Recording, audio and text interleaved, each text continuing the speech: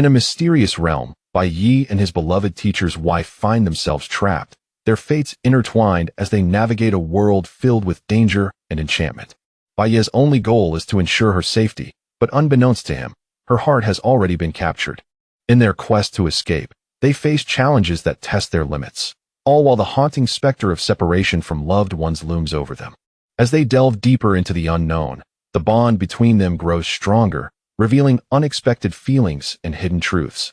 Will they find a way out together, or will the perils of this enchanting world tear them apart? In this tale of adventure, emotion, and the struggle for survival, every moment counts, and the line between friendship and love blurs in the face of adversity. Join them on a journey where joy and danger coexist, and every decision could change their lives forever. One Shenyang, please allow me to explain. Hungry, famished, Bai Ye felt as though his stomach was nearly touching his back.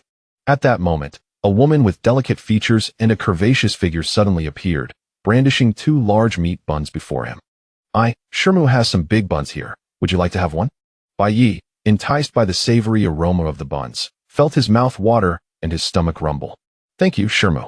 You are so kind to me, Shermu. With that, he accepted the large buns from her hands and took a hearty bite. A shrill scream echoed in Bai Ye's ears. He abruptly opened his eyes, only to realize that he had been dreaming. The scream had emanated from his Shermu, Liu Shi, who was now seated on the ground, glaring at him. Bai Ye hastily explained, Shermu, please let me clarify. I was dreaming about eating your 2 meat buns. No, I meant, you gave me 2 big meat buns. I was just so hungry. I didn't expect that. His words became increasingly incoherent, trailing off awkwardly. Upon hearing the mention of meat buns, Liu Shi's stomach also growled in agreement. It seemed that both of them had been starving for quite some time. Suddenly, Bai Ye felt something was amiss. He shifted the topic and blurted out, Hey, Shermu, it seems we are not dead. Upon hearing this, Liu Shi's embarrassment was momentarily overshadowed by surprise as she instinctively felt her body. To her astonishment, she was completely unharmed, without even a scratch. They then surveyed their surroundings.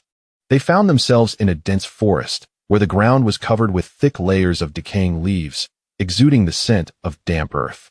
The trees around them were exceptionally sturdy. Even the slenderest among them would be difficult for 2 people to encircle. Looking up, the branches intertwined, reaching towards the heavens, casting a shadow over the forest and filtering only a few sparse rays of light, rendering the entire area somewhat dim. A faint mist lingered in the air, flowing like a delicate veil through the trees, with visibility reduced to about 50 zhang.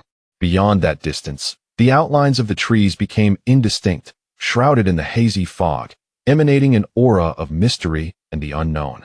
Where is this? Liu Shi rose, her movement somewhat rigid. Bai Ye stood as well. As a traveler through realms, he felt a sense of familiarity with this sudden change of environment. 3 years prior, he had similarly been transported from his world to the Wanling world. Subsequently, he was taken in by his kind master and Shermu, a kindness he had always cherished. In the Wanling world, humans could cultivate.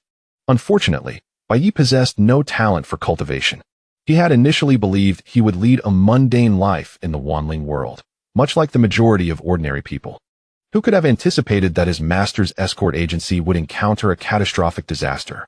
Following his master's instructions, he attempted to lead Shermu and his younger sister to safety, only to be pursued by enemies until they reached the plummeting Immortal Gorge. In the midst of their escape, a thick fog suddenly enveloped the gorge, obscuring their vision entirely.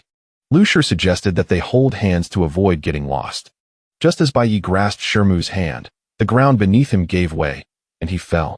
When he awoke again, this was the scene before him. After surveying their surroundings, Bai Ye reasoned, Shermu, the trees here are far sturdier than those at the plummeting Immortal Gorge. There are no sheer cliffs nearby. Moreover, we bear no injuries, as if we have appeared here out of thin air. Perhaps, he paused slightly, then continued, we may have been affected by some mysterious force, entering another realm. Liu Shi, clutching her still aching chest, felt a flush of color rise to her face, but found little room for reproach in this strange and eerie environment. Another realm, she repeated softly, her voice tinged with unmistakable trepidation. Suddenly, as if recalling something, she exclaimed, what about Yunxi? Her daughter was Liu Shi's Achilles heel. The mere thought of possibly being separated from her daughter in this unknown place made her voice tremble as she called out, Yunxi, Yunqi. Her cries echoed through the forest, yet there was no response. Liu Shi's eyes welled with tears, and her steps faltered as she sought to find her. Bai Ye rushed to grasp her arm, saying, "Shirmu, do not panic.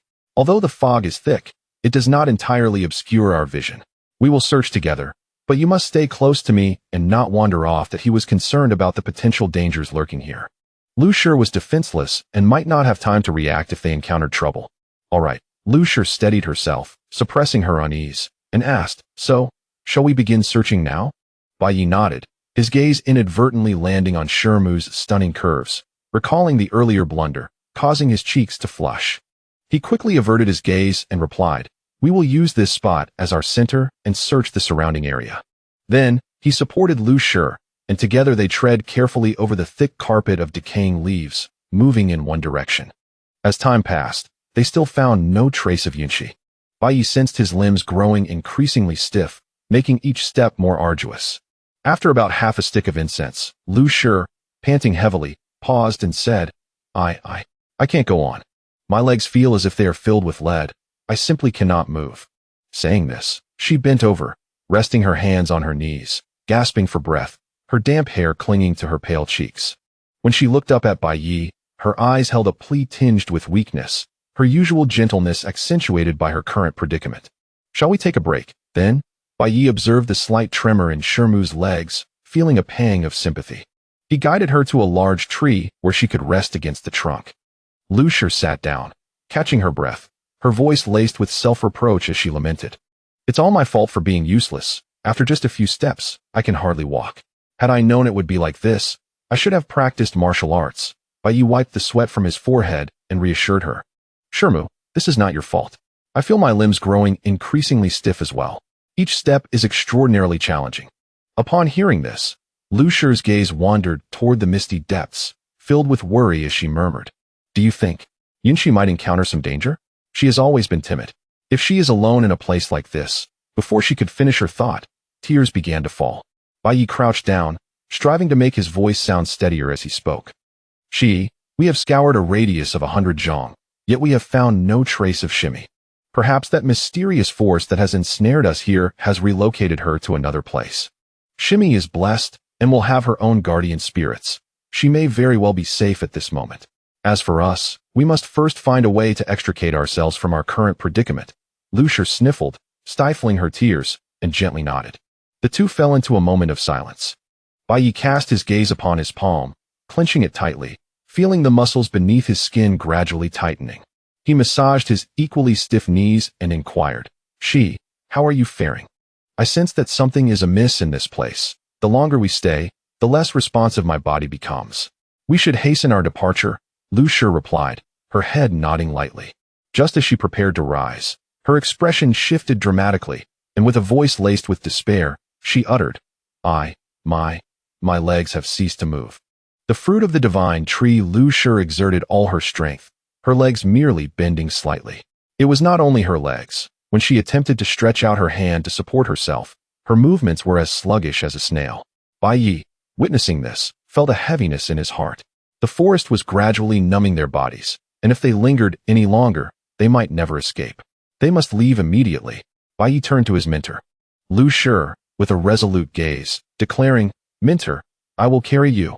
Liu Shi replied, "No, that is not feasible. You are struggling to walk on your own. How could you possibly carry me any distance? You should go on without me. I would only be a burden." Bai Ye firmly stated, "That is out of the question. Master entrusted me with your care and that of my junior sister. Now that she is in peril, I cannot abandon you." Liu Shi wished to persuade him further. Listen to me. First, find a way out. Once you do, you can return for me. I will wait for you right here." Bai Ye interrupted, "Mentor, 3 years ago, when I was lost on the streets, it was you and Master who provided me with sustenance and a home. Today, no matter what you say, I will not leave you behind. If I can no longer move, then we shall perish together." His gaze was fervent, reflecting the dim light filtering through the forest, imbued with an unyielding determination. A warm current surged within Liu Shi, her eyes reddening once more. She opened her mouth, wishing to speak, but Bai Ye had already hoisted her onto his back. Liu Shi's joints were rigid, yet her body felt soft. The gentle contact against his back stirred ripples of emotion within Bai Ye. In both this world and the previous one, he had never experienced such intimate contact with a woman. Bai Ye, this is your mentor. Do not let your thoughts wander. He quickly steadied his mind, focusing on the path beneath his feet, taking one step after another in a singular direction. Liu Shi nestled against him, feeling his broad and steady shoulders. The taut strength of his muscles transmitting through his clothing without the slightest tremor. Her ample form pressed against his back, the softness at her chest brushing against his spine, eliciting a subtle sensation. Liu Shi's cheeks flushed with embarrassment, and instinctively, she attempted to straighten her posture, but her stiff limbs rendered her immobile, forcing her to bury her face in the nook of his shoulder, softly murmuring, "Ye, you should put me down." Her voice was as faint as a whisper, tinged with unmistakable gratitude and a hint of shyness. Bai Ye remained silent, his head bent in concentration as he forged ahead. Liu Shi recognized his determination and, feeling grateful, chose not to speak further, quietly resting against his shoulder. When she inadvertently caught a glimpse of the young man's handsome profile, she suddenly realized that the boy she had once taken in had, unbeknownst to her, matured into a figure of manhood. Half an hour passed in the blink of an eye. Bai Ye was panting heavily, his breaths coming in labored gasps. Wisps of white mist curled with each exhale, seeping into his being. His movements grew increasingly sluggish. Liu Shi observed him silently for a while before finally speaking. Ye, it seems, the mist is problematic. Even speaking had become a slow endeavor for her. Bai Ye, drenched in sweat, responded with a grunt. In truth, he had already suspected that the mist was the issue. However, the fog enveloped them from all directions, making it impossible to completely avoid it. They could only strive to navigate through areas where it was less dense. After trudging forward for another half hour, the light began to fade. The mist in the forest had thickened once again, and the surrounding trees appeared as mere blurry silhouettes in the dimness, their branches clawing like dormant beasts, silently watching the two. Bai Ye's breaths grew heavier, each inhalation feeling as if it would tear his lungs apart. His limbs had long since lost sensation, and he was moving solely on willpower. Liu Shi, resting on his back, could distinctly feel his body trembling. It was not fear, but rather an overwhelming exhaustion and rigidity. Tears silently slipped from the corners of Liu Shi's eyes, filled with pity, yet she felt powerless to help. Bai Ye sensed that he was truly reaching his limit. Yet, the forest before him remained boundless, as if they would never escape. Just then, a peculiar sound suddenly reached his ears. Hu-oh-oh-oh! Hu-oh-oh-oh! Bai Ye immediately halted. This was the first strange noise he had encountered on his journey. It might signify danger, or perhaps hope. He strained to listen, but could not discern what the sound was. "Mentor, please wait here for a moment." He slowly crouched down, setting Liu Shi down from his back, then turned back to reassure her. "I will go ahead to see what is happening. Perhaps we might encounter other humans and find our salvation." Liu Shi had also heard the sound, which was certainly not produced by humans, and likely heralded an unknown danger. She wished to dissuade Bai Ye, but before she could utter a word, he had already begun to drag his weary feet toward the source of the strange noise. As he drew closer, the fog thickened, nearly obscuring his vision.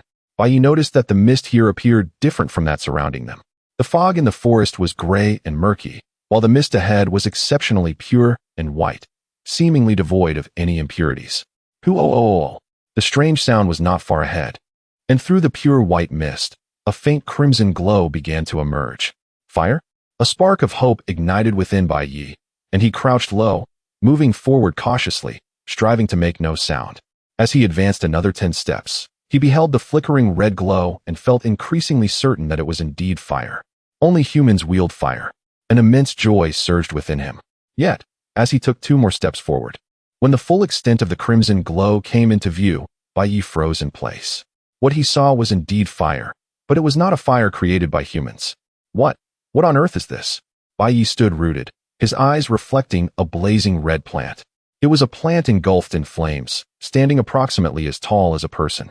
Its fiery red leaves resembled clusters of flickering flames, while its roots delved deep into the earth.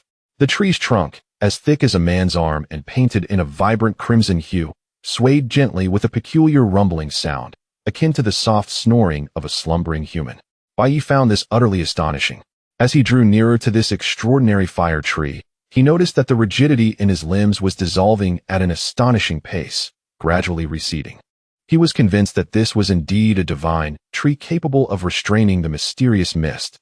Furthermore, he observed that the fire tree bore several fruits, shaped like lychees, nestled among its flame-like branches and foliage, making them difficult to discern at first glance. Thus, he approached the fire tree and instinctively reached out to grasp one of the fruits. With a gentle pull, the fruit detached from its branch. However, at that very moment, the strange rumbling of the fire tree abruptly ceased, as if it had been startled awake from a deep slumber. In the next instant, the entire fire tree swiftly retreated into the ground, vanishing without a trace. 3. The devouring divine fruit. Bai Ye clutched the fruit from the fiery tree, rooted to the spot. Was this it? The area that had just been swaying with crimson shadows now lay barren, reduced to a fist-sized pit of earth. As he regained his senses, he crouched down, reaching out to touch the pit, as if everything that had transpired was merely a figment of his imagination. Then, he lowered his gaze to his palm. The plucked fruit still lay there, quietly resting, its fiery red skin adorned with intricate patterns, faintly glowing, a testament that all was not an illusion. Before he could ponder further, the fruit in his hand suddenly lost its luster at a visible pace. The vibrant red hue swiftly dulled, as if all vitality had been siphoned away. Its skin began to wrinkle and shrivel, as if it would turn to ash in the next moment. This is bad. A pang of anxiety gripped Bai Ye's heart. This fruit, thriving on the fire tree that restrained the mist, was certainly no ordinary object. Without a second thought, he raised his hand and stuffed the already withering fruit into his mouth. The fruit entered with a slight bitterness, accompanied by an unusual warmth. Before he could savor its flavor, it transformed into a warm current that slid down his throat. The moment that warmth reached his abdomen, it felt as if a flame had ignited, rapidly spreading throughout his limbs and bones. Bai Ye felt a comforting warmth enveloping him, as if his previously stiff and rusted joints had been infused with lubricant. The accumulated fatigue and numbness melted away instantaneously, akin to snow dissolving in the sun. Every limb and sinew of Bai Ye radiated an unprecedented sense of ease. Even his breathing had become remarkably smooth. He flexed his wrist and attempted to lift his legs, finding his movements agile and fluid, even more so than before he had entered this forest. The effects were indeed manifest. Bai Ye felt both astonished and elated, but a hint of regret crept in as well. Had he known earlier, he would have plucked a few more of those miraculous fruits. However, upon further reflection, he realized that the fiery tree had vanished. Even had he gathered more, they would likely have withered as rapidly as the one he had already acquired, failing to retain its wondrous efficacy. At this moment, the pressing concern was to swiftly depart this cursed place while the fruit's effects still lingered, and while his limbs were nimble. Without hesitation, Bai Ye turned and sprinted toward the direction where Liu Shi was located. At that moment, his steps were light, moving as if carried by the wind, each stride infused with a warm current coursing through his body, allowing him to feel the flow of heat circulating through his veins with every step he took. Before long, he spotted the half-unconscious figure of Liu Shi. Bai Ye dashed to her side, crouched down, and softly called, "Shirmu, please wake up." Liu Shi gradually opened her eyes at the sound of his voice. When she recognized Bai Ye, surprise flickered in her gaze. He appeared revitalized, his complexion rosy and his breath steady, a stark contrast to the weary and stiff figure he had been while carrying her. Her lips parted slightly, attempting to speak, but the stiffness throughout her body hindered her expression. Bai Ye gently grasped her hand and said, "Shirmu, I have recovered, but I am uncertain how long I can maintain this state. We must hurry and continue our journey." With that, he lifted Liu Shi onto his back once more, striding forward with a speed exponentially greater than before. Liu Shi, astonished, also sensed an unusual warmth emanating from Bai Ye. This warmth was not the unbearable heat of a summer sun, but rather a gentle, nurturing force that seeped through their garments. The despairing rigidity that had gripped her began to show signs of easing under the influence of this warmth. "Shirmu, hold on. We will surely find our way out this time." Bai Ye, oblivious to Liu Shi's current condition, offered words of comfort while relentlessly pursuing a singular direction. Yet, he was merely an ordinary warrior, not an immortal cultivator. After running for 3 or 4 miles, he found himself panting heavily, drenched in sweat, and his pace gradually slowed. The only solace was that the warmth coursing through him remained undiminished, and the feeling of rigidity had not returned. At that moment, a cold hand gently brushed against his cheek, wiping away the perspiration. Liu Shi's voice reached his ears. "Ah, Ye, Let us rest. For a moment. Overcome with joy, Bai Ye turned to her. Shirmu, you can move? His face was nearly pressed against hers. Liu Shi's fair complexion flushed slightly as she softly replied, little? Bai Ye exclaimed, that is wonderful. The mist ahead is also thinning. It seems we are nearing the exit of this peculiar forest. He believed Liu Shi's previously rigid state was improving as they approached the forest's edge. With renewed vigor, he pressed on without any intention of pausing for rest, especially with nightfall imminent. They had yet to encounter any ferocious beasts or venomous creatures in the forest, but that did not imply a lack of danger, particularly at night. After a while, Liu Shi suddenly raised her hand, pointing to the right. Bai Ye, look over there at that large tree. She spoke more fluently now, though her movements remained somewhat stiff. Following her indication, Bai Ye spotted a particularly striking tree not far to the right. While it was not as robust as others in the forest, its trunk was straight, with branches elegantly arranged, one of which was low enough to the ground and sufficiently sturdy. That one. Bai Ye decisively turned his steps toward the tree. As darkness deepened, the surrounding mist took on a more sinister aspect. Bai Ye, not daring to delay, gently set Liu Shi down at the base of the tree, saying, Shirmu, please wait here while I check the situation above. Liu Shi nodded slightly. Although her body had not fully regained its agility, she could manage to stand, albeit with some slowness. Bai Ye rubbed his hands together, loosened his joints, and grasped the tree trunk, swiftly climbing up its rough bark. In no time, he reached the sturdy branch. He discovered that it was broad enough to accommodate two people lying side by side comfortably.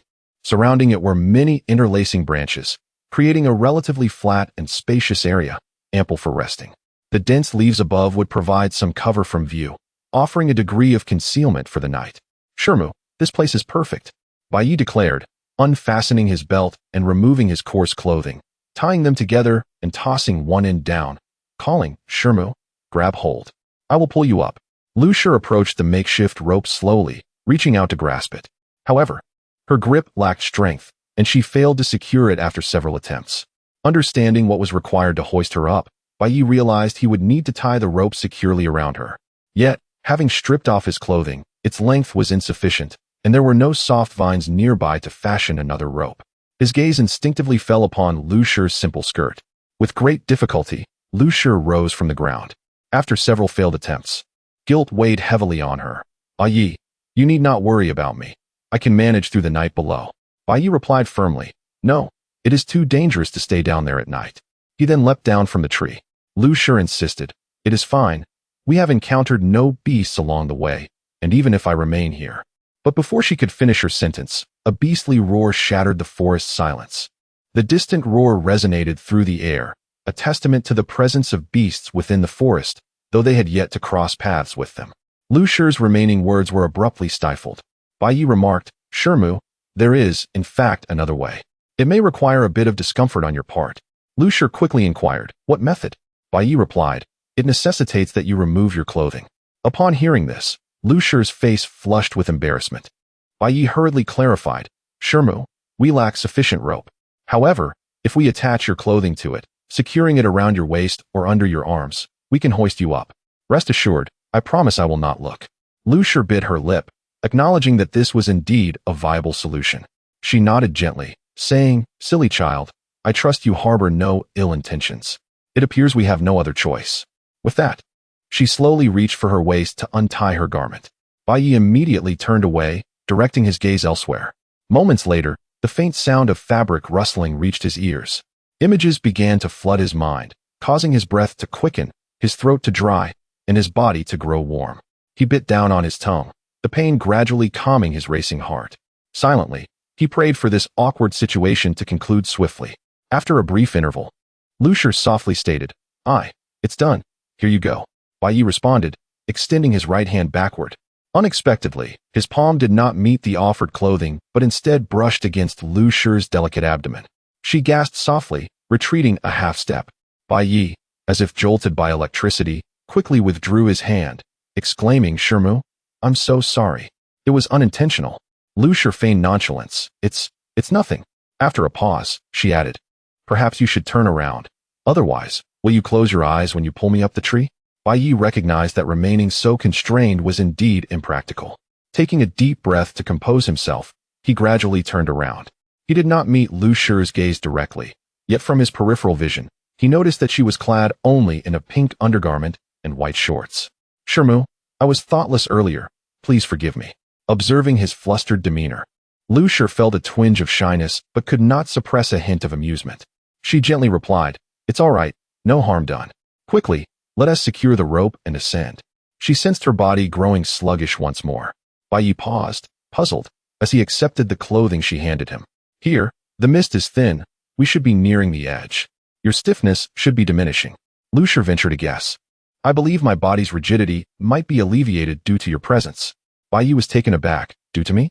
Liu Shi explained. "When you carried me earlier, I distinctly felt a unique warmth emanating from your body, which eased my stiffness.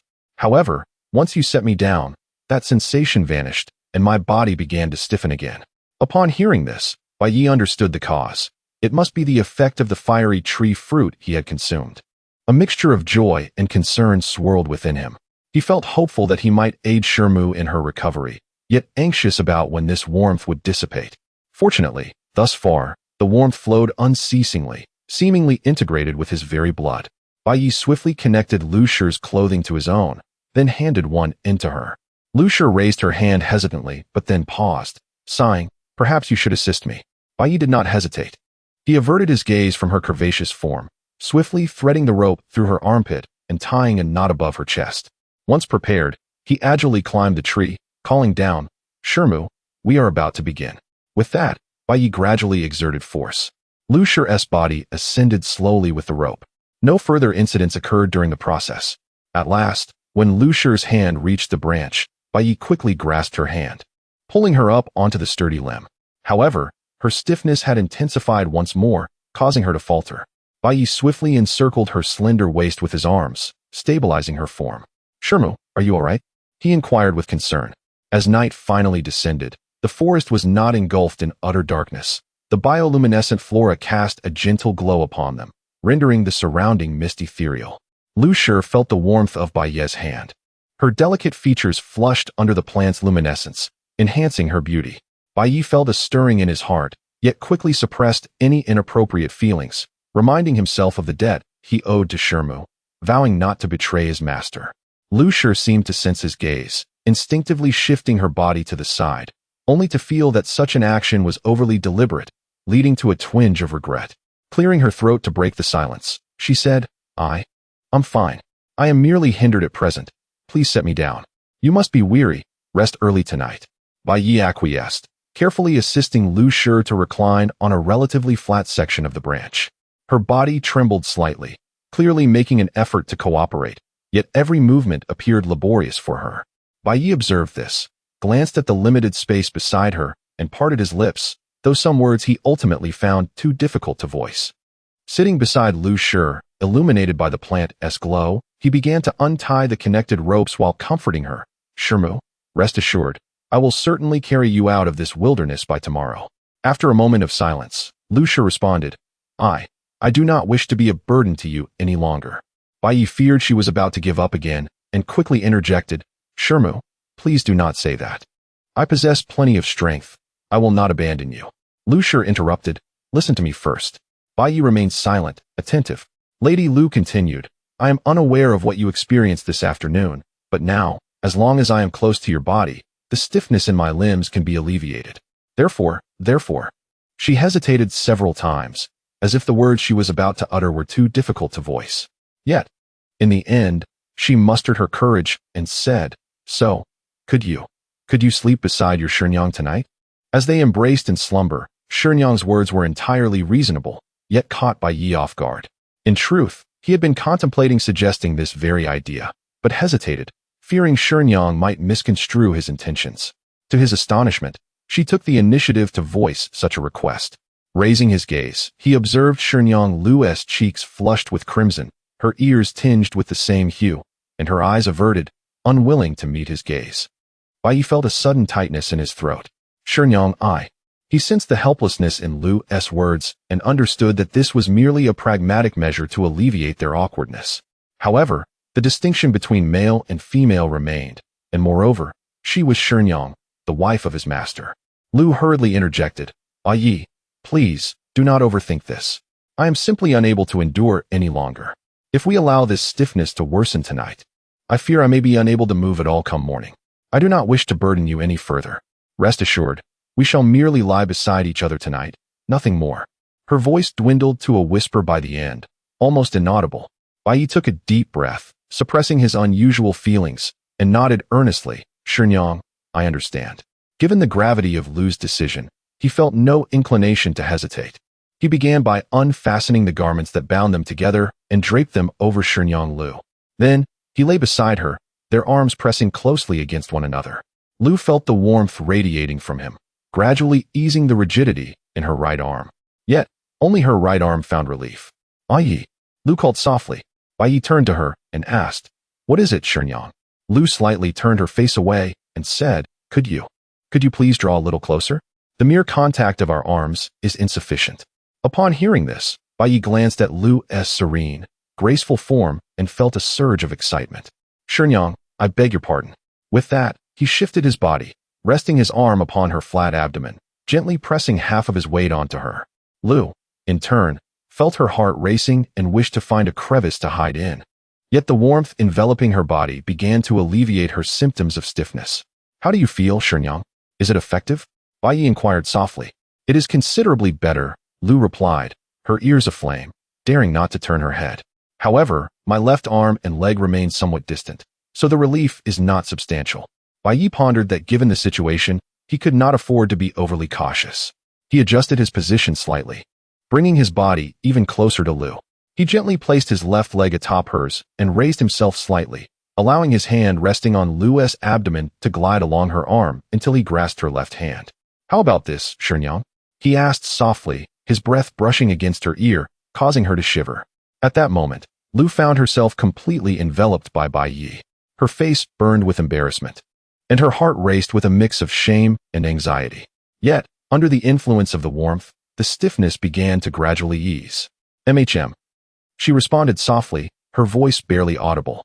Bai Ye sensed the tension in Lu's body and gently reassured her, "Do not worry, Shenyang. Once you feel better, I will move away." Lu replied in a hushed tone, If one day we can see your master again, you." Bai Ye understood her unspoken words and promptly assured her, "Rest assured, Shenyang, I will keep tonight's events a secret from master." Lu added, "And if we see Yunshi, you must not mention it." Bai Ye fervently promised, "You need not worry. This matter is known only to us. Heaven, earth, you, and I. I shall never speak of it to anyone." The long night stretched on, and neither of them felt inclined to sleep. They conversed for a considerable time before finally succumbing to drowsiness and drifting into a deep slumber. The following morning, Bai Ye awoke languidly. He initially thought he was resting on his usual hard bed, his own blanket covering him. However, something felt amiss. Instinctively, he raised his hand to touch, only to suddenly open his eyes wide, finding himself face to face with Shenyang Lu's beautiful profile. To his horror, his hand rested in a most inappropriate place. Bai Ye's complexion changed instantly. Fortunately, Shenyang had not yet awakened. Seizing the moment before she discovered his transgression, he cautiously withdrew his hand and slowly sat up. After spending the night in close proximity, the warmth within him had not dissipated, nor had his body stiffened, though his right arm, pressed down for the entire night, was now numb and nearly devoid of sensation. Sitting next to Lu, he began to gently move his right shoulder while surveying his surroundings. The morning mist was thicker than that of the previous night, and still, no signs of life were apparent. Not even a single insect could be seen. It was as though they had entered a mysterious realm where only plants could thrive. As Bai Ye observed the area, Lu quietly opened her eyes. In truth, she had awoken long ago but feigned sleep to avoid embarrassment, unaware that it had allowed the young man to take advantage of her. Hearing the movement behind her, Bai Ye turned with concern. "Shenyang, you're awake? How do you feel?" Lu instinctively pulled the light skirt covering her, shielding her chest, and replied, I feel much better, but I am unsure how long I can endure. We should hasten our journey." Bai Ye followed the method they had employed the previous day, first helping Lu down from the tree, and then jumping down himself. Once they donned their garments, they set off towards the direction from which they had heard the beastly roars the night before. Not long after, a gurgling sound emanated from Lu's stomach. Almost simultaneously, Bai Ye's stomach audibly protested as well. Lu rubbed her abdomen and remarked, "Bai Ye, this forest is truly peculiar. We have walked for quite some time without encountering anyone, let alone wild beasts. And not a single fruit-bearing tree in sight. Bai Ye had already noted this anomaly. The two, enduring their hunger, continued for another half an hour. Lu's movements began to slow. Bai Ye, ever attentive, offered to carry her once more. After the events of the previous day, Lu did not refuse, resting against Bai Ye's shoulder and instinctively pressing her body against his back. However, as her stiffness began to abate, she would promptly signal Bai Ye to set her down. Thus, Bai Ye journeyed for 3 hours. Just as Liu Shi's body began to stiffen once more and he felt on the verge of collapse, a sudden sound akin to rushing water echoed from ahead. Bai Ye instantly felt invigorated. "Shirmu, listen. It seems to be the sound of flowing water." Liu Shi also heard the sound, her heart filled with joy. Indeed, it is the sound of water. How wonderful. At that moment, both were weary and parched, and the sound of the water undoubtedly offered them a glimmer of hope. Bai Ye, panting heavily, exclaimed, "Shirmu, I shall carry you there at once." Seeing his fatigued state, Liu Shi felt a pang of sympathy and replied, "The sound of the water suggests it is not far. I will wait for you here. Be swift in your return." In truth, under ordinary circumstances, had Bai Ye borne Liu Shi on foot for 3 hours, weighted down as he was, he would likely have collapsed from exhaustion long ago. Yet, the surging warmth within him seemed not only to alleviate his physical rigidity, but also infused him with an extraordinary vigor, enabling him to persevere thus far. However, this was already his limit. Therefore, upon hearing Shirmu's words, Bai Ye first surveyed his surroundings and, upon confirming the absence of any perilous creatures, nodded and said, "Very well, you shall wait here for me. If you sense any danger, call out loudly." Leaning against a grand tree, Liu Shi gently sat down, saying, "Go with peace of mind. There shall be no danger here." Thus, Bai Ye turned and proceeded towards the direction of the flowing water. As the figure traversed forward, the sound of rushing water grew increasingly distinct, accompanied by a subtle hint of moisture in the air. Upon emerging from the last shroud of mist-laden trees, the vista opened up splendidly. Before him lay a crystal-clear stream, its bed visible beneath the surface. Sunlight filtered through the sparse branches above, casting shimmering reflections on the water, a sight truly enchanting. It was indeed a stream. Bai Ye gazed at the scene before him, his eyes sparkling with delight. In an instant, he dashed to the water's edge, cupping his hands to draw forth a handful of the stream's refreshing liquid, quenching his thirst with its sweet clarity. The cool water slid down his throat, instantly alleviating his parched state and invigorating his entire being. He indulged in several more handfuls before exhaling a long, relieved breath. Subsequently, he cast his gaze downstream. In the next moment, his pupils dilated in shock. Not far off, several antelope-like creatures were grazing peacefully at the water's edge. Joy surged within Bai Ye's heart. If he could hunt an antelope, the food dilemma troubling him and his Shifu Nyang would be effortlessly resolved. Yet, the distance between him and the creatures was considerable, and his weary body was ill-suited for the pursuit of such a chase.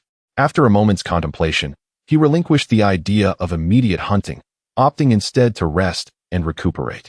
He could distinctly feel the fatigue ebbing away as warmth coursed through his body. In a brief while, he had regained a significant portion of his strength. Bai Ye couldn't help but marvel at the miraculous nature of the fire tree's fruit. Should he consume several of its bountiful offerings, he pondered what transformations might unfold within his body. Perhaps he could indeed attain a physique rivaling that of celestial beings. While lost in such musings, he shed his garments and immersed them in the cool waters. Once thoroughly soaked, he lifted the clothes, preparing to return. However, mere steps into his journey, a piercing scream shattered the tranquility, a cry unmistakably belonging to his Shifu Nyang, Liu Shi. Alarm surged within him. Bai Ye dropped his garments and sprinted toward the source of the sound. In the thicket, Liu Shi had let out a shriek upon sighting a humanoid creature. The being, armed with a wooden spear, was of average height, gaunt, and slightly hunched, entirely naked save for a tattered piece of cloth barely covering its modesty. Its exposed skin was marred with grotesque black spots of varying sizes, and its face was similarly afflicted, resembling a wretched figure cursed by malevolence. Upon spotting the voluptuous and fair Liu Shi, the creature's eyes ignited with a ravenous glint. Akin to a famished beast that had caught the scent of delectable prey, surging toward her with unbridled eagerness. Though its movements were slow and awkward, Liu Shi found herself paralyzed by fear, unable to mount any resistance. Desperate, She attempted to escape toward Bai Ye's direction, calling out for help. "Bai Ye, save me." Her voice echoed through the silent forest, heavy with terror and despair. Yet, she had scarcely taken a few steps before the creature pounced upon her. Liu Shi lost her balance, crashing heavily to the ground. Bai Ye, help!" she cried in panic, her voice piercing the stillness of the woods. Recognizing from her cries that she had a companion nearby, the creature swiftly clamped a hand over her mouth, grinning wickedly as it spoke. "Fair maiden, do not scream. I know you must have entered this forest from the Wanling world. If you comply, I will lead you out of here. But should you continue to scream, do not blame me for being unkind." Astonished to hear the creature speak in a language she understood, Liu Shi remained resolute. She knew that succumbing to this fiend would lead her into an abyss of torment. With all her strength, she sank her teeth into the creature's hand. "Ah!" it shrieked, its voice a sharp cry of anger and pain, and in a fit of rage, it struck Liu Shi with 2 resounding slaps. The creature, though appearing weak, possessed surprising strength. The blows sent blood gushing from her mouth and nose, leaving her dizzy and seeing stars. Seizing the opportunity, the creature hoisted her up and retreated in the direction from which it had come. Liu Shi watched helplessly as Bai Ye's figure grew distant. Her eyes filled with despair. She struggled fiercely to break free from the creature's grip, yet felt utterly powerless. Just as she succumbed to complete hopelessness, a figure burst forth from the mist like a frenzied beast, rushing toward her with blinding speed. Hope ignited in her eyes as she called out desperately, "Bai Ye, Bai Ye." At that moment, Bai Ye beheld his Shifu Nyang, her face smeared with blood, and his rage ignited like a wildfire. His eyes burned crimson as he bellowed, "Release my Shifu Nyang." His roar resonated through the forest, laden with uncontainable fury. Upon hearing this, the creature turned to face him, its expression shifting to one of terror as it recognized Bai Ye charging toward it like a tempest. In a panic, it abandoned Liu Shi and fled without a backward glance. Bai Ye rushed forward, enveloping Liu Shi in his embrace, his heart aching at the sight of her bloodied visage. "Shifu Nyang, are you all right? Where are you hurt?"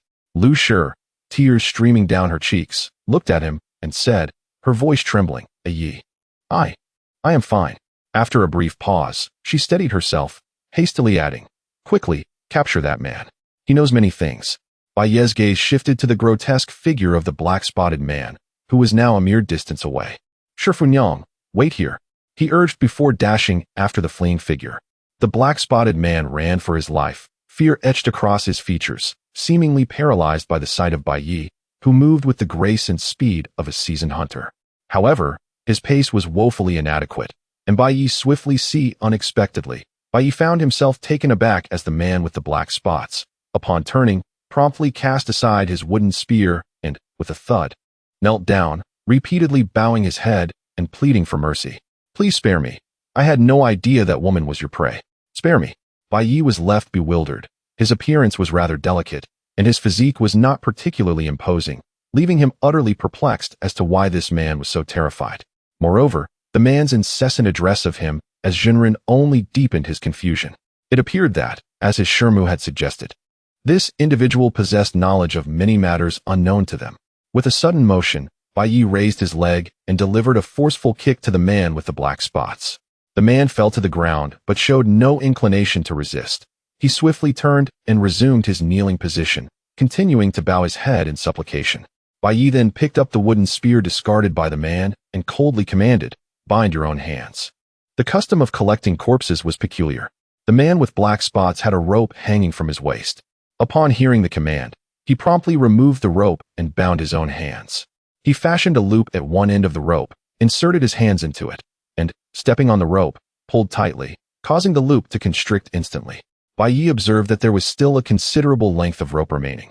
So he wrapped it around the man several more times, securing his arms firmly against his sides.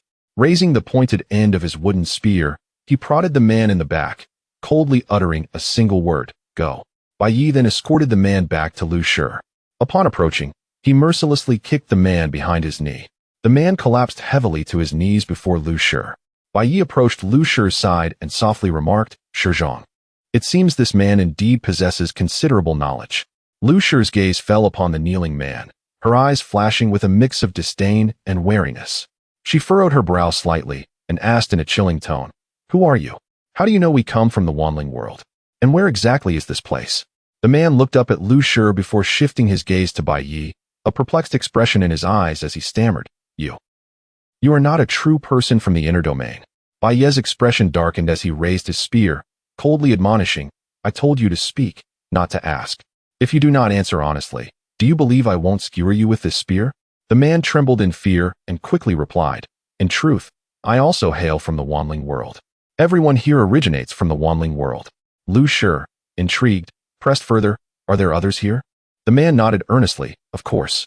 There are many like me, nomads living outside the domain, as well as numerous true individuals residing within. When he mentioned the true individuals, he couldn't help but glance at Bai Ye. Bai Ye, confused, inquired, Did you just regard me as a true person from the inner domain? What distinguishes your true individuals from the nomads outside? The man countered, Have you noticed the black spots on my body? Bai Ye retorted, Do you think I cannot see you? The man awkwardly chuckled before continuing, This is the most apparent difference between true individuals from the inner domain and nomads from outside. Their skin is fair and free from any black spots. More importantly, their bodies do not become stiff. Their movements are exceedingly agile. Bai Ye realized that, based on these characteristics, he could indeed be mistaken for a true individual from the inner domain. After hearing the man's explanation, Liu Shi couldn't help but ask, So, these black spots on your body formed after arriving here, and true individuals do not exhibit such spots? The man corrected her, Not entirely. In fact, everyone here, as long as they can breathe, will develop black spots within a month, and their bodies will severely stiffen. True individuals are so named because they can extract the true energy from the mist, eliminating the black spots and stiffness from their bodies. Liu Shi's expression changed at the thought of everyone developing such unsightly black spots, and she instinctively touched her face. She found it hard to imagine what it would be like if her face were also marred by those grotesque spots. Bai Ye then asked, Do you know how to escape? The man slightly raised his chin and pointed in the direction he had fled, saying, If you follow this path for less than an hour, with your speed, you might only need half that time to exit this fog forest. However, this mist is pervasive. Even if you leave the forest, you will still be affected. At this point, he shifted his tone, a warm smile spreading across his face. I know a method to alleviate the stiffness, and I am willing to assist you wholeheartedly. You are newcomers, whether in the outer domain or seeking to enter the inner domain. I can be of service. Why not take me along? Bai Ye replied, I did not ask how to exit this fog forest, but whether there is a way to leave this strange place and return to the Wanling world. The man's expression turned troubled as he reluctantly stated, I truly do not know. Only true individuals from the inner domain likely understand the way. He quickly added earnestly, If you take me with you, I can guide you to find true individuals in the inner domain. Liu Shi's disdain for the man was hard to conceal, yet she recognized the validity in his words. As newcomers in an unfamiliar land, they indeed required a guide. Thus, she turned her gaze towards Bai Ye, her eyes filled with inquiry. Bai Ye shook his head slightly. They had only heard one side of the man's story. While parts of his words could be trusted, they must not believe him entirely, nor should they easily accompany him. Just then, Bai Ye's stomach let out a loud growl, as if urgently reminding him of his need for sustenance. Liu Shi's stomach soon followed suit, echoing the sound. The man seized the opportunity, hastily offering, Young brother, I have food at my place.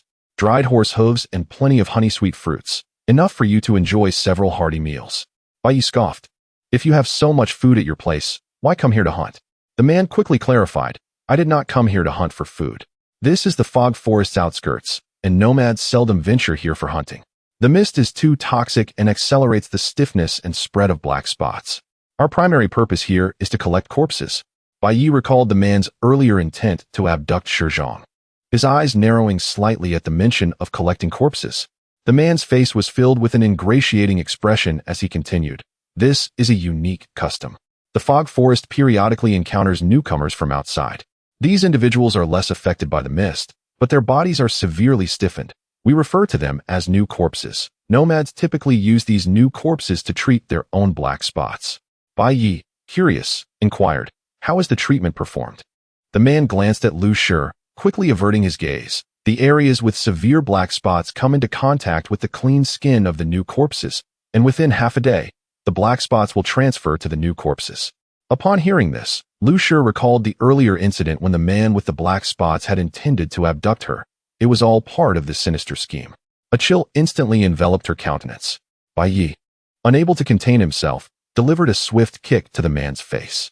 Suddenly, Liu Shi remembered something and hastily inquired, "In the past couple of days, have you encountered anyone who discovered a new corpse?"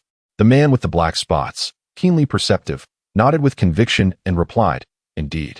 Yesterday, some refugees entered the misty forest and came across several new corpses. Among them were both male and female, a substantial find.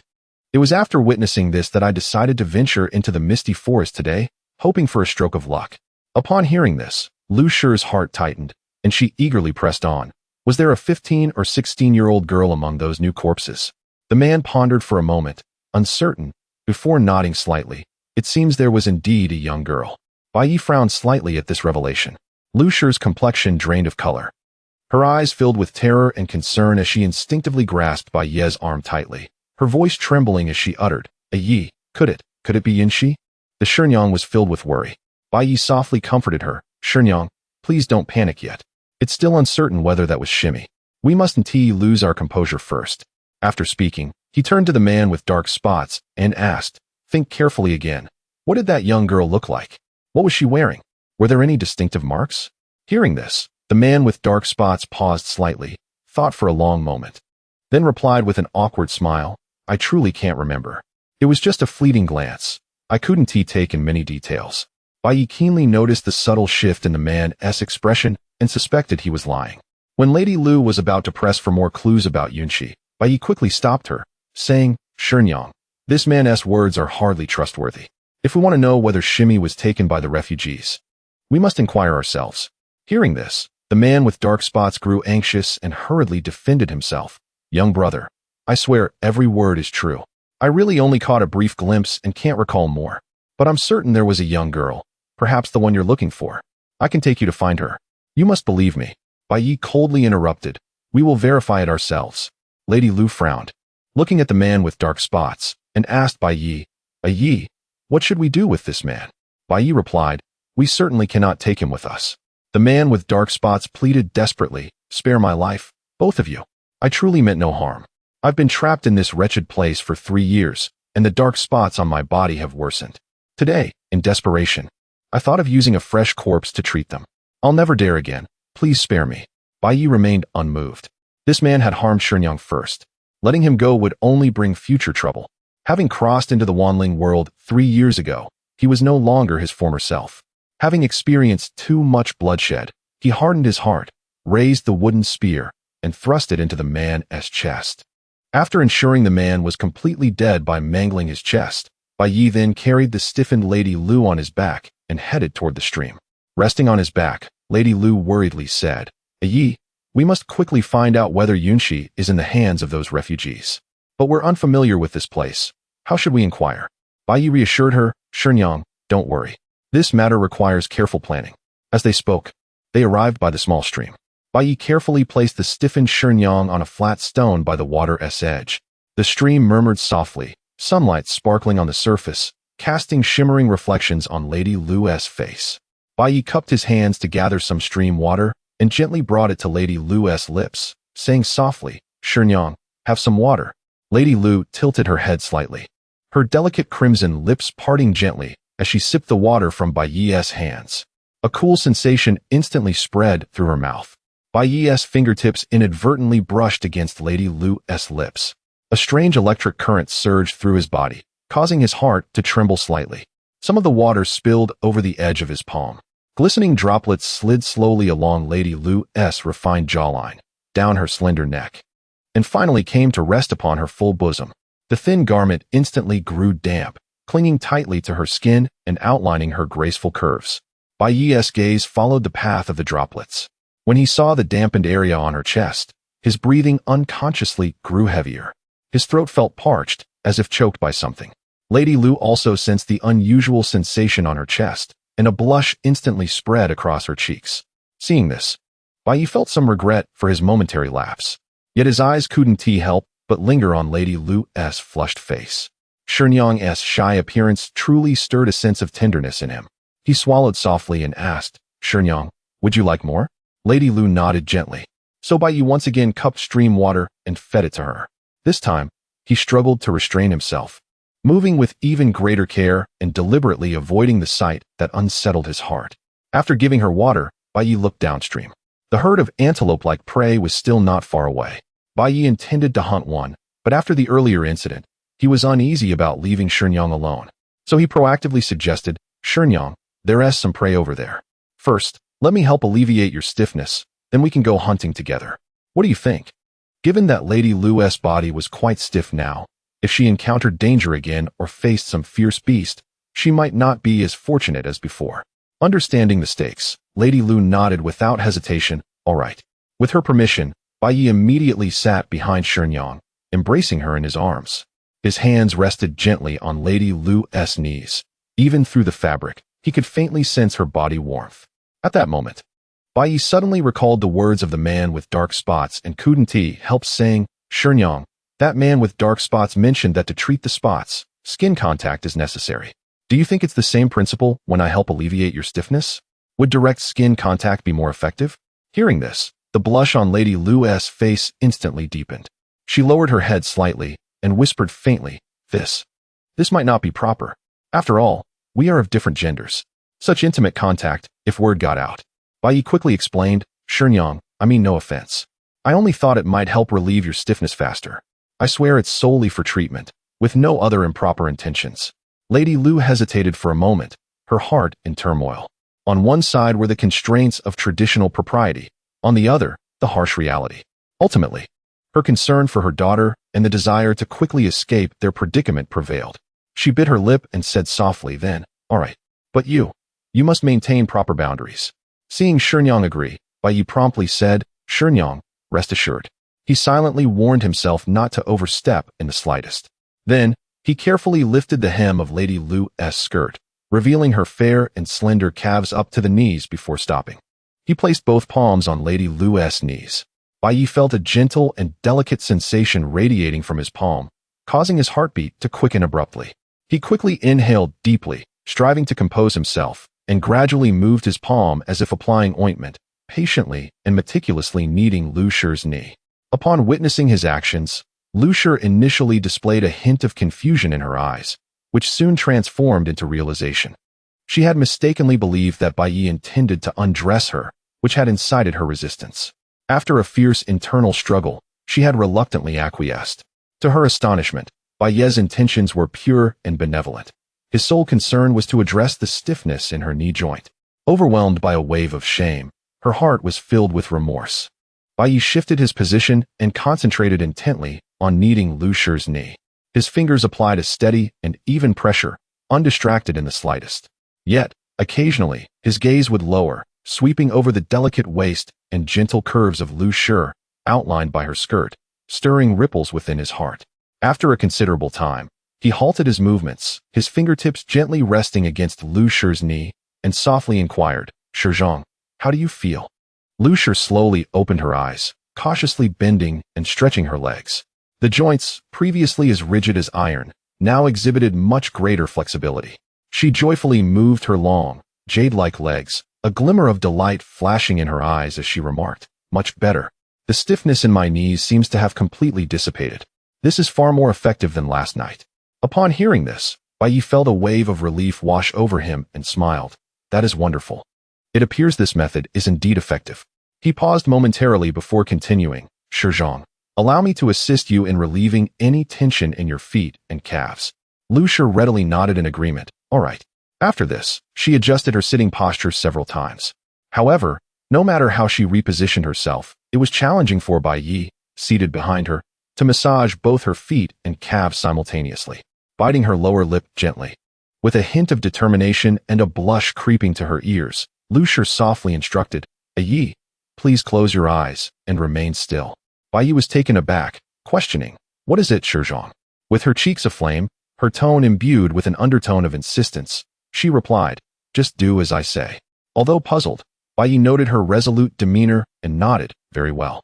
With that, he closed his eyes, awaiting her next move. Soon, the faint sound of fabric rustling reached his ears. A gentle fragrance wafted into his senses. It was the unique scent of Shizhong, subtle yet comforting. Liu Shi's soft form gradually drew nearer. In the next moment, Bai Ye felt a weight on his legs as Liu Shi straddled him, her long limbs encircling his waist, enveloping him in an embrace akin to an octopus. Their bodies were suddenly pressed tightly against one another, causing Bai Ye's heart to race. A warmth surged through him, an exhilarating sensation he had never experienced before. Instinctively, he yearned to open his eyes but recalled Shi Zhang's instructions and kept them tightly shut, unsure of where to place his hands, feeling exceedingly awkward. Liu Shi's cheeks burned with an extraordinary heat, blushing like the dawn. She buried her face in the crook of Bai Ye's neck, her voice barely above a whisper, tinged with bashfulness. Ye, please do not overthink this. This position allows our bodies to be close together, perhaps it is the quickest way to alleviate the stiffness. Her warm breath brushed against Bai Ye's ear, accompanied by the quiver in her voice, sending a shiver down his spine, causing his throat to involuntarily constrict. Shi Zhang, I understand. I will not think too much about it. It is only, I feel I have put you in a difficult position. Liu Shi gently shook her head, adjusting her posture to draw them closer still. She could sense Bai Ye's rapid heartbeat, her own heart pounding as if it might leap from her chest. As she adjusted her position, Bai Ye endeavored to maintain his composure, but being a man, some bodily instincts were simply beyond his control. It seemed both were aware of a shift in the atmosphere, yet neither dared to articulate it. After a moment of silence, Liu Shi softly stated, Ye, I hope you do not regard Shi Zhang as a frivolous woman. Bai Ye quickly replied, I would never. You and Shifu have bestowed upon me a great favor. I hold you in the highest regard. Liu Shi's tone carried a hint of reproach intertwined with warmth. In the future, do not speak of debts of gratitude. It feels distant. If it were not for you, Shi Zhang would have long. Her voice trailed off, lowering to a whisper, you are truly Shi Zhang's benefactor. If given the chance, I will certainly repay you well. At this juncture, her mood suddenly turned somber, a hint of melancholy shadowing her voice. But Shi Zhang is merely a woman, unskilled in martial arts. Here, I can only be a burden, unable to assist in any way. Shi Zhang, Bai Ye interjected, his voice resolute. You are not a burden. You are my kin. Do not utter such words again. With Shifu gone, I shall take it upon myself to care for you well. As he spoke, he instinctively wrapped his arms around Liu Shi's waist, drawing them closer together. Time passed slowly, and Bai Ye felt a profound sense of fulfillment envelop him, an unprecedented tranquility settling within. This was a feeling he had never known before. If Shi Zhang truly wished to do something for him, at this moment, all he desired was to hold her tightly, to embrace her indefinitely. Yet, as this thought arose, a wave of guilt surged within him. Shifu treated him like a son. How could he harbor such thoughts toward Shi Zhang? Uncertain of how long had passed, a soft gurgling sound shattered the silence. It was Liu Shi's stomach growling. She shifted slightly, her voice tinged with embarrassment. Ye, I feel much more relaxed. Reluctantly, Bai Ye released his hold, responding, very well, let us begin our hunt. However, upon rising, they discovered that the herd of antelope-like creatures had vanished without a trace. Both felt their cheeks flush slightly. Bai Ye glanced skyward. The light was now dimming. Turning to Liu Shi, he suggested, Shi Zhang, it is getting late. Let us exit the fog forest and seek food where the refugees are. Liu Shi nodded. All right, I will follow your lead. The two departed from the stream, heading toward the direction indicated by the man with the dark spots. Before long, they arrived at the site where the dark-spotted man had met his end. However, the sight before them caused their hearts to sink. The man's corpse appeared as though it had been gutted by some wild beast, the remaining parts devoured, leaving only a half-eaten skull barely recognizable as his. The gruesome scene was too much for Liu Shi, who instinctively covered her mouth. Her eyes wide with terror, Bai Ye furrowed his brow, murmuring, Shi Zhang, the outskirts of the fog forest are far more perilous than we imagined. We must move quickly. Liu Shi suppressed her fear and nodded in agreement. They quickened their pace, hurrying onward. Throughout their journey, Bai Ye remained vigilant, alert to the sounds around them. The creatures beyond the fog forest were growing more numerous, occasional beastly roars echoing in the distance. At one point, Bai Ye spotted a wild beast, several dozen paces away, noticing them and charging forth. The beast resembled a tiger, its entire body shimmering in black as if cloaked in a layer of ebony armor, exuding an air of extraordinary power. The only solace for him lay in the fact that the speed of the black tiger was merely a shade faster than that of the man cloaked in shadows. He pulled Liu Shi along, sprinting fiercely, and in the blink of an eye, left it far behind. Not just the black tiger, But all the creatures they encountered along the way seemed to be ensnared by the mist, their movements rendered sluggish. After approximately half an hour, a glimmer of light finally broke through ahead. Bai Ye's eyes sparkled with joy as he exclaimed, "Shermu, we are about to emerge." However, Liu Shi gazed at the radiant light, her heart entangled with mixed emotions. Bai Ye, acutely aware of her unease, inquired, "What troubles you, Shermu? Do you harbor concerns?" Liu Shi furrowed her brow, her voice laced with worry as she replied, "I fear, as we intrude upon the territory of these refugees, if they recognize us as newcomers from the Wanling world, might we not be mistaken for fresh corpses and captured to treat the black spots?" Upon hearing her words, Bai Ye felt a chill run through him. Shermu's apprehension was not unfounded. They were utterly ignorant of the refugees and had no idea what dangers awaited them upon their reckless intrusion. "You speak the truth. My considerations were indeed lacking." Bai Ye pondered for a moment before stating, "We cannot act recklessly. It would be prudent to first capture a lone refugee to inquire about the situation before devising our next steps." Liu Shi nodded in agreement, saying, "Indeed, it is always wise to exercise caution." The two slowed their pace, stealthily approaching the light while shrouded by the mist. Before long, the scenery opened up before them. They had finally emerged from the fog-laden forest into a vast expanse of wilderness. The gray mist still flowed through the desolate land, albeit thinner than that in the misty woods. Amidst the ethereal haze, rudimentary structures materialized in the distance, resembling huts fashioned from mud and straw. "Shermu, that must be the dwelling of the refugees." Bai Ye indicated ahead. No sooner had he spoken than his gaze sharpened. He spotted a woman, her body marred with black spots, crouched in the grass about 40 to 50 yards away, brandishing a twig as she foraged through the half-height grass, seemingly searching for edible wild vegetables or other sustenance. Although silhouettes of people could be seen in the distance, they were far removed and would not approach anytime soon. Bai Ye felt a surge of excitement within him. Truly, one often receives what one wishes for. He whispered to Liu Shi, "Shermu, the opportunity has arrived. Please hide here while I apprehend her." In the desolate wilderness, Liu Shi nodded slightly, retreating behind a mound of earth, utilizing the sparse grass to conceal her form. Bai Ye, crouching low, stealthily approached the woman, taking advantage of the mist and terrain for cover. As he drew closer, the woman's figure and features became increasingly discernible. She appeared diminutive, seemingly youthful, yet her physical development belied the innocence of a mere girl. Her hair was unkempt, resembling a tangled mass, carelessly cascading over her shoulders. The attire she wore, once a graceful Ryukun, had now become tattered and barely sufficient to cover her frame. Most striking were the extensive dark patches on her skin and face, densely scattered like black mold, aggressively marring her complexion, even more severely than the man with dark spots previously encountered. Bai Ye moved with utmost caution, striving to remain as silent as a whisper.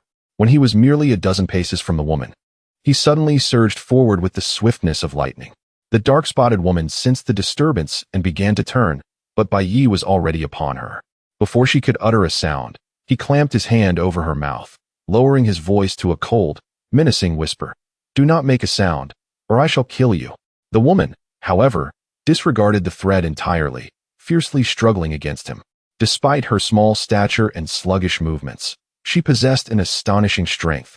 Desperately attempting to pry his hand away, her throat producing incoherent sounds, Bai Ye was nearly overwhelmed, and in a bid to silence her, he reluctantly freed one hand, pressing 2 fingers against her eyelids, coldly threatening, "Move again, and I shall gouge your eyes out."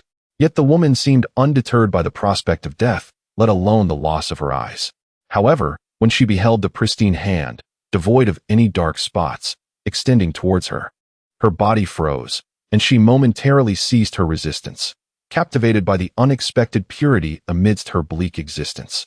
In her current perception, only a true being from the realm could possess such a hand. Seeing her compliance, Bai Ye presumed his intimidation had taken effect and sought to reassure her. "Fear not. As long as you obey and refrain from shouting, I shall not harm you. If you agree, nod your head." The dark-spotted woman obediently nodded. Bai Ye, observing her acquiescence, gradually released his grip over her mouth. As soon as she was liberated, she instantly began to flatter him. "True being, I shall obey. I will heed all your commands." Bai Ye was taken aback, realizing that she mistook him for a genuine being, thus rendering her docile. He chose not to disillusion her, surveying the surroundings and noting that the other vagrants in the wilderness had not taken notice of their encounter. He swiftly tucked her under his arm and turned to return to Liu Shi's side. By the mound, Bai Ye gently set the woman down and addressed Liu Shi, who had emerged from behind the earth mound. "Shizniyang, I have brought the person." Upon seeing another woman with fair, clean features, the dark-spotted woman's eyes widened in astonishment, her gaze filled with unabashed reverence and envy. Bai Ye then spoke to the dark-spotted woman.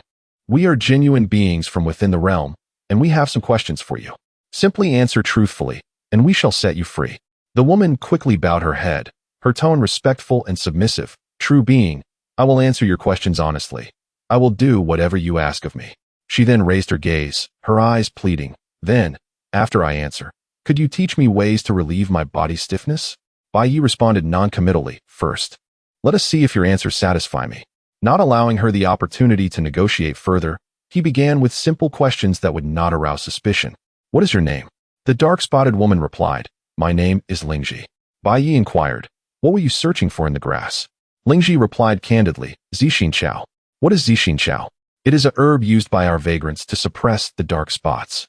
However, most of the Zixin Chao has been monopolized by various factions among the vagrants, making it exceedingly difficult to find in the wilderness." Bai Ye continued along this line of questioning. "Are there many factions among the vagrants?" "Indeed, there are over a dozen in this vicinity, each claiming their territory and perpetually clashing over resources."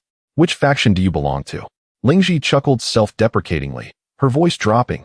"I belong to none. Women like me, covered in dark spots, incapable of hunting and devoid of strength, are unwanted by any faction. We are the lowest among the vagrants." "Devoid of strength?" Bai Ye's eyelids twitched. He considered his own strength, capable of carrying Shizniyang through the forest for an extended time.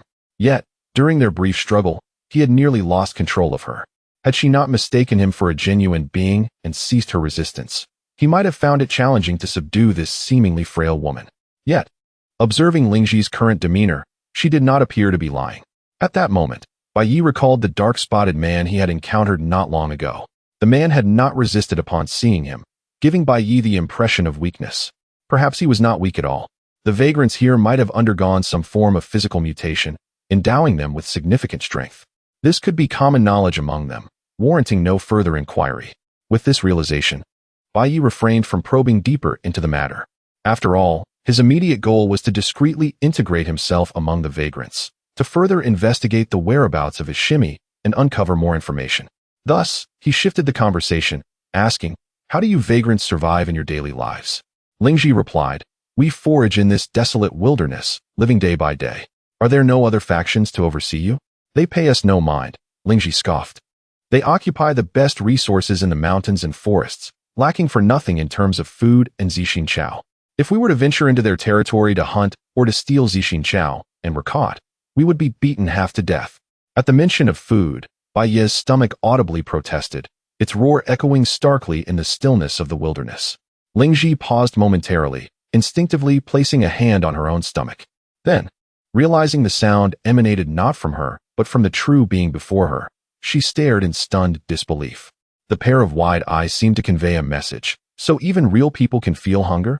Bai Ye felt a twinge of embarrassment under her gaze and cleared his throat, saying, "We have indeed lingered in the misty forest for quite some time, and I confess I am rather hungry. By the way, Liu Shi, do you have anything to eat at home?" "We only have some wild vegetables, which might not be to the taste of esteemed guests," Liu Shi replied softly. "Not at all. We are not that particular and do not mind eating simply," Bai Ye responded, suddenly adopting a serious tone. "In fact, we have a secret mission during this outing that requires us to blend in with your community of wanderers." Liu Shi's eyes widened in surprise. She had never anticipated being privy to such confidential information. Bai Ye then inquired, "Do you have any means to help us integrate without being detected? If you can assist us in this endeavor, I shall address the issue of your physical stiffness." "Really, is that true?" Liu Shi's eyes sparkled with delight, and she nodded eagerly. "I have a way. I certainly do. However, it may require some sacrifice on the part of you esteemed guests. In this realm, there exists a peculiar tree known as wushu, distinguished by its ebony bark. When one employs a sharp instrument to pierce its surface, a viscous, pale yellow sap oozes forth, reminiscent of honey in its consistency. When this sap is applied to the skin, it dries to a deep black hue, mirroring the dark blotches that adorn the bodies of the wandering populace. To evade the unwanted attention of fellow wanderers who might forcibly treat these blemishes, some individuals, whose afflictions are not overly severe, resort to this method as a form of self-preservation. However, the Wushu thrives solely within the confines of the mist-laden forest, and few would dare to enter such perilous territory unless absolutely necessary. This time, bolstered by the promise of Bai Ye, Liu Shi resolutely led two companions into the depths of the foggy woods to alleviate her own affliction. Guided by her expertise, they soon stumbled upon a Wushu. This tree, while slightly more slender than its surrounding brethren, was still substantial enough that it required both individuals to encircle its trunk. Its bark, as dark as ink, appeared to be steeped in a dense pigment, emanating an eerie aura beneath the dim light and swirling mists. The rough, cracked bark was interlaced with deep crevices, yet its foliage flourished abundantly, forming an impenetrable canopy that obscured the light above. Approaching the tree, Liu Shi picked up a sharp-edged stone from the ground and struck the bark with force. With a crisp crack, the bark split open, and the pale sap began to seep out. "Which of you two would like to begin?" Liu Shi inquired, as the sap dries rapidly and must be applied promptly. Bai Ye stepped forward, declaring, "I shall go first." Liu Shi swiftly applied the sap to his face before continuing down to his torso. Her movements were quick yet meticulous, revealing her familiarity with the task. Indeed, as she had mentioned, the sap dried almost instantaneously. By the time she had finished applying it to Bai Ye's upper body, the sap on his face had already transformed into a deep black. Liu Shi, observing from the side, could not suppress her concern. "Can this blackened sap be washed off?" she queried. "Certainly," Liu Shi replied, continuing her work on Bai Ye's back. "A mere splash of water will wash it away, much like dust upon the skin. However, this also means you must exercise caution on rainy days. Should you be caught in the rain, the stains will run, and even a fool would recognize them as false." As she completed applying the sap to Bai Ye's chest and back, she assessed his pristine attire and hair, stating, "To truly resemble a genuine wanderer, merely applying the sap is insufficient. Your clothing and hair must also be disguised." Bai Ye nodded and said, "Please assist me, Shi, with this task. I can manage the rest myself." He then turned to Liu Shi, requesting, "Shi, allow me to attend to your garments as well." At this, Liu Shi's cheeks flushed slightly, and she softly responded, "Very well." She turned away, slowly loosening her sash, allowing her simple skirt to fall, revealing her porcelain-like skin to both Bai Ye and Liu Shi. Liu Shi, taken aback by the expanse of her alabaster skin, exclaimed, "So fair." It had been quite some time since she had encountered such a pristine complexion. Liu Shi shyly handed the skirt to Bai Ye, her face tinged with embarrassment as she stammered, Must I remove more?" "That will suffice," Bai Ye replied, his tone turning serious. "If anyone with ill intent discovers our ruse, I shall ensure they remain forever silent." With that, he stepped aside and began to tear his trousers and Liu Shi's skirt into tatters, rubbing them against the ground to collect dirt and decaying leaves, transforming them into garments unrecognizable from their original forms. Meanwhile, Liu Shi commenced applying the sap to Liu Shi. She began with her cheeks, her fingertips, chilled by the sap, gliding gently over the snowy skin. She meticulously covered her arms, back, and elongated legs, leaving no area untouched. Liu Shi's body trembled slightly. The coolness of the sap against her skin was one factor, but being touched by a stranger also induced a sense of nervousness. She found her thoughts drifting, imagining how it would feel if Bai Ye were the one applying the substance. As this notion crossed her mind, she could not help but steal a glance at Bai Ye's figure in the distance. For reasons unknown, whenever she gazed at his back, an inexplicable sense of calm washed over her. She was aware that such feelings were inappropriate, yet her gaze remained unyielding. Moments later, Liu Shi had completed the application on Liu Shi, and Bai Ye had finished altering the garments. Liu Shi took a bit more sap and applied it to their tattered clothing, and with Liu Shi's consent, she scattered some soil upon her hair, creating a disheveled and grimy appearance. Once Bai Ye and Liu Shi donned their new disguises, they exchanged glances and could not help but chuckle. At that moment, they resembled the wandering populace, their faces smudged with dirt and their bodies marked with black. Liu Shi scrutinized the pair, though a slight frown creased her brow. In her eyes, despite their effective disguise, an experienced wanderer might still detect subtle discrepancies upon closer inspection. However, as the daylight waned and the mist thickened, she dared not linger any longer and declared, Esteemed ones, let us depart. Darkness approaches swiftly. Bai Ye and Liu Shi exchanged a glance and nodded in agreement. Thus, Liu Shi led the way, guiding them out of the fog-laden forest towards the gathering place of the wanderers. Along the journey, Liu Shi found herself secretly observing Bai Ye. Though he now bore the guise of a wanderer, his movements retained a fluid grace, devoid of any stiffness. In contrast, the female companion beside him moved with a certain deliberate rigidity that was almost comical. Silently, she praised him, acknowledging his adeptness in handling the situation. However, as they approached their destination, she could no longer restrain herself and respectfully advised, "Esteemed one, if you wish to masquerade as a wanderer without drawing suspicion, I suggest you adopt a more stilted manner of movement, mimicking the natural awkwardness of our kind." Bai Ye paused, a look of realization dawning upon him. He clasped his hands in gratitude, saying, "Thank you for your counsel. I had overlooked this detail." Liu Shi hurriedly returned the gesture, replying, "You honor me, esteemed one." Subsequently, Bai Ye deliberately began to slow his movements, rendering the motions of his limbs stiff and sluggish, emulating the mannerisms of the displaced individuals hindered by physical rigidity. He succeeded in capturing the essence of their plight. Soon, they arrived at the periphery of the settlement inhabited by the displaced. Before them lay a chaotic array of structures, predominantly rudimentary shelters constructed from branches, thatch, and earth, haphazardly scattered across the wilderness. By this time, darkness had fully enveloped the sky, and several campfires flickered within the settlement, casting a dim, yellow glow that danced amidst the mist, illuminating the weary and numb faces of the displaced. Some individuals huddled around the fires, engaged in hushed conversations, while others busily traversed in and out of their makeshift abodes, attending to their own affairs. The moment Bai Ye, Liu Shi, and Liu Shi appeared, they captured the attention of several displaced individuals. Those gazes were imbued with curiosity, caution, and a more profound scrutiny reserved for strangers. At that moment, a displaced person, whose facial blemishes were slightly less pronounced but bore a long scar running across his brow and eyes, slowly rose to his feet, fixing a solemn gaze upon them. Liu Shi's expression shifted slightly, and she whispered a warning. "Do not make eye contact with that scar-faced individual."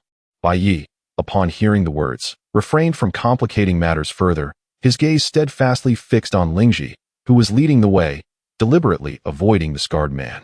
Liu Shi was even more apprehensive, her head bowed low, following Bai Ye closely, not daring to cast even a stray glance. Thus, the trio traversed silently past the bonfire, heading towards the disordered makeshift shacks behind. After covering some distance and noticing that the scarred man did not pursue them, Bai Ye could not help but inquire, "Who was that person?" Liu Shi turned back to respond, "He is the leader among the refugees here, known as Qiu Xiong.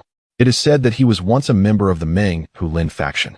Last year, he was expelled for violating their rules by stealing from others' new corpses. Other factions would not accept someone like him, so he ended up here. After arriving, he initially sought to establish a new power for himself. However, the stagnation among the refugees here is severe. Apart from their sheer numbers, they possess no combat prowess, and he gradually abandoned that idea. Now he primarily survives by exploiting us. He has encountered many capable individuals in the domain, and his gaze is quite discerning.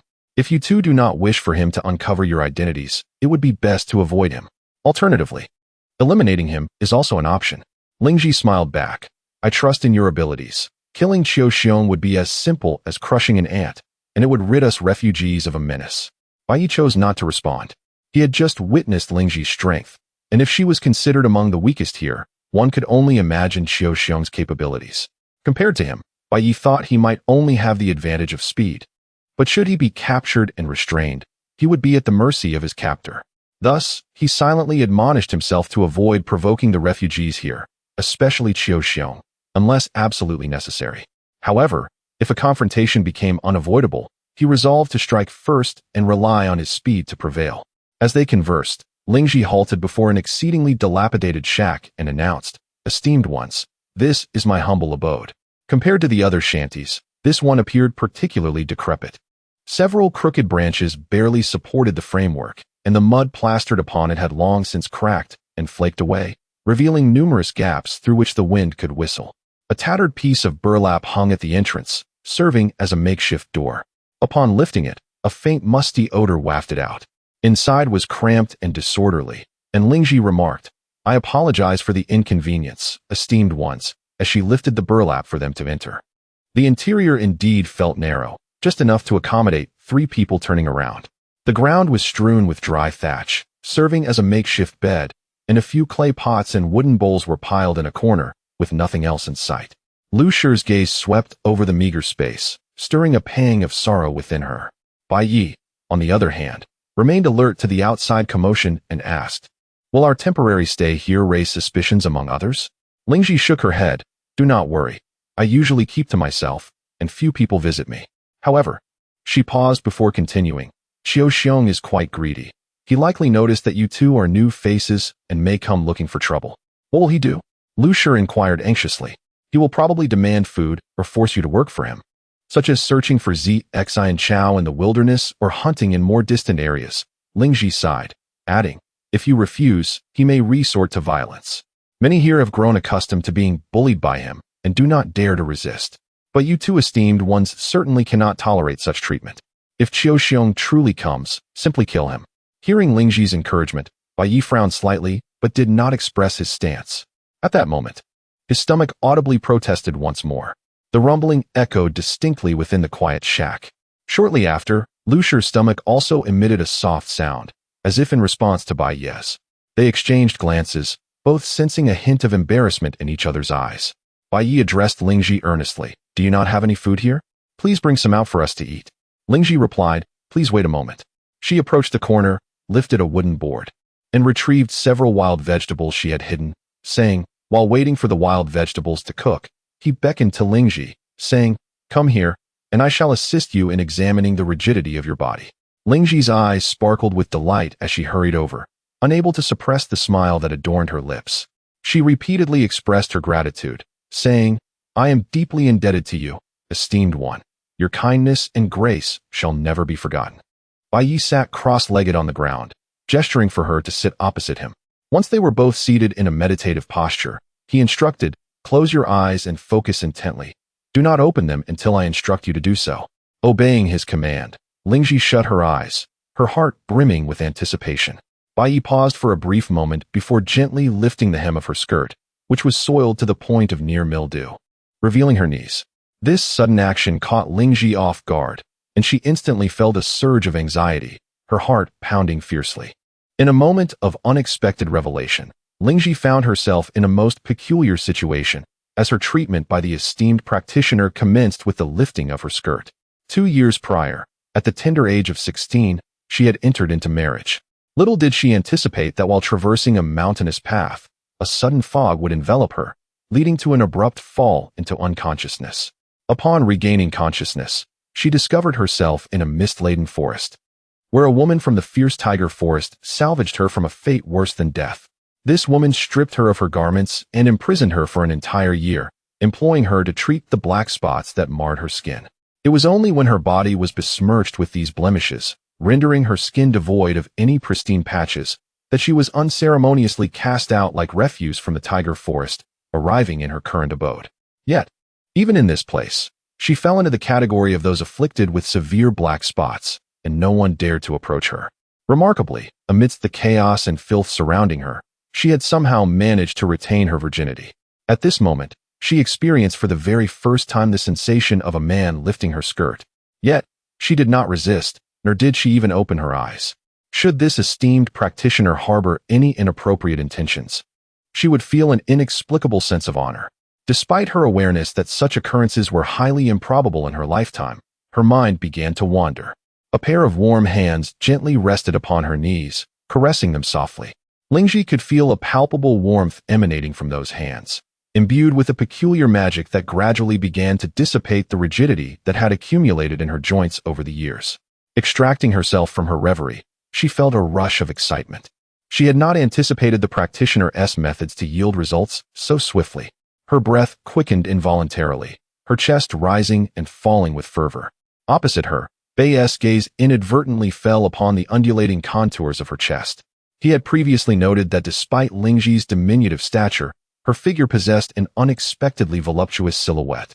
Upon closer inspection of her features, he found them to be quite exquisite, were it not for the multitude of black spots and her disheveled hair. She might have been considered a striking beauty. As time flowed steadily onward, the night quietly descended. Outside the makeshift dwelling, Liu stood by the hearth, the orange glow of the flames dancing across her face, revealing traces of worry and inner turmoil. Occasionally, she would toss a dry twig into the fire, the crackling sounds stirring her anxiety. At this moment, her thoughts oscillated between the safety of her daughter Liu Shi, wondering if she had been salvaged by the wandering refugees, and how she would confront Bai that night. She sensed her body stiffening once again, contrasting starkly with the refugees who bore black spots. Her symptoms seemed to manifest with alarming rapidity. The last time she experienced severe rigidity, even the slightest movement of her fingers had been an arduous task. The refugees aptly referred to newcomers like her as new corpses. Presently, her only hope for alleviating her stiffness lay with Bai. After numerous attempts during their journey, she realized that skin contact yielded the most effective results. A dreadful thought began to fester in her mind. She understood that Bai was a good-hearted individual. For her sake, he would acquiesce to any request she made. Yet, what filled her with shame was her own burgeoning anticipation of that dreadful notion. Liu lowered her head, her inner conflict waging a silent battle, making her decision increasingly difficult. After much hesitation, she cast another piece of wood into the hearth. The flames surged, the intense heat flushing her cheeks. Steam billowed from the dark pot, rising in wisps and disappearing into the night mist. Inside the dwelling, Bai withdrew his hand from Liu Shi's knee. By the flickering firelight, the large, ink-like black spots on her knee appeared to have lightened considerably, as though washed clean. In just a quarter of an hour. Such progress was remarkable. Perhaps, with another 2 hours of treatment, they might vanish entirely. Bai mused, his gaze inadvertently drifting to his own palm. To his shock, he noticed his hand had taken on a dark hue. Panic gripped him momentarily, his brows knitting together as he feared that he had been tainted by the same mysterious black spots. However, upon closer inspection, he realized the discoloration was not uniform, unlike true black spots. Rubbing his hands together, he discovered that it was merely dust from Liu Shi's knee. Unable to suppress a wry thought, he mused about how long it had been since she had bathed, the dust accumulating in layers. He wiped the dust from his hands and advised, "You may open your eyes now. Move your knees and see how it feels." Liu Shi promptly opened her eyes. Tentatively, she began to move her knee, and to her astonishment, the once rusted hinges of her joints had regained a miraculous degree of flexibility. She could scarcely believe her sensations, and as she experimented with bending and stretching, the long-lost feeling of ease nearly brought her to tears. Truly, the practitioner was nothing short of miraculous. The rigidity in her knees had diminished by nearly half. Liu Shi was overwhelmed with gratitude for the practitioner's profound kindness, repeatedly expressing her thanks. Initially, she had harbored slight doubts about the identities of these two practitioners. After all, how could individuals of such esteemed status resort to foraging for wild vegetables? Yet now, her faith was unwavering. In another spacious and brightly lit earthen chamber, a robust figure named Qiu Xiong sat before a wooden table laden with a platter of roasted rabbit meat, a gift from the mute Liu Shi. Liu Shi had earned his moniker due to his inability to speak and the fact that he had only 4 fingers on his right hand. However, he had now become Lao San, for he had arrived 2 hours late with the offering, and in front of a dozen of his fellow refugees, Qiu Xiong had severed one of his fingers as punishment. As a member of the tiger forest, he was aware of the clandestine hunting grounds within their territory. He had shared this knowledge with a select group of his most trusted refugees, hoping they would procure ample game to honor him. Sated himself, he would naturally ensure they were fed as well. Yet, Lao San had delayed his return by 2 full hours. According to Lao San, the game had become scarce. Qiu Xiong dismissed this explanation, convinced that Lao San had indeed caught more and secretly consumed it. Although Lao San ultimately returned with a single wild rabbit, it was still unforgivable. Otherwise, his other subordinates might follow suit, treating his commands with contempt. Yet, now he regretted his leniency, wishing he had dealt a more severe punishment, perhaps even ending Lao San's life. This group of slothful and indolent individuals requires the application of certain measures to ensure their compliance. Here, he is never devoid of respect from his subordinates. Just like today, he encountered 2 unfamiliar faces. Were it not for his lingering resentment over the matter of the mute Lao San, he would undoubtedly have seized those 2 newcomers for a thorough interrogation. Particularly the woman, whose voluptuous figure stirred feelings of desire, and the dark spots upon her skin appeared less pronounced than those of other women. However, he paused abruptly, his hand poised to tear apart a roasted rabbit leg. He murmured to himself, "Something is amiss. That woman looks exceedingly well-nourished, not at all resembling someone who has endured hunger." Damn it, he thought, deceived. Realization dawned upon Qiu Xiong as he slowly rose, grasped the short-handled iron hammer from the table, and strode towards the door, enveloped in a palpable aura of hostility, disappearing into the shadows. Outside the hut of Lingji, the wild vegetables had long been cooked. Upon seeing that the treatment was over, Liu Shi called out, "The meal is ready, come out to eat." Inside the hut, Lingji hurriedly turned to fetch two rather exquisite wooden bowls and chopsticks from the corner, along with a wooden ladle, her face brimming with enthusiasm as she rushed to serve the two. Due to her severe physical rigidity, Liu Shi could only sit still in her place. Bai Ye, keenly aware of Liu Shi's struggles, quickly took the first bowl of wild vegetables from Lingji's hands and carefully handed it to his master, before taking his own. He examined the wooden bowl and chopsticks in his hands and sincerely praised, "These wooden utensils are quite finely crafted.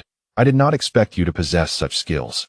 Hearing this, Lingji quickly waved her hands in modesty, saying, "You flatter me. This is not my handiwork, but left behind by the refugees who previously lived here. I am far from capable. Merely surviving here is already a stroke of luck." She then added with fervor, "There is still more in the pot. If you two need more, I can serve you again." Bai Ye looked at Lingji and asked, "Aren't you eating?" Lingji giggled and feigned nonchalance as she replied, "I'm not hungry, you two eat." Bai Ye understood in his heart that someone like Lingji, a refugee, likely faced hunger daily. How could she possibly not be hungry? However, he chose not to confront her. At this moment, his own stomach growled with hunger. He felt he could eat anything, even tree bark. Bai Ye promptly used his chopsticks to pick up some wild vegetables and put them in his mouth. Instantly, an indescribable bitterness spread across his palate. The taste was both sour and astringent, nearly making him retch. He grimaced in pain, spitting the wild vegetables back into the bowl, incredulously exclaiming, "Is this even fit for human consumption?" Liu Shi slowly picked up a leaf of the vegetable and took a tentative bite, only to furrow her brows in distaste. She had never encountered such unpalatable food in her life. Lingji, feeling somewhat embarrassed, said, "I apologize, esteemed ones. This Jie Chow is inherently bitter and difficult to eat. We usually swallow it down with water. I truly apologize for the trouble." Bai Ye tried a few more times, but the sour and bitter taste of the Jie Chow was simply unbearable. He ultimately gave up and turned to his master. Liu Shi had also taken only a bite before she ceased eating, clearly unable to stomach such fare, although both were ravenous. As long as there was a water source, they would not starve immediately. Bai Ye then said, "Master, please endure for one more night. Tomorrow, I will venture into the misty forest to procure some game. It will certainly be better than these." The misty forest appeared to others as a forbidden zone. Unless absolutely necessary, no one would willingly step inside. Yet for Bai Ye, entering and exiting the misty forest posed no threat. Moreover, the game there moved sluggishly, presenting ample opportunities for a successful hunt. Liu Shi nodded slightly, acknowledging that there was indeed no better option at present, and they would have to endure until tomorrow. Just then, heavy footsteps echoed from outside the hut, approaching and receding. Bai Ye's heart trembled, instinctively tightening his grip on the wooden chopsticks as he turned to look. Liu Shi and Lingji also gazed toward the source of the sound. The night mist was thick, and by the faint glow of the cooking fire, a tall silhouette slowly emerged from the fog. The scarred face became increasingly clear. It was Qiu Xiong. Qiu Xiong held a short-handled iron hammer, its head glinting coldly in the firelight. His gaze, sharp as a poisoned blade, fixated on Bai Ye and Liu Shi, who stood by the stove. Having not scrutinized them by the campfire earlier, he now intended to get a good look at the two newcomers. His voice, rough and grating, broke the silence. "Now that you know my name, you should also be aware of the rules in this territory. Newcomers must offer something to me. What do you two bring?" Bai Ye chuckled lightly and replied, "Of course, we have something to offer. We originally planned to present it tomorrow, but it seems Qiu Xiong has graced us with his presence tonight." At this moment, Qiu Xiong had approached. Now merely 3 feet away from Bai Ye, he had already begun to harbor suspicion toward the two, convinced they were outcasts from some force seeking to infiltrate his territory, and he was prepared to give them a harsh lesson. Noticing Liu Shi's ample figure, a wicked thought crossed his mind. He intended to strip her of her clothes to see if her blemishes were as severe as they appeared. However, upon hearing Bai Ye mention an offering, His seasoned instincts kicked in, and he halted his advance, eyeing Bai Ye with hawkish intensity.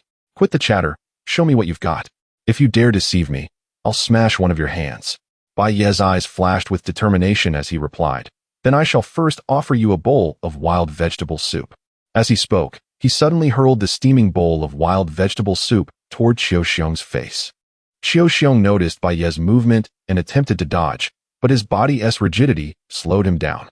The scalding soup splashed onto his face with a loud slap. Before Qiu Xiong could react further, Bai Ye seized the opportunity, swiftly crouching to retrieve the short-handled iron hammer.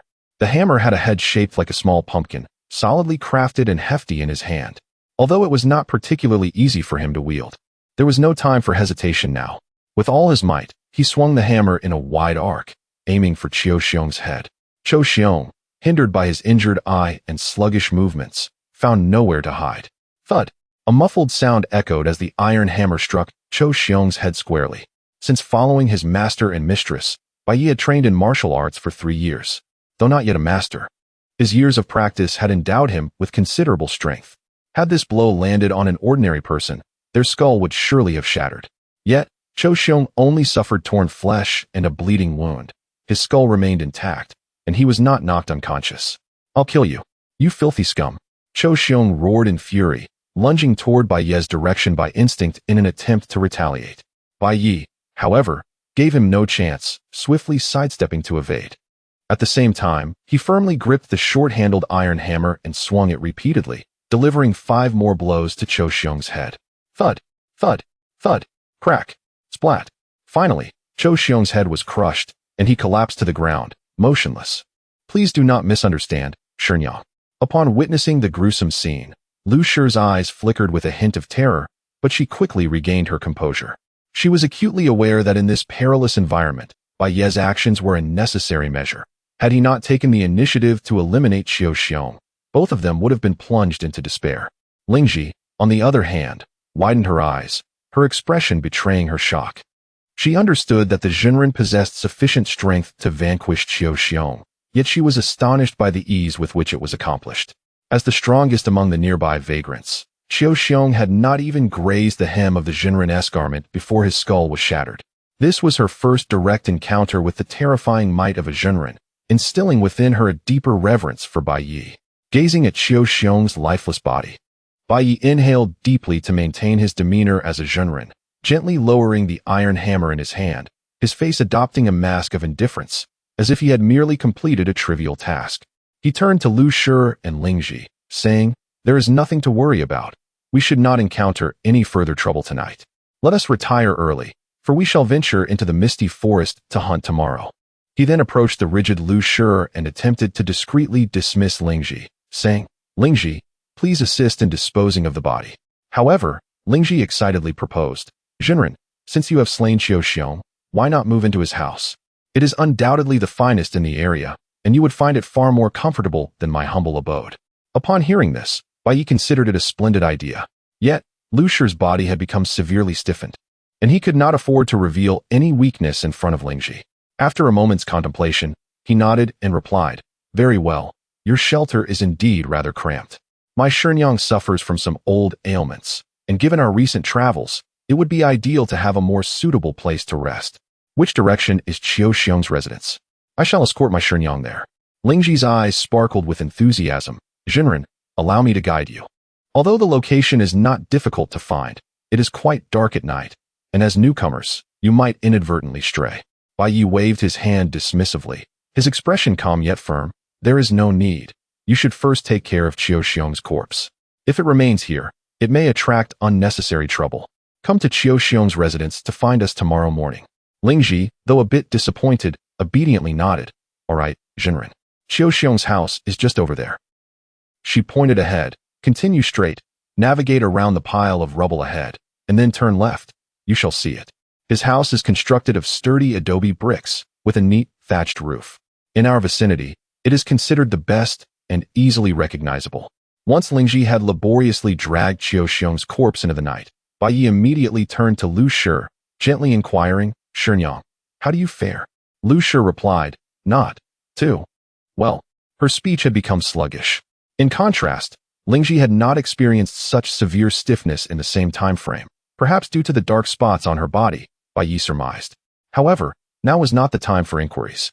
He cautiously lifted Liu Shi onto his back and proceeded in the direction Lingji had indicated. This marked his second night in this realm. The night here was akin to that in the myriad realms, devoid of moonlight and stars. Illuminated only by the bioluminescence of certain organisms, preventing the darkness from becoming all-consuming. As they traversed the path, an oppressive silence enveloped them, broken only by the sound of their footsteps and the occasional growl of their empty stomachs. They were incredibly hungry, and Bai Ye yearned for the dawn to arrive swiftly. He vowed to hunt several plump beasts for a sumptuous feast. Before long, he finally spotted Qiu Xiong's abode, just as Lingji had described. It was indeed the finest dwelling nearby. A sturdy earthen house stood resolutely, its tightly fitted bricks indicating considerable effort in construction, fully shielding against wind and rain. The door was wide open, as though Qiu Xiong had left without a care about potential theft. A bright light emanated from within, starkly contrasting with the surrounding darkness. Thus, Bai Ye needed little effort to locate it. As he approached while carrying Liu Shi, an enticing aroma wafted from the room. Was it the scent of roasted meat? This aroma stood out amidst the bitterness and hunger of their surroundings, instantly igniting their appetites. Bai Ye could no longer feign a leisurely pace. He dashed into the room, immediately spotting a roasted hare on the wooden table. Its skin was golden and crisp, glistening with an enticing sheen in the flickering firelight, every fiber seemingly narrating its delectable nature. The fragrance of the rabbit intensified, wafting into Bai Ye and Liu Shi's nostrils, causing their stomachs to rumble with increasing delight. The meat was sprinkled with an array of unidentifiable spices, adding an air of mystery, as if a single bite could dispel all weariness and hunger. With an involuntary gulp, Bai Ye quickly shut the door behind him and hurried to the wooden table, exclaiming, "Shenyang, do you not think our luck tonight is extraordinary? Qiu Xiong has left this delectable roasted hare untouched, all for us." He carefully set Liu Shi down on a wooden chair and, with a joyful spirit, tore off a leg of the roasted hare, eagerly offering it to her. Liu Shi rested for a moment on his back, her stiffness slightly alleviated, allowing her to partake in the meal. However, she gently declined. You eat, Shenyang can manage." Bai Ye understood her concern for him. Yet the aroma of the roasted hare was irresistible, and he could not bear the thought of her suffering from hunger. Thus, he had a sudden inspiration, placing the roasted meat before Liu Shi's nose, enticing her. "Shenyang, are you sure you do not wish to eat? This roasted hare is incredibly fragrant. Just take a whiff." Liu Shi was irresistibly tempted and playfully chided. "You little rascal. Do you only enjoy bullying the master's wife when she is unable to move? Master's wife, please do not be polite with me. If you do not eat, I shall find it hard to enjoy my meal as well." Bai Ye gently swayed the roasted rabbit leg in his hand, continuing to persuade her. "Just look at this rabbit leg, perfectly roasted to a golden hue. A single bite will surely be both fragrant and tender. Please indulge in one to replenish your strength." Under Bai Ye's persistent coaxing, Liu Shi ultimately relented, letting out a soft sigh. "All right then, I shall only have one rabbit leg, and you may consume the rest." Bai Ye's face lit up with joy, and his smile, illuminated by the flickering flames, appeared exceptionally radiant. "Excellent, master's wife." Liu Shi accepted the leg, slightly parted her lips, and took a gentle bite. The succulent rabbit meat spread delightfully across her palate, and the rich aroma instantly enveloped her mouth. Unable to restrain herself, she let out a soft hum of satisfaction, her expression reflecting contentment. Observing the joy on master's wife's face as she savored her food, Bai Ye felt an equal sense of fulfillment. He tore off another rabbit leg, situated himself beside her, and began to feast with abandon. "Master's wife, this is the second most delicious food I have ever tasted in my life," Bai Ye remarked, his mouth glistening with grease. Liu Shi, intrigued, inquired, "What then is the most delicious food you have ever had?" Bai Ye chuckled and blurted out, "That would undoubtedly be your giant baozi, master's wife." Upon hearing this, Liu Shi's face beneath her freckles flushed crimson, her ears turning a bright shade of red. Bai Ye suddenly realized he had misspoken and hurriedly clarified, "Please do not misunderstand, master's wife. I meant the substantial baozi you made 3 years ago, not. What I meant was your meat baozi." In the presence of Shenyang, Liu Shi could not help but chuckle at Bai Ye's flustered attempts at explanation. The embarrassment that had previously arisen from the large Baozi had diminished somewhat. Her thoughts involuntarily drifted back to the moment she first encountered Bai Ye, a time when he was as slender as a bean sprout, his eyes sparkling with delight at the sight of a warm Baozi. Now, he had matured into a capable individual. Liu Shi slowly savored the rabbit leg while her gaze fell upon Bai Ye's profile as he devoured his meal. The flickering firelight danced across his youthful features, accentuating the sharpness of his jawline, imbuing him with an air of maturity and steadiness. Bai Ye, Liu Shi suddenly spoke softly. In fact, just a month ago, your master and I discussed the prospect of betrothing Liu Shi to you. Upon hearing this, Bai Ye was taken aback. His consumption of the roasted hare coming to an abrupt halt. He stared blankly at Liu Shi, unable to believe her words. Shenyang, you must be joking. Liu Shi's expression was earnest as she replied, I am not jesting. Your master and I have deliberated thoroughly, and we both believe that you and Liu Shi are quite compatible. Bai Ye let out a self-deprecating laugh. Shenyang, you and master are well aware that I lack the talent for cultivating immortality, and my martial skills are mediocre at best, often placing me at the bottom of the ranks in the escort agency. Liu Shi is so exceptional, I feel utterly unworthy of her. Liu Shi shook her head gently, her gaze filled with hope. Bai Ye, do not underestimate yourself. Liu Shi clings to you every day. Are you truly oblivious to her feelings? Bai Ye responded, Junior sister merely regards me as an elder brother. Shenyang, I have always been grateful for your and master's kindness in taking me in, and I have always treated junior sister as my own sister, never harboring any improper thoughts. A flicker of complexity crossed Liu Shi's eyes as she softly asked, then, if I were to ask you to marry Liu Shi and care for her for a lifetime, would you be willing? Bai Ye fell into silence, and after a long pause, he slowly replied, Shenyang, let us first find junior sister and inquire about her thoughts. After all, marriage is a significant matter, and we must respect her wishes. Upon hearing this, Liu Shi felt as if she had awakened from a dream, realizing that her question was indeed inappropriate at this moment. She could not comprehend why she had suddenly broached such a topic, as if deep within her, there was an urgent desire to ascertain Bai Ye's feelings for Liu Shi, and perhaps even her own. When she finally recognized the hidden thoughts within her heart, an overwhelming sense of shame washed over her. She lowered her head slowly, unable to meet Bai Ye's gaze. Noticing her sudden despondency, Bai Ye felt a pang of concern, thinking she was once again worried about junior sister's safety. He quickly offered reassurance. Shenyang, please do not fret too much about junior sister. Let us settle here for the next couple of days. I will seek out opportunities to discern the local powers and see if I can uncover any leads regarding her. Moreover, this place is primarily for healing the black spots on our bodies, so if those powers were to find junior sister, at least her personal safety would be assured. Liu Shi lifted her head slowly, her heart warmed by Bai Ye's steadfast gaze. She nodded gently, expressing her gratitude. Bai Ye, I am so fortunate to have you. Otherwise, I truly do not know how I would have endured until now. I am also clumsy and unable to help at all. If there is anything you need from me in the future, please do not hesitate to ask. As long as I am capable, I will do my utmost. Bai Ye chuckled. Shenyang, you just said I underestimate myself. Are you not doing the same? In truth, you can assist me in many ways. Liu Shi perked up at his words. Bai Ye continued, tomorrow, I will go hunting in the misty forest. You, on the other hand, should remain here in this house.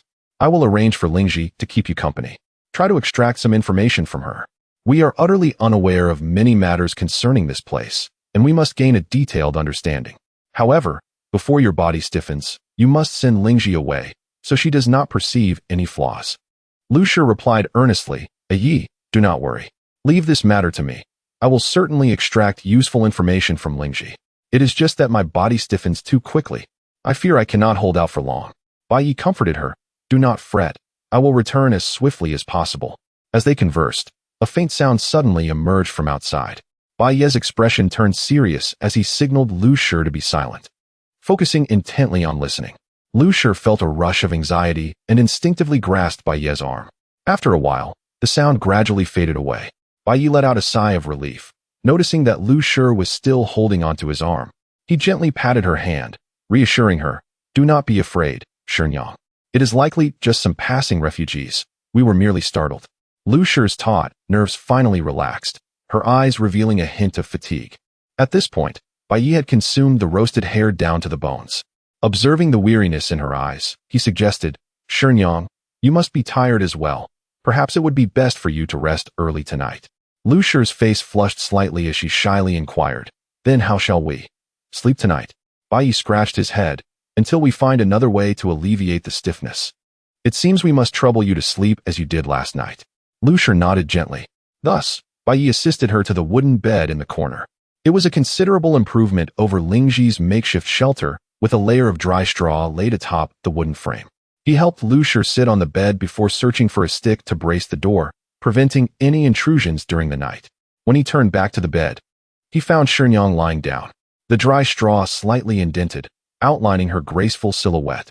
Although her garments were somewhat tattered from the journey, they could not conceal the alluring curves hidden beneath.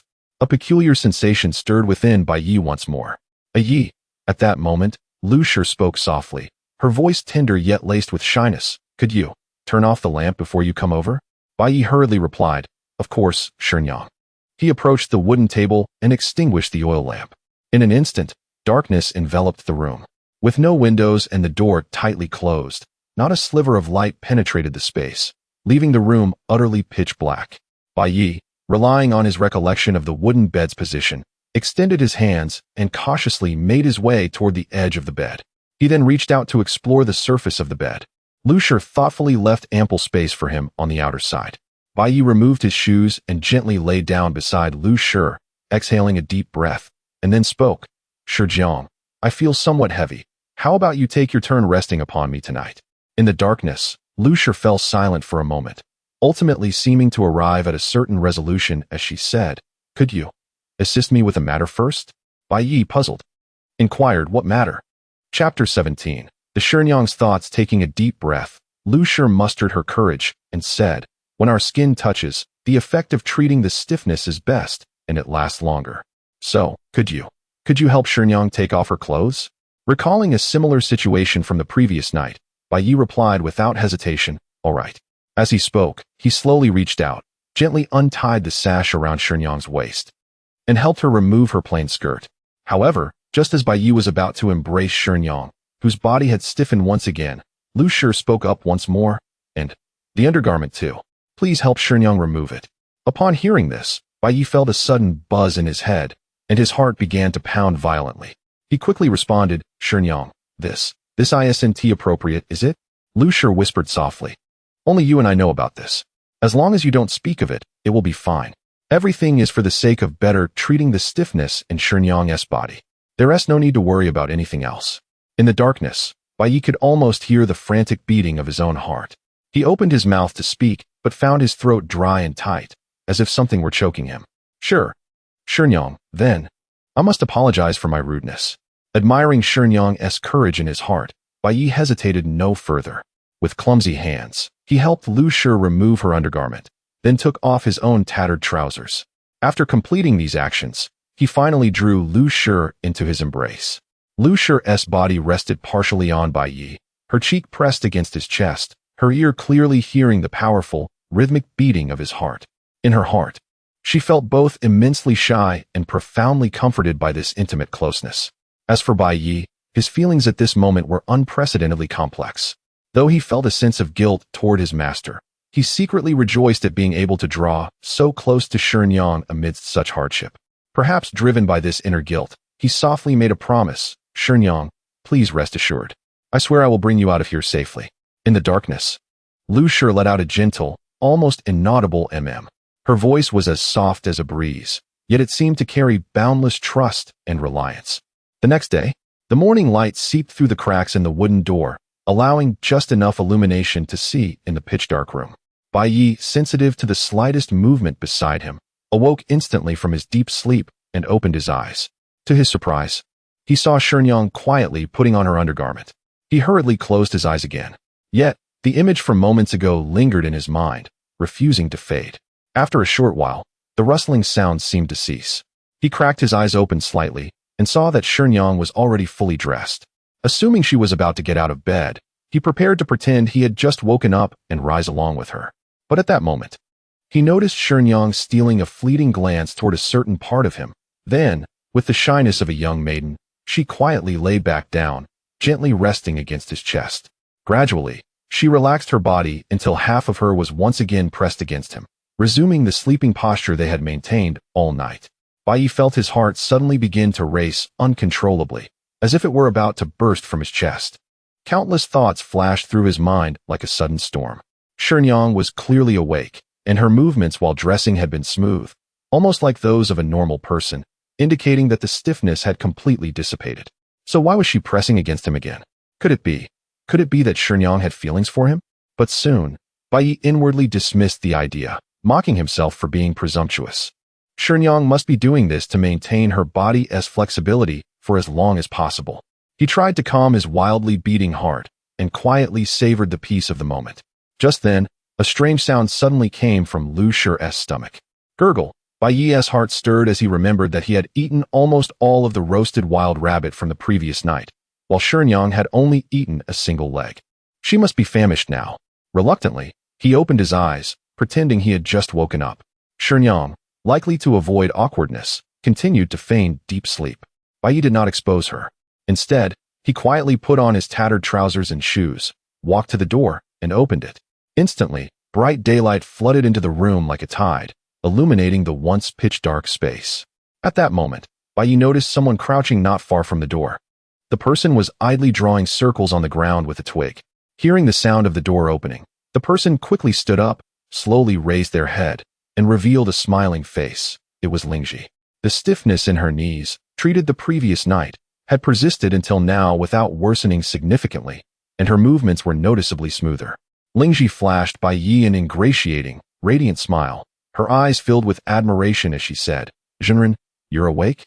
Not only did the stiffness in my knees improve last night, but this morning I also noticed that the dark spots on them have faded significantly.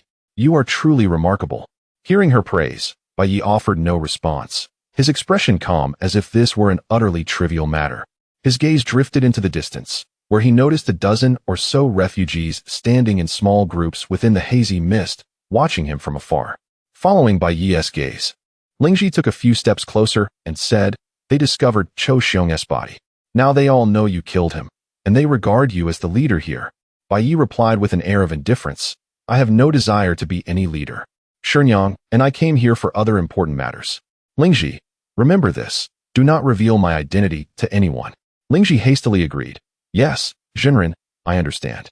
Liu Shi promises to keep it secret. At that moment, Liu Shi also rose from the bed. She walked gracefully to the door. After being warmed by Bai Ye's embrace all night, her movements were now incredibly smooth, almost indistinguishable from those of a normal person. Seeing Liu Shi outside the door, Liu Shi first greeted her with an ingratiating smile, then kindly reminded them, "Zhenren, if the two of you are disguising yourselves as refugees, I suggest you maintain the disguise at all times. Although we cannot fully absorb the spiritual energy in this mist, we are still somewhat affected by it. Not only has our strength increased, but our vision has also sharpened. We can see people's movements from 100 zhang away, even through the night mist." Spiritual energy? Bai Ye silently took note of the term. It appears that the formidable strength of the individuals here is intrinsically linked to the essence of true energy, which emanates from the mist before them. Bai Ye exchanged a significant glance with Liu Shi, who gently inclined her head, seemingly grasping the unspoken meaning within his gaze. She bestowed a faint smile upon Liu Shi and remarked, "Thank you, young lady, for your reminder. We have indeed been somewhat careless." Liu Shi promptly replied, "Master, you are too kind. There is no need for gratitude." Her smile blossomed even more radiantly. At that moment, Bai Ye turned to Liu Shi with concern and said, "Shizniang, you are injured. Please remain here to recuperate. I shall venture into the misty forest to hunt alone." Liu Shi nodded in agreement. "Very well, but do take great care on your journey." Bai Ye then directed his attention back to Liu Shi and said, "Liu Shi, please stay here and look after my Shizniang. If I successfully accomplish this task upon my return, I can assist you with your knee and reward you with some delightful treats." Liu Shi's eyes sparkled with excitement at this prospect, and she eagerly nodded, exclaiming, "Rest assured, Master, I will take excellent care of the lady."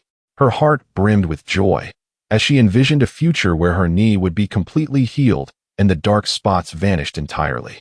After bidding farewell to both, Bai Ye deliberately slowed his pace and made his way toward the misty forest. As he passed through the gathering of refugees, he walked with his head held high, The individuals obstructing his path parted like mice fleeing from a cat, instinctively creating a passage for him from a distance. In the misty forest, Bai Ye traversed the wilderness with a steady gait, no longer concealing his presence. He gripped the short iron hammer, a trophy from the bear that had previously challenged him, its weight anchoring his resolve with its cold touch. After a brief passage of time, a massive silhouette emerged from the fog ahead. Bai Ye halted, instinctively crouching behind a colossal tree. Peering intently, he beheld a formidable black-furred bear ambling slowly, its hefty paws crunching the fallen leaves beneath, producing a dull thud. Bai Ye's brow furrowed at the sight of the bear, an unexpected encounter considering his intent to find prey. The bear's thick fur resembled a suit of armor, and he calculated the challenge ahead. Last night, he had expended numerous blows to crush the skull of a rival bear, yet this black-furred behemoth was not only larger, but also possessed a tougher hide. To achieve a similar outcome, he estimated that he would require an arduous number of precise strikes. A single misstep could lead to dire consequences. Moreover, even if he summoned all his strength to fell this beast, the daunting task of dragging its immense carcass back was an overwhelming thought, causing him a headache. Resolute in his decision, he cautiously retreated, moving silently away from the bear until its silhouette was completely engulfed by the fog. Only then did he turn and delve deeper into the woods. After a further interval, a series of grunts reached his ears. Following the sound, he discerned through the mist a black wild boar, its head lowered and snout diligently foraging through the decaying leaves. Its movements were sluggish, each step burdened as if its legs were leaden. Bai Ye's eyes sparkled with excitement. Fortune seemed to favor him this day. Although the boar was not as massive as the bear, it likely weighed 300 to 400 pounds, and its stiffness was more pronounced than that of the bear. If he succeeded in bringing it down, it would sustain him for several days. With resolve, he tightened his grip on the hammer, crouching low and inching closer. As he approached, he realized the boar was unlike any he had seen before. Its body was devoid of fur, covered instead with fine scales. This peculiar creature piqued his curiosity. The boar, focused on its search for insects, remained unaware until Bai Ye was merely a dozen paces away. Suddenly, its ears perked up, and it turned to face him. Recognizing his cover was blown, Bai Ye acted swiftly, propelling himself forward like an arrow.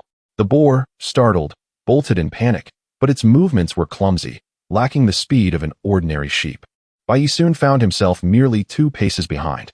Hearing the commotion, the boar realized it could not outrun him and, in a sudden twist, charged toward him with ferocity. Its long tusks gleamed menacingly in the mist, resembling drawn swords. Bai Ye, refusing to confront it head-on, nimbly sidestepped just as the boar closed in. With a mighty swing, he brought the hammer crashing down upon the creature's right eye. The sound echoed through the fog-laden forest. The blow landed firmly, yet the boar only let out a shriek of pain, startling the nearby birds into flight. Astonishingly, the boar's robust defenses absorbed the impact, protecting its eye from harm. Bai Ye internally lamented the creature's resilience. It was remarkably tough. The enraged boar turned its gaze upon him, its eyes wide and furious, emitting a primal roar as it charged once more. Bai Ye deftly evaded the assault, seizing the moment to strike again. The hammer met the boar's skull with another thundering impact. Yet, the creature merely shook its head and pivoted to retaliate. The ensuing barrage of blows echoed through the woods, Bai Ye's hands bruised and bleeding, nearly losing his grip on the hammer. The boar, undeterred, pressed on with increasing ferocity. Frustration welled within Bai Ye as he mused on the beast's extraordinary fortitude. He could find no vulnerable spot to exploit. Realizing he could not continue this standoff indefinitely, his gaze caught the glint of large bells dangling between the boar's hind legs. It was a male. A spark of inspiration ignited within him. As the boar charged again, Bai Ye fixated on his target. Just before the collision, he swiftly maneuvered to the side. In the fleeting moment of proximity, he summoned all his strength, swinging the hammer to strike the bells with a resounding crash. The boar emitted an unprecedented wail, its cry reverberating through the foggy forest, as if to shake the very ground beneath them. Suddenly, its entire body became rigid, as if all its strength had been drained, and it collapsed to the ground with a resounding thud, its limbs beginning to convulse violently. Observing this, Bai Ye was filled with elation, for it is often said that one should seize the opportunity to strike when their foe is vulnerable. Without hesitation, he swung the hammer with great force, raining down blows upon the boar's head like a tempest.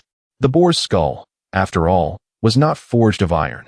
Under the relentless barrage of Bai Ye's strikes, the dark-scaled head could no longer withstand the onslaught, resulting in a deep gash that spilled forth a mixture of blood and brain matter onto the ground. The black-scaled wild boar finally lay still, devoid of any further movement. Bai Ye, exhausted, sat upon the robust carcass of the boar, panting heavily. Though his final strike may have lacked honor, he had nonetheless succeeded in hunting down the formidable beast. Reflecting on the disparity in strength between them, he murmured to himself, wondering how his master and mistress were faring with their inquiries. If he could acquire strength akin to that of the refugees here, dispatching such a wild boar would undoubtedly be far simpler. As he rested atop the boar's body, Bai Ye felt a surge of warmth coursing through him, and his stamina swiftly returned to a near-complete state. He lowered his gaze to inspect the injuries on his hands. This was the first time he had sustained wounds since arriving in this enigmatic realm. To his astonishment, he found that the gash on his hand had miraculously healed, leaving no trace of injury. He could not help but marvel at the unexpected properties of the horseshoe fruit, which not only alleviated stiffness and dark spots, but also accelerated recovery and healed wounds. This newfound assurance meant that as long as he was not killed outright, he could rely on this extraordinary regenerative ability to recover swiftly. However, transporting a 300 to 400 pound wild boar back to his dwelling in the wilderness was no trivial task. Bai Ye rested for a moment longer, and once his strength was fully restored, he prepared to depart. Just as he was about to lift the boar and make his way back, voices suddenly emerged from the direction of the fog-laden forest outskirts. As Bai Ye felt a tightening in his chest, he instinctively gripped the iron hammer in his hand and swiftly turned his head toward the source of the sound.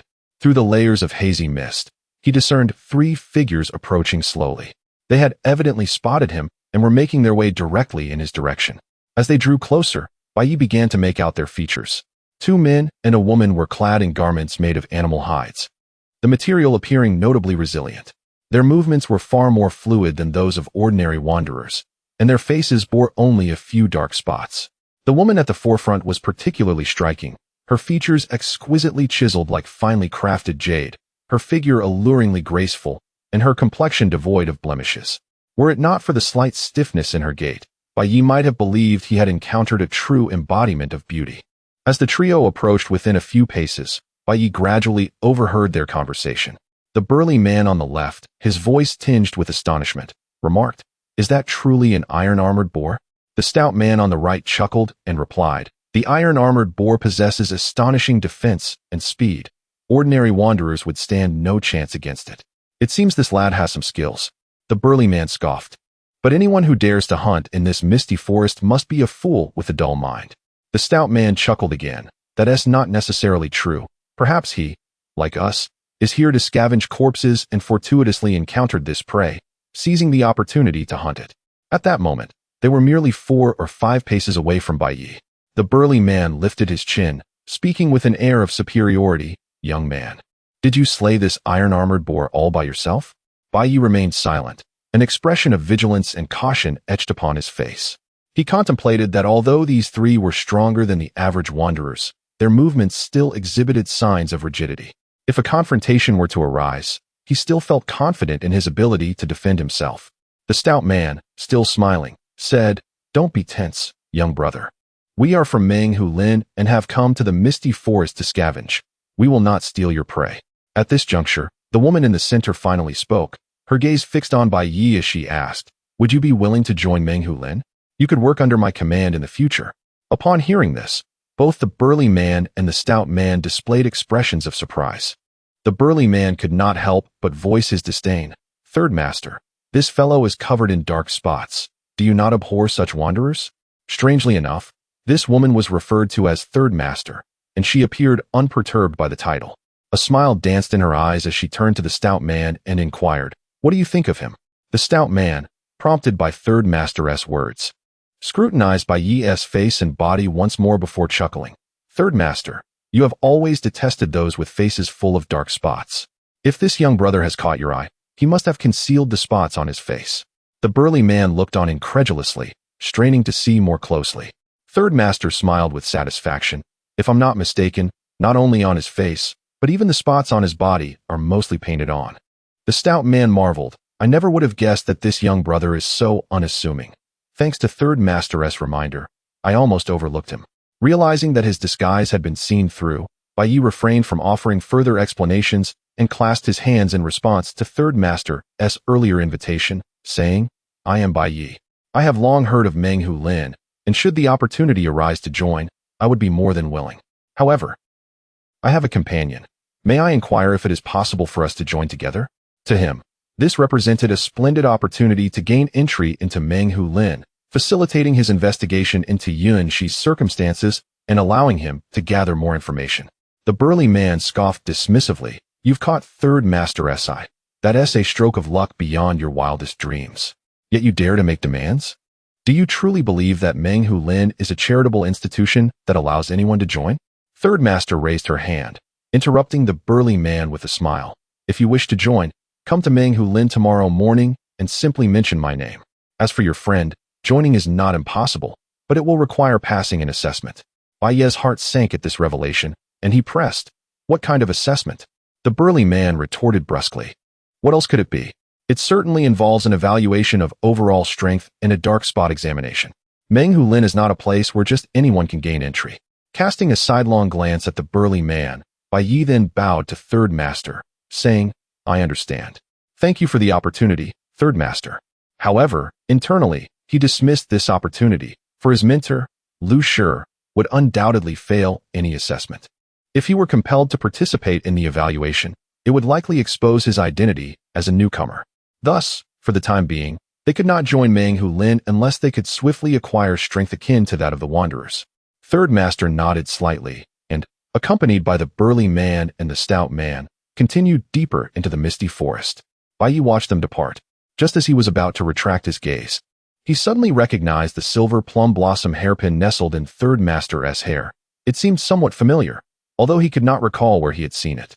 After pondering for a moment without arriving at any conclusion, he set the matter aside and bent down to grasp the hind leg of the iron-armored boar, making his way out of the misty forest. Half an hour later, Bai Ye finally dragged the carcass of the iron-armored boar out of the misty forest with great difficulty. At this moment, his shoulder was painfully strained, and the muscles in his arms throbbed, compelling him to set the boar down for a brief respite. He gazed at the vast wilderness before him, furrowing his brow in concern. Scattered figures of wanderers were visible across the expanse, with surely more congregating near their shelters.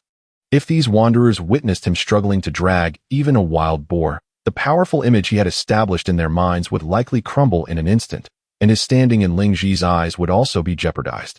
He needed to devise a plan, Bai Ye contemplated.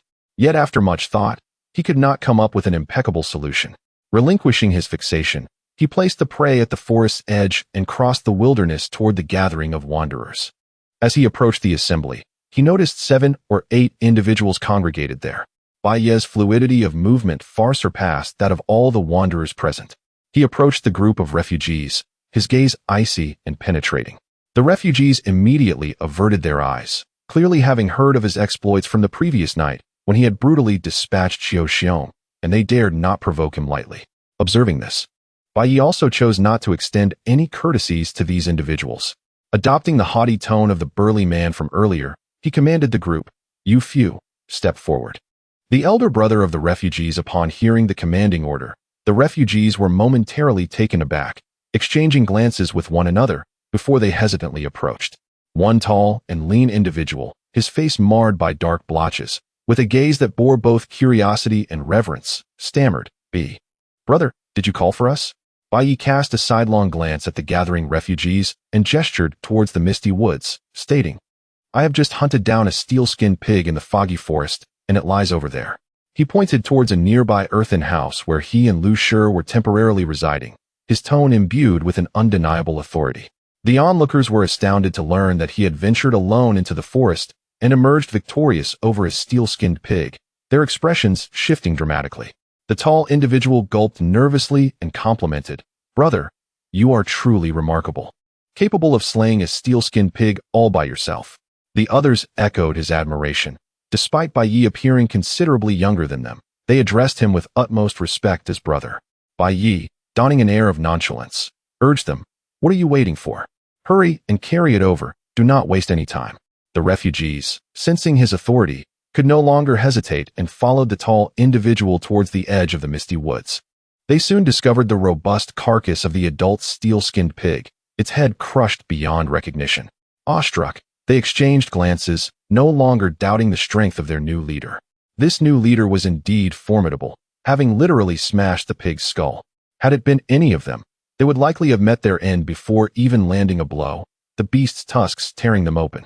The tall individual expressed his admiration and then commanded, Ailiang, Fengzi, and Yalao San. Join me. Each of you take a leg, and we shall carry this steel-skinned pig back.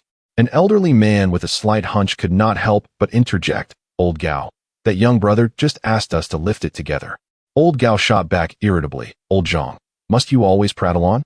This pig weighs at most 300 or 400 pounds. I could carry it alone. With 4 of us, it will be more than manageable. If 8 of us crowd around, how will we walk? Besides, you 4 are elderly and significantly weakened. Your life expectancy is no more than 2 months. There is no need to curry favor with the new leader at this time. Among this group, Old Gao clearly possessed considerable influence. Though the remaining 4 harbored dissent, they dared not contest his authority and merely watched as the 4 lifted the steel-skinned pig, its legs flailing in the air. Suddenly, Yalao San, who was holding one of the hind legs, let out a series of startled cries. He pointed with his remaining 3 fingers towards the pig's undercarriage. The others turned to see what had caused his commotion. They gasped collectively, realizing that the pig's genitals had been crushed. A chill ran down their spines. This was indeed excessive, raising questions about their new leader's penchant for cruelty. One of the younger men whispered, "Do not speak carelessly. Are you seeking death?" Old Gao admonished sharply. However, observing the damage to the pig, they unanimously concluded that it had been inflicted post-mortem. Given Bai Ye's displayed rigidity, it was inconceivable that he could have accurately struck that area during a confrontation. In that moment, their understanding of the new leader deepened. He was not only powerful, but also possessed a hint of sadism. Well then, Old Zhang, you 4 should stop dawdling and lend a hand. Old Gao abruptly changed his mind.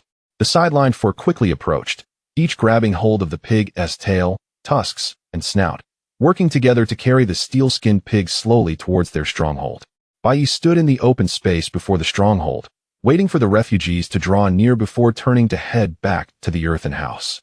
The door was ajar, indicating that Shenyang had not yet succumbed to rigidity. Bai Ye thought to himself as he entered. Liu Shi and Ling Ji were indeed seated at the wooden table, engaged in animated conversation. As Bai Ye arrived, Ling Ji's lively chatter abruptly ceased. She looked up, her face lighting up with joy upon seeing Bai Ye return, exclaiming, "Boss, you're back." Her address shifted from Jinren to boss, a change prompted by Liu Shi. Although Bai Ye was unaware of this, he paid it no mind. Liu Shi also approached. Her expression visibly relaxed. Her gaze fell upon Bai Ye, and upon confirming he bore no injuries, she exhaled softly, inquiring, was the hunt successful? Bai Ye had been away for over 2 hours. Given the previous day's gradual onset of rigidity, she would have already begun to feel her limbs stiffening by now, yet she remained agile. It seemed that their shared healing method had indeed proven effective in alleviating the rigidity issue. A thought flashed through Bai Ye's mind as he replied, "It went fairly well. I managed to hunt down a steel-skinned pig." Upon hearing this, Liu Shi instinctively felt relieved. Considering the risk was minimal and the prospect of meat was enticing, she could not help but swallow hard, murmuring, "That's good." Ling Ji, however, expressed her admiration unabashedly. "Jinren, no, boss, you are truly incredible. If we refugees encountered a fully grown steel-skinned pig, we might very well become its prey." Liu Shi gasped at this revelation, realizing the danger posed by such a creature, and felt a wave of anxiety wash over her for Bai Ye's journey in the wilderness. At that moment, the sound of dragging footsteps could be heard from outside. 8 refugees cautiously carried the carcass of the steel-skinned pig, placing it gingerly on the ground outside the earthen house. The tall individual stood at the entrance, sheepishly stating, "Brother, we've placed the catch here for you." Fear was evident in his eyes, mirrored in those of the others. In their eyes, Bai Ye was not only capable of defeating a steel-skinned pig alone, but he was also fearsome and cruel, more terrifying than a vengeful bear. They feared what might happen should they inadvertently provoke his wrath. Unaware of their trepidation, Bai Ye glanced at the massive pig carcass, contemplating that butchering it himself would likely prove more arduous than the hunt itself, and instructed, "You all, clean this steel-skinned pig thoroughly. Skinning, deboning, and separating the meat. Bring the prepared cuts over." Then, he added, "Once it's done, You'll each get a share of a hind leg. Upon hearing this, the tall and slender Lao Gao was taken aback for a moment before quickly nodding and bowing repeatedly. Yes, yes, of course. Thank you, boss. Thank you.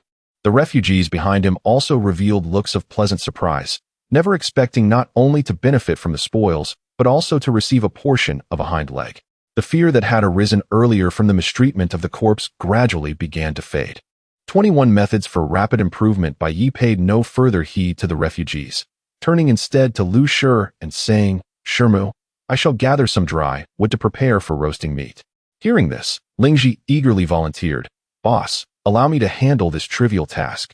You and Aunt Lu can rest inside. With that, she joyfully stepped out. Bai Ye cast a glance towards the entrance, observing the refugees busily engaged in their tasks. Some had procured sharp stone knives, while others brought wooden buckets to collect blood, and Lao Gao personally took on the task of skinning. The scales of the iron-skinned pig were remarkably resilient. When struck by the stone knife, it emitted a jarring clang, and it took considerable effort to create a difficult incision. Bai Ye shifted his gaze back to Liu Shi, lowering his voice to inquire, Shirmu, what have you learned today? His primary concern was how to enhance his own strength. Liu Shi instinctively glanced outside, her eyes betraying a sense of vigilance. Approaching the wooden table, she picked up a makeshift fire starter crafted by the refugees, gave it a gentle shake, and ignited the oil lamp. Observing this, Bai Ye promptly closed the door, isolating the modest yet warm little room from the outside world. The two seated themselves at the table. The dim, yellow light of the oil lamp cast flickering shadows upon the earthen walls, elongating their silhouettes. Liu Shi's fingertips lightly caressed the rough edge of the wooden table, as if organizing her thoughts. After a brief pause, she softly spoke. They refer to this place as Bai Wu Dong Tian. It is said to be a paradise crafted by celestial beings. To leave this place, one must first become a true person. Only true persons seem to know the way out of here. A glimmer of curiosity flickered in Bai Ye's eyes as he quickly asked, How does one become a true person? Liu Shi replied, A true person is one who resides within the domain. From what I gathered from Lingji, they are akin to the celestial beings we understand. They possess immense powers and can fly through the air. Every year, true persons traverse the domain gate to the outside, selecting qualified refugees to enter the domain. This is the only pathway to becoming a true person.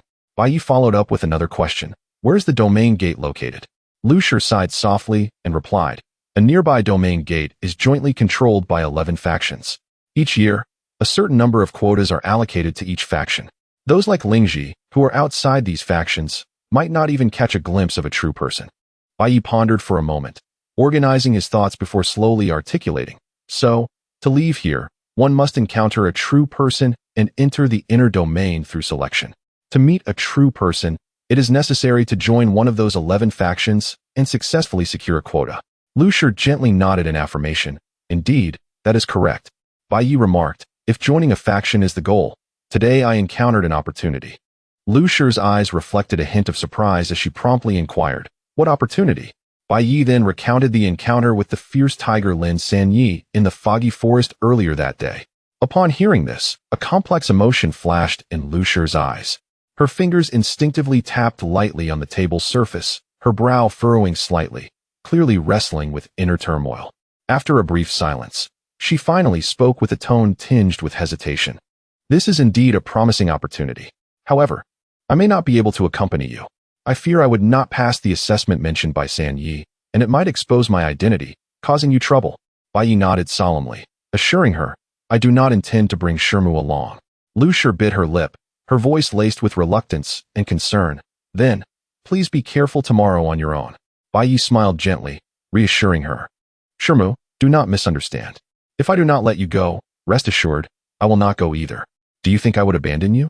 Even if I managed to enter the Tiger Land, joining would mean losing my autonomy, and it might be a long time before I could return. By then, you would be left entirely alone. Liu Shi had already anticipated these consequences.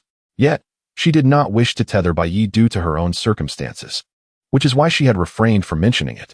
Upon hearing Bai Ye's words, her anxious heart eased slightly, though guilt still lingered in her expression. This opportunity is rare. It is all my fault for holding you back. The dim light flickered in the air like a delicate veil, softly enveloping Liu Shi. In the interplay of light and shadow, her features appeared particularly gentle, Her slightly furrowed brow revealed traces of worry and helplessness, yet inadvertently bestowed upon her an enchanting allure. Bai Ye, observing Liu Shi's demeanor, felt a surge of compassion and could not help but take her hand, speaking softly, "Shermu, please do not think that way. Even if I go to the Tiger Land, it may not be smooth sailing. Consider this.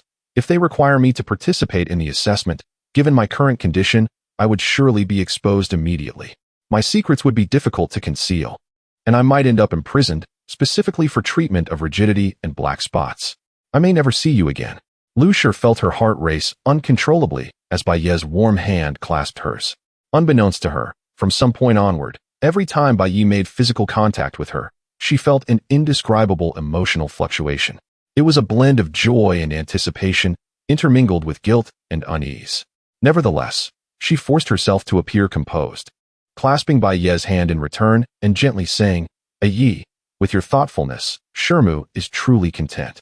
Bai Ye gazed steadily at Liu Shi, asserting, "Rest assured, Shermu, we will find a way. Did Lingji not mention that absorbing the essence from the mist could enhance our strength? As long as we improve our abilities, obtaining a quota will not be an issue." Liu Shi, as if suddenly reminded, hurriedly said, "Indeed, regarding the essence within the mist, I inquired as well. It is said that the mist in Bai Wu Dong Tian contains both true qi and malevolent qi. True qi is akin to the spiritual energy in the myriad realms. It can assist individuals in transforming their constitution, granting them formidable strength, speed, and enhancing their physical form. Conversely, malevolent qi does the opposite. It can taint one's body, leading to rigidity and corruption, when the black spots completely cover the body, leaving no trace of normal skin. The refugees will meet their demise. However, once one masters the art of controlling the malevolent energy, one can become as formidable as a celestial being. The true masters within the domain have achieved their remarkable strength precisely because they have grasped these methods. Upon hearing this, Bai Ye's eyes shone with an intensified brilliance, as if he had discovered a glimmer of hope in the darkness. Ever since he had consumed the Huashu Gua, the heat within him had remained unabated, pulsating with life, seemingly eradicating the malevolent energy he had absorbed. Previously, he had sensed a significant enhancement in his strength, enabling him to carry his Shermu on foot for an hour or two, attributing it to the fruit he had ingested. Now it appeared that the substantial absorption of true energy was the true catalyst. Thus, it stood to reason that the more mist he inhaled, the greater the true energy he would acquire, and consequently, the stronger he would become. And where in this Bai Wu Dong Tian was the mist most abundant and dense? Naturally, it was within the Wu Lin. At what time was the mist in the Wu Lin at its thickest? Undoubtedly, it was during the night.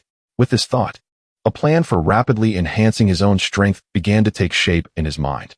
In the dimly lit room, Bai Ye raised his head, his gaze resolute as he addressed Liu Shi.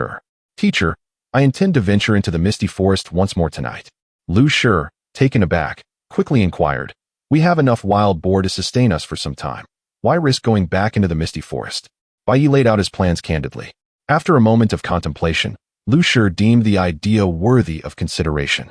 The mist within the depths of the misty forest at night was 100 times denser than that in the wilderness, in some places so thick that one could scarcely see their hand in front of them.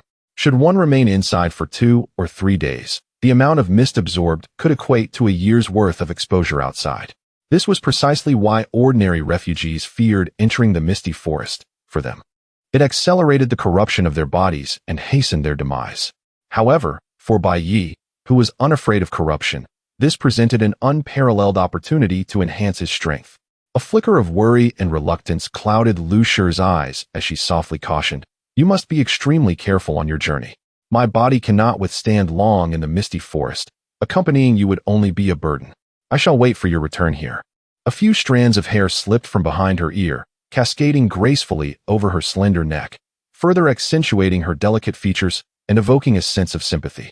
Seeing Liu Shi in such a state stirred soft ripples in Bai Ye's heart, prompting him to gently suggest, "Teacher, why not allow me to assist in your healing during this time, so that your physical agility can be sustained a bit longer?" Liu Shi's cheeks flushed crimson as she shyly lowered her head, murmuring a soft acknowledgement. Bai Ye moved to secure the door of their earthen dwelling with a wooden stick, ensuring it was shut tight before turning to the bedside where Liu Shi sat. Under the soft glow of the lamp, Liu Shi's cheeks bore a captivating blush, rendering her appearance enchanting. Taking a deep breath, Bai Ye approached and settled beside her, his voice gentle yet low. Teacher, shall we adopt the position from last night? Or perhaps the one by the riverside? Let us use the position from last night, Liu Shi replied, her gaze cast downward, unable to meet his eyes, her fair neck tinged with a delicate pink. Very well, I will extinguish the lamp now, Bai Ye responded, snuffing out the flame. Though the lamp was extinguished, it was still midday, the sunlight streaming brilliantly into the small room, allowing them to see each other clearly. You, close your eyes first, and do not peek, Liu Shi instructed softly. Bai Ye complied, shutting his eyes as the rustling of fabric reached his ears. Moments later, Liu Shi quietly announced, all set. Bai Ye opened his eyes to find Liu Shi lying gracefully, a simple skirt draped over her, concealing her modesty. He endeavored to steady his emotions, shedding his trousers and lying down, gently enveloping her in his embrace. Liu Shi trembled slightly, the warmth radiating from Bai Ye dispelling the stagnation within her body. Instinctively, she nestled closer, her cheek resting against his chest, the rhythm of his heartbeat instilling a profound sense of reassurance. Bai Ye gazed down at Liu Shi, her delicate features now so near, her long eyelashes fluttering gently, stirring feelings of deep affection within him. He restrained himself, whispering, Teacher, do not worry. I shall return by dawn tomorrow. Liu Shi responded with a soft hum, pausing momentarily before shyly suggesting, when you return tomorrow, could you take me for a bath? It has been several days, and I feel rather unclean. Bai Ye quickly reassured her, not at all. Teacher, you smell delightful. As for me, after dragging the wild boar, I am in dire need of a good wash. He hesitated before adding, however, we must be cautious. The black markings on our bodies cannot come into contact with water, or they will vanish. Liu Shi mused, what of it? We can simply redraw them. Her voice dwindled to a whisper, as if envisioning the intimate act of tracing the markings on each other's bodies. Bai Ye felt a stirring in his heart and acquiesced. After a brief silence, Liu Shi spoke again. Today's hunt for that iron-skinned boar must have been quite taxing. I initially thought it was a common wild boar. Bai Ye replied, indeed, it was no easy feat. Had I not discovered its weakness, I might not have succeeded. However, once I grow stronger, hunting such iron-skinned boars will become significantly easier. Liu Shi lifted her gaze, her eyes glimmering with hope. Bai Ye, once you are stronger, please bring me into the misty forest as well. This way, you need not run back and forth. With me by your side, I can absorb more of the vital energy and assist you in various tasks in the future. Bai Ye nodded in agreement, secretly harboring the same thought. After all, the area was fraught with unknown dangers, and only by growing stronger together could they venture further. Then, with a furrowed brow, Liu Shi expressed her concern, but you must promise me to exercise utmost caution in the misty forest. Do not take unnecessary risks. Bai Ye tightened his embrace around the gentle and graceful Liu Shi, softly assuring, I will, teacher.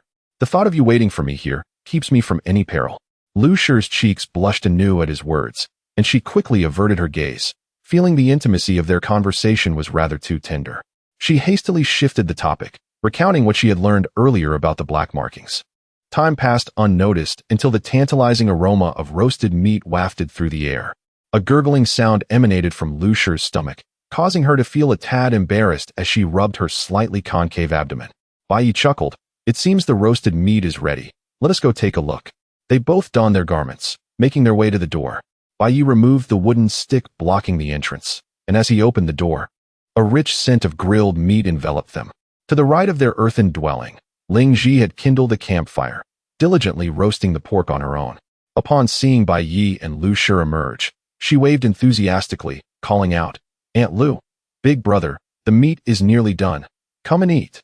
She approached them, holding a ceramic plate filled with golden, crispy roasted pork, glistening with juices and exuding an irresistible aroma. Bai Ye first scanned the surroundings. The refugees, having divided a leg of the pig, had already departed, leaving the area spotless, devoid of any trace of blood. He accepted the ceramic plate from Liu Shi, settling down beside Liu Shi near the campfire, ready to indulge in the delectable feast. Liu Shi took a bite of the roasted meat, the tender and juicy texture unfurling in her mouth, and she could not help but display a look of satisfaction. Liu Shi's culinary skills are truly remarkable. This roasted meat is exquisite. Liu Shi, unable to suppress her own saliva, beamed with delight. Aunt Liu, I am glad you enjoy it. I used to help my family with grilling meat often, I learned all of this from my mother. Bai Ye also sampled the piece. The pork's exterior was charred to a delightful crisp, while the interior remained succulent, carrying a subtle hint of smoke and an indescribable aroma of herbs. He nodded appreciatively, took another piece from the earthen plate, and, while chewing, remarked to Liu Shi, "You have done well today. I shall honor my promise and, after the meal, provide you with another treatment for your health." Liu Shi, filled with excitement, exclaimed, "Thank you, esteemed one. No, thank you, my leader. If there is anything you need me to assist with in the future, please do not hesitate to ask. Regardless of the task, I will give it my utmost effort." Bai Ye smiled faintly and replied, "Indeed, there is something." Liu Shi eagerly inquired, "What is it?" Bai Ye, with a serious expression, stated, "Tonight, I must venture into the depths of the misty forest and will not return until tomorrow morning. During my absence, I need you to remain outside the earthen house and protect my master's wife, ensuring that no one approaches." Upon hearing this, Liu Shi's eyes widened in shock. You are going into the depths of the misty forest? The fog there is so thick that even the major powers dare not tread, especially at night. Bai Ye replied calmly, "Do not worry. I am well aware of what I am doing. Just keep watch over the house and ensure no one comes near." Liu Shi nodded decisively, declaring, "Rest assured, leader, as long as I am here, even if the people from the tiger forest come, I would dare to confront them." She forcefully thrust a sharpened stone dagger into the ground, adding, "Anyone who dares approach Aunt Lu's house will first have to answer to this blade." Bai Ye nodded approvingly, saying, "Make sure to eat well later, so you have strength to keep watch." Liu Shi, already salivating at the thought of the roasted meat, had refrained from stealing a bite.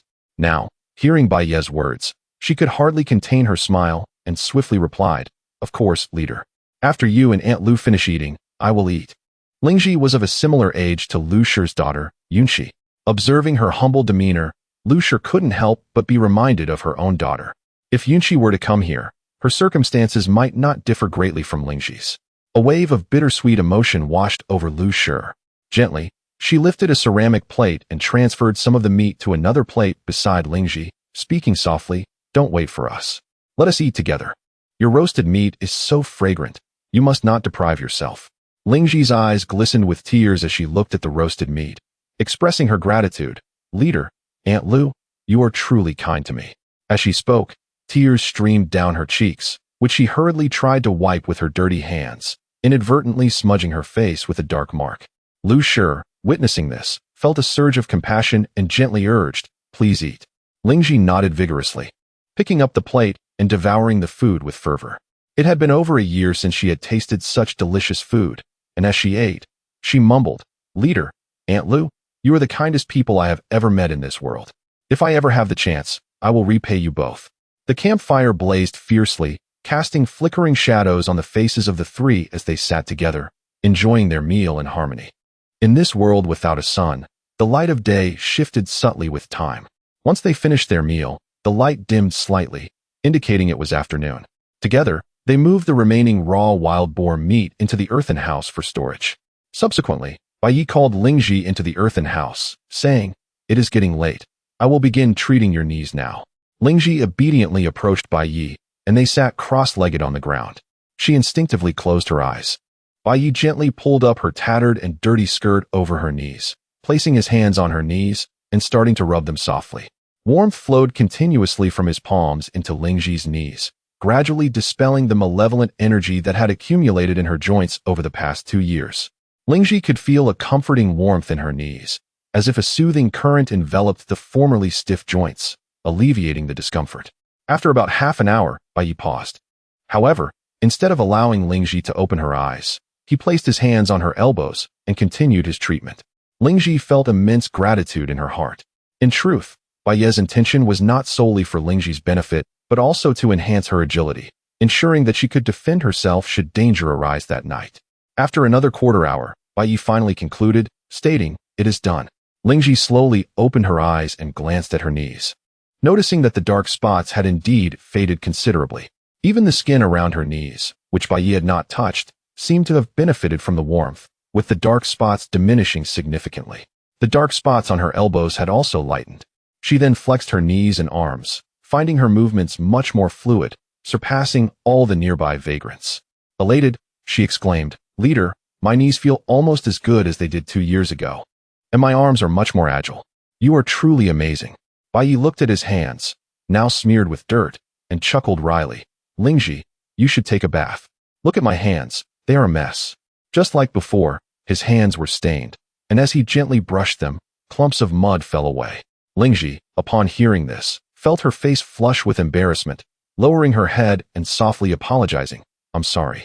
As a young woman, she too cherished cleanliness. However, the only water source was deep within the dense misty forest. Each time she ventured in, she hurriedly collected enough water for daily use and dared not linger for a bath, as that would be tantamount to courting death. Bai Ye understood her predicament and comforted her with a smile. Do not worry. As long as you guard the door well over the next few days, I will personally take you to bathe another day, ensuring that the impurities on you do not worsen. Lingji immediately raised her head, her eyes sparkling with joy, and eagerly nodded. Thank you, leader. I will guard the entrance and will not allow anyone to disturb Aunt Lu's rest. Bai Ye glanced at the sky, noting that it was nearly time. He bid farewell to Liu Shi and Lingji and ventured alone once more across the wilderness, entering the misty forest. This scene was witnessed by the vagrants gathered in front of the outpost, who were all astonished and began to murmur, is this new leader out of his mind? Entering the misty forest at this time is tantamount to inviting death. Others dismissed their concerns, arguing, what is so surprising? Perhaps he is just going in for a brief moment. The light gradually diminished, and an hour and a half later, night fell. In the wilderness, the fog thickened further. Only 3 vagrants remained in front of the outpost. The tall and lean Lao Gao gazed towards the direction of the misty forest, murmuring, could it be that the new leader has encountered some misfortune within the fog-laden woods? Why is he yet to emerge? The slightly hunched Lao Zhang remarked, it is likely that something has gone awry.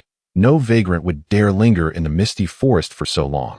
If I, an old man, were to enter the forest at this moment, I doubt I would survive the night.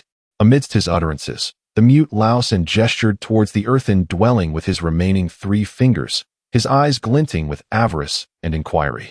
Both Lao Zhang and Lao Gao understood the implication. The earthen house harbored over 300 jin of wild boar meat, and should the new leader indeed befall a calamity or suffer severe wounds, they could take advantage of the situation. That amount of pork could sustain them for quite some time.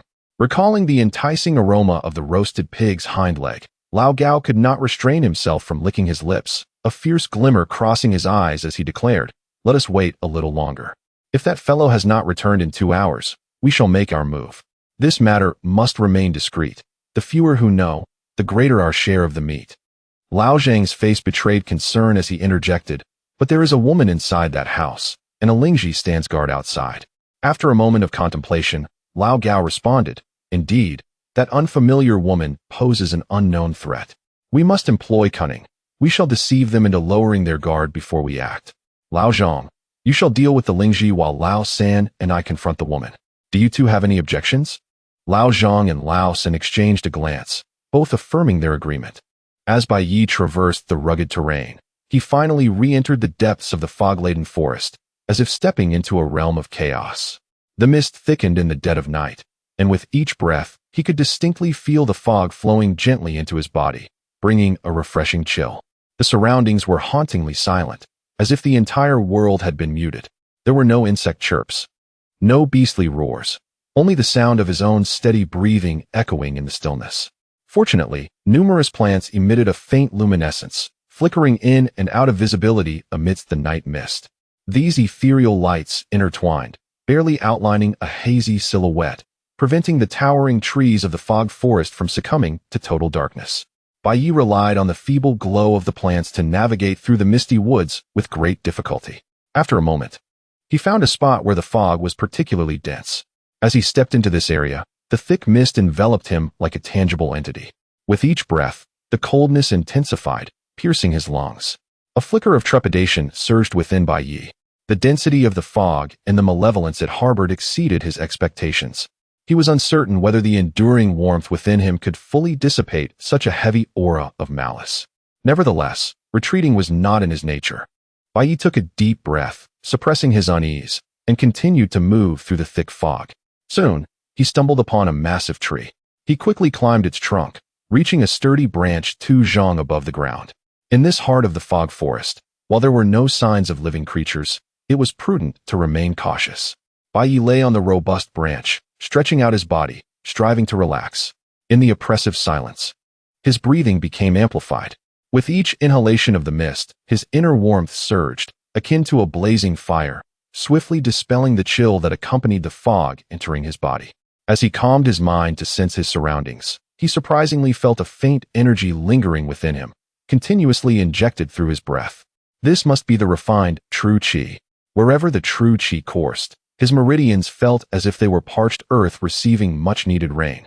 Growing more resilient and expansive, his muscles began to transform under the refinement of the true qi. Noticing no sign of diminishing warmth within him, Bai Ye's initially anxious heart gradually settled. He squinted slightly, a thought suddenly emerging. If each breath counted as a boost, could accelerating his breathing speed enhance the absorption of true qi? As this notion took root, his eyes sparkled with newfound determination. He turned to sit upright, drawing in a deep breath and then gradually increasing the frequency and depth of his breathing. At first, he struggled slightly, feeling a mild tightness in his chest, but as he continued to adjust, that discomfort dissipated. He could distinctly perceive that with the acceleration of his breath, the infusion of that faint energy into his body had indeed quickened. This realization filled him with elation. Success! Bai Ye's heart soared with excitement.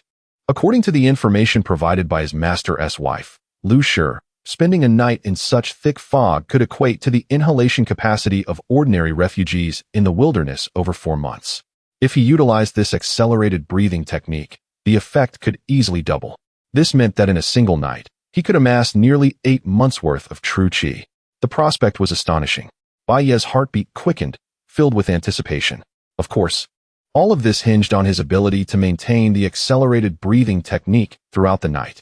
He focused his mind, concentrating on sustaining the rhythm of the technique. The mist continued to surge into his mouth and nose like a viscous liquid. The warmth within him continued to refine the malevolent aura.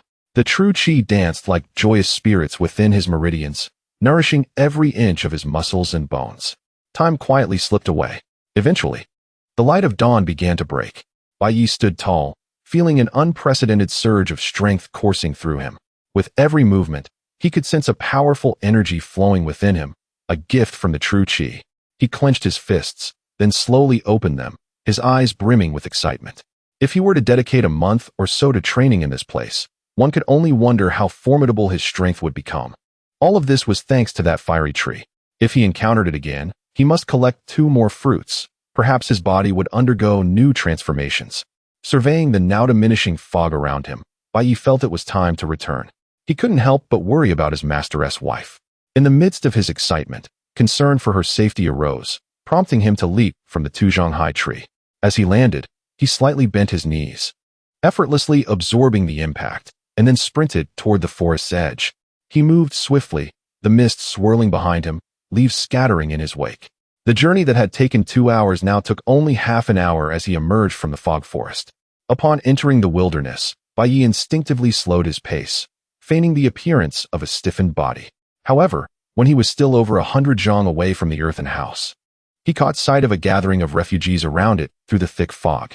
A sense of foreboding washed over him, and he abandoned his disguise, sprinting forward with all his might. Before the earthen house, Liu Shi stood guard at the open door, wielding a stone knife, bloodied and weary yet resolute. At her feet lay the bodies of 5 fallen refugees. The first she had slain was a man named Lao Zhang. Last night, Lao Zhang had conspired with fellow refugees Lao Gao and Ye Lao San, attempting to deceive her under the pretense of the leader being injured. Ignoring her warnings, Lao Zhang had pressed closer to the earthen house with ill intentions. Liu Shi held little affection for the refugees, knowing only their names. Seeing Lao Zhang approach, she decisively thrust her knife into the slow-moving old man. Lao Gao and Ye Lao San, witnessing her swift and fierce actions, hesitated. Intimidated by her speed and decisiveness, Lao Gao began to manipulate the situation with words, claiming that the new leader had met with misfortune and promising to share half of the pork within the house. Naturally, Liu Shi remained unconvinced. Because the leader had informed her that he would not return until the early hours of the following day, she was certain he would indeed return at that time. Seeing her resolute demeanor, Lao Gao resorted to enticing 6 or 7 more vagrants. Those individuals surged forward. Liu Shi adeptly maneuvered her body using the flexibility of her knees, while her elbows deftly wielded the stone dagger, dispatching 3 foes. However, she was ultimately captured, her hands and feet restrained, and she suffered a stab wound to her abdomen. Believing her end was imminent, she was taken by surprise when the door of the earthen house suddenly swung open, revealing Aunt Liu. In a moment of desperation, Liu Shi brandished 2 wooden spikes and dashed forward with the swiftness of lightning, accurately piercing the eyes of the 2 men who had captured Lingxi's arms. With cries of agony, they instinctively released their grip. Seizing the opportunity, Lingxi broke free, enduring excruciating pain in her abdomen, and with a stone blade, she ended the lives of her captors. The group, led by Lao Gao, was taken aback by Liu Yi's rapid intervention. Yet they also discerned that she appeared physically weakened. Thus, when Liu Yi suggested offering them food to allow their departure from the earthen dwelling, Lao Gao refused, perceiving it as a sign of weakness. Only those lacking confidence in overcoming their adversaries would show such fragility. Adopting a righteous facade, Lao Gao shouted, "You think a few pieces of wild boar meat can compensate for my brother's death? Not a chance." However, when he attempted to incite his companions to charge, the refugees shrank back, hesitant to advance. The standoff persisted throughout the night, with more refugees gathering nearby. Lingxi could see the greed in their eyes. She herself was nearing her limit, blood seeping from her abdominal wound, leaving her feeling cold and weak, her legs trembling. It was sheer willpower that kept her standing. "Eldest brother, please return soon. Lingxi cannot hold on much longer," she silently implored. Ultimately, fatigue overcame her, and her knees buckled, causing her to collapse to the ground. "Lingxi." Liu Yi attempted to rush forward to assist, but her body had already stiffened severely. As she took a step, she stumbled and fell heavily. This scene did not escape Lao Gao's notice. His eyes gleamed with excitement as he shouted, "Brothers, they can't hold out any longer. Rush in and grab the meat. But be careful. Do not harm that woman. She must be left alive." Upon witnessing this, 5 refugees sprang into action, crossing over Lingxi and Liu Yi as they surged into the earthen dwelling, their cheers of plunder echoing. More refugees outside, witnessing the commotion, began to stir restlessly. Meanwhile, Lao Gao approached, a sinister grin on his face as he crouched down to observe Liu Yi, who was struggling to rise. He forcefully pressed her back to the ground, sneering, "Who are you, little lady? I must see if those dark spots on your skin are real." As he reached out to tear at Liu Yi's garment, Lingxi attempted to resist, but her body was too weak to move. Liu Yi raised her hand in defense, only to be easily brushed aside. As she witnessed the filthy hands about to shred her dress, despair flooded her heart, and she cried out, "Ah, Yi, get your filthy hands off me." In that instant, a furious roar erupted from the outskirts, accompanied by the rapid sound of approaching footsteps. Lao Gao's heart seized at the sound, and his smile froze in place as he turned to look. Bai Ye's face, filled with murderous intent, came into view, his rushing figure as swift as the wind. This is impossible." Lao Gao's eyes were instantly filled with terror. However, before he could react, a hammerhead rapidly loomed before him. Bang! The hammer, imbued with tremendous force, struck Lao Gao squarely in the forehead. Blood and shattered bone erupted, and before he could even scream, his head burst like a crushed watermelon, his body collapsing straight down. This earth-shattering blow rendered the previously boisterous scene before the earthen dwelling utterly silent. The refugees who had rushed inside, hearing the commotion, peered out, only to meet Bai Ye's blazing, wrathful gaze, causing them to tremble and drop the meat they had just seized. The refugees outside, who had been poised to act, found themselves frozen, their expressions filled with fear. Since entering this misty realm, who had ever encountered such a fierce individual? Bai Ye paid no heed to the terrified refugees. His gaze fell upon Lingxi and Liu Yi, both lying on the ground. His heart felt as if gripped by an invisible hand. He carefully lifted Liu Yi, asking with a trembling voice, "Shermu, are you hurt?" Liu Yi responded slowly, "I am fine, Lingxi." Understanding her meaning, Bai Ye turned to Lingxi, who was bleeding from her abdominal wound, her face pale as paper and her breath faint. He immediately supported her. Upon seeing Bai Ye, Lingxi could not hold back her tears, her voice weak. "Eldest brother, I am useless. I failed to accomplish what you entrusted to me." "You have done well," Bai Ye replied gently yet firmly. "Rest now. I will handle the rest." He paused, casting a glance at the chaos around them, his tone turning icy. "Those who participated today will pay the price." His voice, though not loud, carried a chilling aura that sent shivers down the spines of all present. The few refugees inside exchanged glances, dropping their meat and attempting to flee, only to be locked in place by Bai Ye's unyielding gaze. Now you wish to escape? It is too late. Bai Ye seized the bloodied stone knife from the ground, flicking his wrist. Swoosh! The stone knife flew through the air, precisely embedding itself in the back of the first fleeing refugee. With a scream, he collapsed. The remaining few, terrified out of their wits, knelt and begged for mercy. Eldest brother, spare us. It was Lao Gao who made us do this. Bai Ye felt no shred of pity in his heart as he raised the hammer. Bang! Bang! Bang! After several dull thuds, the intruding refugees all met their demise. Bai Ye's cold gaze swept over the remaining refugees outside, his voice icy as he inquired, who else desires to claim meat? The refugees, now paralyzed by fear, turned and fled. Moments later, only Bai Ye and the two women remained, surrounded by corpses and bloodstains. He gently carried Lingji into the dwelling and laid her upon the bed, then turned to assist Liu Yi. Yi. Liu Yi's voice trembled slightly. She gazed at Bai Ye's taut profile, wanting to say something, but he interrupted. Shermu, please rest for now. Bai Ye took a deep breath, striving to suppress the tumult of emotions within as he approached the bedside. Lingji, tears streaming down her face, weakly uttered, eldest brother, I cannot go on. You need not worry about me.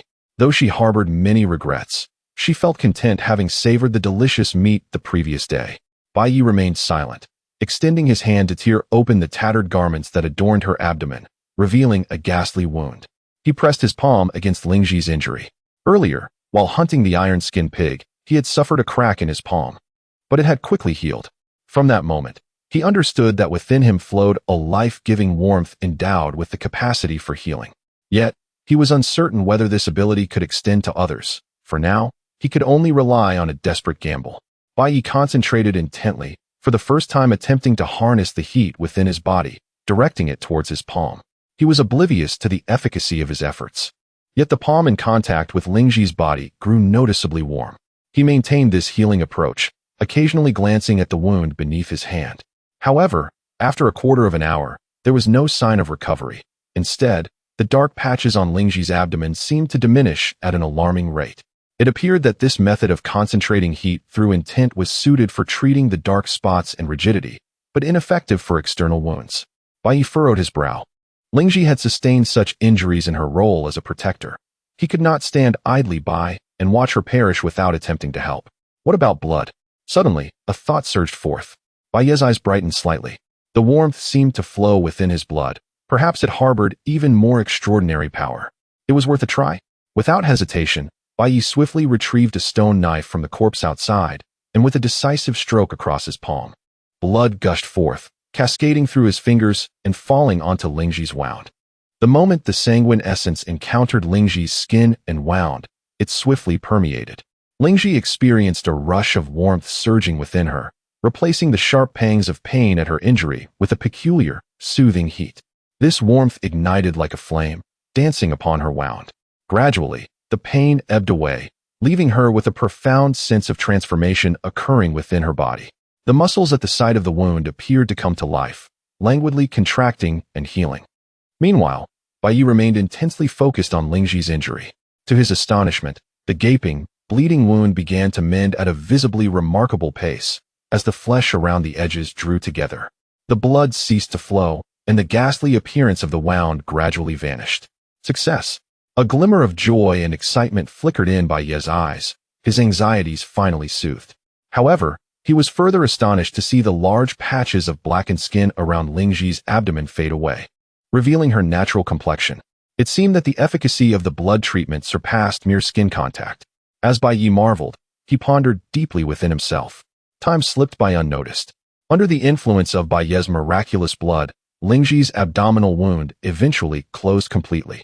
Her previously pallid visage gradually regained a hint of color, her breath becoming steady and robust, signifying her passage through the crisis. Perhaps exhausted and weary, she soon fell into a deep slumber without realizing it. Bai Ye rose and approached his mentor, Liu Shi. After a night consumed by malevolent energy, Liu Shi's body had become severely stiffened.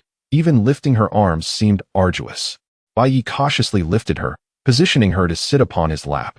Just like their previous embrace by the stream, they pressed close together, sharing warmth. Minter, I have returned late, Bai Ye said, his voice laden with guilt.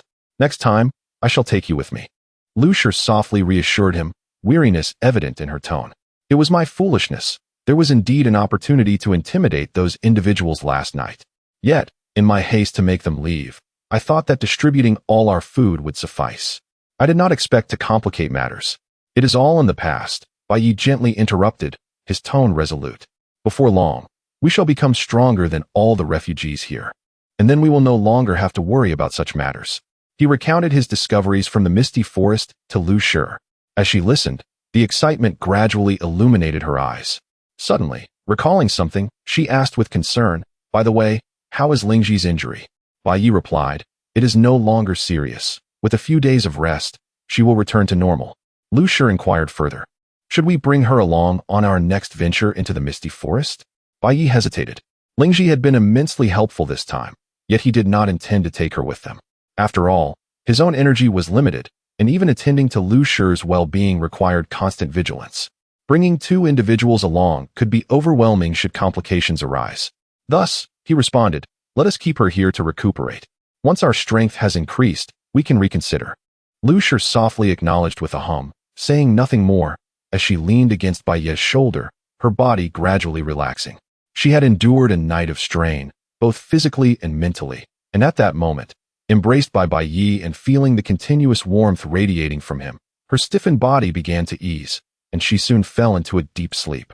Bai Ye held Liu Shi, gently caressing her back, ensuring that the warmth from his hand was evenly distributed. Noticing that she was completely asleep, he felt an urge and, almost impulsively, lifted his hand to tenderly stroke her hair. His fingers delicately wove through her strands, cautious in his movements, while he inhaled the faint fragrance lingering in her tresses. Bai Ye chastised himself for his audacity, contemplating the impropriety of such an act towards his mentor.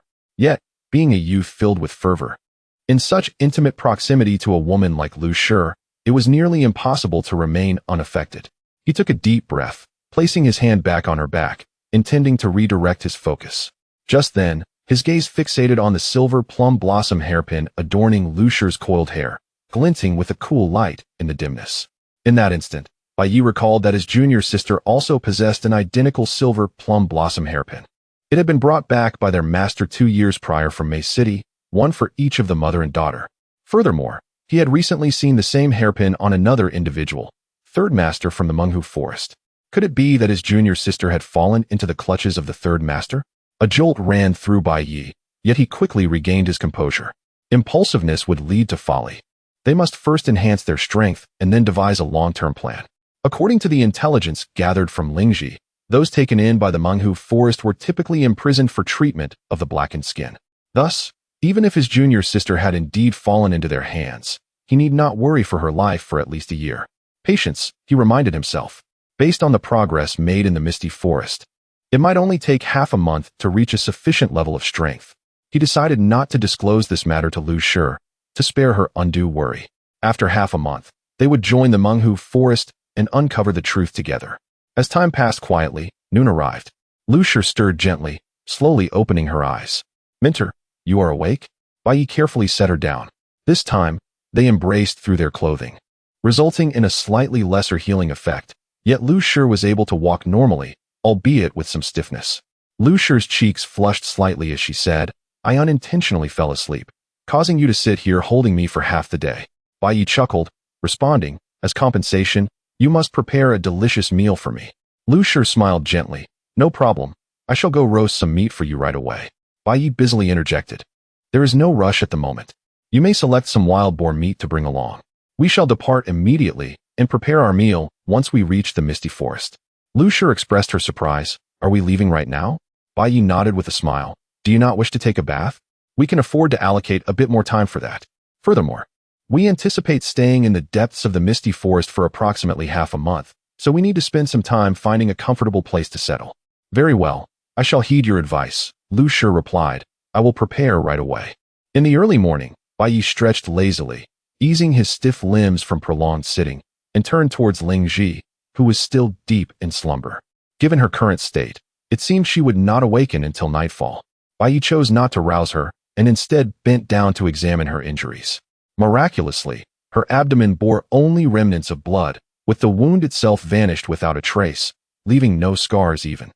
The skin surrounding the injury had returned to its normal hue, and after 2 hours, there were no signs of darkening.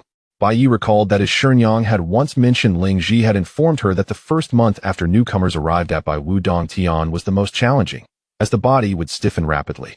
Approximately a month later, when black spots began to appear on their bodies, the rigidity would significantly alleviate. At that time, if one could procure a fresh corpse for treatment, although it could not completely eradicate the black spots, it would prolong the time before they darkened again. This explained why Liu Shi quickly succumbed to rigidity and could no longer move independently, while Liu Shi, after receiving treatment on her knee, showed no apparent signs of deterioration. Gazing at the sleeping Liu Shi, Bai Ye softly murmured, "This time, thanks to you, before I leave. I will treat you once more. This should be the final time. I will be heading to Menghu Lin with Shenyang, and I likely will not return here again. If fate allows, we shall meet again." As he spoke, he gently lifted the hem of Liu Shi's skirt to reveal her knee, using a stone knife to make a small cut in his palm. Bright red droplets of blood fell, and upon contact with her skin, they seeped in. The black spots on her knee melted away as quickly as spring snow under the blazing sun. He also let the blood drip on her ankle, elbows, and shoulders. With the removal of the stiffness from these critical joints, Liu Shi would be able to stand her ground among the nearby refugees, living a life of her own, no longer at the mercy of others. After tending to these areas, the wound on his palm had closed on its own. Observing the remaining blood, Bai Ye applied it to Liu Shi's face, which was marred by black spots, before rising to depart. He and Liu Shi took with them 23 pounds of wild boar meat and fire sticks, leaving the earthen house. They distributed several dozen pounds of meat among 7 refugees, instructing them, "You all must protect Liu Shi. No one is allowed near this house except her. If anyone approaches while I am away, I will crush their skulls upon my return." The 7 refugees, already intimidated by Bai Ye's formidable strength, nodded vigorously, their eyes filled with awe and eagerness to please. "Boss, leave it to us. You can rest assured. We will guard this house and will not let anyone near it. If anyone dares approach, they will have to deal with us." Bai Ye glanced at them before turning with Liu Shi towards the misty forest. Within the misty forest, the fog swirled around them as they made their way through. Soon, they arrived at the bank of a stream. This area belonged to the outskirts of the misty forest, where refugees would occasionally come to fetch water, and animals would also come to drink. To avoid disturbances, Bai Ye suggested they follow the stream deeper into the forest. The mist here was much denser than in the wilderness, causing Liu Shi's body to stiffen more quickly. Half an hour into the forest, her already less than agile limbs exhibited even greater rigidity. "Shenyang, let me carry you," Bai Ye said, kneeling before the panting Liu Shi. After days of close interaction, the initial awkwardness between them had dissipated, and Liu Shi naturally leaned onto Bai Ye's back. Feeling the warmth of his sturdy back, she suddenly spoke. "Ye, may I offer you a suggestion?" Bai Ye, moving swiftly, slightly turned his head. "Please, Shenyang." Liu Shi replied. "Could you refrain from addressing me so formally in the future?" Bai Ye responded with confusion. "But Shenyang, you are my elder. It is only right to use respectful terms for you, as I have always done." Liu Shi sighed gently. "That was then, and this is now. We have inadvertently found ourselves trapped in Bai Wudong Tian, and it seems we may never escape, nor see your master or younger sister again." Bai Ye listened attentively, though he struggled to understand how this related to his form of address. Liu Shi continued, "My surname is Liu, with the given name Run. You, from now on, just call me by my name. Please refrain from calling me Shenyang." Bai Ye quickly protested, "Shenyang, that is not appropriate. You are ultimately my elder, and I cannot address you by your name." Liu Run bit her lip gently, hesitated for a moment, and then retreated a step. "Then you may call me Jia. After all, I am not much older than you." Bai Ye hesitated. "You have always held a place of respect in my heart. I fear that calling you so informally may diminish that respect." Seeing his stubbornness, Liu Run sighed softly. "Ye, to be candid, the reason I do not want you to call me Shenyang is that every time I hear it, I cannot help but recall your master and Liu Shi." Her tone grew somewhat forlorn. Though Bai Ye could not see her face, he could imagine the delicate beauty of her expression, appearing quite pitiful, which softened his heart. He paused momentarily, contemplating that this was not a difficult matter. If Shenyang herself did not mind, why should he be so particular? Thus, he finally nodded. All right then, Jia. Once he uttered the word Jia, Bai Ye felt an invisible bond between them loosen, drawing them closer together. Upon hearing this address, Lu Run's lips curled into a smile, a glimmer of joy sparkling in her eyes as she softly replied, "Ah." Her voice contained a trace of barely perceptible delight. They continued deeper into the misty forest, their atmosphere growing increasingly harmonious. After walking for a while, the stream ahead gradually widened, forming a moderately sized pool. They had now entered the depths of the misty forest, where silence enveloped them, save for the gentle sound of flowing water echoing through the fog. "Ayi, let us stay here. It feels very safe," Liu Shi said softly. Bai Ye nodded, carefully setting Liu Shi down. "Jia, you wash first. I will guard the shore. If anything happens, just call for me." With that, he turned his back, alertly watching for any movement in the surroundings. Lu Run looked at his silhouette, smiled, and then walked to the edge of the pool. Gazing into the clear waters, she took a deep breath and slowly began to shed her garments. As her skin made contact with the cool waters of the pond, she could not help but let out a soft gasp, her weary body seemingly finding solace in that very moment. She gently wiped her body, striving to cleanse herself of the grime and impurities accumulated over the past days. Bai Ye stood nearby, his ears ever attuned to the sounds around the water's edge. Occasionally, he would turn his head to discreetly check on Lu Run's safety. Mist enveloped the surroundings, as if the entire world had fallen into a serene silence, broken only by the gentle murmurs of the flowing water and the occasional subtle sounds emitted by the Liu family. After a while, Lu Run suddenly called out to the shore, "Ayi, could you help me scrub my back?" 28 Ayi, you are truly meticulous.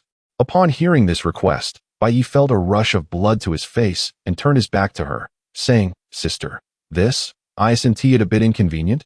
Lu Run, with a hint of helplessness in her voice, replied, "My limbs are somewhat stiff, and I truly cannot reach my own back. I am unsure if those black spots painted on are still there.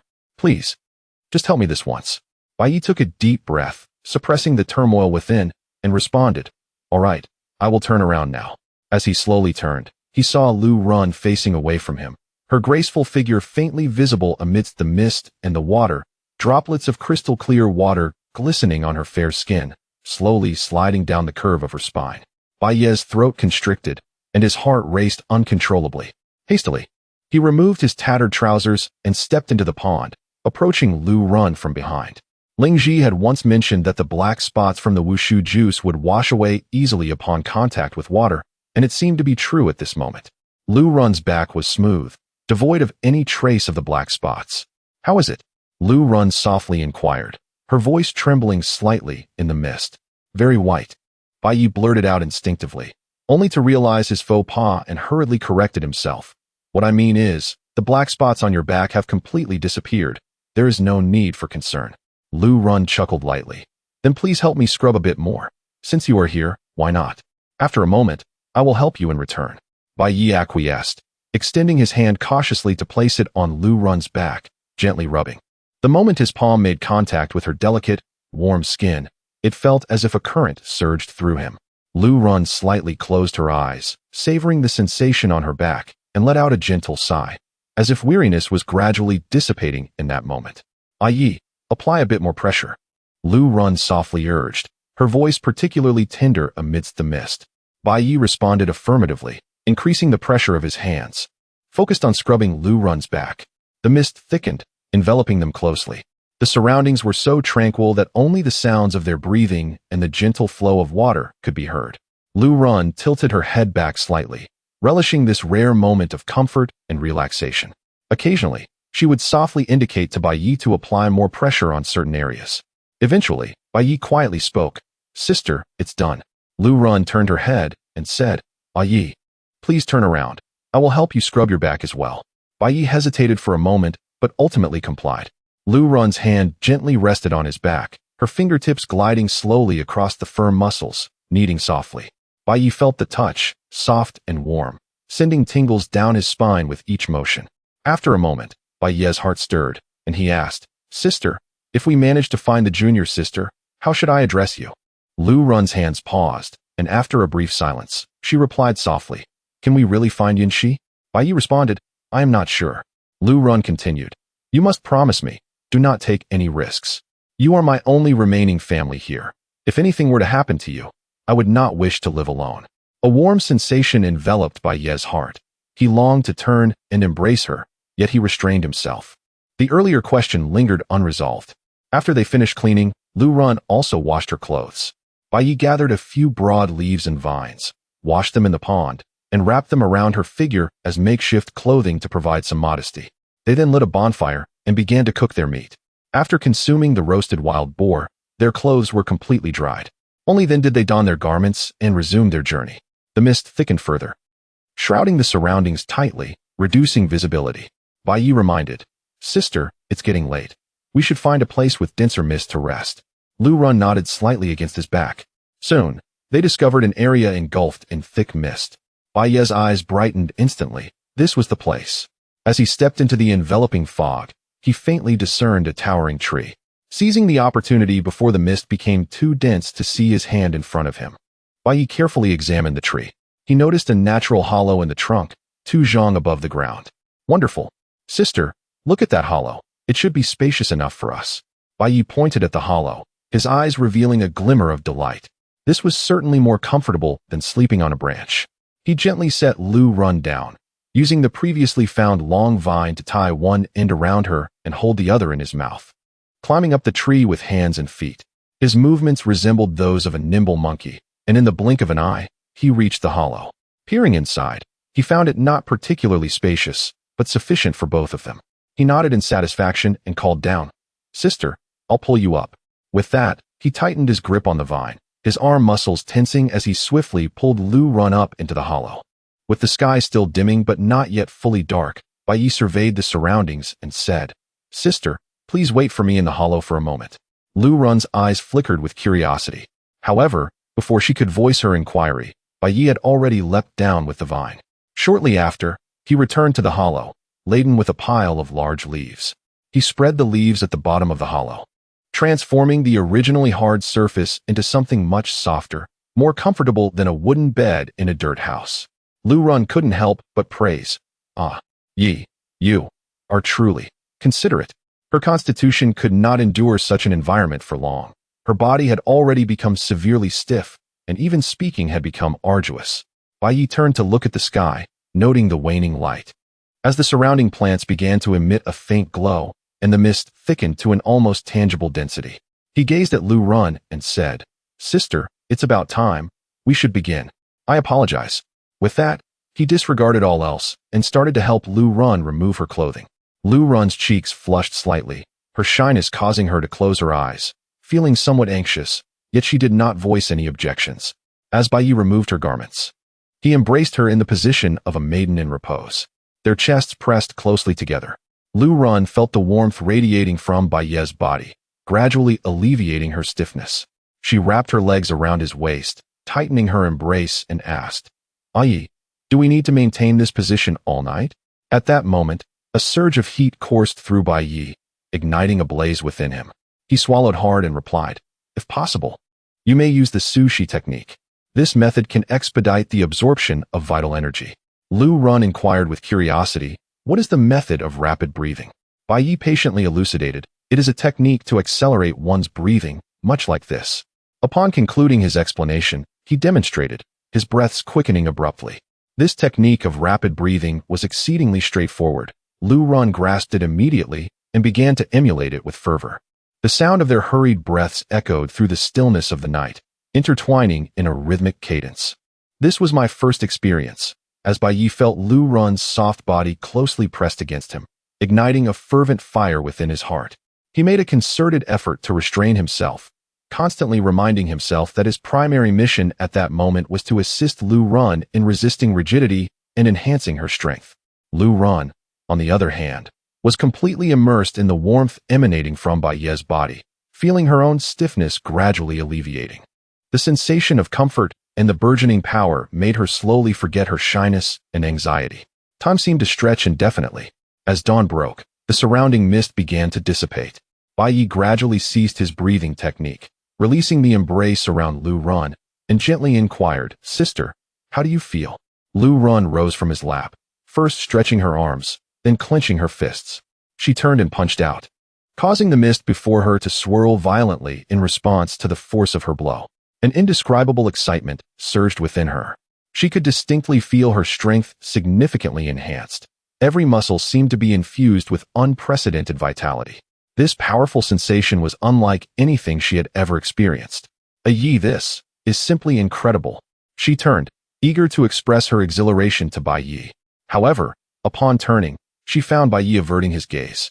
Filled with confusion, Lu Run followed his line of sight, but saw nothing unusual. Thus, she questioned, what's wrong? What are you looking at? Bai Ye could no longer suppress his urge to remind her. Sister, perhaps you should put on some clothes first?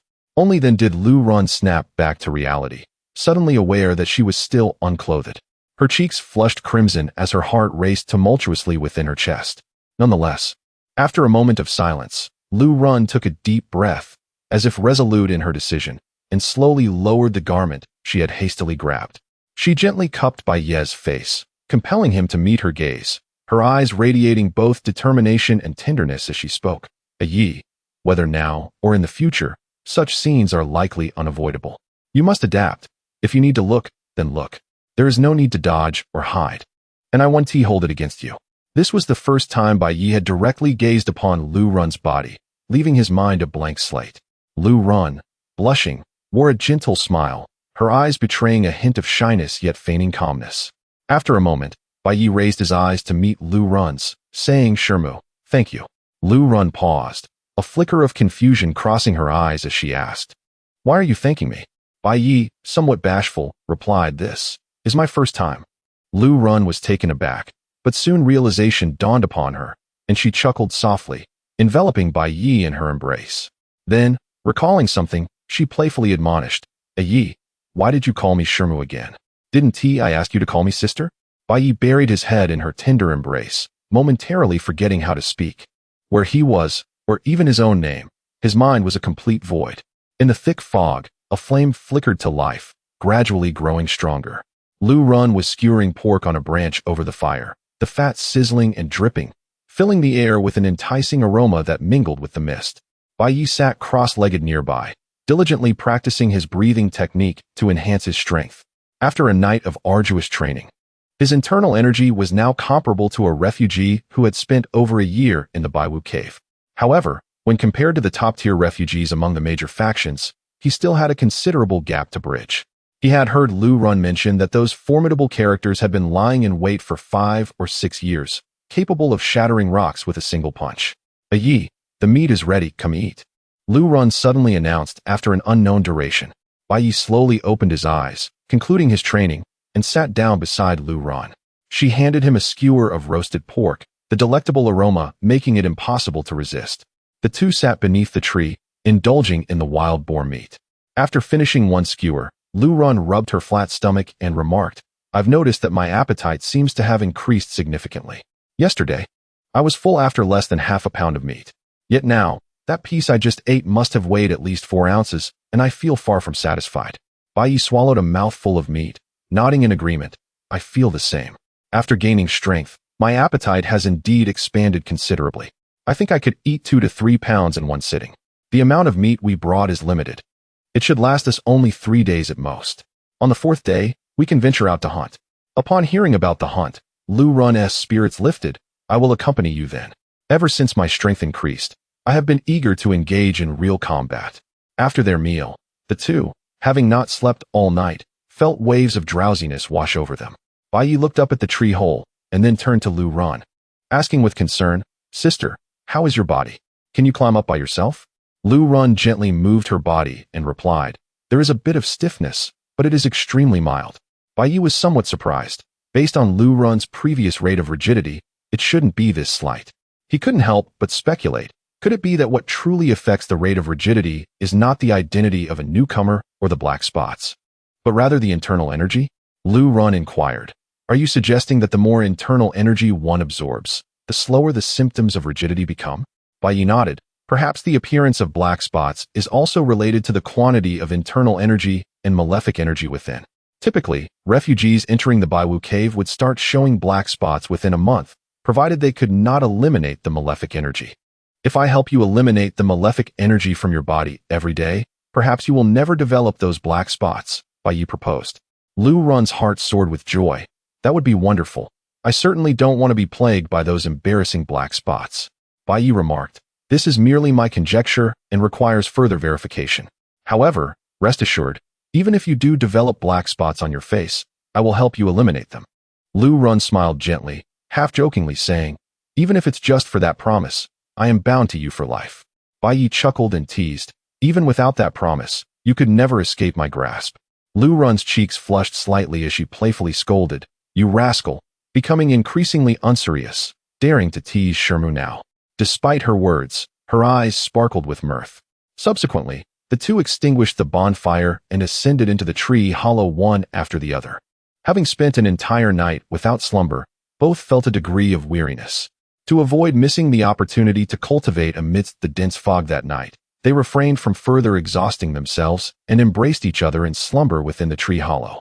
Thus, they rested during the day and absorbed vital energy during the night, never straying from this mist-laden realm, remaining there for 3 days and nights.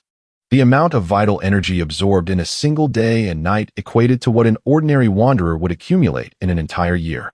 Consequently, 3 days equated to 3 years. Before long, the dawn of the 4th day arrived. The provisions they had brought were entirely consumed the previous day. Bai Ye leaped down from the tree hollow, stretching his body and saying, Sister, today we shall hunt at the periphery of the fog forest. Lu Run swiftly donned her attire, responding, coming, before following suit and leaping down. Thereafter, the two raced side by side toward the outskirts of the fog forest, their figures swift as lightning. As they gradually approached the outskirts, the mist thinned somewhat, and the surrounding scenery became increasingly discernible. Before long, they arrived at a relatively open area where the vegetation flourished wildly, reaching above their knees. Occasionally, faint rustlings emanated from the depths of the grass, hinting at some creature lying in wait. Bai Ye narrowed his eyes slightly, gripping a short-handled iron hammer as he carefully surveyed the environment. Lu Run's eyes sparkled with excitement and anticipation as she tightly clutched a stone knife. This was her first hunt since honing her skills, and her innate competitive spirit had been ignited. At that moment, a rustling sound emerged from the thicket ahead, delicate and hurried. Bai Ye and Lu Run exchanged a glance, and without the need for words, they intuitively flanked the source of the noise. A wild rabbit suddenly appeared before them. Its ears perked up like vigilant radars. The instant it sensed danger, it sprang into action, attempting to flee. However, to the eyes of the two, its speed seemed almost laughably slow, as if playing in slow motion. Bai Ye recognized it as merely a rabbit and refrained from attacking, deeming it inconsequential, a mere morsel that would not satiate their hunger. But Lu Run felt a surge of eagerness. Light-footed as a swallow, she pounced. Just as the rabbit leaped, trying to dive into another patch of grass, she swiftly adjusted her stance, extending her arm to deftly grasp the rabbit's ear in midair, effortlessly securing her catch. Holding the struggling rabbit, Lu Run couldn't help but chuckle, teasing, this little bunny in the Bai Wu cave is truly foolish. It runs slower than a turtle in the Wanling world. Bai Ye stepped closer, observing the quivering creature in her grasp, and laughed in agreement, saying, it is not that the rabbit is slow. It is your movements that are exceedingly swift. Lu Run glanced down at the rabbit, whose round, terrified eyes reflected sheer panic, its tiny body trembling like a leaf in the wind. A sudden softness welled up in her heart. She gently stroked the rabbit's head and murmured, little one, you may go now, but do take care in the future. With that, she released her hold. The rabbit hit the ground and immediately bounded away into the grass, disappearing in the blink of an eye. The two continued their journey. After approximately the time it takes to burn a stick of incense, a low, resonant roar of a beast suddenly echoed from afar. The growl reverberated through the mist, infused with a sense of boundless rage. Bai Ye and Lu Run exchanged a knowing glance and promptly dashed towards the sound. Their figures darted through the forest with remarkable speed, akin to 2 arrows released from a bow. The distant roars continued unabated, sometimes rising in pitch, sometimes sinking into a deep growl, resembling a fierce clash between 2 beasts. As Bai Ye sprinted, he strained to discern the sounds, solemnly stating, it appears to be 2 wild animals engaged in combat. Lu Run's eyes gleamed with increased fervor. Perfect. We may very well reap the benefits of their conflict. After running for a quarter of an hour, they finally drew near to the source of the commotion. Not far ahead, they beheld 2 massive beasts. Bai Ye's expression shifted as he immediately recognized that the formidable creatures were both Heizong, or black-furred bears. Rather than battling each other, they were jointly attacking a lone wanderer. The wanderer was clad in an unknown brown animal hide, with a small crescent-shaped black mark on his face, an indicator that he was not an ordinary wild wanderer. He wielded a moon-white dagger shaped like a beast's fang, executing fierce and precise strikes, clearly an adept in close combat. By the time Bai Ye and Lu Run arrived, the wanderer had just succeeded in slaying one of the black-furred bears. However, at that moment, as he dispatched the first bear, the second seized the opportunity, opening its massive jaws to viciously bite down on his shoulder. Remarkably, the brown animal hide he wore, made of an unknown material, proved incredibly resilient. Even as the bear's enormous jaws clamped down, it failed to pierce the hide and draw blood. This man was evidently skilled in melee combat. Despite the excruciating pain, he did not panic. Instead, he retaliated with a thrust of his dagger aimed at the bear's neck, driving the blade deep until the hilt was buried. The bear, feeling the pain, did not relinquish its grip but bit down even harder. With a sickening crunch, the tremendous force shattered the wanderer's shoulder bone beneath the resilient hide. He let out a piercing scream of anguish. Lu Run felt a pang of concern, whispering, "Bai Ye, should we intervene?" At that moment, the two stood close by, watching intently. Bai Ye slowly shook his head, his gaze fixed on the unfolding situation. "It is best not to intervene. Let us observe the outcome." He had resolved that if the black-furred bear were to kill the wanderer, they would hunt the bear. Conversely, if the wanderer managed to slay the bear, he would likely be unable to carry away both carcasses. They might then take advantage of the situation to retrieve the bear's body and return it to the depths of the misty forest. At that moment, the wanderer noticed their presence and called out urgently, "Over there, friends. Come quickly to assist me. I am the heir Yi of Menghu Lin. Should you help me through this peril today, I shall reward you handsomely afterward." Heir Yi? Bai Ye's mind stirred with intrigue. It seemed that Menghu Lin had several leaders. Having encountered one female, Sen Yi, previously, he now faced this Heir Yi. Lu Run, hearing the name, felt a flicker of interest and leaned closer to Bai Ye, whispering, "He is from Menghu Lin. Bai Ye, if we assist him, joining Menghu Lin would be a natural progression." Bai Ye, however, firmly cautioned, "Sister, do not let your imagination run wild. He still appears capable of fighting. His call for our aid may not be a genuine plea for help." Lu Run looked incredulous. "What? Even in this state, he would still attempt to deceive us?" Bai Ye's tone grew serious.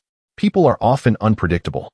Do you not recall the time our master escorted a caravan to Meicheng and rescued an injured man near Yannanfeng? That man turned out to be a remnant of the mountain bandits executed by the local authorities. After escaping danger with our master's help, he not only showed no gratitude, but also attempted to steal the caravan's silver. Had our master not discovered this in time, we would have faced dire consequences." Lu Run nodded silently, conceding, "Very well, I shall heed your wisdom." As they conversed, the Heir Yi of Menghu Lin could wait no longer.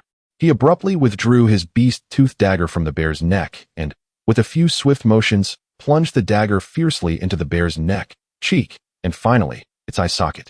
The beast-toothed dagger, forged from the fangs of an unknown ferocious creature, boasted an unparalleled sharpness. The resilient fur of the Heizong appeared as fragile as paper in its presence. With a heart-rending roar, the Heizong emitted a chilling cry, its massive form convulsing violently before it succumbed, crashing to the ground and stirring a cloud of dust. As its anguished wail echoed, the shoulders of Heir Yi from Menghu Lin were suddenly freed, his movements no longer hindered. Yet, his wrath unabated, he plunged the dagger into the bear's carcass a dozen more times until his strength was utterly spent, collapsing onto the ground, then reclining back, gasping for breath, his chest heaving like a bellows. Lu Run, observing in astonishment, remarked that she had not anticipated he could indeed turn the tables on the formidable black bear, wondering what material the dagger was made from to possess such sharpness. As she spoke, she glanced at the stone knife in her hand, noting the stark contrast. Bai Ye, after a moment of observation, noticed that Heir Yi lay on the ground, slow to rise, and suggested, "Sister, let us approach and take a closer look. However, do be cautious and conceal our intentions. Do not move too swiftly." 31 defeating Second Master Bai Ye and Lu Run disguised themselves as ordinary refugees, making their way toward the direction of Second Master of Menghu Lin. The Second Master, lying on the ground, had been watching them closely out of the corner of his eye. As they drew nearer, his uninjured hand subtly tightened around the beast-toothed dagger before deliberately relaxing, feigning exhaustion and weakness, as if he could no longer even hold a weapon. Bai Ye and Lu Run continued to approach, finally stopping about 10 feet away from Second Master. Lying on the ground, Second Master's face was twisted in agony. Seeing the two draw near, he gasped weakly, his voice so faint it seemed on the verge of fading entirely. "Friends, my shoulder, the bone is shattered. Other parts of my body are also severely injured. I truly cannot move." As he spoke, he deliberately furrowed his brow and sucked in a sharp breath, as if each word drained the last of his strength. Seeing his pitiful state, Lu Run couldn't help but glance at Bai Ye, her eyes filled with hesitation. Bai Ye remained silent, his gaze fixed on the pale, moon-white beast-toothed dagger lying beside Second Master, his expression growing somber. "This, brother," Second Master looked toward Bai Ye and said, "I know. You might need some incentive to help." He paused, taking several labored breaths, as if mustering great resolve, then continued, "This dagger of mine was crafted from the fang of a fierce beast, exceptionally sharp. It can slice through ordinary beast-hide armor with a single stroke. If you agree to escort me back to Menghu Lin, this dagger is yours immediately. Moreover, once we reach Menghu Lin, I will offer further generous rewards. What do you say?" Bai Ye, however, spoke calmly and evenly. "Menghu Lin. Is it far from here?" A flicker of calculation passed through Second Master's eyes, barely noticeable, as he replied with a bitter smile, "Not far. Just through this forest, then another half-hour's walk. Are you two from elsewhere? Have you not heard of Menghu Lin? Among the nearby factions, Menghu Lin ranks within the top 5. If you wish to join later, it would only take a word from me." "Oh." Bai Ye raised an eyebrow, pressing further, "What benefits come with joining Menghu Lin?" "There are many benefits." Second Master struggled to lift his hand as if to gesture, but let it drop again in pain. "There's stable lodging, and the base has thinner mist, so you don't have to worry day and night about erosion by the killing aura. There's also a monthly ration of food. If your strength is sufficient, you can even earn a spot to enter the inner domain. Who knows, you might even become one of the Zhenren in the future." He spoke with increasing urgency, yet his voice remained deliberately weak. "So, what do you say? Just lend a hand. And all of this could be yours." Bai Ye appeared persuaded. He gave Lu Run a look, signaling her to stay put, then slowly stepped forward with measured steps, smiling as he said, "Second Master is quite generous. In that case, we'll help. But first, I'd like to take a look at that dagger." Second Master replied weakly, "Of course." With that, he feebly picked up the fallen dagger and extended it toward Bai Ye, who leaned in to take it. Yet, just as Bai Ye's hand was about to grasp the dagger, a cold glint flashed in Second Master's eyes. His wrist abruptly twisted, and the pale, moon-white dagger shot forth with a chilling gust of wind, aimed directly at Bai Ye's abdomen. This sudden ambush was executed with impeccable timing. An ordinary refugee would have had no chance to react. But in Bai Ye's eyes, Second Master's attack seemed to unfold in slow motion, as if stretched over several frames. Having remained vigilant all along, Bai Ye merely shifted his body slightly, effortlessly evading the strike. In the same motion, he grabbed the short-handled iron hammer from his lower back and swung it forcefully. Thud! The hammer struck Second Master's knife-wielding arm with precision. A dull thud echoed as Second Master's arm was knocked aside. Bai Ye had intended to break the arm and seize the dagger first. Yet, to his surprise, despite putting 70 to 80% of his strength into the blow, enough to shatter an ordinary refugee's arm, Second Master of Menghu Lin only cried out in pain. His arm remained in its gripping posture, trembling uncontrollably. The beast hide covering his arm seemed capable of mitigating even blunt force attacks. Simultaneously, witnessing Bai Ye's swift and fierce counterattack, Second Master was equally stunned. He had only ever seen such speed among the Zhenren.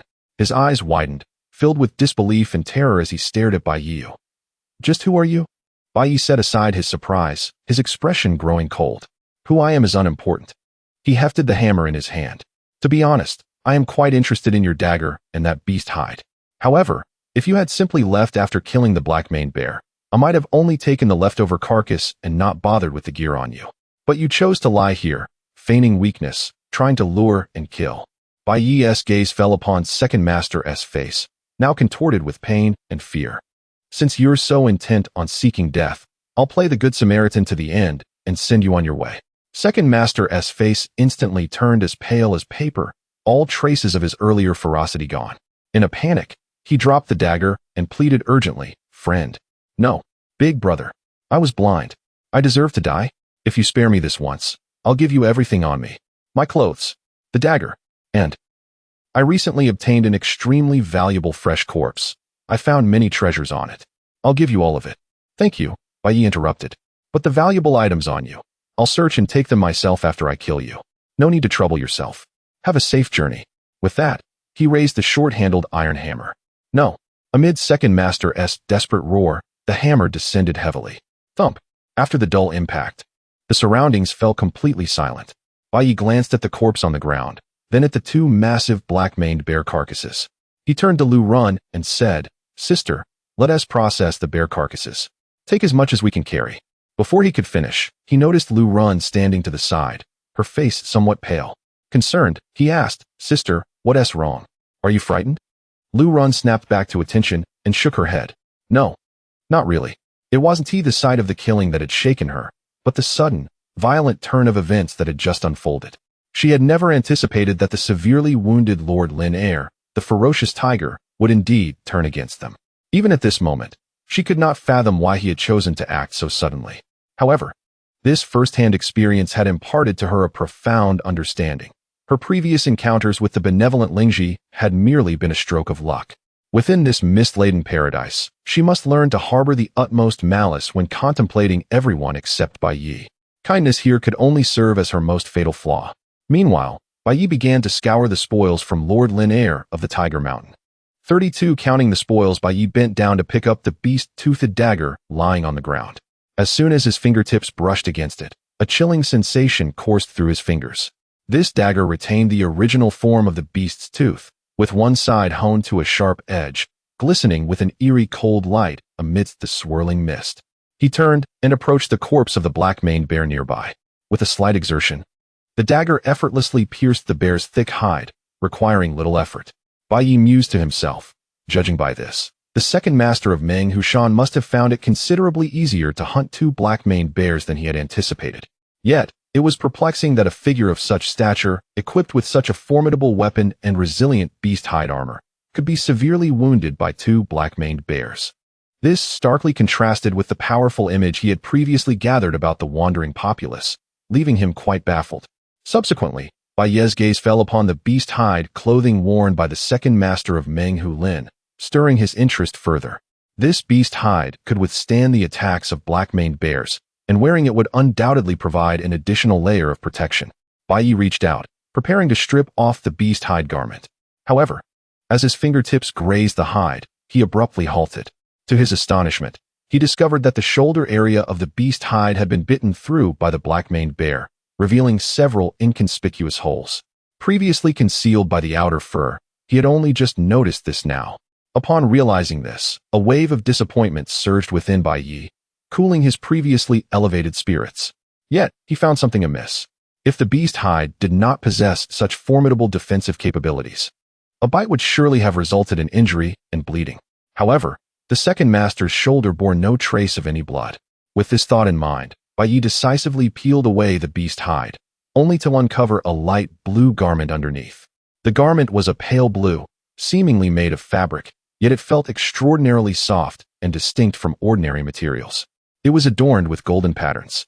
Bai Ye's pupils dilated in realization, and he hastily beckoned Lu Run over, his voice tinged with undeniable urgency. "Sister, come quickly and see if I am mistaken. This garment, have you seen it somewhere before?" Lu Run approached upon hearing his call. Bai Ye handed her the light blue garment. Lu Run examined it closely, her eyes filled with uncertainty as she hesitantly spoke. This seems to be a celestial robe." Bai Ye nodded emphatically. In their town, every year, cultivators would come to test their spiritual aptitude, and most had encountered immortals. Bai Ye had been fortunate to meet them twice. He still vividly remembered that those immortals were such garments. The robe's unique design resembled a Taoist robe, hence it was referred to as a celestial robe. Celestial robes varied in color, yet the only constant was the presence of golden threads. The material of these threads remained a mystery, intricately outlining complex patterns on the robe. Upon inspecting the shoulder area of this celestial robe, he found no damage whatsoever. This further confirmed that it had indeed withstood the attack of the black-maned bear. It was astonishing that this individual possessed such a celestial artifact. Bai Ye wondered where it had come from. Lu Run pondered. Perhaps an immortal inadvertently wandered into this place and became enfeebled, allowing this person to take advantage. Sister, you should wear this celestial robe, Bai Ye suggested. Worn beneath. It could provide additional layers of defense in future attacks. However, Lu Run resolutely shook her head, returning the celestial robe to Bai Ye, insisting, "No, I cannot wear this. It is clearly a male garment. Moreover, you are in need of clothing, and you cannot keep running around bare-chested. You should keep this celestial robe. My internal heat has self-healing capabilities, making it more beneficial for you." Bai Ye attempted to persuade her further, but Lu Run remained steadfast in her refusal. Reluctantly, Bai Ye donned the celestial robe himself, which fit him perfectly. He then handed the beast-toothed dagger to Lu Run, stating, "Sister, take this dagger. You need not use that stone knife anymore." Lu Run gazed at the moon-white beast-toothed dagger, but shook her head. "This dagger is quite sharp. It is better suited for you." Bai Ye grasped her hand, pressing the dagger into her palm with conviction. "No more arguments. It is settled. I cannot keep all the good things for myself." Lu Run could not help but smile. "All right, then I shall accept it, as a gift from you." She gently caressed the dagger, evidently pleased with this handy weapon. Bai Ye continued to rummage through the spoils while Lu Run approached the corpse of the black-maned bear. It struck Bai Ye as peculiar. Why were there so few items? He had initially assumed the second master of Meng, Hu Lin, would conceal numerous treasures. After all, he had claimed to have found a rare new corpse and acquired many valuables. Yet, after stripping the man of his garments, he found nothing of worth, which left Bai Ye somewhat disheartened. However, upon examining the abdomen of the second master of Meng Hu Lin, Bai Ye discovered an extremely conspicuous and bizarre wound. The wound appeared charred, as though struck by lightning or burned by fire, leaving the flesh mangled and severely damaged. Upon seeing this wound, Bai Ye instantly understood that the man had sustained this grave injury before confronting the two black-maned bears. It was no wonder that the second strongest fighter of Meng Hu Lin had nearly perished at the jaws of the bears. Who could have dealt such a blow to him? Before Bai Ye could ponder this question further, Lu Run suddenly interjected. "Ye, this black-maned bear is too large to carry. We can only take a few thick cuts from the hind legs. If you are finished over there, please come and lend a hand." Bai Ye acknowledged her request and, leaving behind the stripped corpse, turned to assist Lu Run. Yet, as he took 2 steps, he abruptly halted, as if recalling something. His brow furrowed slightly as he turned back to examine the second master of Meng Hu Lin's left hand. On the middle finger of his right hand, he wore an unremarkable silver ring. The ring appeared ordinary, and he had dismissed it as a mere ornament during his previous search.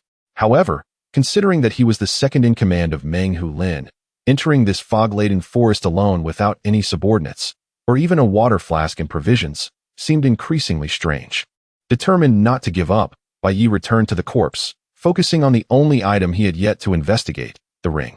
He carefully removed it from the corpse's finger and scrutinized it closely. The silver ring gleamed with a mirror-like smoothness on its outer band, devoid of any engravings or patterns, while the inner band bore intricate and exquisite designs. Yet, aside from these details, it possessed no remarkable qualities, merely a humble ring. It could serve neither as a weapon nor as defensive gear. Had I been overly concerned? Bai Ye muttered a few words to himself before casually slipping the ring onto his left index finger. In the next moment, he was rendered speechless, incredulous as he exclaimed, "Could it be? This is actually a storage ring?" The mischievous little rascal, Bai Ye, stared wide-eyed at the ring on his left index finger, disbelief etched across his face. The moment he adorned the ring, a surge of mysterious power flooded his consciousness, and he seemed to glimpse the internal space of the ring. It was a cubic expanse, approximately 2 zhang in length, width, and height, brimming with an assortment of peculiar items. Realizing that this was a storage ring used by an immortal, Bai Ye's heart raced with excitement, his fingertips trembling with anticipation. This ring alone promised immense convenience for their future survival, not to mention the potential treasures hidden within. His quest for discovery had only just commenced.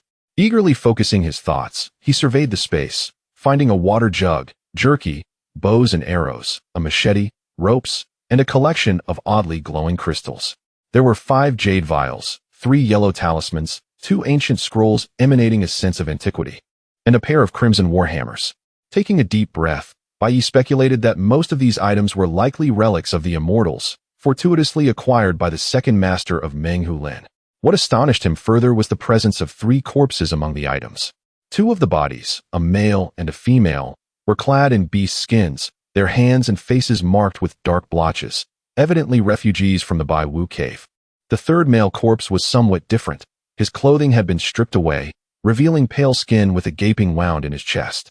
Upon seeing this corpse, Bai Ye immediately deduced it belonged to a cultivator. In that moment, a hypothesis began to form in his mind. This second master of Meng Hulin had entered the misty forest early that day with 2 subordinates, perhaps seeking new corpses to treat the black spots on their skin. Unexpectedly, they encountered a cultivator who had wandered into the Bai Wu cave. This cultivator, likely also affected by the mist, had become immobilized. The second master, seizing the opportunity, looted the cultivator's treasures but hesitated to carry the immortal out of the misty forest, fearing that should the immortal's condition improve, he might unleash formidable power, threatening the master's life. Thus, he struck first and killed the immortal. During this process, it was conceivable that this immortal had employed some special technique, inflicting grave injuries upon the second master. Fearing the exposure of his acquisition of immortal treasures, or the possibility that his 2 subordinates might seize the opportunity to claim them for themselves, he decided to eliminate them as well. However, on his way back, he encountered 2 black-maned bears. Severely wounded, he could not escape easily and chose to retaliate against the bears. Unbeknownst to him, Bai Ye and Liu Run had arrived, drawn by the sounds of the beasts. At that time, the second master had indeed contemplated luring them in to kill them, but in retrospect, he likely remained on the scene after dispatching the bears due to his severe injuries. Additionally, his concern that they might covet the treasures may have compelled him to take a desperate gamble. Of course, this was merely Bai Ye's conjecture. With the second master of Meng Hulin deceased, the truth remained unsubstantiated, and Bai Ye was indifferent to it. For him, this was undoubtedly a tremendous windfall. He directed his thoughts towards the 3 lifeless bodies, and with a subtle mental command, they were instantly moved to the empty space before him. Liu Run happened to glance over, her eyes widening in astonishment at the sudden appearance of 3 corpses. She approached quickly, bewilderment in her voice. Ye. How did 2 more corpses appear? Liu Run was Bai Ye's only relative in this place, and he had nothing to conceal from her. With a smile, he wiggled the ring on his finger, cryptically stating, "Sister, I just found this." Her curiosity piqued. Liu Run shifted her gaze from the corpses to the ring, a hint of confusion crossing her face, as if to say, "Isn't that just a ring?" Bai Ye removed the ring from his finger and handed it to her, saying, "Try wearing it." Liu Run, filled with intrigue, followed his suggestion and slipped the ring onto her own index finger. The moment her fingertip touched the inner pattern of the ring, she was instantly mesmerized, her eyes widening in shock as she stammered, This is actually a storage ring used by an immortal? My goodness, how lucky are we today? There are so many valuable items inside." Bai Ye nodded. "There are 2 scrolls inside. Perhaps they contain the cultivation techniques of the immortals. Once we return, we can take this time to thoroughly contemplate them." Liu Run eagerly nodded, her anticipation for the immortal techniques palpable. She then removed the ring from her finger and returned it to Bai Ye, saying, "This ring is too large. You should wear it." Bai Ye did not refuse, placing the storage ring back onto his left index finger. With the storage ring, transporting the corpses of the black-maned bears became a trivial task. Bai Ye touched the bodies of the 2 bears in succession, and with a flicker of thought, he stored them within the ring. "What shall we do with these 4 human corpses?" Liu Run inquired. Bai Ye replied, "We shall leave them here for a sky burial." Liu Run observed the beast skins on the bodies and suggested, "Their clothing is still usable. Why not strip it off and take it with us?" After considering her words, Bai Ye realized that if they were to integrate with the local factions, it would be advantageous to wear beast skins, which seemed customary for the locals. Thus, they proceeded to strip the clothing from the corpses and stored it in the ring. On their way back, Liu Run glanced at the sky and remarked, "Ye, it is still early. Why don't we wash the clothing by the water and handle the corpses while storing some fresh water? If we have time, then." A flush crept onto her cheeks as she gazed directly at Bai Ye and softly suggested, "We can also wash ourselves." Bai Ye, upon hearing this, could not help but recall the delightful moments from their last encounter. His heart stirring slightly. Half jokingly, he asked, "So, sister, do you still need me to scrub your back this time?" Liu Run blushed, chuckling lightly, and teasingly replied, Can I request you to help me scrub my entire body? Bai Ye blurted out. That would be my honor. Lu Run playfully scoffed, her eyes sparkling. You cheeky little rascal. I fear that when the time comes, you might not dare to do it. Bai Ye gazed upon her delicate visage. As exquisite as a lotus flower, his heart racing inexplicably. Summoning an unexpected courage, his voice emerged with a hint of huskiness as he uttered, Sure men. No. Jia. Today I am prepared to undertake anything you desire. Lu Run's eyes glistened with a veil of moisture, softly confirming with a trace of trepidation, anything at all. Bai Ye nodded emphatically, as if he had made an earth-shattering resolution, anything. Lu Run, captivated by the fervent gaze, felt a tremor in her heart, and, for reasons unknown, suddenly hesitated. She hurriedly turned away, her voice tinged with a hint of fluster. Well, then, Sherman must carefully consider what she wishes you to assist with. In the realm of 34, where the art of warfare intertwines with the practice of Tana, the moment Lu Run audaciously referred to herself as Shenyang, Bai Ye felt a surge of reverence he had nurtured over the past 3 years awaken within him. The intimate experiences of the preceding days felt like a dream, and the subtle shift in her address nearly made him forget that this woman was his Shenyang. At that moment, he found himself harboring thoughts that transcended the bounds of propriety. A wave of guilt washed over him, compelling Bai Ye to lower his gaze. Lu Run discreetly glanced at him, noticing his silence, and bowed head. She gently pressed her right hand against her chest, her fingertips trembling slightly, and could not help but ask softly, Are you upset? Bai Ye quickly replied, No, Shenyang. It was my joke that went too far. Upon hearing this, Lu Run felt a sudden sting in her heart, akin to a pinprick, and hurriedly clarified, I didn't mean it that way. Please don't misunderstand. I understand. Bai Ye's voice was calm and unwavering, yet it deepened Lu Run's sense of loss. She opened her mouth, yearning to express her desire for more time, to convey her willingness to be his woman. However, such words remained unspoken. Lu Run clenched the fabric over her chest, her knuckles turning pale, yet she could not quell the ache in her heart. She suddenly regretted her earlier hesitance. If she had been a bit braver, would everything have unfolded naturally? The two returned to the secluded pond deep within the fog-laden forest, where they washed their clothes and disposed of the carcass. The corpse of the black-maned bear was challenging to manage, and with their lack of experience, by the time they finished, twilight had already begun to descend. Shall we take a bath together? Lu Run's voice was as light as a feather, laced with an almost imperceptible hint of inquiry. Bai Ye, however, remained oblivious to the underlying meaning, glancing at the darkening sky and suggesting, perhaps tomorrow, night is approaching. Lu Run could only acquiesce with a soft After several hours of labor, despite feeling the increase of true energy within her, Lu Run sensed the symptoms of rigidity creeping in, indicating that they indeed needed to return sooner. They hastily made their way back to the tree hollow, shedding their garments as usual and embracing each other to employ the technique of sushi. That night, Lu Run's thoughts were consumed by Bai Ye, while he forced himself to divert his attention from romantic matters, focusing instead on the 2 scrolls and the pair of purple gold warhammers he had stored away, contemplating how best to study them the following day. As dawn broke and the dense fog began to dissipate, they descended from the tree hollow one after the other. Lu Run kindled a fire to roast meat, the crackling flames casting a warm glow on her profile. Bai Ye, with a flicker of intention, retrieved the pair of purple gold warhammers. Thud! The moment the hammers materialized in his palm, they fell heavily to the ground, producing a sound akin to thunder and causing the earth to tremble. Lu Run, startled by the noise, looked up and inquired, Bai Ye, what happened? Bai Ye stared at the warhammers on the ground, bewildered, and remarked, These purple gold warhammers are absurdly heavy. I couldn't hold on to them just now. He bent down to grasp the hammer's handle and pulled upwards with all his might, his face turning crimson.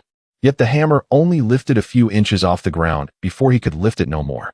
Reluctantly, he released his grip, and the hammer crashed back down, stirring up a cloud of dust. Although his strength had greatly surpassed what it once was, capable of lifting the 1,000-pound black-maned bear with one hand, he found himself utterly powerless against these hammers, which were no larger than pumpkins. Lu Run approached, her curiosity piqued. Is it very heavy? She reached out to try lifting it herself, exerting all her strength, yet the hammer remained steadfast, refusing to budge. No wonder the second master of the fierce tiger forest doesn't use these purple gold warhammers. He probably can't lift them either, Bai Ye remarked in exasperation. Just how much strength does a celestial being possess to wield such a heavy hammer? Lu Run suggested. Could it be that these warhammers belong to a celestial being and are bound by some kind of restriction? Bai Ye's eyes brightened at her implication. Did she mean that the hammers had chosen their master, thus rendering them unliftable by others? Lu Run did not correct his address further, focusing intently on their current predicament. She nodded earnestly. It is said that the weapons of celestial beings are like this. Bai Ye mused, then logically. Since the celestial being is dead, these hammers should be unclaimed. If I manage to establish a bond with them, could I lift them? Lu Run's brow furrowed slightly, but we don't know how to make them recognize their master. Bai Ye suddenly recalled the 2 scrolls within his storage ring. With a flicker of thought, he retrieved them. The inscriptions on the scrolls were written in the universal script of the Wanling world. When Bai Ye first traversed to the Wanling world and discovered that its inhabitants used Chinese characters, he was genuinely astonished, but he had since grown accustomed to it. He meticulously examined the scrolls, searching for a method to make the purple gold warhammers recognize him as their master. However, he found that one scroll detailed the Tana technique, explaining how to absorb spiritual energy and convert it into one's own power, accompanied by several conventional pathways for energy circulation. The other scroll documented a set of techniques for the Hongtian Shui, each move exuding a fierce and domineering aura. Neither scroll contained instructions on how to establish dominion over celestial artifacts. Seeing Bai Ye at a loss, Lu Run suddenly reminded him, "Ah Ye, do you think it might be like the legends say, requiring blood to establish a bond?" Bai Ye's eyes lit up with realization. That's a possibility. Lu Run handed him a beast-tooth dagger. And without hesitation, Bai Ye accepted it, slicing his palm to draw blood. He pressed his hand against the purple gold warhammer, yet the hammer showed no signs of absorbing his blood. Bai Ye attempted once more to lift the warhammer, but it remained as heavy as before. Reluctantly, he returned the hammer to his storage ring, planning to try again when his strength had increased. Next, he took out the crystal stones, talismans, and ceramic vials containing elixirs from his storage ring, examining them closely. However, lacking the methods of a celestial being, he dared not experiment recklessly. After satisfying his curiosity, he returned the items to the storage ring, leaving only the Hongtian Shui to continue perusing. Although the purple gold warhammers were beyond his reach, he still had this short-handled iron hammer. Bai Ye weighed the iron hammer in his hand, his eyes gleaming with anticipation. If he could master the Hongtian Shui, his combat prowess would undoubtedly increase. Yet, shortly after beginning his study, he realized a significant issue. All the techniques recorded within the hammer forms required the use of spiritual energy, whereas he possessed only true energy, devoid of spiritual power. Upon recalling how that immortal inadvertently wandered into this realm and subsequently suffered severe rigidity, ultimately falling prey to the ferocious Hu Lin Er Yi, it becomes evident that the true qi within the Baiwu Dantian differs fundamentally from the spiritual energy of the external world. Bai Ye found himself in a quandary. Having arduously acquired 2 scrolls of celestial techniques, could he truly allow them to go to waste? At that moment, he suddenly remembered the detailed descriptions of the human body's acupoints and meridians found within the scroll of Tunin Shu he had previously perused, as well as the methods for manipulating spiritual power. Although true qi and spiritual energy are indeed 2 distinct forms of energy, since both can be absorbed by the human body and transformed into personal energy, it is conceivable that the methods of operation might also be applicable. With this thought in mind, Bai Ye retrieved the Tunin Shu scroll once more. This scroll represents the most fundamental introductory techniques for cultivators, with language that is clear and accessible. He cradled the scroll and began to study it meticulously, word by word. The scroll meticulously delineates over 360 acupoints throughout the human body. From the Bai Wei acupoint at the crown of the head to the Yongquan acupoint at the soles of the feet, each meridian's trajectory and branches are illustrated in detail, resembling a vividly alive map of the human meridian system. Merely recognizing and memorizing these acupoints consumed Bai Ye a full 3 days. In the past 3 days, Bai Ye continued to embrace Shenyang at night, practicing the breathing technique of Sushi Shu. During the day, he rested for merely 2 hours, dedicating the remaining time to the study of scrolls, becoming almost oblivious to his surroundings. One morning, after finishing breakfast, Bai Ye immediately climbed into the tree hollow, settling into a meditative position, adjusting his breath according to the scroll's instructions, attempting to enter a state of absorbing and expelling energy. Lu Run observed him, lost in his own world, her lips slightly parted as if to speak, but ultimately refrained. The rate of her body's rigidity had slowed significantly, resembling an old vagabond who had lingered in the misty realm for years, no longer requiring Bai Ye's frequent treatments. She chose not to disturb Bai Ye's exploration of the breathing technique, retreating to a corner of the hollow to alter a piece of leather clothing. Initially, Bai Ye struggled with the breathing technique. The true energy within him surged like a wild horse, and whenever he attempted to guide it along the meridian paths, the energy would uncontrollably dart about. Something is amiss. Bai Ye furrowed his brow, fixating on the 4 characters inscribed on the scroll, Isho Dan Tian, and quietly reflected, I am too impatient. I must first allow the true energy to settle. Taking a deep breath, he closed his eyes, discarded distracting thoughts, and focused on sensing the true energy within him. After a moment, the previously turbulent energy gradually calmed, coalescing like a tranquil pond at the Dantian. At this juncture, he endeavored to guide a thread of weak true energy towards the nearest Chi-Hai acupoint. The moment the true energy touched the acupoint, it seemed to encounter an invisible barrier, halting its progress. Following the method outlined in the breathing technique, Bai Ye used his intent to repeatedly assail the barrier. Once, twice, thrice. After countless attempts, a faint hum resonated as the thread of true energy finally breached the obstruction, surging into the Chi-Hai acupoint, and then, following the meridians, slowly flowed towards the Guan Yuan acupoint. The journey was fraught with challenges. The meridians occasionally narrowed to mere fissures, while at other times, they branched chaotically, risking deviation at the slightest misstep. On one occasion, he mismanaged his force, causing the true energy to collide violently with a bifurcated meridian, sending beads of cold sweat to his forehead, nearly causing a disruption. Steady now. Bai Ye gritted his teeth, recalibrating his focus, cautiously guiding the true energy as if handling reins. He referenced the meridian diagram on the scroll, visualizing a clear path in his mind, allowing the true energy to ascend along the Ren meridian, passing through the Tanzhong Tian 2 acupoint, with each stop feeling a delicate warmth spreading, as if the acupoints were ignited. Time passed unmeasured, and when the final thread of true energy flowed back to the Dantian along the Du meridian, Bai Ye abruptly opened his eyes, a glimmer of light flashing within them. He could distinctly perceive that the true energy in his body was no longer a chaotic stream, but had transformed into a gentle brook, flowing smoothly through the meridians according to his will. Success! Bai Ye felt a surge of joy within, attempting to guide the true energy to circulate around the Tai Yin Lung meridian. Although the pace was slow, it was remarkably smooth, devoid of the previous stagnation. He then endeavored to have the true energy operate simultaneously in 2 meridians, initially feeling somewhat flustered, but gradually achieving proficiency with repeated practice. Though true energy and spiritual energy are fundamentally different, the body's acupoints and meridians resemble predetermined waterways. Regardless of the type of energy, mastering the steering method allows for smooth navigation along the river. For Bai Ye, the breathing technique imparted the knowledge of how to steer, controlling the burgeoning true energy within him. However, it took him a full 5 days to finally master it. Subsequently, he handed the breathing technique over to Lu Run for her perusal, while he commenced his attempts to further comprehend the hammer technique. The Hong Tian Shui consists of 3 forms. Each form has a distinct path for the flow of spiritual energy, with significant disparities in power. It is akin to how an ordinary human employs varying techniques when throwing a punch. As the technique evolves, the force of the punch can vary immensely. The first form of the Hong Tian Shui involves the flow of spiritual energy through 36 acupoints, requiring rapid connection within a single breath, thereby doubling the attack power.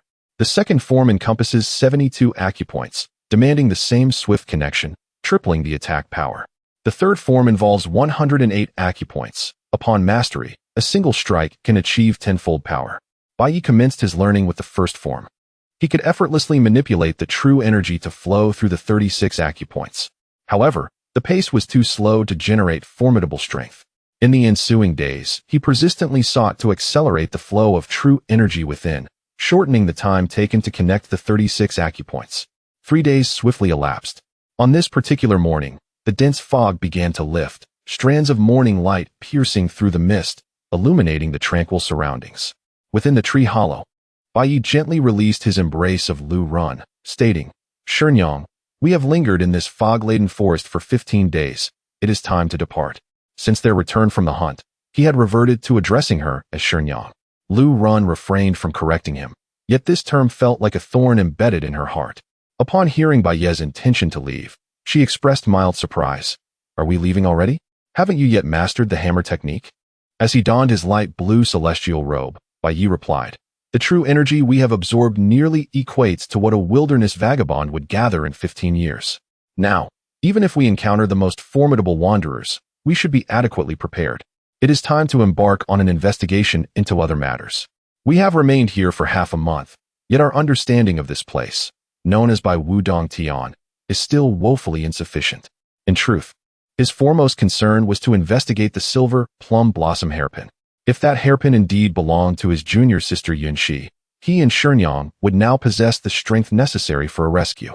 Therefore, even if it were solely to uncover the whereabouts of junior sister Liu Shi, it was time to depart. As for the Hong Tian Shui, there would be ample time to ponder it later. Lu Run nodded gently, choosing not to elaborate further, and turned to retrieve a black-brown leather garment nearby. This leather attire had been tailored based on her previous one, adjusted to fit her figure. As she donned the leather clothing, it conformed to her body's curves, perfectly accentuating her exquisite silhouette. The neckline was slightly open, revealing her delicate collarbone and a small patch of fair, smooth skin. As she lifted her gaze, she became acutely aware that Bai Ye was observing her collar. Lu Run's cheeks flushed slightly. She feigned ignorance and instinctively straightened her posture, accentuating the curves before her. Bai Ye, oblivious to her subtle gesture, donned his beast skin attire and suggested, Shermu, when we reach the outskirts of the misty forest, apply some tree sap from the wu tree to your neck. This time, I intend to head directly to the fierce tiger forest. Our understanding of that area is rather limited, so it would be prudent to disguise ourselves somewhat. At this revelation, Lu Run understood that Bai Ye's intentions were not driven by lust for her form. She nodded gently, a fleeting glimmer of disappointment in her eyes, and replied, that would be wise to avoid arousing suspicion.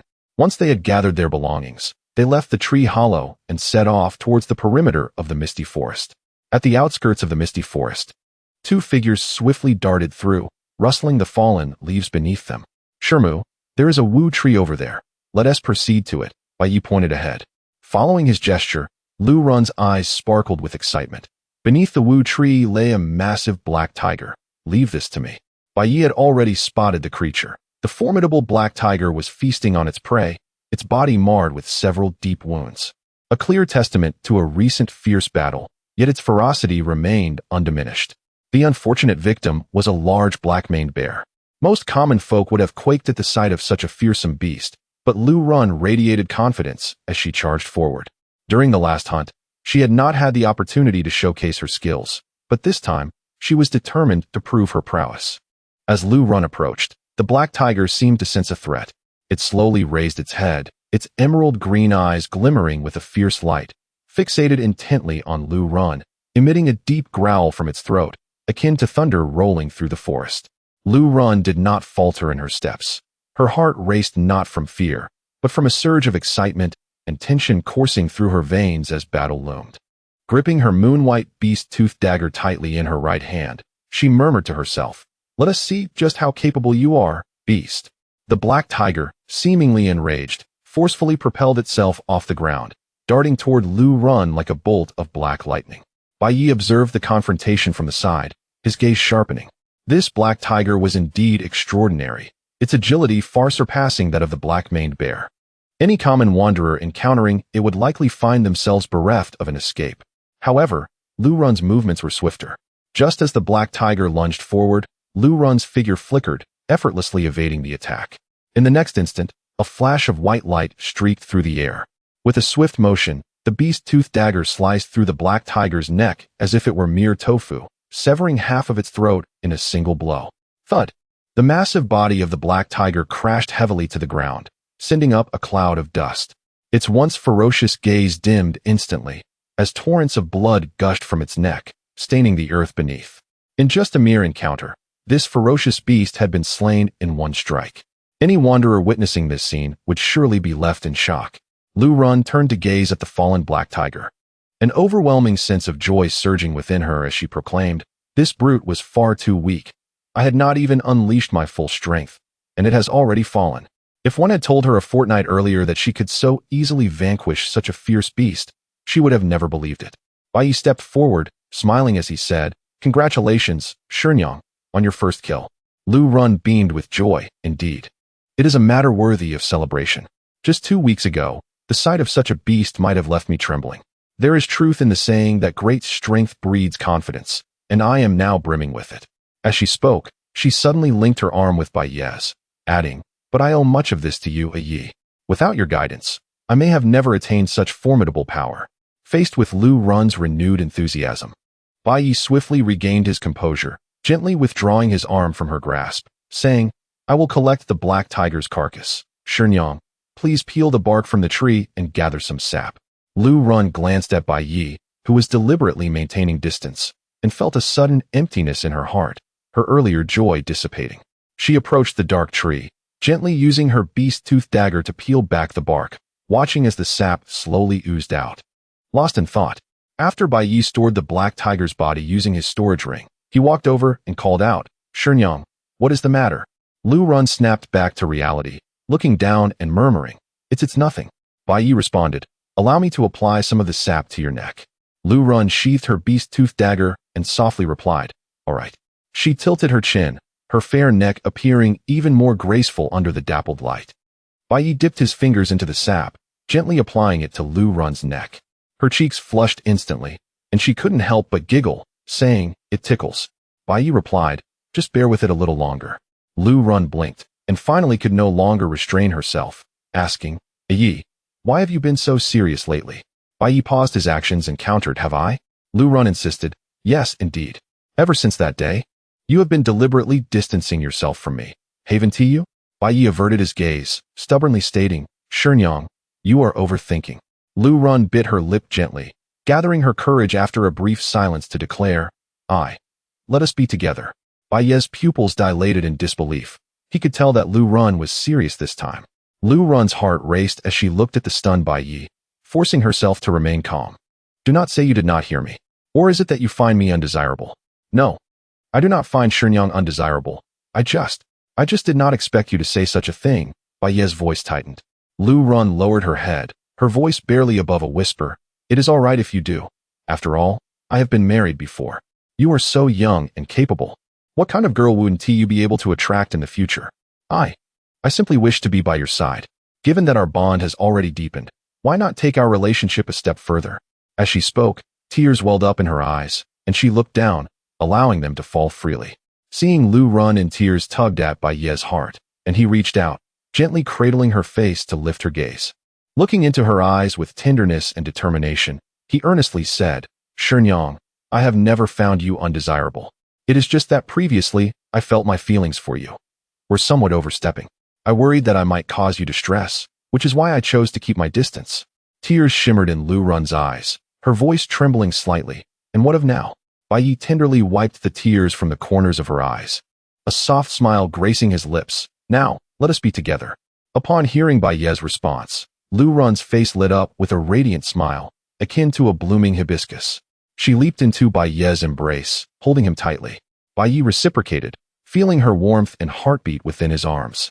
In that moment, it seemed as though the entire world had fallen silent, leaving only their breaths and heartbeats. After a long while, Lu Run lifted her head from Bai Ye's embrace, her face still marked by traces of tears, yet her smile was undeniably sweet. With sincere tone, she said, "Ye, if, in the future you find another woman you like, I will not mind, nor will I be jealous. As long as I have you by my side, I will be content." In the realm of Wanling, men may take multiple wives, and Bai Ye was not one to be overly sentimental. He had once fantasized about earning more, marrying one wife, and taking several concubines to savor the pleasures of life. Yet hearing Lu Run's words now, Bai Ye responded earnestly, "Rest assured, Shenyang, you are my only family here. Regardless of what our relationship may evolve into in the future, I will never abandon you, for without you, Shenyang, there would be no today." Lu Run wiped away the tears at the corners of her eyes and gently patted his chest, saying, "At this hour, must you still call me Shenyang?" Bai Ye broke into a smile and promptly addressed her as sister. Lu Run responded with a soft sigh and embraced Bai Ye tightly once more. Bai Ye tenderly stroked her hair. At that moment, his gaze slightly sharpened, landing on the silver plum blossom hairpin that was askew in her updo. After a brief hesitation, he voiced a question he had previously posed. Sister, should we ever find Yunshi Shimi in the future, how shall we explain? Lu Run's expression momentarily faltered as she pondered seriously before softly replying. If that day truly comes, we will tell her gradually. Bai Ye, puzzled, asked, gradually tell her? Yes, Lu Run nodded. I worry she may not be able to accept it all at once. So we must choose an appropriate moment. However, do you think we can truly find Yunshi? The transformation of Lingji for a brief moment, the two embraced. Bai Ye gently released her, his fingertips brushing against the strands of hair by her temple, and softly inquired, Sister, shall we celebrate now? Lu Run, puzzled, replied, Celebrate what? With a playful grin, Bai Ye responded, Of course, to celebrate our togetherness. Lu Run smiled tenderly and asked, How do you wish to celebrate? Bai Ye, with a mischievous smile, tightened his embrace around her waist. Filled with enthusiasm, Lu Run sensed something amiss. Her expression shifted slightly as she playfully tapped his chest, saying, You naughty one. Let's discuss it after we reach Menghulin. Bai Ye queried, Naughty one? Lu Run's cheeks flushed as she lightly chided, You're the big naughty one. Bai Ye's heart swelled with joy, and he refrained from teasing her further, continuing to apply the black markings. This time, they only adorned their necks and the backs of their hands. That should suffice. Bai Ye assessed the black markings on Lu Run's skin and nodded in satisfaction. Lu Run, still harboring some doubts, finally voiced her concern. Ye, didn't you mention that we would need to be tested for the black markings at Menghulin? If we disguise ourselves now, won't it all be revealed when we wash it off later? Bai Ye explained. These black markings are primarily meant to confuse the wandering people, making them believe we are one of them, rather than for the purpose of testing. Based on my conjecture, the testing is likely aimed at those wanderers whose abilities barely meet the standards but whose bodies are severely tainted, preventing them from deceiving the system. Since our faces bear no black markings and our strength is considerable, we probably won't need further testing. Lu Run nodded, finding some merit in his reasoning, and chose not to dwell on it any longer. The two then traversed through the misty forest and entered the wilderness. Bai Ye squinted. His vision had long surpassed that of ordinary people, and even through the lingering fog of the wilderness, he could discern the outlines of shanties. Among the makeshift dwellings, a particularly conspicuous earthen house stood out, the very one they had previously occupied. Should we go check on Lingji? Lu Run whispered, following his gaze. In the storage ring, there were still plenty of jerky and bear meat. Leaving some for her would be a gesture of goodwill. Bai Ye, however, shook his head, shifting his gaze from the earthen house to the distant mountains. No need. Before we entered the misty forest, I treated her once with my blood. Given her current condition, she can stand among the wanderers and will not suffer as she did before. Our priority now is to reach Menghulin. Seeing his eagerness to reach Menghulin, Lu Run felt somewhat perplexed. Is it necessary to arrive at Menghulin by morning? Bai Ye replied, Not exactly. Lu Run blinked and asked, Then why the haste? With a grin, Bai Ye said, Didn't we say we could celebrate upon arriving at Menghulin? Celebrate. Lu Run was about to retort with a question about what they were celebrating, but suddenly recalled the answer, her face flushing crimson as she playfully said, There's plenty of time today for you to celebrate properly. She ceased her insistence. The two then set off again, heading towards the mountain ridge in the northwest. Lingji had mentioned that Menghulin was located in a valley to the northwest. Crossing the ridge ahead and walking for half an hour would reveal it. Bai Ye and Lu Run pressed on, navigating through the undulating slopes. As they crossed the ridge, their field of vision broadened. In the distance, a dark outline became discernible amidst the mist. As they drew closer, the outline of a wooden fence gradually came into view. It was constructed from tree trunks as thick as grinding wheels, towering over 2 meters high, entwined with thorny vines, and guarded by sentinels wielding long spears. That was Menghulin. Bai Ye slowed his pace, standing shoulder to shoulder with Lu Run at the ridge's summit, and whispered, We should proceed cautiously. Lu Run nodded slightly, instinctively grasping the beast-toothed dagger at her waist. It looks heavily guarded. Should we just walk in? Let us first adhere to their protocols. Bai Ye deliberately slowed his pace.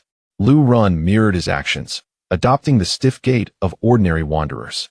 The two descended the slope, and as they approached within 30 paces of the fence, a stern voice called out from above, Halt! Who goes there? Bai Ye raised his hand to indicate peace, proclaiming, We are wanderers from the wilderness, having heard of Menghulin's renown, and have come to seek refuge. Additionally, I have met the third master of Menghu Lin before, and she instructed me to come here and mentioned that I could mention her name. Upon hearing the name of the third master, the guard on the fence scrutinized them, his gaze sweeping over their fair faces and the black markings on their necks. Noticing their robust physiques, which were unlike the usual severely tainted wanderers, his scrutiny eased somewhat, though he remained cautious. Wait here, I will report to the third master.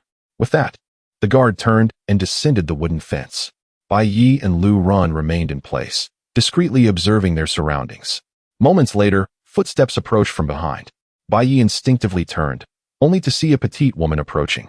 She was clad in snug black animal hide, her skin fair, adorned with only 2 small black markings, and moved with an agility that was absent in typical wanderers. What was most striking was her figure.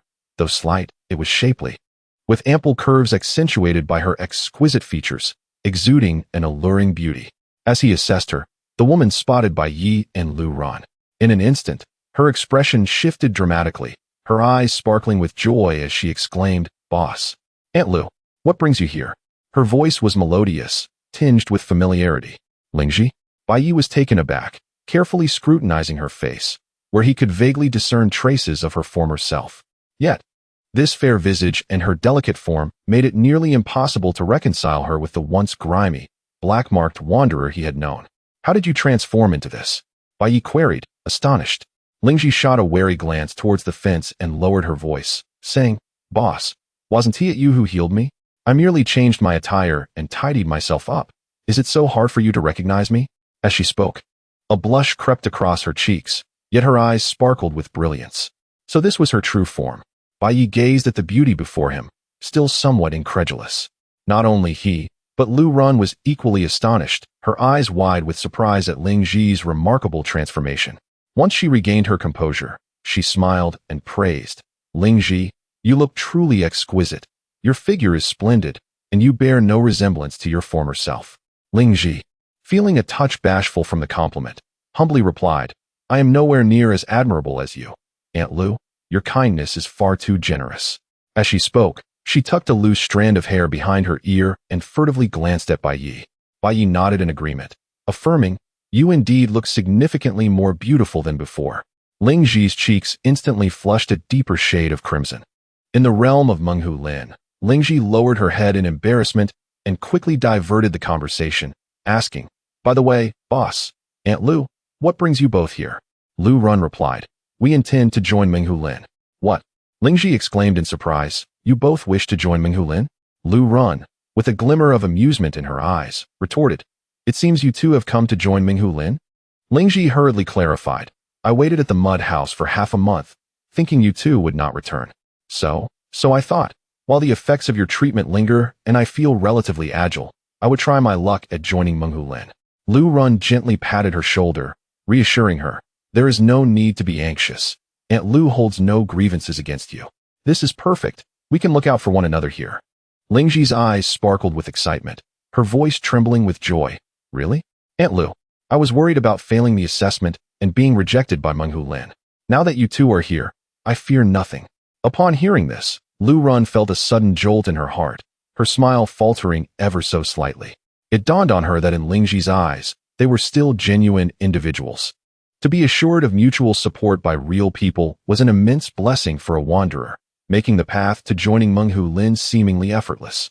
Liu Ran turned to Bai Ye, her gaze betraying a hint of unspoken concern. Bai Ye understood and subtly nodded in acknowledgement before inquiring of Lingji. "You spent a year in Menghu Lin. Do you know who the strongest person here is?" Lingji answered without hesitation. "That would naturally be the Grand Master of Menghu Lin. Menghu Lin is governed by 9 positions, ranked by strength. The one in the top position is called the Grand Master, followed by the Second Master, and so forth. Currently, this Grand Master has been in the White Mist Cave for approximately 7 years." Bai Ye was taken aback, while Liu Ran gasped in disbelief. "What? 7 years?" They had not anticipated that the strongest figure in Menghu Lin had lingered in the wilderness for such a duration. Seeing their astonishment, Lingji assumed they were in awe of the longevity of that individual and remarked, "Indeed, most ordinary wanderers, unless they find a new corpse or possess sufficient Zixing grass to mitigate corruption, typically have a lifespan of around 3 years. For this Grand Master to endure 7 years outside the White Mist Cave is already remarkable. Bai Ye pressed further. So, does this imply that the strongest wanderers among the nearby factions possess similar strengths? Liu Shi pondered for a moment before responding. That seems to be the case. Even if there are individuals stronger than this Grand Master, they likely wouldn't be vastly superior, as sufficiently powerful wanderers seem to be taken into the inner domain by real individuals. Bai Ye nodded thoughtfully. Earlier, he had been wary of the hidden talents within Menghu Lin and had donned a facade, but he now realized his strength far surpassed that of any wanderer, allowing him to traverse this wilderness with ease. With this realization, a smile crept across his face. Lu Run's earlier concerns dissipated in an instant. Previously, they had been unable to safeguard themselves, thus hesitating to make any commitments, but the situation had changed. Their internal energy was brimming, akin to having spent nearly 15 or 16 years among the Wanderers, making it effortless to join any faction. At that moment, the guard returned. Through the wide gap of the barred door, they could see a burly man following him. Bai Ye recognized this robust figure as one of the subordinates of the third master they had encountered in the misty forest. He recalled this man always exuding an air of superiority, speaking without courtesy. Bai Ye had even imitated his tone to command the gathered wanderers, achieving quite a result. The barred door creaked open, and the burly man stepped out, assessing the three of them before turning back to question the guard. Why are there 3 people? Wasn't the report just 2? The guard, flustered, glanced at Liu Shi and stammered. When I arrived, there were indeed only 2 individuals. That woman appeared unexpectedly. The burly man scoffed, rebuking, "You can't even keep track of a report. What are you good for?" He then shifted his gaze to Bai Ye and the others, scrutinizing them and inquiring, "Which of you 3 reported the third master's name?" He failed to recognize Bai Ye at first, as Bai Ye had been covered in dark spots and clad in tattered pants during their last encounter, whereas now he donned a well-fitted leather garment and appeared quite presentable. Bai Ye stepped forward and said, "That would be me. I had a brief encounter with the third master, who promised that if I came seeking refuge, I could mention her name." The burly man appraised Bai Ye, noting the smoothness and confidence in his movements, which caused a flicker of surprise within him, yet he maintained a stern demeanor. "My third master is currently undergoing treatment for her dark spots and is not seeing anyone right now." Upon hearing this, Bai Ye's heart stirred slightly. Since witnessing the silver plum blossom pin atop the third master's head, he had speculated that she might have taken his junior sister, Liu Shi. Images of the third master treating Liu Shi's dark spots flooded his mind. Then, the burly man continued, "Therefore, I cannot ascertain the truth of your words right now. When the third master made that promise to you, were there others present?" Bai Ye replied calmly, "I encountered the third master in the misty forest shortly after hunting a steel-skinned boar. She was accompanied by you and another passerby. This happened only half a month ago. Surely you remember." The burly man's expression shifted in disbelief as he scrutinized Bai Ye anew, exclaiming, "It was actually you?" Bai Ye affirmed, "Indeed, it was I." Suddenly, the burly man's expression darkened, and he coldly remarked, "The third master did mention this matter, but she promised you would come the next day. It has been half a month since then, and you have only just shown up, bringing 2 others with you. Menghu Lin does not have the luxury of accommodating so many." Bai Ye raised an eyebrow, his tone laced with a hint of mockery. "Are you the one to dictate the third master's decisions?" This retort incited the burly man's anger. His face flushed crimson as he glared at Bai Ye. "Humph, do not use the third master to intimidate me. The third master is preoccupied with treating her dark spots and has no time for your trivial matters. Her affairs are now under my arrangement. If I say you cannot enter, then you cannot enter. That is the rule of Menghu Lin. Close the door." Having spoken, he turned and departed. In his view, although this matter had been explicitly promised by San Yi, the other party had ultimately missed the agreed-upon time. Henceforth, even if it were to reach San Ye's ears, he would have ample room for explanation. Furthermore, based on his understanding of San Yi, the most he would receive would be a couple of scoldings afterward. Compared to this minor consequence, allowing these 3 individuals to join the Menghu Lin posed a far more significant threat. 4. In his observation, the trio before him possessed fair complexions, fluid movements, and undoubtedly considerable strength. Should they be permitted to enter the Menghu Lin, they would undoubtedly jeopardize his current standing. The burly man left without looking back. Yet, before he could take 2 steps, he suddenly heard a voice behind him. "Is that so? Then today, I shall make an exception to this rule." In the realm of the Menghu Lin, upon hearing Bai Ye's voice, a burly man turned with a cold smirk, initially intending to utter another taunt. In his perception, no matter how formidable the intruder may appear, he was merely seeking refuge and would not dare to strike openly.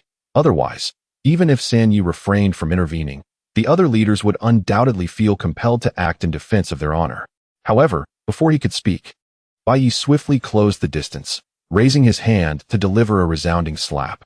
The burly man, momentarily blinded, felt Bai Ye's palm crash against his face with a sharp crack. With a force that sent him flying like a severed kite, he hurtled 5 zhang away, crashing to the ground and stirring up a cloud of dust. Blood gushed from his mouth as he struggled briefly but could not rise again.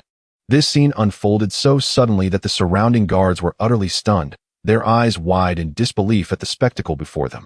The once formidable Sun Hong, a contender for the next leader's position, had been effortlessly defeated by this stranger. Ling Ji's face beamed with excitement and admiration as she exclaimed, "Boss, you are incredible." Lu Run merely smiled faintly. "What do you intend to do?" One guard finally regained his composure and shouted with a semblance of authority. The others, seeing this, tightened their grips on their weapons, yet none dared to step forward. Bai Ye strode confidently through the gates of Meng Hu Lin, his cold gaze sweeping over the crowd, his voice low yet imbued with undeniable authority. "I will repeat myself. We wish to join Meng Hu Lin. Fetch your leader at once." The commotion had drawn the attention of many refugees from Meng Hu Lin, who began to whisper amongst themselves, their curiosity piqued by the man who had so easily vanquished San Ye's confidant.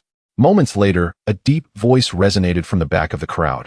"What is all this noise?" The crowd quickly parted to create a path, respectfully addressing the newcomer as Bai Ye. Someone hastily recounted the incident of Bai Ye's assault in a few brief sentences.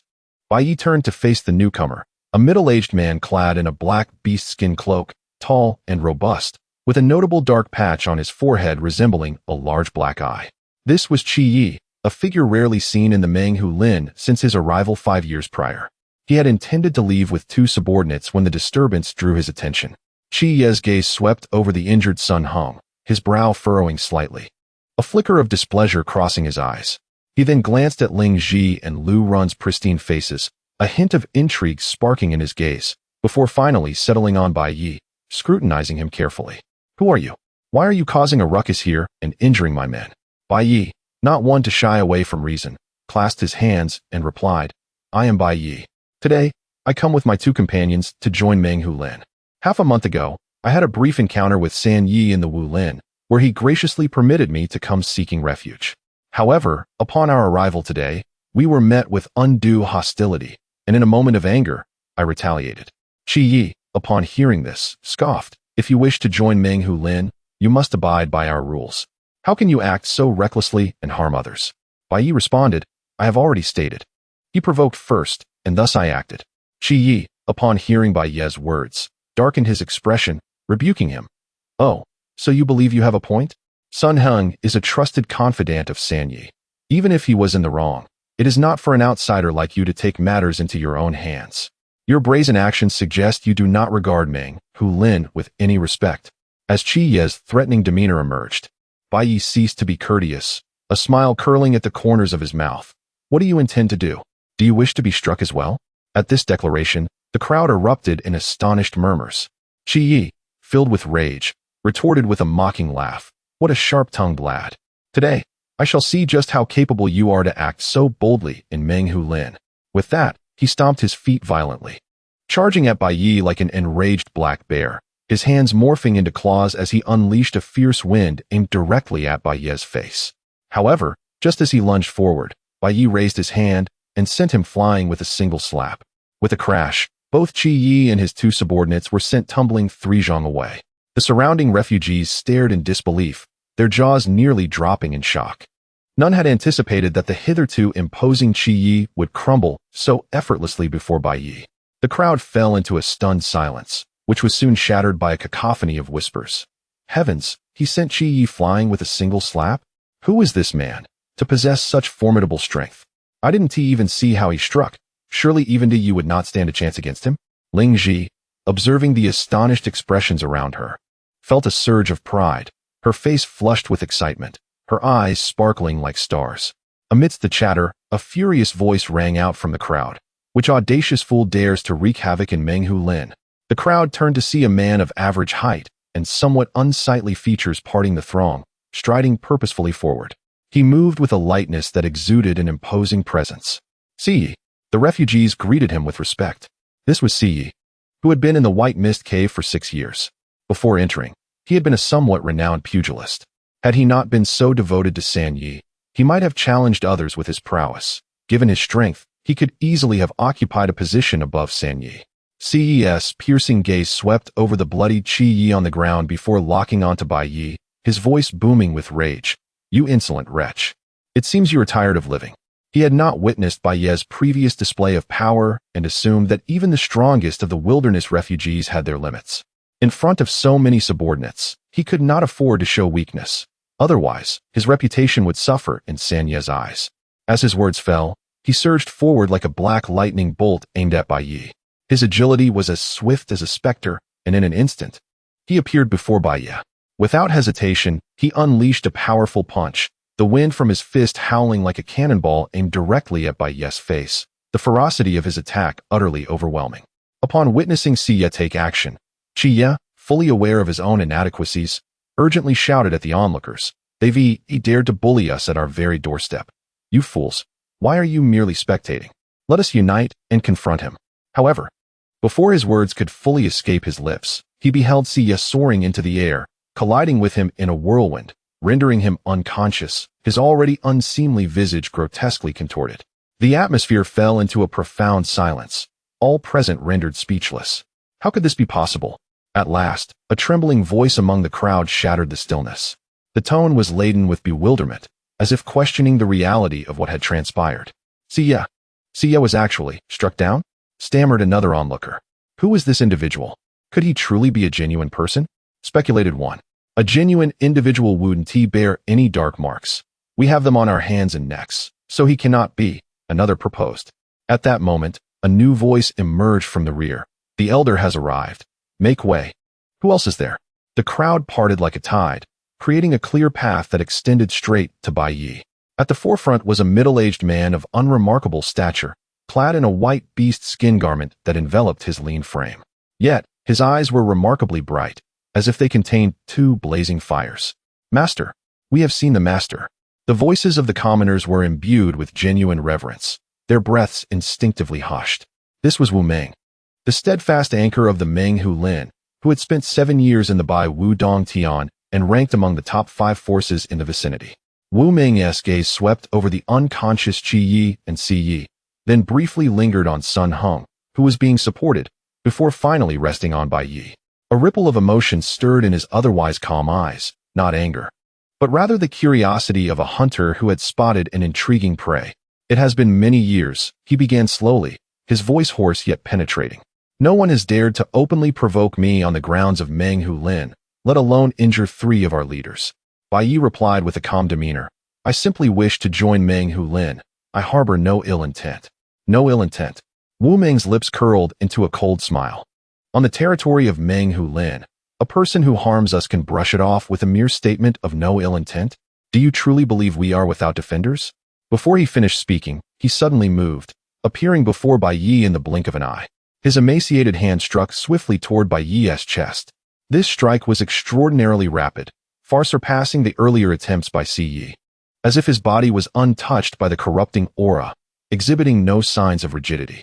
Any commoner struck by this blow would likely suffer broken bones. The surrounding commoners held their breaths instinctively, their eyes filled with certainty. To them, this strike would surely bring even the most audacious rebel to their knees. However, the next moment, a sharp clap resonated through the air. They witnessed Wu Meng's body being swept away like a leaf in a tempest, crashing into a nearby wooden fence with a resounding crack. The sturdy barrier was shattered into 3 pieces. An eerie silence enveloped the scene, so profound that a pin drop could be heard. All the commoners stood frozen in place, their mouths agape in disbelief. Even the master was struck down? A murmured whisper broke the suffocating silence. Panic spread like a contagion. Ling Ji's admiration for Bai Ye intensified, while Lu Run maintained a subtle smile. Fully aware that Bai Ye had yet to unleash his full strength, not even half of it, Bai Ye retracted his hand and calmly surveyed the stunned crowd, speaking with an air of indifference. Who else is there? His voice was not loud, yet it struck each individual like a hammer, reverberating in their ears. No one responded. Bai Ye sighed. We merely wish to join Meng Hu Lin. Why does everyone step forward to obstruct us? Wu Ming struggled to rise from the ground, blood trickling from his lips. His eyes were a mixture of shock and resentment. Taking a deep breath, he suppressed his pain, clasped his hands, and spoke with a heavy tone. It seems today must be a misunderstanding. Bai Ye's expression remained serene as he nodded slightly. Indeed, it is a misunderstanding. I am here today at the behest of San Yi, wholeheartedly wishing to join Meng Hu Lin, and I did not intend to offend you all. However, since the matter has escalated, let us regard it as a test of strength. May we join now? Wu Ming wiped the blood from his mouth and forced a smile. Of course, with your prowess. It is indeed a blessing for Meng Hu Lin to have you join us. Let us consider this an auspicious encounter, and from now on, we shall be brothers. As he spoke, his gaze swept over the crowd, raising his voice. I trust you all understand that the rules of Meng Hu Lin prioritize strength. Especially concerning the position of leader, anyone who can challenge and defeat the current holder may claim their place. This brother here has proven himself by defeating even me. By our rules, he should become the new leader of Meng Hu Lin. Do any of you have objections? The crowd, already awed by Bai Ye's display of strength, voiced no dissent, bowing in unison and addressing him as master. Bai Ye looked at them, cleared his throat, and said, I am grateful for your kind sentiments. While I may possess superior strength, my experience is lacking. Therefore, I propose that you, master, continue to hold the position of leader. He turned to Wu Ming and asked, What do you think, master? Wu Ming was slightly taken aback but did not feign modesty, clasping his hands. You, my dear brother, possess exceptional strength yet remain so humble. It is indeed a fortune for Meng Hu Lin. In that case, I shall continue to occupy the position of leader, and I hope you, Brother Bai, will assist me in managing Meng Hu Lin. Bai Ye smiled. You are too kind, master. The surrounding commoners felt a surge of admiration and respect for their new second-in-command. The tension that had initially filled the air due to Bai Ye's forceful entrance began to dissipate. Qi Yi and Si Yi, who had long since regained consciousness, exchanged glances. They perceived that the arrival of this new second-in-command would not threaten their standings, as the former second-in-command had been missing for several days while searching for new corpses in the misty forest. Likely meeting an unfortunate end, the new arrival merely filled the void left behind, posing no harm to anyone. Thus, the two approached Bai Ye in turn, bowing and saying, Second-in-command, we apologize for any previous offenses. We hope for your forgiveness. Bai Ye smiled and waved his hand. It matters not. We are all brothers now. Let us not dwell on the past. At that moment, Wu Ming surveyed the surroundings and declared loudly, From this day forth, Brother Bai Ye shall be our second-in-command of Meng Hu Lin. Everyone, listen well, and be sure to follow his commands without fail. Yes, the crowd responded in unison, their voices harmonious and resonant, echoing across the area. Bai Ye looked at Wu Ming, humbly stating, I am still unfamiliar with Meng Hu Lin, so I will rely on your guidance going forward, master. Wu Ming chuckled, You are too modest, my dear brother. Should any issues arise, feel free to ask me. I shall share all my knowledge without reservation. Bai Ye smiled and replied, Actually, I do have one matter to trouble you with, master. Wu Ming promptly responded, Please, my brother, do speak. Bai Ye inquired, Might you tell me where San Yi is at present? I have urgent matters to discuss with her. The elder raised his hand and pointed to a wooden house not far to the right, saying, There lies the abode of San Yi. I shall personally escort my esteemed younger brother to meet her. Sun Hong, supported by someone, hastily interjected, Elder, San Yi is currently attending to a case of black spots and is not receiving anyone at the moment. However, before he could finish his sentence, he was struck across the face by the nearest Qi Yi, who angrily reprimanded him, You insolent wretch. It is not your place to speak out of turn. In the presence of the beguiling San Yi, Sun Hong covered his face. His eyes filled with a mixture of grievance and terror. His lips quivered, yet he ultimately dared not utter another word. The Dai Yi cast a glance at him, his brow furrowing in displeasure, his tone laced with impatience as he remarked on how Sun Hong had long relied on his position as San Yi's confidant to act with impunity. Today, he had overstepped by attempting to bar Yi from entering, causing misunderstandings with Lao Zi and Si Yi, resulting in them receiving a harsh reprimand.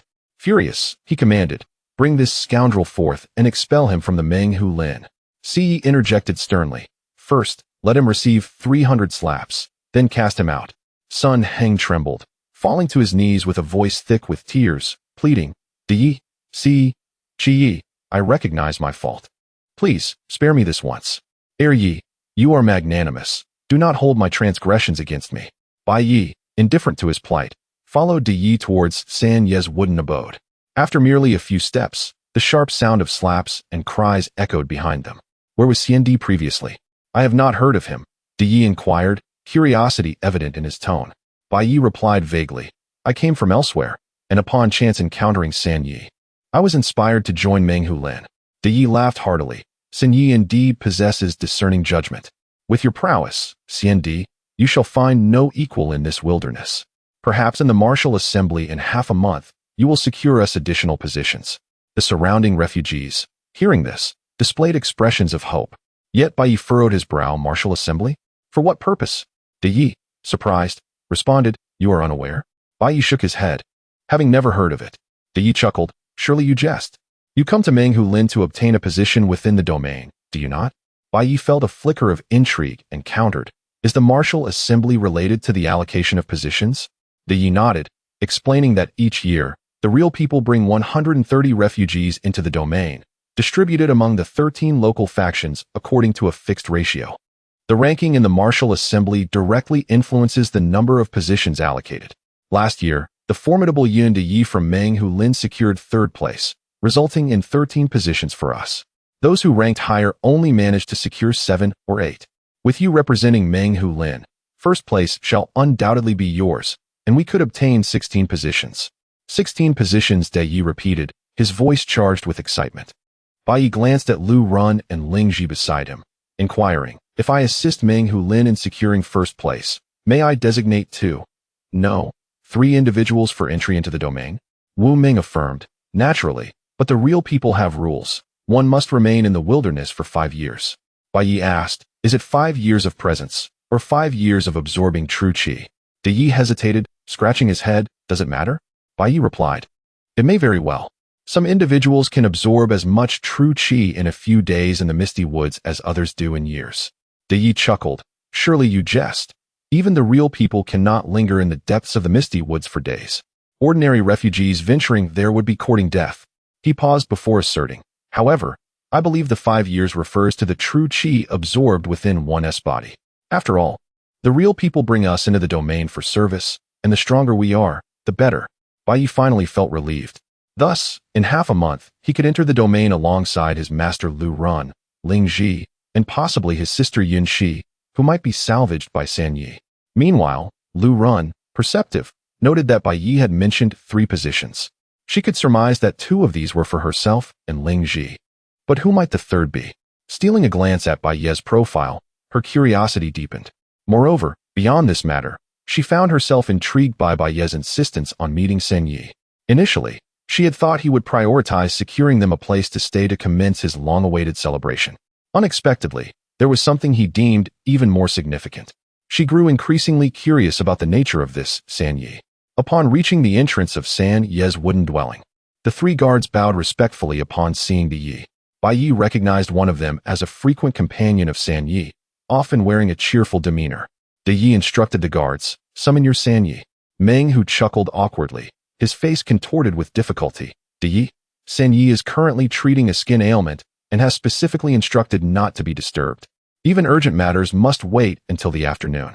Preposterous. Yi frowned, clearly displeased, and declared, this is the newly appointed heir Dang Jia, an acquaintance of San Yi, not someone to be dismissed lightly. Go and notify her at once. Meng Hu's eyes flickered with surprise as he scrutinized Bai Ye, maintaining his cheerful facade, yet adopting a more respectful tone. I beg your pardon, new heir Yi, but San Ye's treatment is indeed not to be interrupted. Perhaps you could wait a moment until she finishes? Bai Ye, however, had lost all patience. He stepped forward and called into the wooden room. San Yi, please come forth. I have urgent matters to discuss. The guard's expressions shifted, but they dared not impede him. As his voice echoed, the room fell silent for a moment before a faint rustling was heard. Moments later, the door creaked open. San Yi emerged, her expression one of displeasure. Today, she wore a delicate lilac veil, her figure graceful, exuding an alluring charm. Yet at this moment, Her brows were slightly furrowed, her eyes betraying her annoyance at the interruption. She surveyed the crowd, her gaze quickly landing on Bai Ye beside Yi, scrutinizing him before failing to recognize him at once. Concurrently, upon seeing San Yi, Ling Ji instinctively recoiled behind Lu Run, seemingly apprehensive of this woman. Lu Run, taken aback by San Yi's captivating appearance, realized with astonishment that San Yi was indeed such a bewitching figure. She instinctively glanced at Bai Ye, initially assuming his desire to meet San Yi stemmed from infatuation. Yet, she keenly observed that Bai Ye's gaze was not fixated on San Yi's exquisite features, but rather on her hairpin. Following his line of sight, Lu Run's eyes widened in disbelief as she beheld the silver plum blossom hairpin nestled within San Yi's coiffure, rendered momentarily speechless. The new corpse of San Yi? The presence of Yi is indeed quite imposing. San Yi spoke coldly. Speak. Why have you summoned me?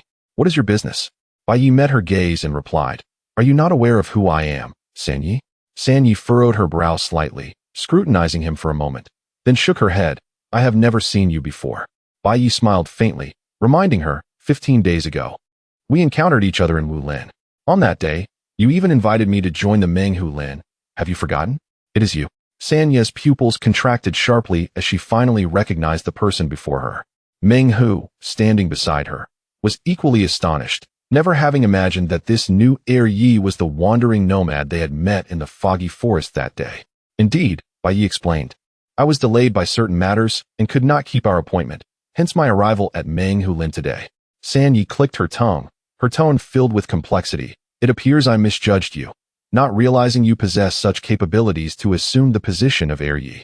After a pause, she continued, Now, tell me, why have you sought me? Surely, it cannot be merely to share good news. Bai Ye replied earnestly, Naturally not. I see that you have a matter for which you seek assistance. San Yi inquired, What matter? She added, But let me make it clear beforehand. I cannot guarantee that I will acquiesce to your request. Bai Ye's gaze fell upon the silver plum blossom hairpin in her hair, and he stated directly, On that day, I noticed the plum blossom hairpin you wore, which seemed familiar. I recently recalled that a friend of mine possesses an identical one. Therefore, I wish to inquire, where did you acquire this hairpin? San Yi instinctively touched the silver hairpin, surprised as she replied, This was a gift from a deceased friend. What of it? This response took Bai Ye aback. He pressed further, Is it not an item found with the newly discovered corpse? San Yi shook her head, declaring firmly, It is certainly not. As Bai Ye pondered, Lu Run could no longer restrain herself and stepped forward, saying Yi. This plum blossom hairpin. Bai Ye gently restrained her wrist, offering a calming glance before turning back to San Yi. May I see the new corpse you are currently using for treatment of the black spots? He was aware that this new corpse was within the wooden house at that moment. San Yi furrowed her brow tightly, stating, The rules of Meng Hu Lin dictate that new corpses are not to be displayed or lent out. Not even for Yi. Bai Ye insisted, I have no intention of interfering. I merely wish to take a look. What if I refuse? San Yi positioned herself in front of the wooden door, her tone turning cold. Lu Run could no longer contain herself and declared, Yi, there is no need for further discussion. Let us force our way in. With that, she made a move to charge into the wooden house. Presumptuous. How dare you intrude upon my dwelling? San Yi shouted, extending her hand to stop her. However, before her fingers could touch Lu Run's attire, Lu Run had already darted out like a specter, the force of her palm rushing forward with overwhelming strength. San Yi felt an immense force crash upon her, leaving her no time to react as she was sent flying like a kite with severed strings, crashing heavily against the wooden door. With a sharp crack, the door splintered, swinging wide open. Everyone was taken aback, having never anticipated that aside from Bai Ye, this gentle woman he brought along possessed such terrifying power. After sending San Yi flying, Lu Run wasted no time and charged straight into the wooden house, making her way through the outer room and directly to the bedroom. There, she beheld a woman in her 30s or 40s, bound by iron chains at her limbs, completely naked, with most of her skin eroded by black spots. Upon seeing the woman's appearance, Lu Run's hope instantly extinguished, leaving only profound disappointment. This was certainly not her daughter, Liu Shi. Bai Ye followed closely behind, and upon seeing the person on the bed, his brows furrowed in concern, unable to conceal his own sense of loss. At that moment, San Yi rushed in after them, blood trickling from her mouth, her expression dark and stormy, as she demanded, Yi, What do you mean by this? Master, will you really allow them to act with such impunity? The master touched his swollen cheek. Yet before he could respond, Bai Ye asked, aside from her, have you discovered any other new corpses? Especially those of young girls, around the age of 15 or 16. San Yi coldly retorted, why should I inform you? Bai Ye's tone remained calm, yet carried an undeniable pressure as he stated. You know well that obtaining this answer is not difficult for us. However, should you persist in your resistance and concealment, perhaps you will never obtain the opportunity to enter the domain. Lu Run gritted her teeth. Since becoming the San Yi of Meng Hu Lin, she had never faced such a threat. Yet, the power Lu Run demonstrated compelled her to tread carefully. At that moment, the master chimed in with a forced smile, in response to Yi. It is not currently a peak season for new corpses. Meng Hu Lin has acquired very few, and we have indeed not encountered any new corpses of young girls aged 15 or 16. As Bai Ye gazed at the plum blossom hairpin in San Ye's hair, the last flicker of hope within him dissipated like a mirage. Perhaps he had truly overthought the matter.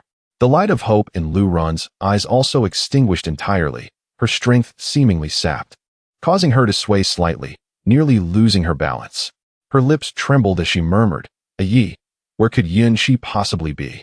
Upon hearing Lu Run utter Liu Shi's name, both San Yi and the master's pupils widened in surprise, exchanging glances. San Yi could not help but ask, do you know Liu Shi? Lu Run's eyes suddenly sparked with a glimmer of hope as she looked up sharply. You have heard this name? San Yi, caressing the plum blossom hairpin, slowly replied, to be honest, this hairpin was indeed gifted to me by Liu Shi. Upon hearing this, Lu Run's emotions surged as she rushed to San Yi, gripping her shoulders tightly, her voice urgent, where is she? Please tell me where Liu Shi is. San Yi was taken aback by Lu Run's sudden approach, her expression revealing a hint of displeasure. However, upon witnessing Lu Run's almost frenzied gaze, she stifled her irritation and sighed. She has already entered the domain. Entered the domain? Both Bai Ye and Lu Run were momentarily stunned, their faces reflecting confusion. Bai Ye furrowed his brow, questioning, as far as we know, it is not until half a month later that the real person will appear to lead 130 individuals into the domain. How could she have entered before that time? San Yi gently extricated herself from Lu Run's grasp. Adjusting her attire as she explained, Liu Shi was the previous master of Meng Hu Lin. She entered the domain last year. Upon hearing this, both Bai Ye and Lu Run were taken aback, exchanging bewildered glances. Bai Ye turned his gaze towards the master, his eyes reflecting a query. The elder nodded in affirmation, stating, I can attest to this matter. The previous elder of our Meng Hu Lin was indeed Liu Shi Yi. Under her leadership, we achieved third place, with 13 individuals accompanying the true practitioner into the domain. Upon hearing this revelation, Lu Run stood in a daze for a moment before murmuring, it seems this is merely a case of sharing the same name. She is not the Liu Shi we seek. Bai Ye also found this sentiment agreeable, offering a wry smile and a nod, as the last flicker of hope within him extinguished, replaced by an overwhelming tide of weariness. He then turned to the elder and said, we are fatigued. Please arrange for us a place to rest. In the midst of a light-hearted moment, the elder gentleman promptly nodded, expressing concern. Indeed, the second master and the three have been tirelessly occupied. They certainly deserve a proper rest. He then turned to give instructions to a nearby attendant. Meng Hu, please escort the second master and the others to their quarters, ensuring everything is arranged to their satisfaction. Meng Hu respectfully acknowledged and addressed Bai Ye and the others. Second master, madam, please follow me. Bai Ye and Lu Run, accompanied by Ling Ji, followed Meng Hu as they departed from the third master's residence. Along the way, Bai Ye noticed Lu Run's countenance clouded with melancholy. He gently grasped her hand, offering comforting words. Sister, do not dwell too much on it. Lu Run's eyes glistened with unshed tears as she replied in a husky voice. Yi, did you learn about the Meihua Zhan half a month ago? She had only recognized its familiarity at that moment, recalling it suddenly. Bai Ye refrained from elaborating, merely offering a tender pat on her hand. Lu Run nodded, choosing not to pursue the matter further. Meanwhile, Ling Ji's expression shifted several times, as if she were pondering something deeply. Meng Hu led Bai Ye, Lu Run, and Ling Ji along a winding path, passing several scattered wooden cabins, until they arrived at a relatively secluded courtyard. The small courtyard was enclosed by a low wooden fence, with a sturdy wooden door that creaked softly upon being pushed. Upon entering, they were greeted by a spacious wooden house. The walls were constructed from robust logs, with straw filling the gaps to shield against the wind and retain warmth. In front of the wooden house lay a modest clearing, its ground meticulously leveled and clean, adorned with a few stone benches and a stone table. Inside the wooden house, the furnishings were simple yet functional. Directly opposite the entrance stood a wide wooden bed, draped with light blue curtains and covered with soft animal hides, exuding warmth and comfort. Meng Hu chuckled apologetically, saying, "Second master, ladies, though this dwelling may not be luxurious, it is quite decent by our Meng Hu Lin standards. Should there be any shortcomings, please do not hesitate to inform me. I shall find a way to remedy it." Upon hearing this, Ling Ji's cheeks flushed crimson as she quickly waved her hands. I am not the elder's wife. I am merely his maid." Meng Hu paused, scratching his head awkwardly. "I misspoke. I shall arrange another room for the young lady. Thank you for your patience." Ling Ji inclined her head in courtesy and turned to Bai Ye and Lu Run. "Elder brother, Aunt Lu, I will go settle in and return shortly." Bai Ye nodded in acknowledgement as Ling Ji followed Meng Hu out. Lu Run surveyed the surroundings, letting out a soft sigh, and quietly seated herself beside the bed. Observing Lu Run's despondent demeanor, Bai Ye approached and sat beside her, offering solace. "Sister, our junior sister Yun, she possesses a fate that will protect her. Do not worry excessively." Lu Run lifted her gaze, tears shimmering in her eyes as she replied, "I am not worried. I feel guilt. In these past 2 weeks, I have scarcely thought of her. As her mother, I have been woefully inadequate." As she spoke, her tears cascaded down her cheeks like pearls severed from their string. Bai Ye enveloped her in an embrace, gently patting her back. "We cannot even confirm whether our junior sister entered the Bai Wu Dong Tian. We must not wallow in sorrow daily. There are many matters that require our attention. Do not be too harsh on yourself." The two remained in silence for a moment, and Lu Run gradually regained her composure. She straightened, wiped her tears, and said, "Yi, you are right. I cannot remain engulfed in sadness. Perhaps Yin she did not enter this by Wu Dong Tian. As long as we leave this place, we may yet meet her again. Therefore, we must prepare for the martial arts competition and for entering the domain. There is still much to be done." Bai Ye chuckled. "Aside from what you mentioned, I believe there is another equally important matter that requires our immediate attention." Lu Run, puzzled, inquired, "What is it?" Bai Ye leaned closer, his voice laced with a hint of mystery. "It is, of course, to engage in joyful activities with our esteemed teacher's wife." Lu Run was momentarily taken aback, but upon realizing his intent, her cheeks flushed with a rosy hue. And she shyly replied, "But, it is nearly noon."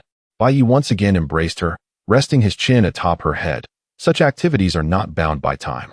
Lu Run, torn between reluctance and shyness, lightly pressed her fingertip against his chest, poised to speak. Just then, footsteps could be heard approaching from outside. "Elder brother, Aunt Lu?" Ling Ji's voice preceded her arrival. Bai Ye quickly released Lu Run, who hurriedly adjusted her attire. At that moment, Ling Ji rushed into the unlatched door. Bai Ye cleared his throat and asked, "What brings you back?" Ling Ji stood at the doorway, a hint of embarrassment on her face. My room is nearby. I noticed that elder brother and Aunt Lu were interested in that Lord Yun. I happen to know quite a bit about her. Would you like to hear?" Bai Ye, in high spirits, firmly declined. "No need. You must be tired. Please go rest." Ling Ji insisted. "Elder brother, I am not tired at all." Bai Ye, needing to be more straightforward, replied, "That Lord Yun is not the person we are looking for. If you have time now, could you help us inquire about any nearby factions that have recently discovered the bodies of young girls aged 15 or 16? Ling Ji, who had hoped to provide useful information, felt a pang of disappointment at Bai Ye's rejection and lowered her head, softly saying, "Very well, elder brother, I will go gather information for you." With that, she turned to leave. Lu Run, perceptive of Ling Ji's eagerness to contribute and her interest in Lord Yun Shi, quickly called out, "Wait a moment, Ling Ji, do not leave just yet." Ling Ji halted, turning back with a look of curiosity in her eyes. Lu Run glanced at Bai Ye and continued, "It would not hurt to listen to what Ling Ji has to say. It will not take much time." She then playfully winked at Bai Ye, as if to assure him they would resume their previous activities afterward. Bai Ye feigned a sigh of resignation. "It seems we must set our plans aside for now. However, sister, I must warn you that the treatment may take longer than anticipated. You should be prepared." Lu Run playfully chided him, her cheeks blooming with color. "Now that we have settled in Meng Hu Lin, I have ample time to let you treat me." Very well, he acquiesced. Bai Ye smiled playfully and turned his gaze towards Ling Ji, saying, since my sister has mentioned it. At this point, Bai Ye suddenly recalled that he had consistently referred to Lu Run as Shima in front of Ling Ji, yet had repeatedly called her sister just moments ago. Observing that Ling Ji appeared unfazed, he mustered his courage and continued, since my sister has said so, please share everything you know about that esteemed Lord Yun. Sister 44 will eventually belong to you. What is the true relationship between Bai Ye and Lu Ran? Ling Ji is indeed utterly bewildered. However, one thing is indisputable. She wholeheartedly believes that the leader and Aunt Lu are both formidable beings with extraordinary capabilities, convinced that they have come to the outer realm for a special mission. Therefore, regardless of whether their relationship is that of a master and disciple or of siblings, it is merely a facade to disguise their identities as wanderers. The only one who is aware of all this and has the fortune to serve both of them is Ling Ji alone. Ling Ji has always aspired to demonstrate greater value. Upon hearing that Lu Run wishes to hear the news she brings, a glimmer of joy flickers in Ling Ji's eyes as she swiftly approaches the two and states, it is as follows, Leader, Aunt Lu. I previously mentioned that I was rescued from the fierce tiger forest and imprisoned for a year. The person who imprisoned me back then was none other than this third master. Bai Ye raises his eyebrows slightly, taken aback by the unexpected connection between them. Ling Ji continues, at that time, she was not yet third master. Everyone called her Hong Man. That Lord Yunshi had a good relationship with Hong Man. Hong Man greatly admired Lord Yunshi and even offered me several times for his treatment of the black spots on his skin. Thus, there were many occasions when the two of them utilized me for the treatment of those black spots. To use fresh corpses for treating black spots requires skin-to-skin contact. Upon hearing this, Bai Ye's mind involuntarily conjures up some tantalizing images. Noticing their earnest attention, Ling Ji presses on. During the treatment of the black spots, they would chat about various matters due to the prolonged time, so I overheard quite a bit about Yunshi. It is said that Lord Yunshi had spent a full 8 years in the White Mist Cave. Given her strength, she should have qualified to enter the domain long ago. Yet, she has always delayed her departure, claiming she wanted to search a bit more in this wilderness.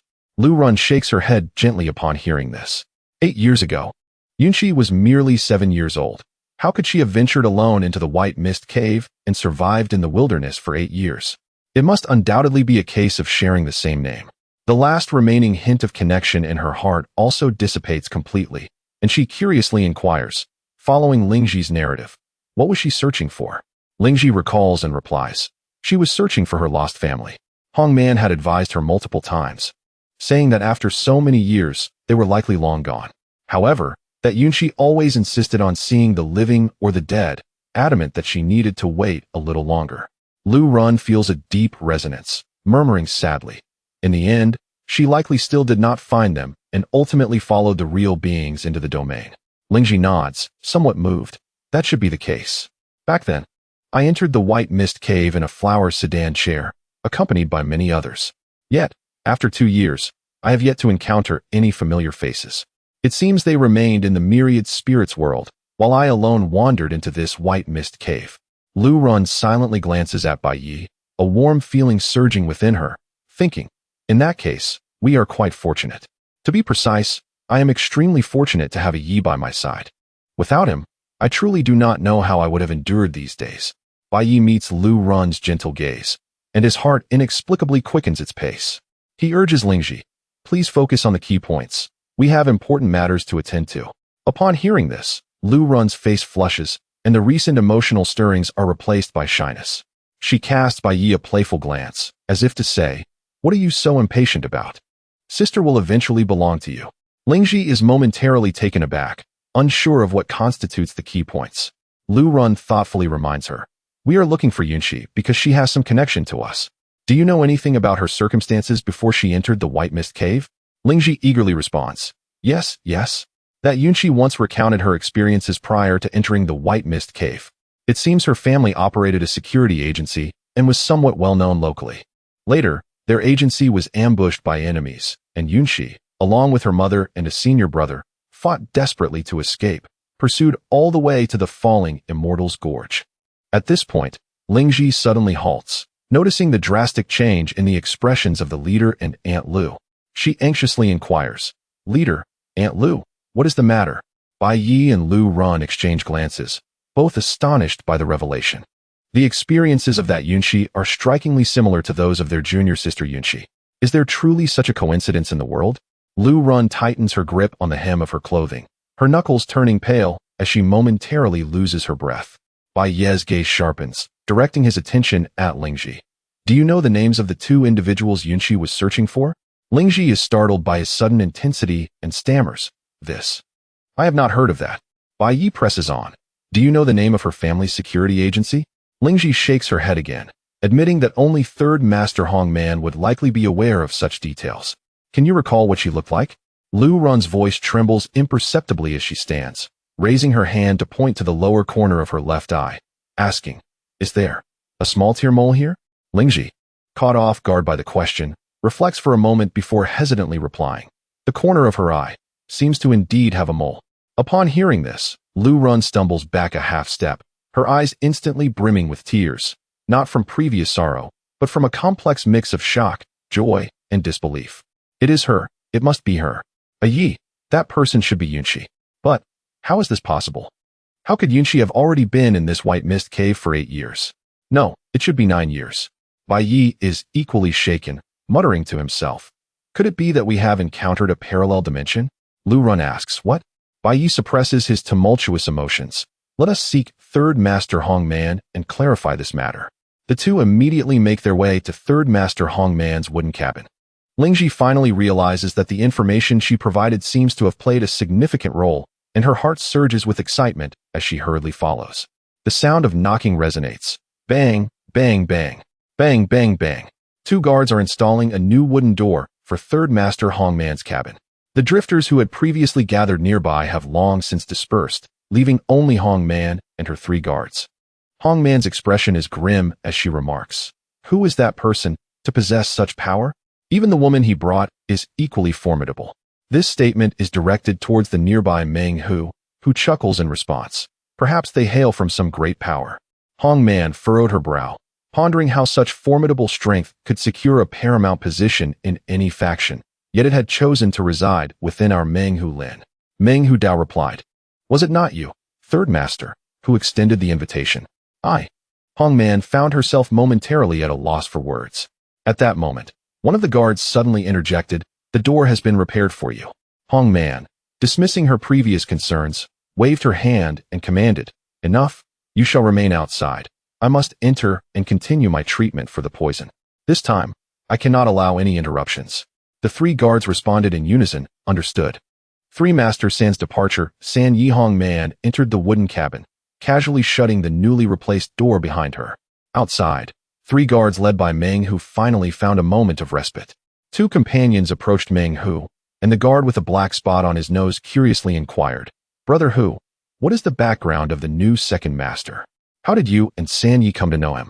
The other guard, sporting a black spot on his mouth, chimed in, Indeed, Brother Hu, please enlighten us. I just heard from the other brothers that this new second master knocked our esteemed masters, Si Yi and Shi Yi, away with a single slap. His strength is truly astonishing. Meng Hu, feeling idle, chuckled lightly and replied, It's nothing much. About half a month ago, I accompanied San Yi into the misty forest, and we fortuitously encountered this new second master hunting a steel-skinned pig. At that moment, San Yi noticed that the black spots on the new second master's face and body were fake, and realizing he could single-handedly hunt a steel-skinned pig, he invited him to join the Meng Hu Lin and serve under him. However, neither I nor San Yi anticipated his formidable prowess. He mused, That Sun Hung is indeed unfortunate. Had he known the terrifying strength of this new second master, he would never have dared to provoke him. The guard with the black nose laughed. Sun Hung is not unfortunate. He merely reaps what he sows. A person like him, who bullies the weak and fears the strong, will eventually face dire consequences. The guard with the black mouth added, I've heard he was beaten terribly, his face swollen like a pig. Those he previously bullied truly gave him a sound thrashing, originally intending to slap him 300 times and expel him from Meng Hu Lin. But after rising to power these past 2 years, he has offended far too many people, even ending up with broken limbs. Meng Hu sighed and shook his head, unable to muster a smile, reflecting, This is why one should not emulate Sun Hung. One must navigate life with a degree of tact. The guard with the black mouth asked, If the new second master comes to seek out San Yi again, How should we navigate that? Meng Hu chuckled. Can you not wish for a little good fortune for Sanyi? Just then, the guard with the black nose suddenly exclaimed in a hushed tone, Brother Hu, look, is that the new second master? Meng Hu sprang to attention, raising his eyes to see Bai Ye, Lu Ran, and Ling Ji approaching swiftly. The guard with the black mouth panicked. They wouldn't really be coming to find Sanyi again, would they? What should we do, Brother Hu? Meng Hu scolded, Be quiet. You and your ominous predictions. Sure enough, Bai Ye, Lu Ran, and Ling Ji soon arrived at the cabin. Meng Hu, steeling himself, approached with a forced smile. Second master, you three. Bai Ye interrupted directly. Let Sanyi come out. We have urgent matters to discuss. Meng Hu's expression faltered. Second master, I sincerely apologize, but Sanyi is currently treating the black spots and specifically instructed. Lu Ran, anxious and unable to contain herself, thought of the possible lead regarding Liu Shi and could hardly wait. Without waiting for Meng Hu to finish, she lifted her leg and charged inside. Meng Hu instinctively reached out to stop her, exclaiming, Madam, you mustn't. Bang! Lu Ran raised her hand and struck Meng Hu in the chest. His body flew backward like a cannonball, crashing into the newly replaced wooden door. With a resounding crash, the door splintered under the impact, sending wood chips flying. Meng Hu collapsed inside the cabin, unconscious. The other two guards trembled in fear, no longer daring to intervene. Lu Ran dashed inside, heading straight for Hong Man's bedroom with familiarity. Bai Ye followed closely, his expression grave, filled with urgency for the lead on Liu Shi. However, as he rushed into the bedroom behind Lu Ran, he was momentarily taken aback. There stood Sanyi Hong Man beside the bed, dressing herself. Her fair skin bore alarming patches of black spots, spreading from her chest to her abdomen, and even her thighs were covered. Upon noticing Bai Ye and Lu Ran's intrusion, Hong Man quickly turned, flustered as she tried to cover her exposed skin and the black spots, shouting angrily, You are being utterly outrageous. Bai Ye swiftly turned to avert his gaze, only to collide with Ling Ji, who had followed closely behind. I am sorry, Ling Ji stammered, her cheeks flushed as she hurriedly apologized. Sanyi, not turning her head, reprimanded, What good is an apology? Get out. Otherwise, you shall not extract a single word from me. She had overheard the earlier conversation outside, but was taken aback that they would barge in so abruptly, without so much as a moment's notice. Bai Ye placed his hands on Ling Ji's slender shoulders, turning her away, saying, Come, let us not witness this impertinence. We shall wait outside. With that, he gently pushed the petite Ling Ji out of the bedroom into the outer room. Lu Ran's voice came from within the bedroom. Sanyi, I truly apologize. Our intentions are urgent and driven by circumstance. We just received some crucial leads from Ling Ji and suspect that the esteemed Liu Shi, who gifted you the plum blossom hairpin, is the relative we are searching for. Therefore, we wish to gather more detailed information from you. Relative? Hong Man paused in her efforts to dress, her previously pallid complexion shifting. She turned to inquire, You say Liu Shi is your relative? At this moment, Lu Ran no longer concealed the truth. She removed the silver plum blossom hairpin from her hair, stating, I am her mother, Lu Ran. We possess identical hairpins. This hairpin was brought back by her father when he transported goods to Meicheng years ago. Each of us has one. Hong Man quickly finished dressing and stepped forward, gazing incredulously at the silver plum blossom hairpin in Lu Ran's hand. She had not noticed it during their earlier encounter, but upon closer inspection, it indeed resembled the hairpin Yun Shi had gifted her years ago. Are you truly Yun Shi's mother? Hong Man nearly believed Lu Ran's words. Yun Shi has awaited your return for many years. Why have you only now appeared? Lu Ran replied. This matter is lengthy to explain, but I wish to ask you a few more questions to further confirm Yun Shi's identity. Hong Man nodded earnestly, her demeanor shifting as she said, Yun Shi's matters are my matters. Please, ask away. Acknowledging Lu Ran as Yun Shi's mother, she now spoke with a newfound respect. Lu Ran inquired. The relatives Yun Shi seeks include myself and her senior brother. Has she ever mentioned my name or her senior brother's name to you? Hong Man shook her head. She did not mention names, but often spoke of you. Lu Ran pressed. What did she say? Hong Man glanced at the disheveled bed and suggested, It would be better to sit outside and discuss this in detail. Yun Shi has bestowed great kindness upon me. Without her, I would not be the person I am today. Therefore, you need not worry, for I shall divulge everything I know. Thus, the two of them departed from the bedroom and entered the outer room.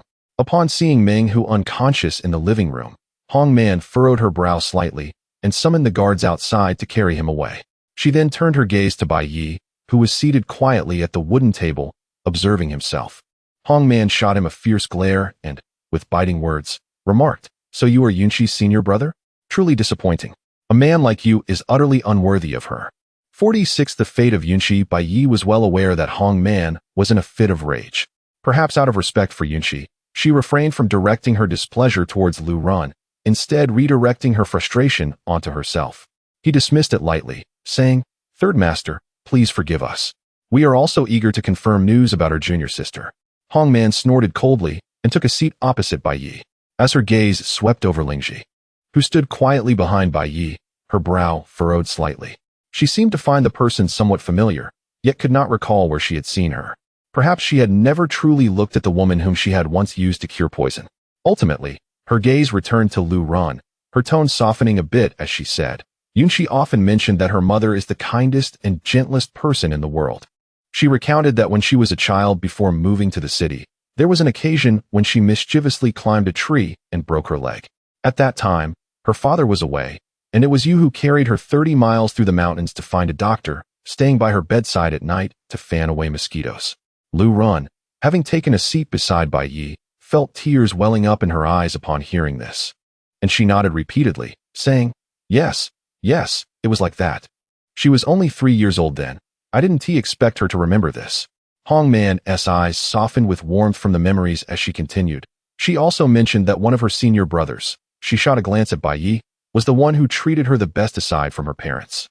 Although that senior brother only stayed at the escort agency for 3 years, those 3 years were her happiest times. She said that her senior brother always had some whimsical ideas. He created a 2-wheeled vehicle and a powerful weapon called a fire gun. Although the vehicle ultimately failed, the fire gun was a remarkable success. It was this fire gun that allowed their escort agency to grow rapidly and gain some local fame. Upon hearing this, Bai Ye no longer harbored any doubt about Yun Shi's identity. That was the first year he arrived in the Wanling world. Lacking the discovery of the golden finger, after being taken in by his master and mistress, he decided to rely on his knowledge to carve out a niche in this world. However, most of his knowledge came from fragmented short videos in his original world.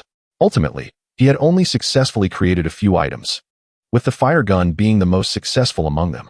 Before the agency faced calamity, he had even entertained ideas of creating bras and sanitary pads for the gradually maturing Yun Shi, but fearing being seen as perverse, he never acted on those thoughts.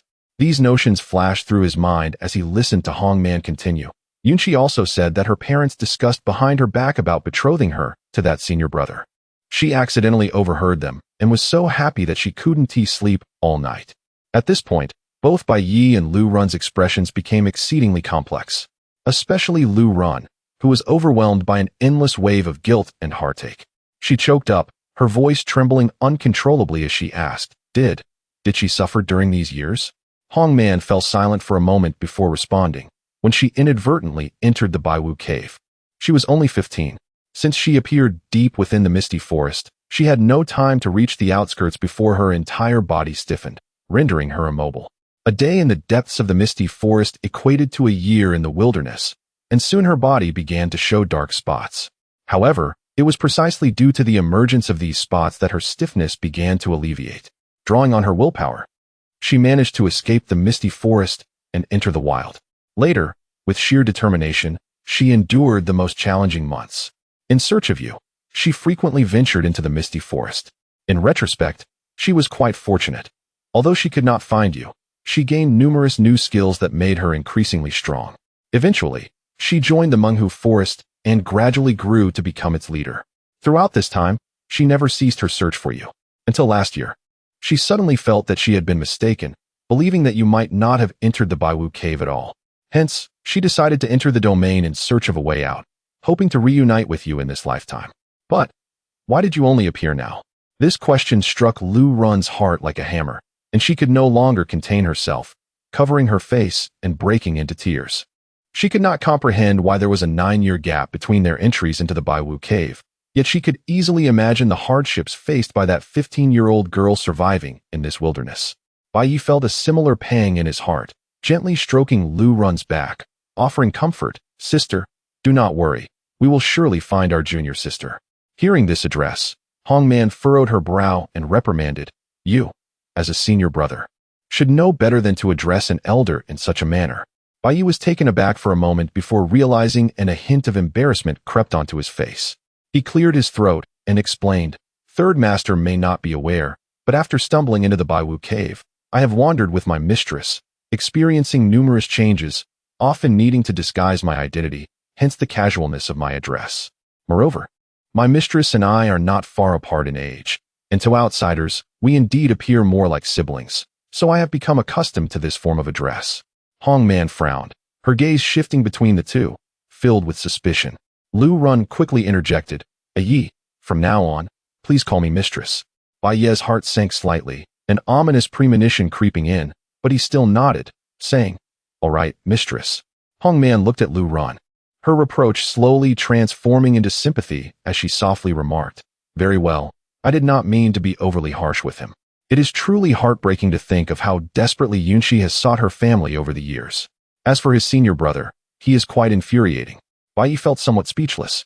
Lu Run wiped her tears, raised her head, her eyes filled with determination as she said, "Third Master, I would like to trouble you to tell us more about Liu Shi's entrance into the domain.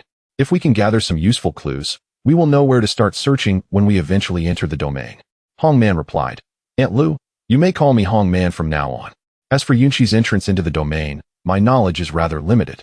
I only remember that the few true beings she followed wore clothing embroidered with a red pattern resembling a type of fruit." Bai Ye inquired, "What was the pattern? Could you sketch it for us?"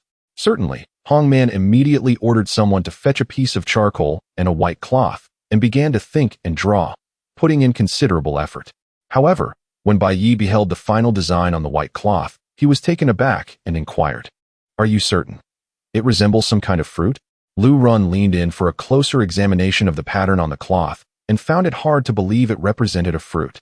Hongman's face flushed slightly as she retorted, "Are you questioning me?"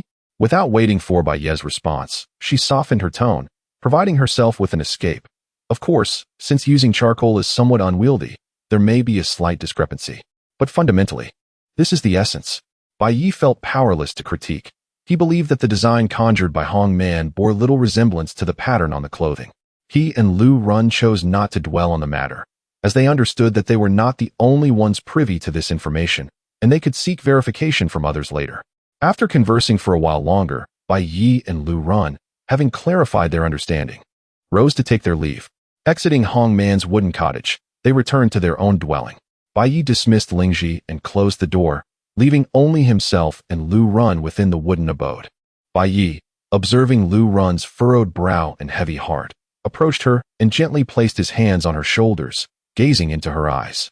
In a soft voice, he reassured, "Sister, do not worry. Knowing Liu Shi's experiences over the years weighs heavily on my heart as well. However, we now possess a clue, and once we enter the domain, we will surely find her." Lu Run, however, took a small step back, creating a slight distance between them. Lowering her gaze, she whispered, "Yi, you should still call me Shenyang." Bai Ye paused, momentarily taken aback, before smiling and responding, "There are no outsiders here. What is there to fear?" Lu Run lifted her eyes to meet his, the glimmer in her gaze revealing a mix of turmoil and apprehension. She insisted, "Let us just change it for now. I am afraid." Bai Ye stepped forward, interrupting her with a firm tone, "There is nothing to fear.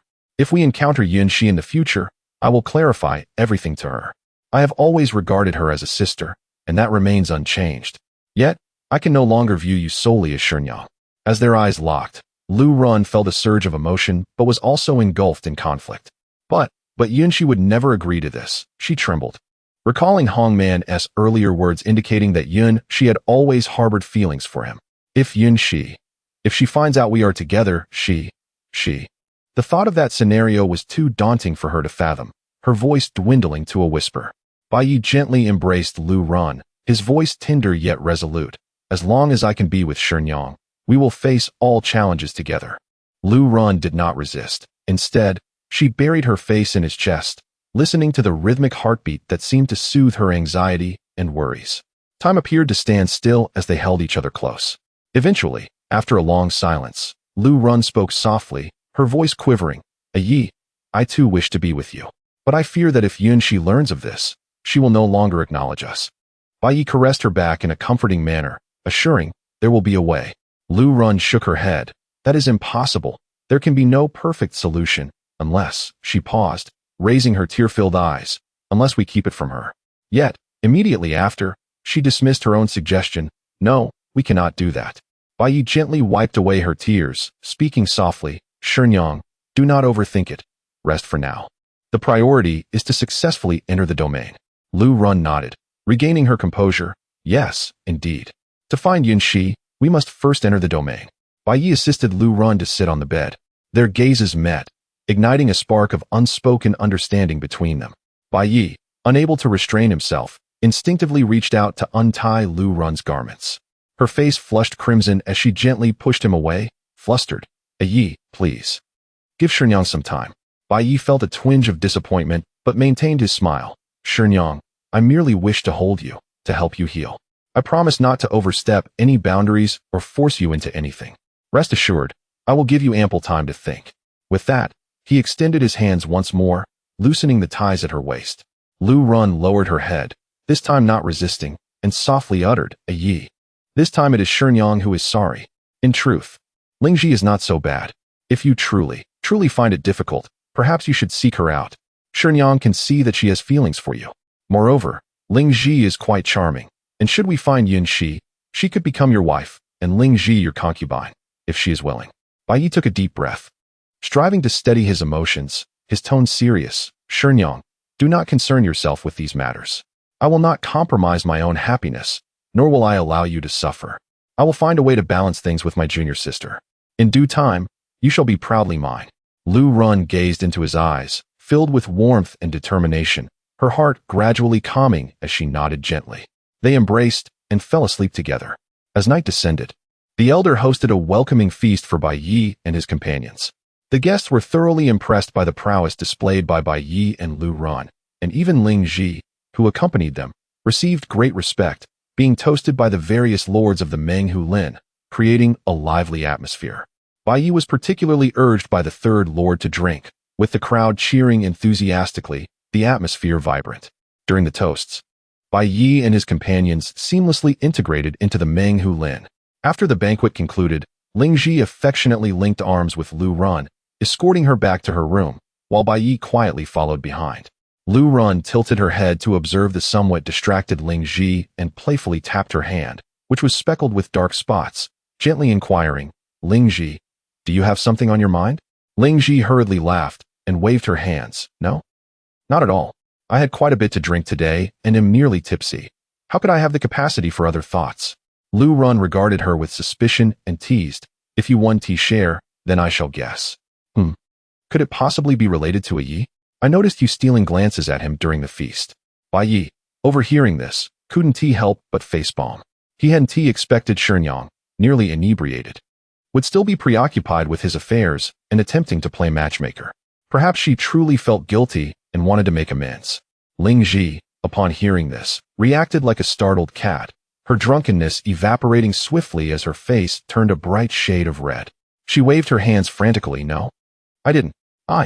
Blushing, she lowered her head, hesitating for a moment before finally whispering, Aunt Lu, actually, I am just feeling a bit sad that you and the boss will soon be leaving. She bit her lips softly, seemingly struggling to contain her emotions. Lu Run was taken aback for a moment, then broke into a smile. Silly child, there is no need to fear. When the time comes, you can enter the domain with us.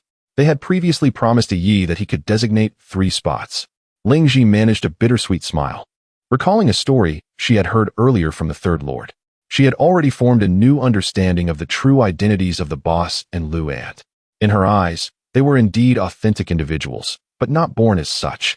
Rather, like other refugees, they had been taken to the domain by the true ones, thus attaining their current status and strength. However, it seemed they were not free to enter and exit the domain at will. They stealthily ventured out this time in search of long-lost relatives. However, when they wished to re-enter the domain, they would have to participate in the martial gathering scheduled for half a month later to secure a place. She understood that given their current unique circumstances, even if they were inclined to assist her, there would be no feasible means to bring her along. Contemplating this, Lingji felt a wave of despondency wash over her. She gently shook her head, her voice tinged with emotion as she said, Aunt Lu, I am grateful to you all. Yet, I have only spent 2 years in the wilderness, and I have heard them say that the minimum requirement for entering the domain is to have stayed here for 5 years. I am far from meeting that standard. Upon hearing this, Lu Run turned to Bai Ye, her gaze imbued with inquiry as she asked, Ye, do you have a solution? Though her words appeared to seek a method, they were, in fact, a request for Bai Ye's opinion. Lingji, upon hearing Lu Run's words, couldn't help but turn her gaze toward Bai Ye, her eyes filled with anticipation, yet laced with a hint of apprehension. In her quest for progress, Lingji harbored a deep understanding of her mentor, Bai Ye. The assistance Lingji had previously provided her lingered in her thoughts, and today's missed appointment filled her with remorse, prompting her desire to make amends. Thus, she endeavored to draw Lingji closer to herself. Bai Ye, on the other hand, bore no ill will towards Lingji. Aiding her was but a trifling task, especially since he had already intended to venture into the depths of the misty forest the following day, aiming to acquire greater amounts of true energy before entering the domain. Therefore, he did not dwell on the matter and nodded in response, stating, since the master has spoken, a solution must surely exist. Upon hearing this, Lingji's eyes sparkled with excitement, her voice trembling with eagerness as she exclaimed, Really, is that true? Boss, do you truly have a way? Lu Run, observing Lingji's joyful demeanor, chuckled and replied, Of course it's true. With a Yi around, there will undoubtedly be no issues. Bai Ye explained, The method is quite simple. Tomorrow I shall take you to the depths of the misty forest. The mists there are dense, and the true energy they harbor is 100 times that of the outside. A mere few days spent there will suffice. Lingji's smile faltered slightly, a glimmer of trepidation flashing in her eyes as she murmured, The depths of the misty forest. Bai Ye teased, What's the matter? Are you afraid? Lingji quickly shook her head, her cheeks flushing, yet her gaze remained resolute as she declared, I'm not afraid. As long as the boss is with me, I fear nothing. Bai Ye instructed, Prepare yourself tonight. We shall set off tomorrow. Lingji nodded vigorously, her heart brimming with anticipation for the day's journey into the misty forest. As the trio approached the wooden cabin, Lu Run, after watching Lingji depart, suddenly spoke, Ye, I shall not accompany you tomorrow. He then elaborated, I wish to inquire further about Yunshi's whereabouts. I need to gather more information regarding the rules of martial arts and matters related to the real person. He continued, By the time you return, there will be no need to expend energy on such trivialities. Bai Ye pushed open the door, saying, Master, I have an entire night to listen to your reasons. After tonight, we shall not see each other for several days. Are you certain you wish to remain outside? Upon hearing this, Lu Run felt a pang of reluctance and wished to say more. At that moment, Bai Ye suddenly reached out, grasping her wrist and pulling her into the room. Bang! The wooden door closed behind them. Ye, what? What are you doing? Lu Run's slightly panicked whisper came from within. Bai Ye's voice, laced with temptation, responded, Master, I just thought of a solution that benefits us both. Let us give it a try. Lu Run's voice dripped with uncertainty. What solution? Bai Ye seemed to whisper something. After hearing him, Lu Run gasped, No. That's not possible. How could that be? On the following day, as dawn broke and the mist began to dissipate, Bai Ye stepped outside, stretching lazily and appearing invigorated, a hint of contentment gracing his brow. Lu Run followed closely behind, her face adorned with a delicate blush, resembling a peach blossom dampened by morning dew. Lingji had been waiting outside eagerly. Upon seeing the two emerge, she hurried over, cheerfully calling, Boss, Aunt Lu, are we setting off now? Lu Run replied, I will not be joining you today. You and Yi should prioritize your safety. Lingji was somewhat taken aback, but noticed the rosy hue around Lu Run's mouth and cheeks. Coupled with the peculiar sounds that had emanated from the wooden cabin earlier, she suspected that the boss had just treated Aunt Lu, making her unsuitable for the journey into the depths of the misty forest. Thus, she refrained from further inquiries and expressed her concern, Aunt Lu, please take care and rest well. Lu Run noticed Lingji's unwavering gaze upon her lips, causing her face to flush even deeper. Instinctively, she raised her hand to cover her mouth and hastily urged, Yes, I will be careful. You two should leave quickly. Bai Ye turned back, winking, Master, I shall return to fetch you in 5 days, and then I will treat you once more as I did last night. Lu Run shot him a reproachful glance. But in Lingji's presence, she could only nod gently, I will await your return. You both should go now. With that, Bai Ye and Lingji set off, leaving the Ming who forest behind as they ventured into the misty forest. As they delved deeper into the misty forest, the surrounding mists thickened considerably. Lingxi's heart raced with rising apprehension, her insecurities and fears becoming palpable. When passing through particularly dense patches of mist, she instinctively held her breath, as if the fog enveloping her were not mere vapors, but rather lethal poison. Yet, each time she felt this way, she was astonished to see that Bai Ye, instead of exhibiting fear, seemed to quicken his breath, as if the ominous energy that terrified all others was a rare tonic for him. Bai Ye, noticing Lingxi's unease, turned to see her holding her breath, her complexion slightly pale. He smiled and encouraged her, "Lingxi, breathe freely. In the densest mists, you must accelerate your breathing. Only then can you absorb more true energy in a short time." Lingxi could hardly believe her ears, questioning, "Huh?" Bai Ye reassured her, "Rest assured, I will not allow you to succumb to pollution. Not only will I prevent further deterioration, but I will also thoroughly heal your body, eliminating all the malevolent energy within you." Lingxi's eyes widened in disbelief at his words. Bai Ye playfully inquired, "What is the matter? Don't you believe me?" Lingxi hurriedly shook her head and fervently nodded. I believe, boss, in my heart. You are a deity, an omnipotent being. If you say it can be done, it certainly will be." After a pause, she cautiously asked, "Boss, may I ask you a question?" Bai Ye nodded, "Go ahead." Lingxi gathered her courage and articulated, "What exactly are you and Aunt Liu?" This question had lingered in her mind for quite some time, and she could no longer suppress her curiosity. Bai Ye did not provide a direct answer. Instead, he teased, "Didn't you just call me a deity?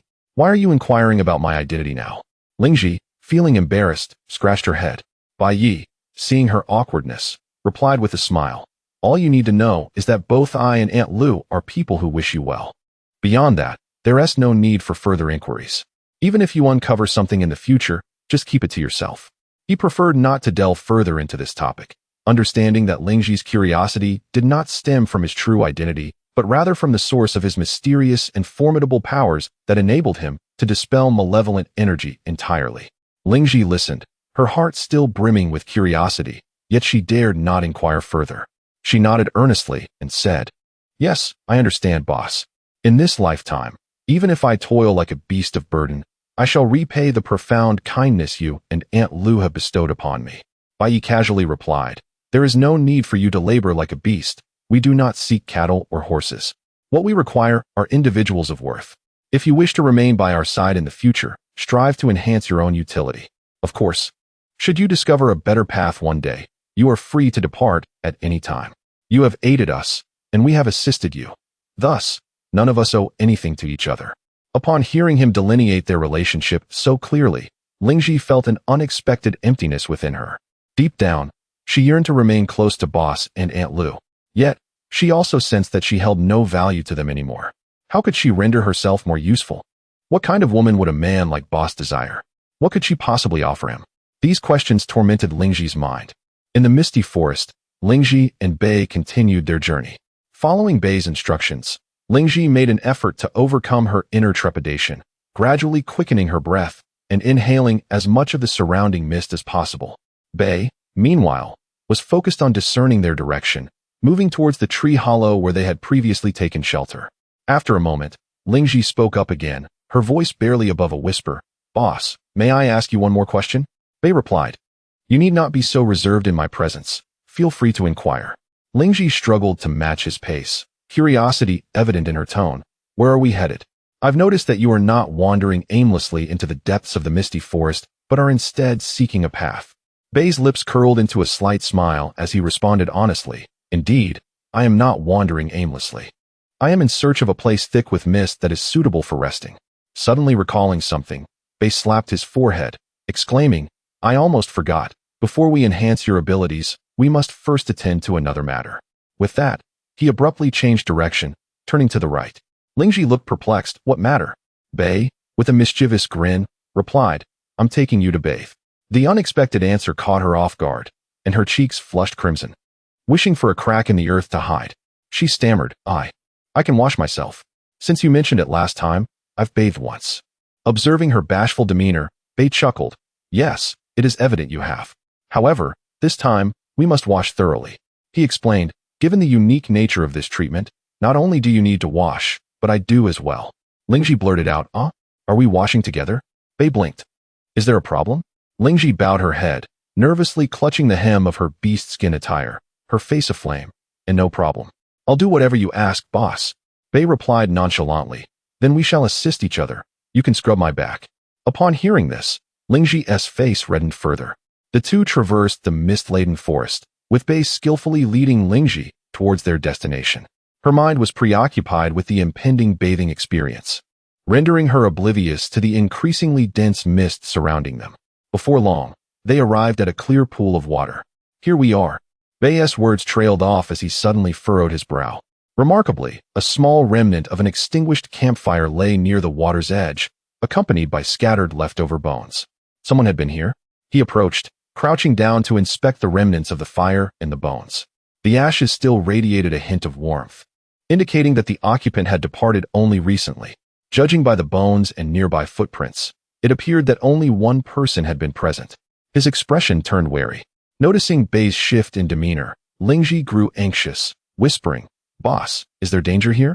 Instinctively, she moved closer to Bai, her earlier embarrassment from the bathing situation now overshadowed by the sudden tension. Bai stood up, gently stroking the storage ring on his left hand, surveying their surroundings as he analyzed. In the depths of the misty forest, human presence is rare. It is unlikely that an ordinary person would have the time to build a fire and eat here. This individual is evidently not a novice who stumbled upon this place. Their strength should not be underestimated. We must proceed with caution. Lingji asked, then, should we still bathe here? Bai returned his gaze. Of course, we've come this far. Let us not waste time. Let us undress and get into the water. Lingji averted her eyes, feeling bashful and fidgety. Bai, understanding her discomfort, turned away, assuring her, don't worry, I want to look.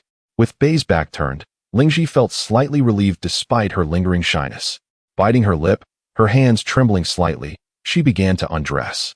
The mist enveloped her, as if draping her in a delicate veil, alleviating some of her inner embarrassment. As she shed her garments and stepped into the clear pool, the icy water made her shiver involuntarily. Cautiously, she crouched down, scooping a handful of water to pour over her shoulders, feeling the coolness glide over her skin in an attempt to calm her nerves. Bai stood at the water's edge, vigilant of their surroundings. Once he heard Lingji enter the water, he removed his own clothing and joined her in the pool. Lingji, facing away, felt her heart leap when she sensed him approaching. Do not be tense. This step in the treatment is unavoidable, and you must gradually acclimate. Bai's gentle voice reached her ears. Lingji nodded slightly, yet her body remained tense. She could feel Bai's presence beside her, close enough to sense the warmth radiating from him, a stark contrast to the frigid waters. Bai placed his hand gently on Lingji's shoulder, stating, let us make this quick. Lingji's mind went blank, overwhelmed. What do you mean by quick? Bai replied, of course, we are here to wash. Only then did Lingji grasp his meaning, softly responding, oh. This indeed marked the cleanest bath Lingji had taken in 2 years. After washing, she felt rejuvenated, her earlier shyness diminished. While dressing, she found herself less bashful in front of Bai than before. All right, let us go, Bai said after Lingji had finished putting on her clothes, casting one last glance at the suspicious remnants of the fire before leading her away. Soon, they entered an area thick with mist. Bai looked up at a tree hollow towering 2 meters high and declared, this is the place.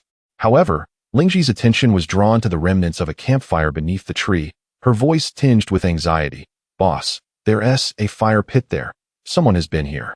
Bai chuckled. That was left by us during our last visit. He then proceeded to teach Lingji the method of rapid breathing, instructing her to sit beneath the tree and absorb the mist. He retrieved a short-handled iron hammer from his storage ring, resuming his practice of the first style of the Hongtian hammer. As time slipped away, the sky gradually darkened. After several hours of absorbing the mist, Lingji felt a significant increase in her internal energy and a corresponding rise in her malevolent energy. When she opened her eyes again and moved slightly, she was horrified to discover that her limbs had become severely stiffened. She struggled to emit a sound, her eyes filled with helplessness as she gazed at Bai Ye. My body. Upon hearing her voice, Bai Ye felt a stirring in his heart. He stowed the short-handled iron hammer into his storage ring, stepped forward, and gently lifted Lingji from the ground, assuring her, do not worry, we shall commence the treatment at once. With that, He knelt and leapt upwards, cradling the petite Ling Shi in his arms, shattering the layers of mist as they plunged into the hollow of the tree. The interior of the tree hollow was shrouded in darkness, the space confined, with a thick layer of fallen leaves beneath, remnants left by Bai Ye. He gently placed the Ling Shi at the entrance of the hollow, then turned to retrieve several soft animal skins from his storage ring, laying them over the leaves before carefully moving the now rigid Ling Shi onto the skins. Next, he produced a pre-prepared white cloth, his tone gentle yet resolute as he instructed. "Close your eyes." Ling Shi, filled with curiosity, complied obediently. Bai Ye used the cloth to blindfold her, completely shutting out the light. "Lao Lao da, what is this?" she stammered, a hint of tension lacing her voice. Bai Ye, with utmost seriousness, explained, "This treatment is different from before. We cannot allow external distractions, especially light. No matter what happens, remain calm, and do not remove the cloth from your eyes, understood?" Ling Shi nodded softly, her heart inexplicably racing. The darkness heightened her senses. She could clearly hear Bai Ye's breath and felt the gentle breeze as he approached, along with the faint, refreshing scent that was distinct from the mist. The sound of rustling fabric reached her ears, and her heart leapt to her throat, instinctively tensing her body. She knew what Bai Ye was doing, her cheeks flushing with heat, even her ears turning red. "Relax," Bai Ye's soft voice was close, explaining that this treatment relied heavily on the conduction of malevolent energy. Skin-to-skin contact was essential for it to be effective, much like the method employed by ordinary commoners using fresh corpses to treat dark spots. The malevolent energy within her had invaded her very marrow, rendering conventional methods ineffective. Thus, this approach was necessary for resolution. His words, a blend of truth and deception, dispelled Ling Shi's doubts, even prompting her to express concern for Bai Ye. "But this will taint you, do not worry," Bai Ye reassured her. "I possess a method to refine malevolent energy. Although it will deplete a substantial amount of my vital energy and mental strength, if it can heal you, it will be worth the cost." Ling Shi was deeply moved by his words. "Lauda, Bai Ye interrupted. There is no time to waste. Let us begin." Ling Shi acquiesced. "All right." Bai Ye gently removed her clothing. Though Ling Shi felt shy and wished to curl up into a ball, the thought of Bai Ye's sacrifice compelled her to lie there willingly. Fortunately, with her eyes covered, she was spared the embarrassment of facing him directly in this moment. Her mind was in disarray. The next moment, a warm body gently enveloped her. There was no sense of the anticipated pressure. Bai Ye's movements were tender, merely allowing their chests to touch. A wave of warmth, seemingly alive, poured into Ling Shi's body from where their skin met, clashing with the icy, malevolent energy that resided within her. Ling Shi couldn't help but let out a soft moan, not from shyness, but from the warmth that coursed through her limbs, once as rigid as iron, now awakening with a pleasant tingling sensation, akin to a frozen river thawing in spring. Bai Ye gently turned, positioning her atop his body, and began to massage her back with his palms. He deliberately concentrated a third of his body's warmth in his hands, increasing their temperature, appearing wholly focused on the treatment. Ling Shi felt a purer stream of warmth spreading along her spine, melting away the malevolent energy that had settled within her meridians like snow meeting fierce flames. "Concentrate. Use the rapid breath technique to accelerate the absorption of the mist," Bai Ye softly prompted. Ling Shi complied, quickening her breath. Meanwhile, Bai Ye also utilized the rapid breath technique to swiftly absorb vital energy. The sounds of their breaths echoed in the confined hollow, intertwining into a delicate rhythm. Under the warmth's influence, Ling Shi easily sensed the rigidity in her body rapidly diminishing. Previously, even moving a finger had been difficult. Soon, she could slightly curl her fingertips. The regained flexibility brought a warmth to her eyes. However, the sensation of skin against skin was overwhelmingly vivid. The warmth radiating from Bai Ye not only dispelled the malevolent energy, but also enveloped her in a delicate heat, causing her heart to race like a drum. Shyness was inevitable, yet deep inside, an unacknowledged anticipation lingered. As the night deepened, Ling Shi experienced an unprecedented sense of comfort, as if all rigidity had vanished. She couldn't help but softly voice, "Lao Lao da, the stiffness in my body has eased significantly." "Thank you, there is still work to be done on your back," Bai Ye replied, shifting slightly, his voice tinged with fatigue. "Next, you should lie beneath me while I continue to treat your back." Though her eyes were blinded by the cloth, Ling Shi could detect the weariness in his voice. She rose, concern evident. "Why don't you rest for a moment? I can tell you must be very tired." It's nothing to worry about. The most challenging part is this first treatment. The following days will be much easier, so let us seize the opportunity, Bai Ye replied, creating space for Lingji to lie on the soft animal skins. Bai Ye adjusted his position, his entire body slowly covering hers. His chest pressed tightly against her back, his arms gently encircling her. He then focused, gathering warmth in the skin at the front of his body.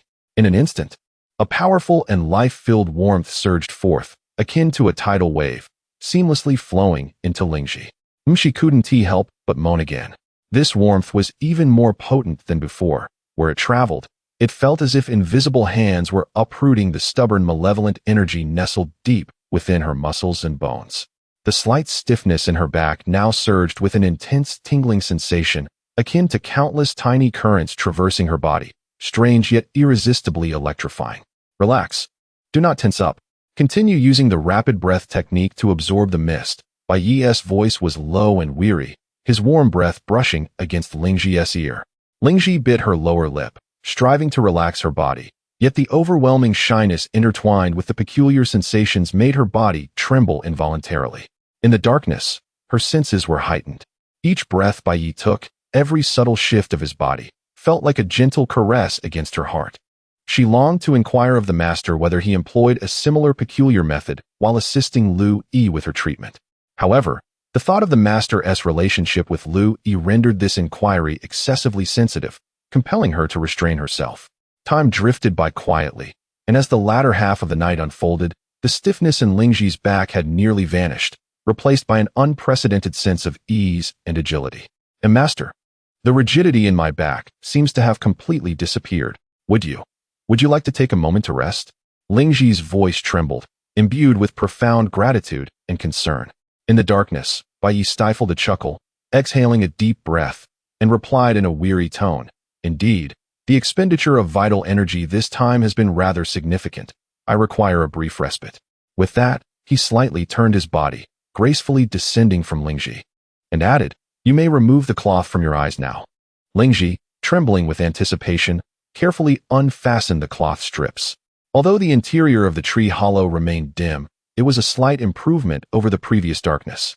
She turned her head slightly, and, through the thick mist within the hollow, she could just make out Bai leaning against the wall, breathing heavily. He appeared exceedingly weak, and a surge of concern welled up in Lingji's heart. She approached him, her voice choked with emotion. "Boss, how are you?" Bai managed a faint smile. "It's nothing. I just need to rest for a while. How do you feel?" Tears glistened in Lingji's eyes as she replied, "I feel better than ever. All thanks to you, boss. I truly don't know how to repay you." At this moment, she suddenly knelt before Bai, pledging her loyalty. "From now on, Lingji is yours. No matter what you ask me to do. Even if it means my death, I will not hesitate." Bai chuckled softly. "Death is unnecessary, but I do need your assistance with a small task." "Please, say it," Lingji urged. Bai raised his hand and handed her a storage ring that he had worn on his left index finger. His expression turned serious as he said, "This is a storage ring of an immortal, containing medicines that will aid in my recovery. However, I am currently too weak, having depleted a significant amount of my true energy and mental strength, so I cannot use the ring for a short while. You need to retrieve the pill bottles from within." The weight of his words was immense. Lingji gazed at the ring, both curious and anxious. After taking it in her hands, she hastily inquired, "How do I extract the medicine?" "Place the ring on your finger," Bai instructed. "Then concentrate your mental energy on the item you wish to retrieve, envisioning it being drawn out." He then cautioned her earnestly, "There are other items within the ring, especially 2 immortal texts and a celestial hammer, which are of utmost importance to me. Do not disturb anything else. Simply retrieve the pill bottles." Upon hearing about the immortal texts, Lingji's heart stirred, recalling Bai's unique ability to refine malevolent energy, suspecting a possible connection. Yet, witnessing Bai's frail condition filled her with worry, and she dared not entertain any ulterior thoughts. She promptly nodded, assuring him, "Rest assured, boss, I will retrieve the medicine and will not touch any other treasures." With that, she quickly placed the ring on her right middle finger.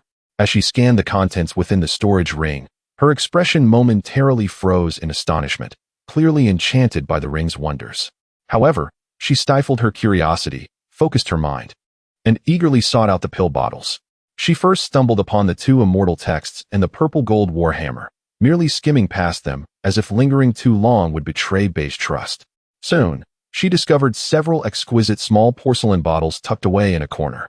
Without delay, she retrieved them and hastily removed the storage ring, returning it to Bai without a hint of hesitation. Bai, observing Lingxi's performance, felt a flicker of satisfaction in his heart. He took the porcelain bottles and the ring, gazing deeply at Lingxi as he remarked, "Well done." In truth, had Lingxi shown any hesitation or deviation in her actions, Bai would have acted without a second thought. Nevertheless, even though Lingxi had passed this trial, he would not lower his guard. Unlike his master's wife, Lu Run, he could not trust her completely without sufficient trials, especially considering the possibility of sharing a bed in the future. In the coming days, he would conduct multiple rounds of loyalty tests.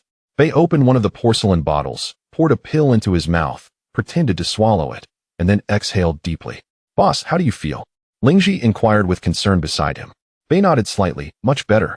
He then instructed, "While the night mist is still thick, continue to absorb the mist using the rapid breathing technique." Lingxi obediently complied. However, this time, without being blindfolded.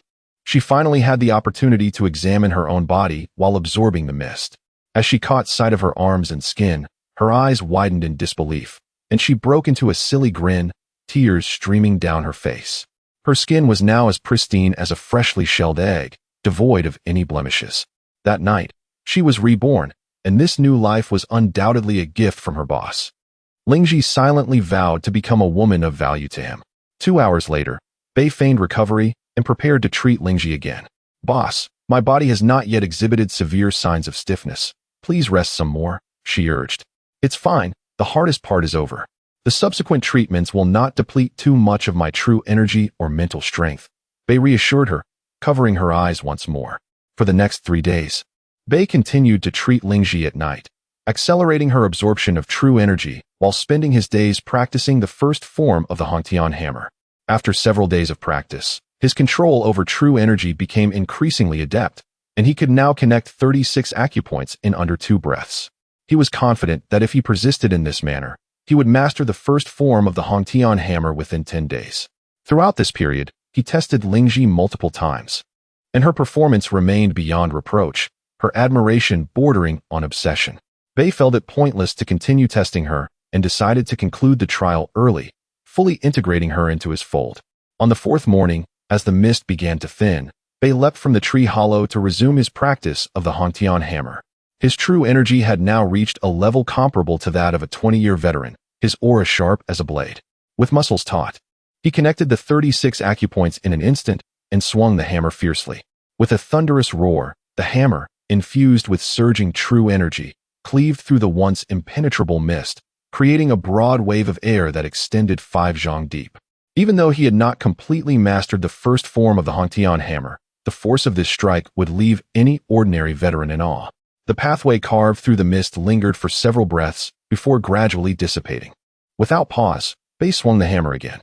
Lingxi had long grown accustomed to such scenes, and at this moment, she was by the campfire, roasting meat. Before long, the aroma of the meat wafted through the air. Observing Bai's relaxed demeanor, she quickly called out, "Boss, it's time to eat."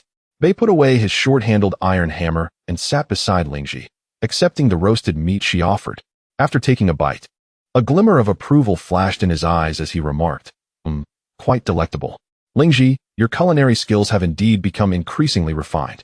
A blush crept across Lingxi's face, and she smiled joyfully, saying, "If you like it, boss, I shall roast meat for you every day." Bai chuckled, "But we can't live on roasted meat forever. Then I shall prepare other dishes." Lingxi promptly replied, "Once we leave the misty forest, I will present you with a variety of dishes daily." Bai nodded but suddenly shifted the topic, saying, "By the way, tonight we will try a different method of treatment." Lingxi lowered her head slightly, concealing a hint of reluctance in her eyes, and softly responded, "All right, I will follow your lead, boss. Whatever you decide for the treatment, I shall comply." Bai instructed, "Tonight we will begin with massage to channel true energy, and if necessary, we can revert to the previous method." Lingxi raised her head, surprise filling her eyes, her cheeks flushing instantly as she stammered, Is it a full-body massage?" Bai looked at her, raising a brow in inquiry. "Is that inconvenient?" Lingxi hurriedly lowered her head, instinctively closing her legs, and murmured, "No. Observing her bashful demeanor, Bai's lips curled slightly, and he was about to tease her further when he suddenly sensed something amiss. The white mist before him was rapidly swirling, silently converging behind him. Having never encountered such a phenomenon, a chill ran through him as he abruptly turned to look. He beheld the mist gathering swiftly into the air about 2 yards away, ultimately forming a colossal human face. A colossal visage formed of swirling white mist materializes before them, its features indistinct yet imbued with an unsettling eeriness. The hollow eyes fixate upon Bai Ye and Liu Shi, as if they were prey. Before the duo can fully comprehend the situation, the misty face suddenly opens its gaping maw and lunges forward. Bai Ye instinctively brandishes his short-handled iron hammer, preparing to unleash the devastating Hongtian hammer technique. Yet the intricate flow of his vital energy through 36 meridians proves sluggish. Without time for contemplation, he swiftly channels all his vital energy into a single strike. The hammer, propelled by a torrent of vital energy, crashes into the surging white mist, dispersing the massive visage into countless wisps that scatter into the air. However, before these wisps can completely dissipate, they coalesce once more, forming not one but 2 gigantic misty faces, both charging toward the pair. Bai Ye, incredulous, swings his hammer to meet them. With 2 resounding thuds, the 2 faces are shattered, yet in the blink of an eye, they reform into 4 identical-sized misty visages, their gaping mouths aimed at the duo. Bai Ye feels a chill run down his spine. While the white mist exhibits weak defenses, it seems impervious to their attacks, multiplying with each strike. Engaging in this reckless confrontation is clearly not a wise strategy. Liu Shi, we must flee, Bai Ye exclaims, grasping her arm and turning to sprint away from the monstrous visage. Liu Shi, taken aback by the sudden turn of events, follows him with all her might, the 2 of them crashing through layers of mist as they escape toward the periphery of the fog-laden forest. The misty face appears to lag behind, soon vanishing from sight. They finally pause to catch their breath. "Captain, what on earth was that?" Liu Shi inquires, glancing back with evident trepidation. "I am uncertain," Bai Ye responds, furrowing his brow, his expression grave. "Fortunately, we seem to have evaded it." Yet, before he can finish his thought, the surrounding mist suddenly begins to churn violently. Alarmed, Bai Ye whips around, only to see the mist once again coalescing into a massive visage, its mouth wide agape as it rushes toward them. "Run," Bai Ye shouts, clutching Liu Shi tightly under his arm and propelling himself forward with all his strength. His vital energy surges, honed from years of experience, and he moves with the swiftness of a lightning bolt. Liu Shi clings to his arm, experiencing such a bizarre crisis for the first time in her life. After a considerable distance, Bai Ye glances back and sees that the misty face has not pursued them, allowing him to slow his pace and release Liu Shi. Breathless, she matches his stride, her face pale as she asks, "Captain, what was that creature? Why was it so strange, seemingly unkillable, and multiplying?" Bai Ye's brow remains furrowed as he replies, "I have never encountered such an oddity. However, given the mysterious nature of this fog-laden forest, it is not surprising that peculiar phenomena may arise." Liu Shi takes a deep breath, striving to calm herself. Moments later, a flicker of doubt crosses her eyes as she poses a thought. "Captain, do you think that misty face is connected to the campfire remnants we found by the pond? I can't shake the feeling that it was less an attack and more an attempt to frighten or toy with us." Bai Ye feels a jolt of realization at her words, as if a light has pierced through his chaotic thoughts. He narrows his eyes and reflects on the earlier events. The more he considers it, the more plausible Liu Shi's suggestion seems. If their adversary truly intended to launch a lethal attack, why would they allow the visage to form so close, making it easy to detect? Moreover, throughout the encounter, despite its intimidating presence, the misty face inflicted no tangible harm upon them. Given their current circumstances, it appears they could easily escape the forest if they continue to run. Furthermore, the misty face cannot pursue them indefinitely, indicating that the puppeteer behind it likely faces significant constraints while controlling the entity. This suggests that if there is indeed a hidden manipulator, they may only be able to continue their machinations once they catch up to them. Observing Bai Ye's silence, Liu Shi bites her lip, determination flashing in her eyes as she proposes, "Captain, how about I stay behind as bait while you hide? Perhaps we can uncover the identity of the one orchestrating this." Bai Ye firmly counters, "No, that is far too perilous. We lack knowledge of our opponent's capabilities, and a miscalculation could place you in grave danger." Liu Shi's gaze remains resolute as she declares, I am unafraid. Captain, you have done so much for me these past few days, and I wish to contribute in return. Bai Ye remains silent, contemplating the necessity of delving deeper into the forest's mysteries for his cultivation. If he does not resolve this matter, it will forever linger in his mind, hindering his peace during training. Thus, Ling Ji's proposition warrants consideration, despite the significant risks it entails. Captain, Ling Ji suddenly halts, as if having made a resolution, and states, "Please, allow me to try." Bai Ye gazes into her determined eyes, feeling a stirring within. Acknowledging her resolve, he nods in agreement. "Very well, we shall proceed as you suggest."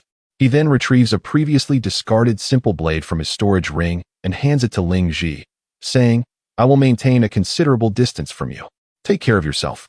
Should you encounter an attack, call out, and I will seize the opportunity to locate the puppeteer. If you are wounded, shout for help, and I will arrive immediately." Ling Ji accepts the blade with a firm nod, assuring him, "Captain, you can rest assured, I will be cautious." At this moment, the mist continues to swirl around them, shrouded in an eerie stillness. A gentle breeze occasionally stirs the mist. Bai Ye surveys his surroundings before turning right and swiftly disappearing into the fog. Ling Ji finds a large tree, leans against the trunk, and begins to speak to herself. "Captain, do you think that creature will pursue us again? Can we still cultivate here in the future? What exactly is that thing, and why does it relentlessly chase us?" Yet, she finds solace in the thought that its speed is not particularly swift. She hopes to use her voice to mislead any lurking adversaries hidden within the mist. However, the terrifying visage haunts her thoughts, igniting a wave of fear within her. Ling Ji takes a deep breath, striving to regain her composure, yet her hand trembles uncontrollably around the blade. She softly murmured to herself, "Ling Ji, you have escaped death several times. What is there to fear in this minor peril?" Yet, her hands could not help but tremble. Suddenly, she realized that, unbeknownst to her, she had developed an intense fear of death. She yearned to survive, to enter the realm alongside her leader and Aunt Lu. She wished to remain by her leader's side forever, aspiring to become like him and Aunt Lu. As these beautiful visions of the future flooded her heart, a warm current surged within her, and miraculously, her hands ceased to tremble. At that moment, the mist before her began to swirl violently and coalesce, gradually forming a colossal human visage. A figure clad in a white robe, the female Jinren, demanded to know who was hiding in the mist. Ling Ji's voice resonated through the thick fog, signaling her distress. Bai Ye sprang into action, uncertain how long Ling Ji could endure the assault. Time was of the essence. He needed to uncover the potential puppeteer behind the scenes. His silhouette moved stealthily through the haze, swift and silent, his gaze sharp as a hawk, scanning his surroundings with vigilance. Every subtle shift of the mist and faint sound did not escape his keen perception. Nevertheless, the strange fog forest severely hampered visibility. Even without the mist, towering trees obstructed his line of sight. Conversely, he trusted that the adversary's vision was equally impaired. "Show yourself. If you have the guts, step out." Ling Ji's voice echoed persistently, indicating she had not yet been harmed, though she might be enduring in silence. Bai Ye, growing increasingly familiar with Ling Ji, understood her propensity for such reckless behavior and her desire to protect him, instilling within him a sense of worry and anxiety. At that moment, a gentle breeze swept through the forest, carrying with it a faint yet intriguing fragrance. Bai Ye's pupils constricted slightly. This scent was unlike the earthy aroma of the misty woods, possessing a refreshing elegance and an air of peculiarity. Intrigued, he followed the scent's trail. Before long, he spotted a figure in white not far ahead, shrouded in the mist. The figure wore a large hood, obscuring their features. A chill coursed through Bai Ye as he realized he had finally located the source. Yet, the instant he focused his thoughts on the white-robed figure, they seemed to sense his presence, turning to glance in his direction before swiftly fleeing. Bai Ye was taken aback. He had not anticipated such sharp awareness or the figure's abrupt retreat. As if they were confident he posed no threat. Without hesitation, he gave chase. The white-robed figure moved with remarkable speed, yet Bai Ye was faster. Suddenly, the mist ahead coalesced into grotesque faces, propelled by an unseen force, surging toward Bai Ye with wild abandon. He quickly channeled his surging energy into his hammer, striking with force. With each swing, he forged a path through the oncoming faces, which dissipated into countless wisps of white vapor. Striving to reconstitute themselves, but failing to keep pace with Bai Ye's relentless advance. Fixated on the white figure ahead, he rapidly closed the distance. The white-robed figure, sensing their disadvantage, leaped onto a branch for Zhonghai. At that moment, a clear, melodic voice rang out. "Wandering souls, do not act rashly. I harbor no ill will." Bai Ye paused, looking up at the figure perched above, scoffing. "No ill will? Then why did you command those misty faces to attack us and repeatedly obstruct our pursuit? Is this what you call harmless intent?" The white-robed figure slowly turned, revealing the youthful and enchanting visage of a woman, appearing to be in her early 20s, with an oval face and large, bright eyes that sparkled with mischief. "That was merely a playful trick of mist manipulation, meant to amuse you, devoid of any harmful intent," she said with a playful smile, revealing a pair of small canines. "I merely wished to test you." Bai Ye furrowed his brow, a flicker of skepticism crossing his face as he inquired, "Test us for what purpose? Who are you, and what brings you here?" "I am Yuling, hailing from the domain," she replied. Bai Ye's eyes narrowed slightly. His earlier suspicions that she was indeed a Zhenren from the domain were now confirmed. Noticing his silence, Yuling continued, "I ventured into the depths of this misty forest seeking something specific, only to unexpectedly encounter the two of you. Seeing you both dressed as wanderers piqued my curiosity, for ordinary wanderers would not dare to enter these depths, let alone linger in the thick mist and roast meat. Thus, I decided to probe a little further. To my surprise, you seem quite different from other wanderers. My curiosity compelled me to follow you. That is the entirety of the story. Will you share your secrets with me? I am genuinely intrigued. In return, I can escort you into the domain and even allow you to join my family." Bai Ye remained silent, arching an eyebrow. "Are you truly a Zhenren from the domain? You do not seem particularly formidable." He feigned disbelief, hoping to extract more information. Yuling answered cheerfully, "That is simply because you are exceptionally strong, dear wanderer. The true age of wanderers in the wilderness rarely exceeds 3 years. Even if one masters the art of transferring their vitality, their true age cannot surpass 10 years. Yet, your true age appears to be at least 15 years or more. Furthermore, there is something quite peculiar. Even now, I cannot discern your precise true age, despite using my true eye." Bai Ye, peering through the mist, noted the vertical beam of light emanating from her forehead. Likely the true eye she referenced. "What is a true age?" he inquired, his curiosity piqued. Yuling tilted her head, grinning. "You are quite inquisitive. You wish to learn more about the domain, do you not? I can teach you and grant you access to the academy within the domain for your studies, provided you agree to join my family's service. Rest assured, you will not regret it. Our Yu family is renowned as the 10th great family in the domain. Many wanderers aspire to join, but find no opportunity." Bai Ye, noting her repeated attempts to recruit him, felt a growing sense of caution and replied coolly, "Thank you for your kind offer, but no need. In half a month, we shall have a Zhenren escorting us into the domain." Upon hearing this, Yuling quickly interjected, "That is not the same. Entering the domain through the slave auction requires signing a service contract with the corresponding family or sect." Bai Ye spoke in a tone devoid of enthusiasm, asserting that it was all the same, whether one served a particular entity or not. "Of course it is not the same," Yuling replied, gracefully descending from the branch and strolling a short distance away to elucidate. "The service contract signed through the annual slave trade is merely a term we use for you, the outsiders. Within our domain, there are actually 2 other names for the service contract." Bai Ye inquired, "What are they?" Yuling elaborated. "One is referred to as a body contract, which sounds more pleasant, while the other, less appealingly, is called a slave contract." Upon hearing this, Bai Ye's brow furrowed slightly. Yuling continued her explanation. "To sign as a slave entails the branding of a slave mark, binding one to serve those families for a lifetime. Should there be even a hint of insubordination, or if one fails to perform adequately, or incurs the displeasure of someone within the family, a mere thought from them could extinguish the life of those slaves. However, if you were to join our family, the situation would be markedly different. You would indeed serve our clan. But this is merely a verbal agreement. For you, there exists no coercive obligation, solely dependent on your personal integrity. Of course, should you betray our family, we possess other means to deal with you." As well, Yuling continued to speak at length. Yet, Bai Ye's expression had darkened, resembling a still lake. He had always belly. "What is the relationship between you two?" Yuling possessed an extraordinarily keen perception, capturing the subtle shifts in Bai Ye's emotions. Instantly, she became alert and remarked, Hey, dear wandering brother, We can talk, but do not lose your temper. I readily acknowledge that I was not as mature as you, lacked your strength, and was not as swift in my movements. However, should you wish to confront me, it would not be as simple as you think. Bai Ye swiftly suppressed the turmoil within him and replied in a deep voice, I will first verify the truth of your words before considering whether to serve your family. Yuling confidently patted her chest and assured him, it must be true. Our Yu clan never speaks falsehoods.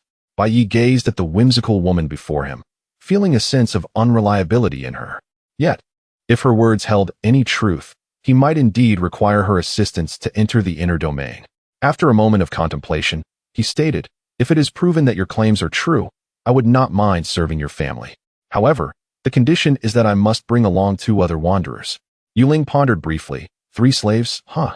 As soon as the words left her mouth, she abruptly covered her mouth upon seeing Bai Ye's suddenly darkened expression, quickly adding with a laugh, oh dear, I spoke without thinking. Please do not take it to heart. I assure you on behalf of the Yu clan that we shall never regard you as slaves. As for the other 2 wanderers you mentioned, no problem. I can promise you that right now.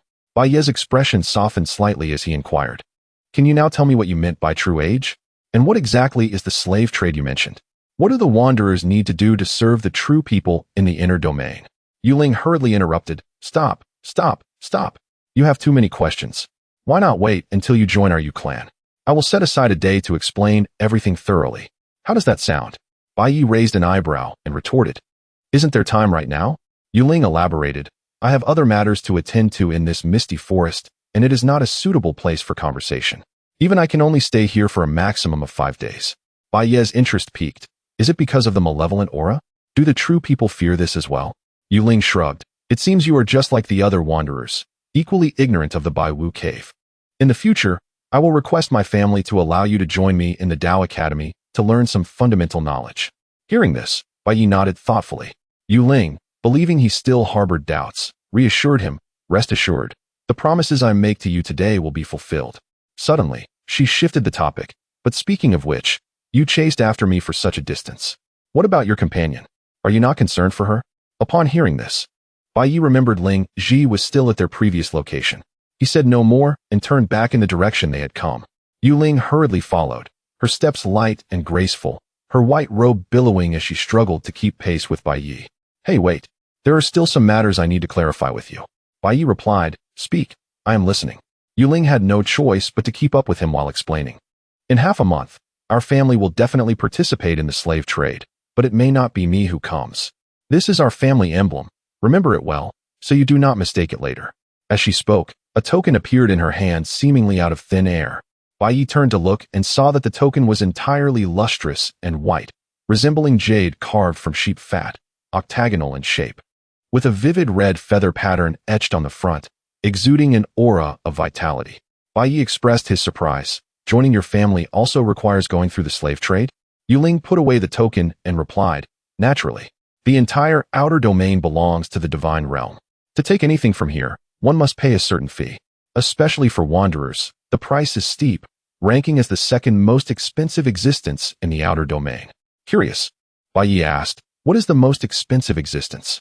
Yuling giggled, teasingly withholding the answer. Wait until you join our family, and I will tell you. Bai Ye found himself in a quandary. These matters could be easily investigated once he entered the inner domain. The crucial issue now was how they could enter the inner domain smoothly without stepping into a trap. If, after verification, it was confirmed that Yuling's words were true, he would never leave the wilderness by accepting a slave mark, nor would he allow his teacher's wife to become a slave. However, joining Yuling's family also posed unknown risks. He would not entrust his and his teacher's wife's lives entirely to the character and conscience of this whimsical woman.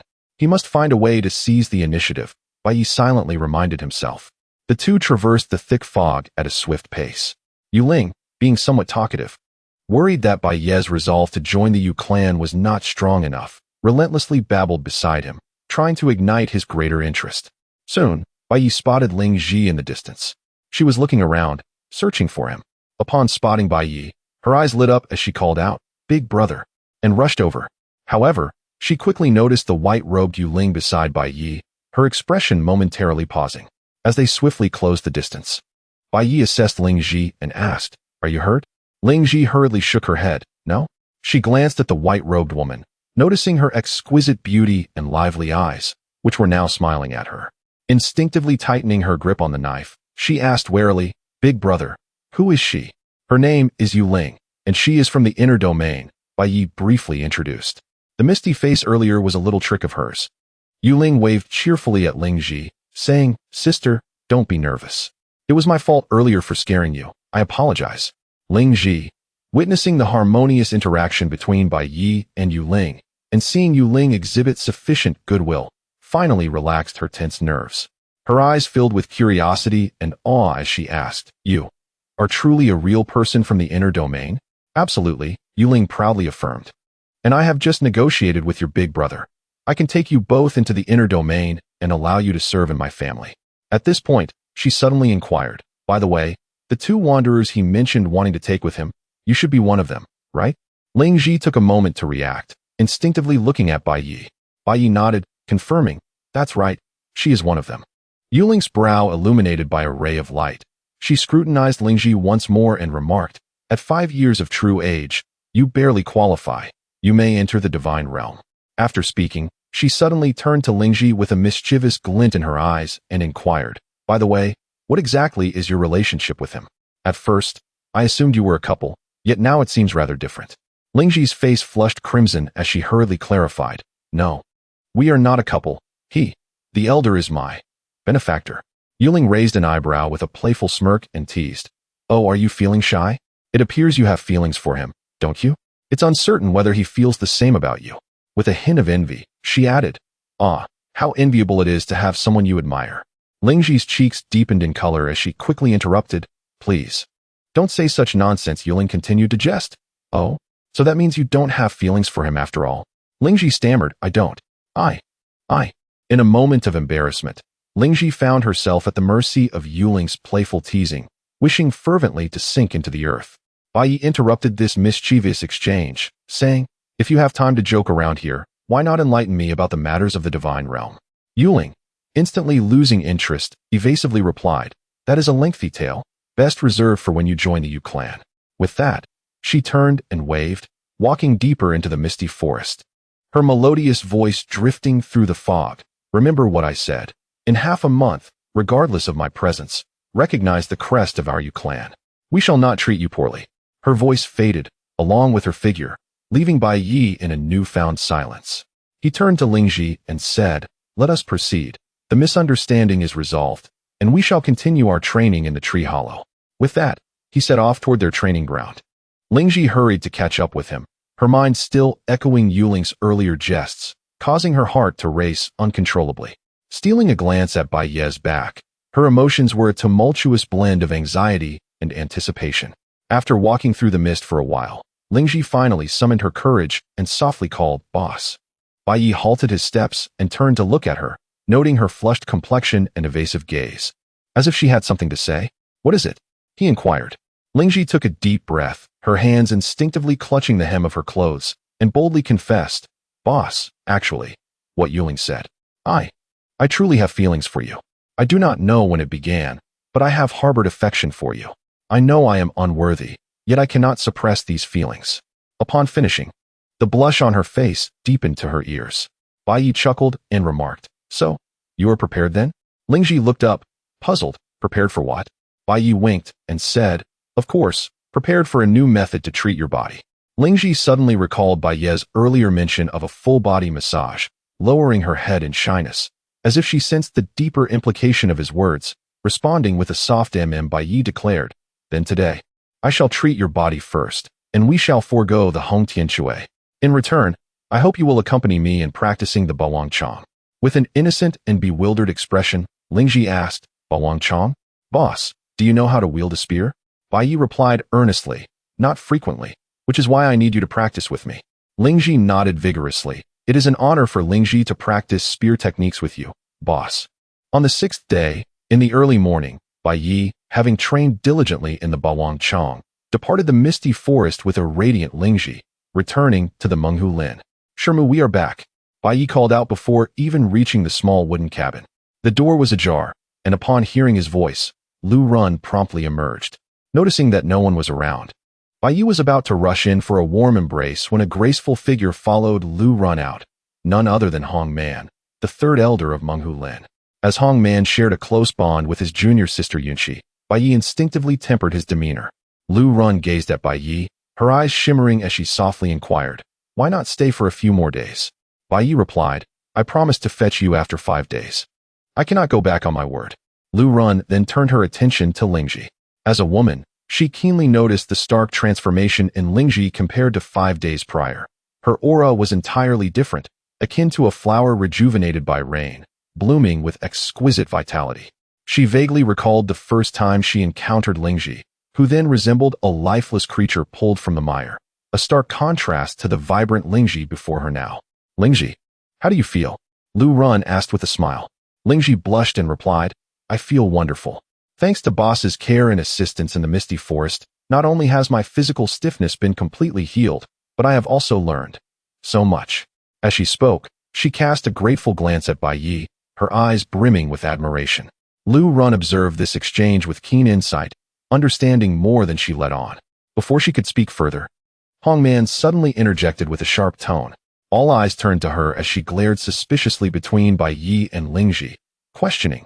A solitary man and woman, spending so much time in the misty forest. One cannot help but wonder what transpired between you. Lingji, feeling guilty, looked down and refrained from retorting. Bai Ye, however, furrowed his brow slightly. Lingji had become his woman, and he would not allow others to disrespect her. Even if the person was closely tied to his junior sister Liu Shi, it was unacceptable. Bai Ye replied coldly, "You need not speculate or guess. Lingji is now my woman." Everyone was taken aback by Bai Ye's forthright admission. Lingji instinctively tightened her grip on her clothes, daring to look up.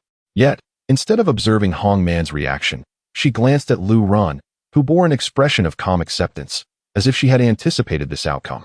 Fuming, Hong Man trembled, glaring at Bai Ye and exclaiming, "Liu Shi has been deeply devoted to you for years, and you are here in this wilderness, cavorting with another woman. How can you be so heartless? If she were to find out, it would break her heart. Do you understand?" Bai Ye met Hong Man's gaze, responding coolly, "My affairs with my junior sister are none of your concern." Lu Run, sensing the tension escalating, hurriedly interjected, All right. Everyone calm down, let us speak civilly." Hong Man continued to glare at Bai Ye, seething, "There is nothing to discuss." "Lu Ai, I am leaving," she declared, unable to bear the sight of such a man, feeling nauseous. With that, she turned to leave, and Lu Run could not stop her. Lingji watched Hong Man depart, feeling a pang of guilt, and quietly said to Bai Ye, "Boss, I'm sorry. This is all my fault." Bai Ye reassured her, "Do not take this upon yourself. This is my choice. I will not let you or Shermu down." Upon hearing this, Lu Run instinctively covered her mouth, a flicker of panic crossing her eyes as she questioned, What are you saying?" Lingji's expression became increasingly complex. She had long suspected that there might exist a special relationship between Lao Da and Lu Yi, and now her conjecture was confirmed. Bai Ye calmly remarked, "There are no outsiders here. We need not conceal anything further." Lu Run's cheeks flushed slightly as she cast a glance at Lingji, almost helplessly defending, We haven't reached that stage yet. I am merely assisting you." Her voice diminished progressively, and she lowered her head, finding the remaining words difficult to utter. Bai Ye stepped forward, gently embracing both Lu Run and Lingji, and softly declared, "Regardless of the circumstances, from this moment forth, we are 3 together." After a brief moment of their embrace, Lu Run gently pushed Bai Ye away, feeling somewhat embarrassed as she adjusted her attire. "All right, let us not linger here any longer. Let us go inside and speak, lest we attract the attention of others." Observing that his master's wife no longer resisted, Bai Ye chuckled, "Very well. I have something quite important to discuss with you, and I may require your assistance." Lu Run retorted with a hint of annoyance, "You rascal, are you attempting to trick me again like last time?" "This time, I shall not be deceived." Bai Ye assured her, "This time, it is indeed a serious matter, and I shall not mislead you." In a humble wooden cabin, at a wooden table, Bai Ye recounted in detail the encounter with Yu Ling in the misty forest over the past 2 days. From the ambush by the mist to the confrontation while pursuing Yu Ling, and finally to her invitation for them to join the Yu clan, revealing the family crest. The narrative particularly focused on the intricacies of the slave trading. The refugees entered the domain through this trade, seemingly serving. But in reality, They were no different from slaves, subjected to the will of others. A moment's carelessness could cost them their lives. As Bai Ye concluded, his voice grew somber. I had thought that as long as we could enter the domain, I would eventually find my junior sister, Liu Shi, but according to Yu Ling's words, he trailed off, noticing that Lu Run's face had turned pale, her body trembling uncontrollably. You mean Liu Shi? Lu Run's voice quivered, her hands tightly gripping the fabric of her chest. The mere thought of her daughter possibly being branded with a slave mark, driven like livestock at the mercy of others, made her heart feel as though it were being gripped by an invisible hand, nearly suffocating her. Bai Ye reached out to grasp her icy hand, offering comfort. Auntie, do not be anxious. In any case, we must first enter the domain to find my sister. However, Lu Run seemed oblivious to his words, tears flowing uncontrollably down her cheeks. She had waited for so many years, hoping to leave the wilderness with them. How could it come to such a dire situation? Ling Ji, watching from the side, felt her heart tighten as well, unable to resist softly reassuring. Aunt Lu, please do not worry too much. As the elder brother said, entering the domain is our immediate priority. If Liu Shi is truly blessed, she will have noble assistance. Worrying now is unnecessary. If her situation is dire, we must focus all our energies on safely entering the domain. Otherwise, even if we do enter, our freedom will be constrained, and we will be unable to find Ling Ji. Bai Ye nodded solemnly. Ling Ji is correct. Furthermore, we cannot fully trust Yu Ling's words. It would be prudent for us to inquire further, to see if those refugees who entered the domain truly bear the slave mark. Lu Run sniffed, wiping away her tears with her sleeve, striving to steady her tumultuous emotions, and said in a hushed voice, There is no need to inquire further. I have not been idle these past few days. I have spoken with several leaders from the Manghu Forest and representatives from 12 other factions. Bai Ye was slightly taken aback, astonished that Lu Run had accomplished so much in such a short span of 5 days. Lu Run continued, The service contracts you mentioned do indeed exist. Refugees who sign the contract must bear a mark. According to the practitioners, this mark only binds the refugees to serve a family or sect. Upon the expiration of the service period, the refugees may regain their freedom. The typical duration is 20 years. But this can be negotiated. The greater the strength of the party, the more room there is for bargaining. However, the minimum is 1 year. Regardless of the duration agreed upon, all must bear a dark red mark on their foreheads. Look, it is this. As she spoke, she produced a piece of light-colored beast hide from her bosom and spread it out on the wooden table. The hide bore a dark red mark, resembling a twisted flame, with intricate patterns along the edges, as if imbued with some mysterious power.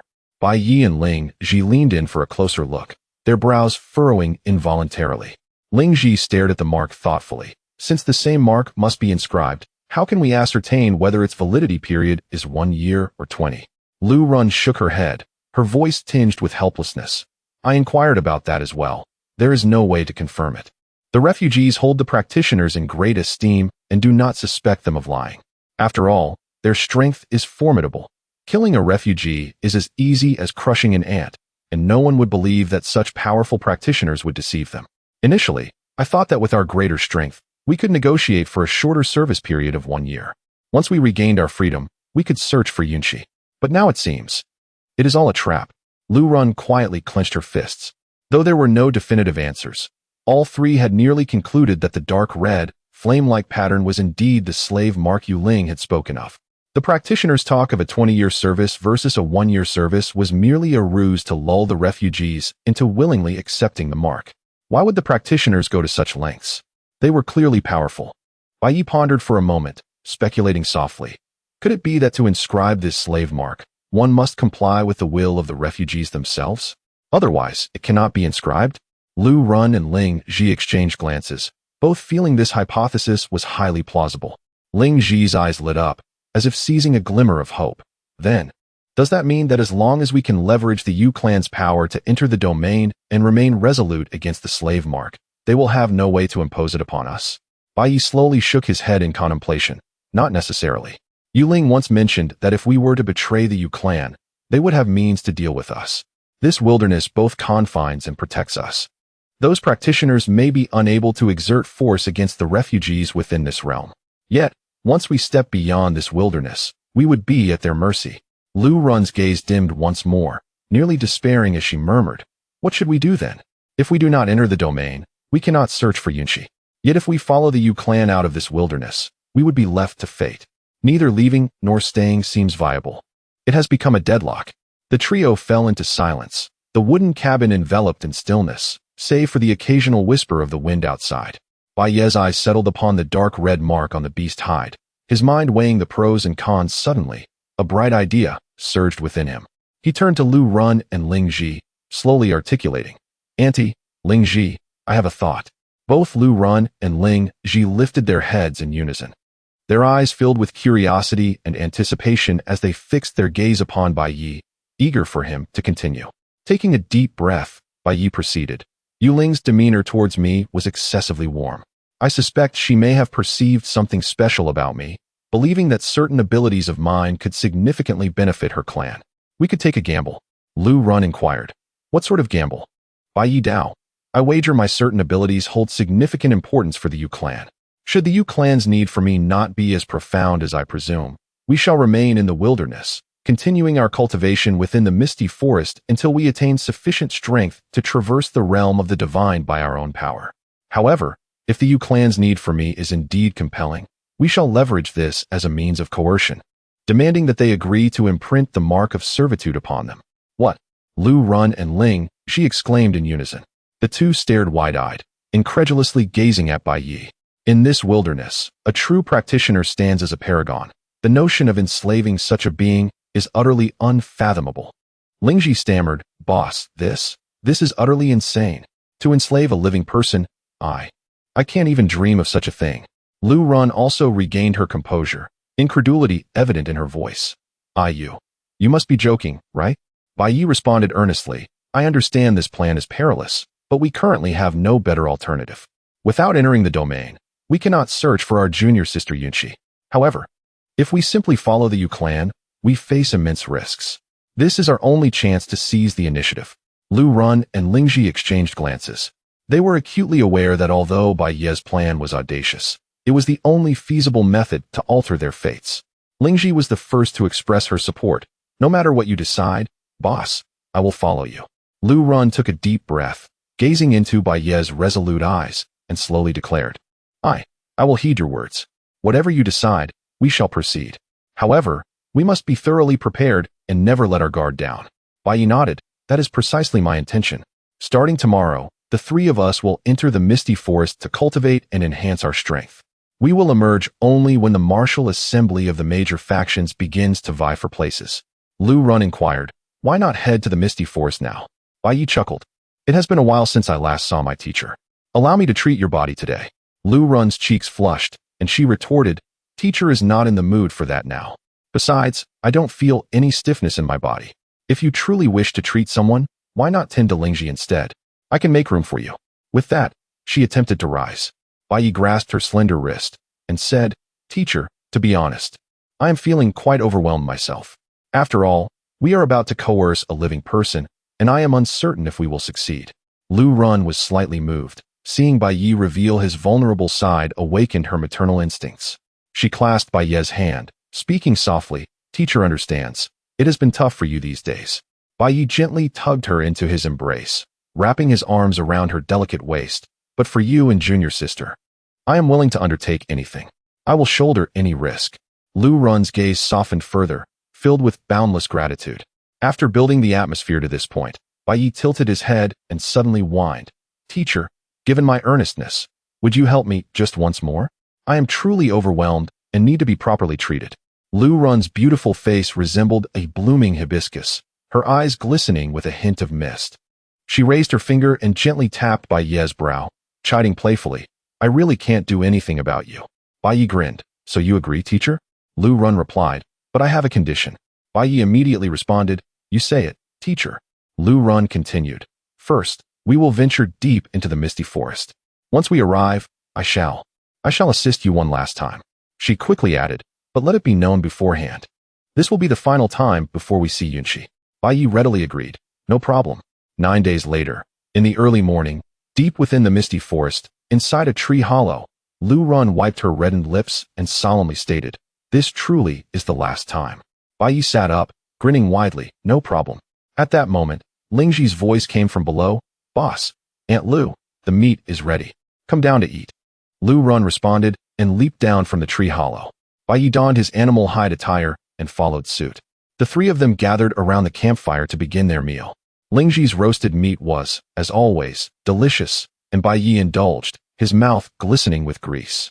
Lu Run had a modest appetite, taking only a few bites before suddenly asking, "The martial assembly begins tomorrow. Should we return to the Menghu forest today?" Bai Ye swallowed his morsel and replied, "We'll head back in the afternoon. I want to attempt the first form of the Thunder Hammer again, as it almost succeeded yesterday. Additionally, staying a bit longer will allow us to absorb more true energy. Once we enter the domain, we may not have such favorable conditions for cultivation again." Lu Run nodded. "All right." Lingji, feeling anxious, asked, "Are we truly strong enough to coerce a living person now? Among the three of us, I possess the weakest strength, equivalent to that of a 14-year-old wilderness drifter. Lu Run has reached 24 years, while Bai Ye has attained 30 years. Bai Ye tore off a piece of roasted meat, chewing thoughtfully as he explained, "Whether we succeed in coercing a living person into slavery largely depends on the value I present to them, rather than our combat strength. The reason we have been fervently enhancing our power these days is to prevent any unforeseen incidents during the coercion process, ensuring we possess sufficient means to resist." After finishing their meal, Lingji and Lu Run resumed practicing the breathing techniques Bai Ye had previously taught them. They sat cross-legged beneath the giant tree, their eyes gently closed, expressions focused. Though this technique could not directly absorb spiritual energy, it allowed them to better manipulate the true energy within their bodies, significantly enhancing their offensive capabilities and reducing energy consumption. Meanwhile, Bai Ye continued to practice the first form of the Thunder Hammer not far away. He wielded the iron hammer with a grave expression, the surrounding mist seemingly drawn to his imposing aura, gently swirling. The true power of the Thunder Hammer hinges on whether the true energy within can link 36 critical acupoints in a single breath. Yesterday, after countless attempts, he had finally managed to increase the speed of his true energy flow to a breath. Yet, it seemed he was still a mere breath away from truly mastering it. He inhaled deeply, his true energy beginning to circulate rapidly as he sought to connect those 36 acupoints before striking out with a hammer. Unfortunately, this attempt also ended in failure. The fierce wind from the hammer carved a passage through the mist, colliding with the giant tree. The tree trembled, leaves cascading down, but the impact was rather mediocre. Bai Ye did not feel disheartened, repeating the same actions time and again, practicing for hundreds of repetitions. The swift consumption of spiritual energy left his forehead dotted with fine beads of sweat. Suddenly, at the moment he linked the 36 acupoints once more, Bai Ye felt a powerful sensation surge within him. Without time for further thought, he instinctively swung the hammer. Boom! A muffled sound erupted, reverberating through the misty forest like distant thunder. Bai Ye wielded the hammer, infused with an overwhelming surge of true energy, and with a mighty swing, he forged a passage through the thick fog. The corridor extended straight ahead, instantly piercing through a colossal tree standing several dozen yards away. A hole the size of a grinding wheel appeared in the trunk, and the shattered remnants of the tree disintegrated into fine powder. The force of the strike did not dissipate. The fierce hammer wind surged through the giant tree, carving out a nearly 10-yard wide passage that cleaved a tree large enough for 4 people to embrace, before finally fading away. Lu Run and Lingji, alerted by the commotion, opened their eyes. Upon witnessing the scene before them, they were rendered utterly astonished. Bai Ye, equally taken aback by the power of his own strike, gaped in disbelief, his heart racing with exhilaration.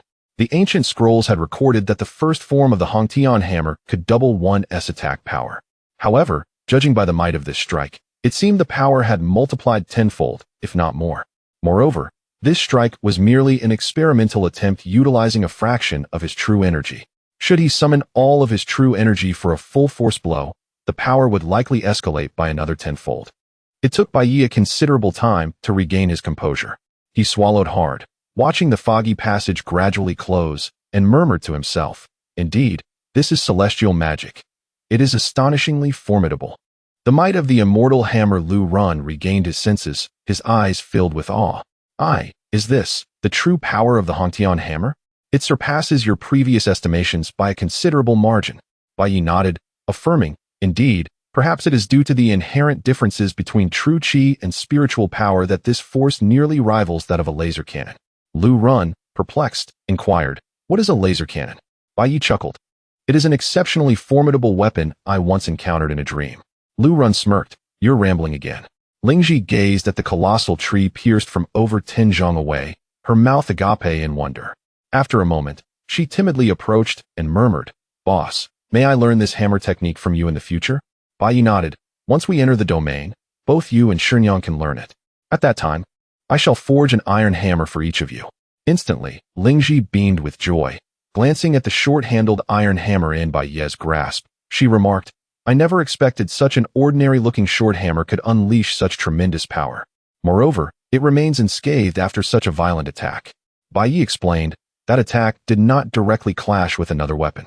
If it were to strike an actual weapon, this hammer might not emerge unscathed, given its ordinary material and limited capacity to withstand impact."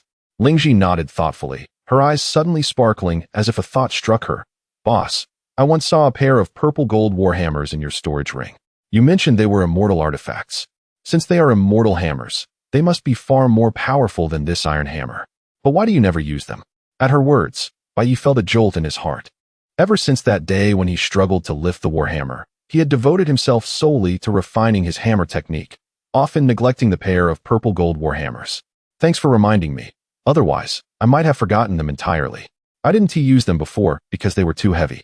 Now that my true chi has greatly improved, I can give it another try." As he spoke, he concentrated slightly, and one of the purple gold warhammers materialized before him.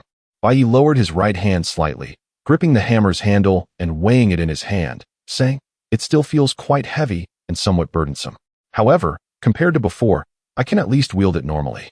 With that, he grasped the warhammer with one hand, took a deep breath, and summoned his true chi, which surged like a tidal wave, flowing through the unique channels of the Hongtian hammer technique, infusing the purple gold warhammer.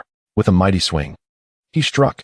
In an instant, a radiant purple gold light erupted, exuding a devastating aura, piercing through the mist and crashing into the colossal tree with the force of thunder. Boom! A deafening sound reverberated. The tree was shattered, its trunk reduced to powder, scattering through the air. The power was comparable, yet he was surprised by the change in color. Bai Ye commented, looking down at the purple gold warhammer in his hand, slightly furrowing his brow. "However, I still feel as though I have not fully tapped into the true potential of this immortal hammer." At that moment, he noticed Ling Ji's curious gaze. He raised the warhammer and asked, "Would you like to try it?" Ling Ji eagerly nodded like a chick pecking at grain and replied, "Yes." Bai Ye handed the immortal hammer to her. Ling Ji attempted to lift the warhammer with one hand, emulating Bai Ye's earlier stance. However, the weight exceeded her expectations. Straining to summon her true chi, she barely managed to lift it with one hand. The effort caused her body to tremble, her chest quaking violently. After struggling for a few moments, she quickly grasped the hammer with both hands to stabilize it. Bai Ye, observing her quivering form, couldn't help but laugh and asked, "How does it feel?" Ling Ji exclaimed, "It's so heavy." Bai Ye replied, "Heaviness is a virtue." Ling Ji silently grumbled, questioning how it could be a virtue. Yet, when she looked up, she found Bai Ye's gaze fixed on her chest. Her face flushed slightly as she understood the double entendre in his words, and a hint of delight blossomed in her heart. At this moment, Lu Run approached, curious, "Let me give it a try." She took the warhammer from Ling Ji, lifting it with one hand much more effortlessly than Ling Ji had. Bai Ye observed, "There are 2 warhammers in total. I only need one, so the other can be left for Shenyang." Lu Run immediately shook her head, returning the warhammer to Bai Ye, saying, "No, it's too heavy. I prefer the beast-tooth dagger instead. I hope to learn some dagger techniques in the future." Ling Ji quickly interjected, "I can't handle it either. The warhammer is too heavy. Plus, the handle is thick, and my hands are small, making it quite difficult to grip. I prefer something smaller." Bai Ye remarked, "What good is a small hammer? I prefer something larger and heavier. It provides a better grip." Lu Run and Ling Ji exchanged knowing glances, unable to suppress their laughter, their mirth causing them to sway like flowers in a breeze. Bai Ye was momentarily taken aback, then realized the ambiguity in his own words and joined in the laughter. Yet, it was premature to wield this warhammer. If he could train for another 10 days in this misty forest, he would be able to wield it effortlessly. Alas, he lacked the time for that. "Shenyang, Ling Ji, it is time to return to Menghu Lin." "Menghu Lin, second master has returned. Open the door." A guard spotted Bai Ye and the others approaching and shouted from afar. The gates of Menghu Lin swung open. As soon as Bai Ye stepped inside, a man approached him respectfully. Second master. The elders are in the conference hall, discussing tomorrow's martial arts competition. They asked if you could join them. Bai Ye acknowledged the man and, accompanied by Liu Run and Liu Shi, made his way to the conference hall. In the conference hall, several leaders sat at a long table, engaged in a heated debate. The elders have been gone for quite some time, and with tomorrow's competition approaching, we cannot place all our hopes on Second Master's return. We must consider strategies in case he does not make it back. Indeed, if Second Master does not return, it will fall upon you to compete, Elder. But if you participate, the outcome is uncertain. If you finish last, we will only gain 3 slots. It is preposterous. The prowess of Yi, in today's myriad of powers, could easily secure at least a 6th place. However, despite this assertion, we must not underestimate the unforeseen possibilities. Should our ranking fall short and the slots be limited, how shall we allocate them? This is the crux of the matter. At this juncture, San Yi, Hong Man, interjected, asserting that there is no complexity involved. The distribution should naturally adhere to the rankings established within our Menghu Lin. Yi would claim the first slot. With Yi absent, I would take the second, followed by Yi in third, and so forth. Yet, Yi furrowed his brow, retorting with a sardonic smile. San Yi, the hierarchy of leadership has remained unchanged for nearly a year. To allocate based solely on these rankings seems rather inappropriate. Surely, a re-evaluation through competition is imperative. Liu Shi versus Hong Man. Hong Man cast a fleeting glance at Yi and remarked nonchalantly, "If you have your eyes set on someone's position, merely challenge them directly. The rules of our Menghu Lin are not mere decorations." Yi let out a cold laugh and candidly declared, "San Yi, to speak frankly, I have indeed set my sights on your position." No sooner had the words left his lips than Yi abruptly stood, his gaze sharp as he fixed it upon Yi, stating in a deep voice, "If you wish to challenge San Yi, you must first pass through me." Yi, a figure of considerable stature, instinctively shrank back at Yi's sudden rise. He hurriedly clarified, "Yi, it's not that I do not respect you. It's just that San Yi, I believe, she currently lacks the strength to occupy that position. Had it not been for your influence, someone would have challenged her long ago. However, now that it concerns the competition for slots, we must rank by strength. As for your prowess, Yi, we all acknowledge it from the bottom of our hearts. If by Yi were absent, I believe you could easily assume the role of the new Yi." Hongman's expression shifted between anger and uncertainty, her eyes flashing with irritation. The atmosphere in the conference hall became taut, thick with tension. Just when the situation reached a boiling point, a voice unexpectedly boomed from outside. "Who the hell said I wasn't around?" Accompanied by the voice, Bai Ye strode in, flanked by Liu Run and Liu Shi, stepping across the threshold of the conference hall. The heads of Menghu Lin were momentarily taken aback, followed swiftly by expressions of joy as they all rose to greet him, exclaiming in unison, "Wonderful, Yi is back. Yi, we were nearly frantic waiting for your return. Yes, Yi, the martial arts competition is imminent, and we were worried about not having a strong leader. I told you, dear brother, if you didn't return, Menghu Lin would descend into chaos." Yi, beaming with delight, hurried forward and grasped Bai Ye's wrist, exclaiming with enthusiasm, "Come, let us sit and discuss matters at leisure." Even Hong Man, who typically bore a cold demeanor towards Bai Ye, visibly relaxed upon his arrival. In the past year, her fortune had been rather dismal. She had only found 2 new corpses, one of which was a man. She, being of a principled nature, could not bring herself to use a man's body to treat her blemishes and thus allocated it to her subordinates. This had exacerbated the rigidity of her own body. Today, should she face Yi, she might not necessarily be defeated. However, if Wu Yi and Liu Yi were to challenge her, the outcome would be unpredictable. A smile flickered across Hong Man's face as she approached warmly, taking Liu Run's hand and engaging in amiable conversation. Bai Ye and his companions settled into the main seats of the conference hall amid the throng of eager onlookers.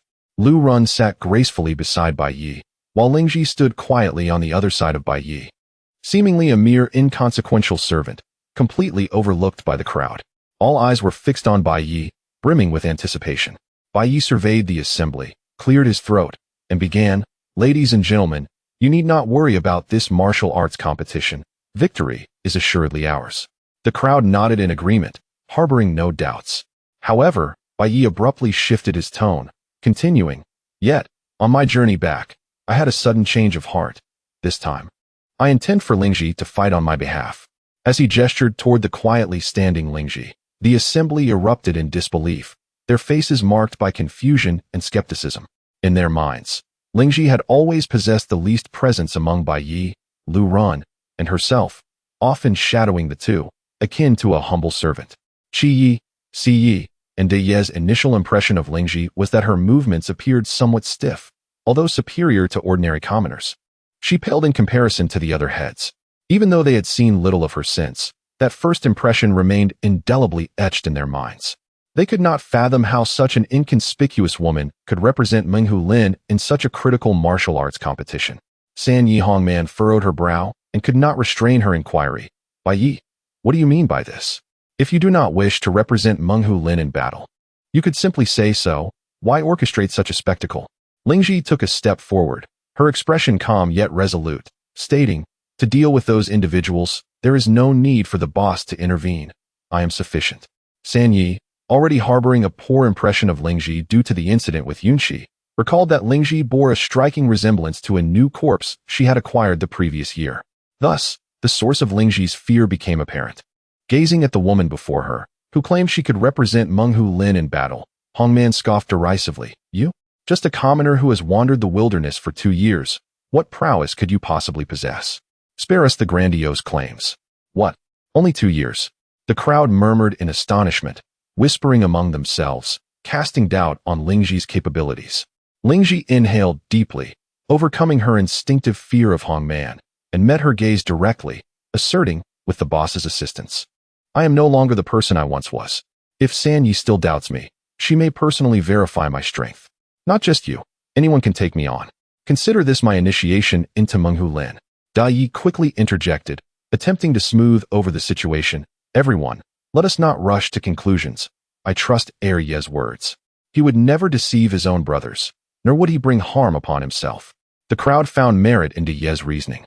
Acknowledging that Bai Ye and his companions needed slots to enter the domain and had no cause to send a woman lacking any power to represent them in the martial arts competition, San Yi regarded Liu Yi with a blend of skepticism and hope. Liu Yi nodded in affirmation, her eyes conveying confidence, assuring her that Lingji genuinely posed no issue. Rationally, San Yi was inclined to trust Liu Yi, yet she could not comprehend how a new corpse, once utilized to treat her blemishes, could triumph over everyone present with Bai Ye's assistance. After a moment of contemplation, she bit her lip and said, "Very well. I will take the lead today to verify your abilities on behalf of everyone." The assembly made their way to the open space outside the conference hall. Lingji stood there with an air of tranquility, her gaze steady upon Hongman, as she calmly declared, "Third Master, you may initiate your assault at any moment." Hongman, refusing to yield, let out a fierce cry and launched the first strike. In an instant, her form moved like lightning, closing the distance to Lingji with remarkable swiftness. Her right fist, accompanied by a gust of wind, aimed directly at Lingji's heart. Bai Ye, observing from the sidelines, felt a slight shift in his expression. He reflected that, given his current prowess, he was still no match for Hongman.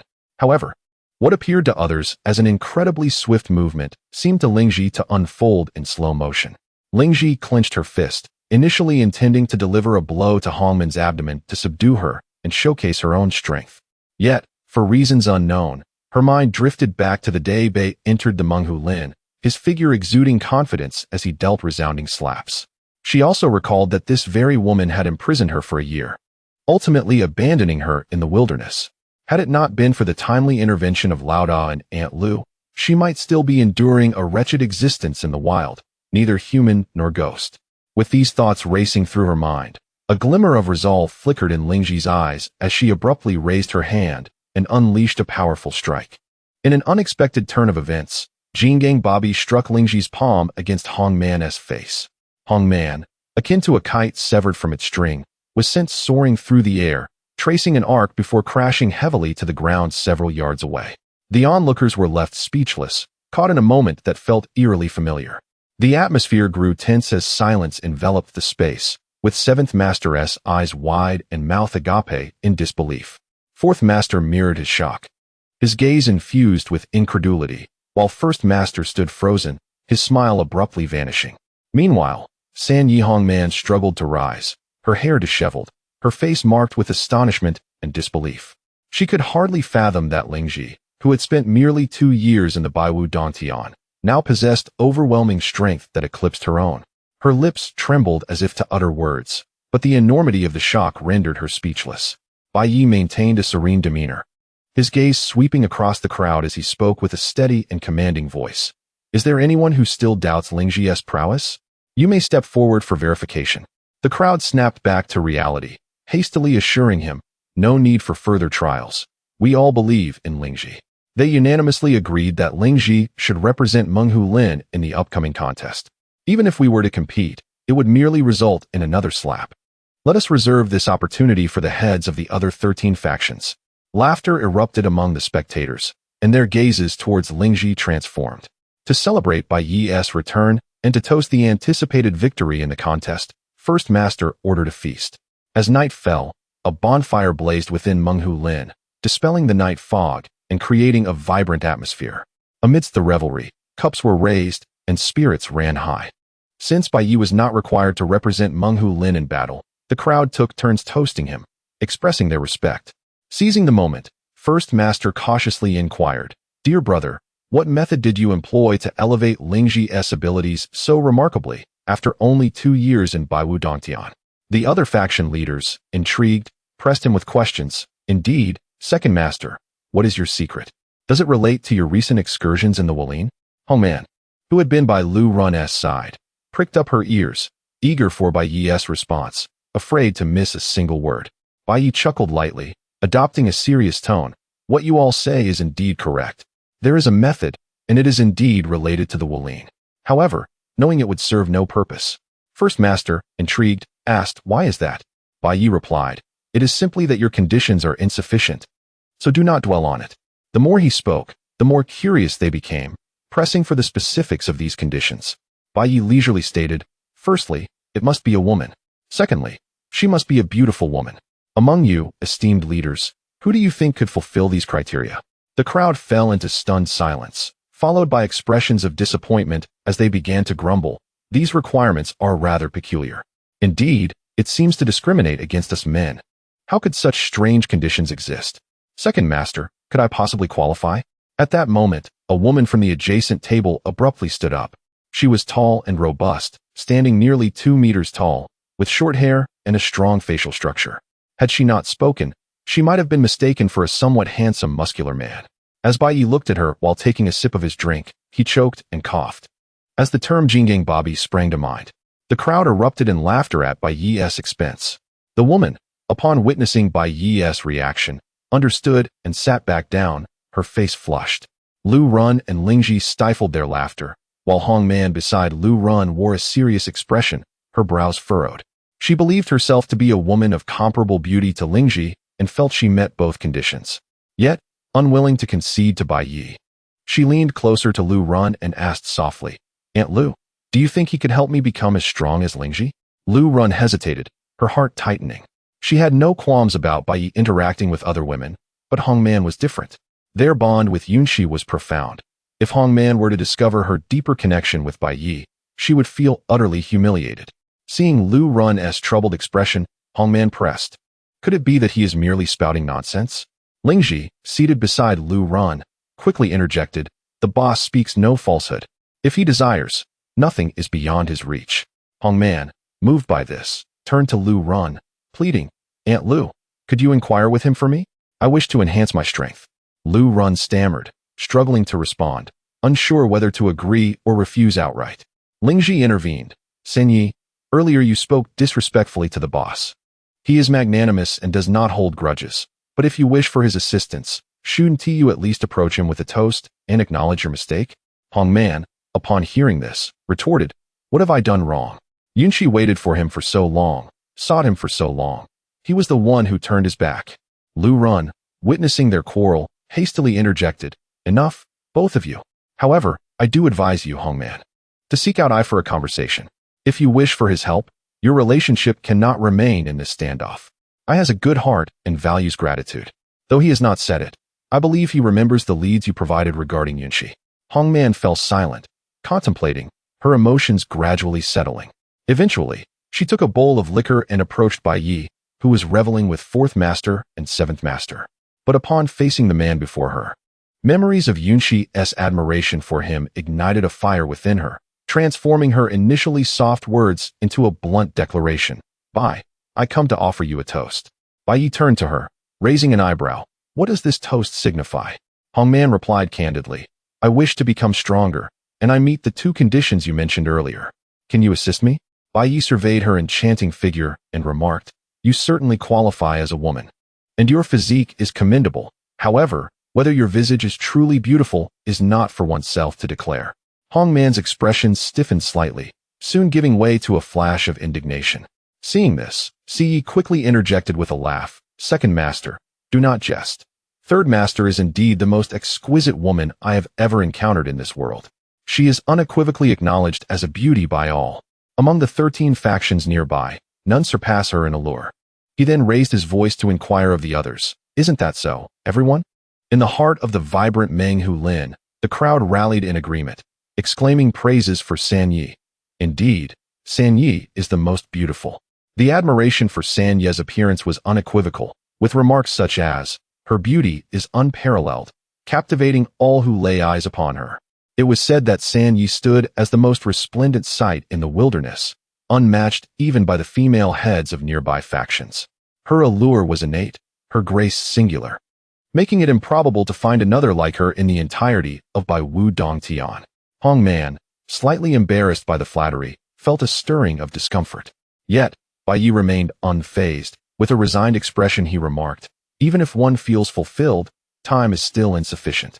To become stronger requires at least several days. However, based on previous years' timelines, after tomorrow's martial gathering concludes, the real experts will enter the wilderness and take us to the domain. Hongman interjected eagerly. I can accompany you to search for Liu Shi, and we will have ample time together in the future.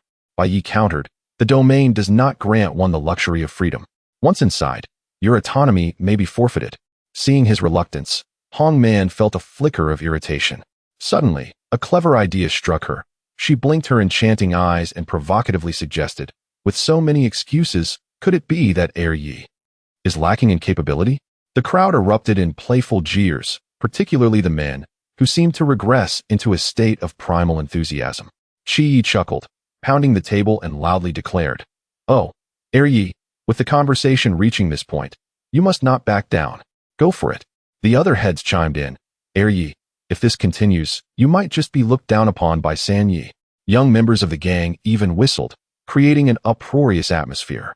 Amongst the assembly, only Yi appeared unamused. A glimmer of amusement flickered in Bai Ye's eyes, yet he remained composed. Once the clamor subsided, he spoke calmly. San Yi, you need not employ such words to provoke me. I appreciate the clues you provided regarding Liu Shi. In return, I can agree to assist you with one task. However, the difficulty of the task is substantial, and it will require you to relinquish certain things. I do not believe you currently possess the resolve to forfeit. Hongman asserted firmly. If Ling Ji can be sacrificed, then so can I.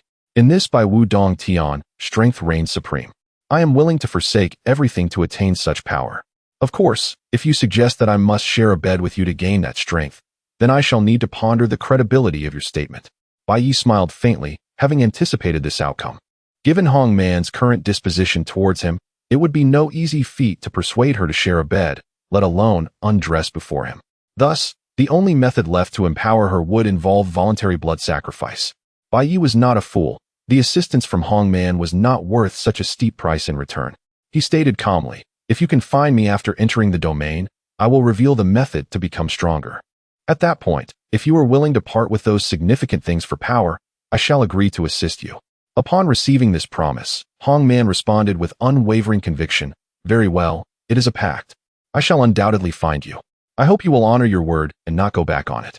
She raised her cup and downed the contents in one swift motion. Bai Ye replied, a promise must be fulfilled. I will await you in the domain. Just as he was about to drink from his cup, a messenger rushed in, announcing, Yi, Di, the 9th Master from Yundong has arrived. The crowd of Menghu Lin stood, intrigued. Di inquired, what brings the 9th Master here? Have you caught wind of something and come to join us? Laughter ensued.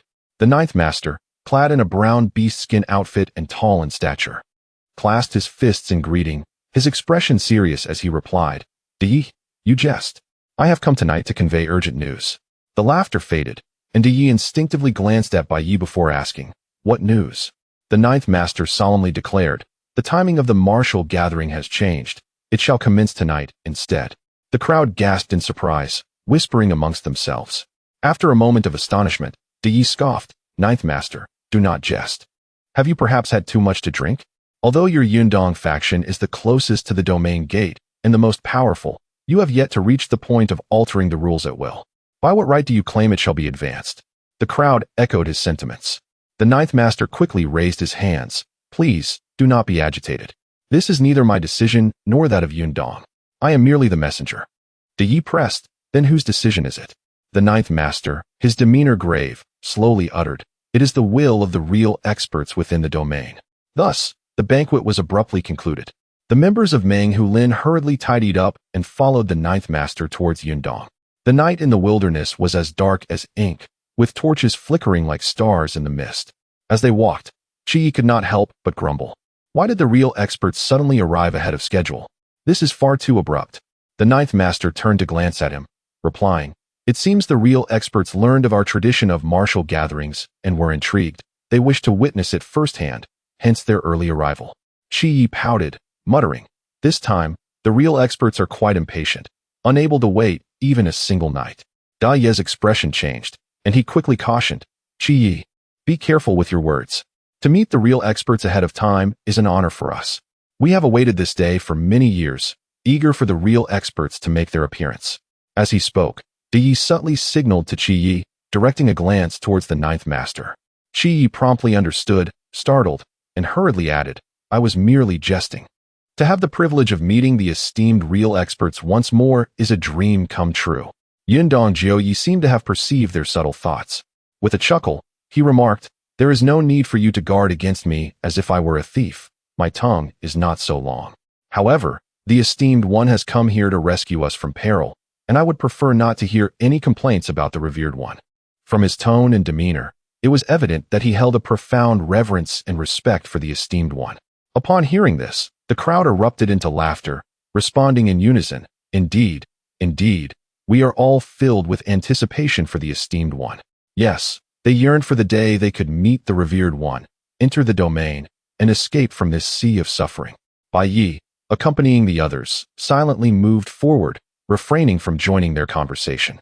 He slightly tilted his head and gently advised Liu Shi, when the time comes for the martial contest, simply defeat your opponent. There is no need to strive for a single move to conquer. Do you understand? Liu Shi nodded softly and replied in a hushed tone, understood, boss. However, their quiet conversation did not escape the keen ears of Yundong Yi. He turned to observe Bai Ye and Liu Shi, whose faces were relatively unfamiliar to him. His gaze filled with curiosity and even doubt, as if questioning whether he had misheard. Unable to contain his curiosity, he turned to the esteemed one and inquired, for this martial contest, will the tradition continue with you, the top-ranked, participating as usual in the Meng Hulin? The elder, smiling, introduced the esteemed Liu Shi to Yundong Yi, stating, this time, it is not I who represents the Meng Hulin in battle, but rather this young lady, Liu Shi. Yundong Yi's face displayed astonishment as he confirmed, elder, did I hear correctly? Who is this Liu Shi, so unfamiliar yet capable of representing Meng Hulin in combat? He shifted his gaze towards Liu Shi, scrutinizing her from head to toe, his eyes filled with disbelief. Liu Shi spoke up, I hail from the southern wilderness and have not had the pleasure of meeting Yi before. However, I have long heard of the illustrious reputation of Yundong. It is evident that Yi, as the leader of the Yundong faction, possesses formidable strength. Yundong Yi chuckled and replied, you jest, young lady. Your ability to be chosen as the representative of Meng Hulin suggests that your prowess surpasses that of our elder. I fear I am but a pale shadow in comparison. He then turned his curiosity towards Bai Ye, asking, this young brother must also be from the south? Bai Ye merely nodded with a smile, offering no further explanation. At this moment, the elder inquired, Yi, may I ask how many esteemed individuals have arrived this time? Yundong Yi composed himself and responded, as in previous years, we have a total of 25 factions, each representing their respective families or sects, with 2 to 3 members from each faction, amounting to approximately 60 to 70 individuals. Many of the Meng Hu Lin participants were first-timers, and upon hearing this, their interest was piqued. A young drifter, his eyes shimmering with curiosity, called out from the back, "Jiu Yi, what do the esteemed individuals look like? Please tell us about them. Many of us have yet to see them." Yundong Jiu Yi smiled gently. "The esteemed individuals come in both male and female forms, resembling us drifters in general appearance.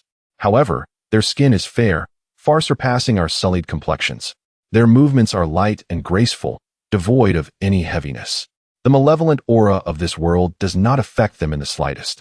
Another voice chimed in, "Jiu Yi, you mentioned that our tradition of martial gatherings has been upheld for centuries, so the esteemed individuals must already be aware of it. Why have they not arrived early in previous years, but only this year, a mere night in advance?" This echoed the earlier complaints of Qi Yi.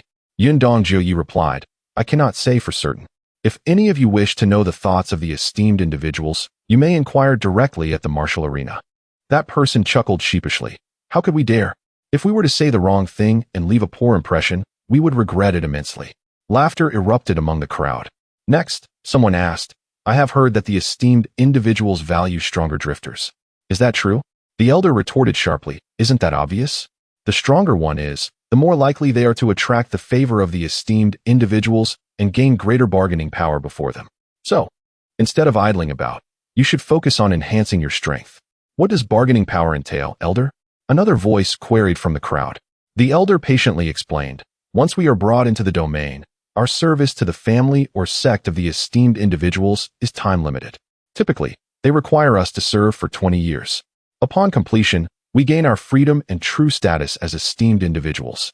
However, if one possesses exceptional strength, they may negotiate to shorten this term to 10 years, 5 years, or even just 1 year.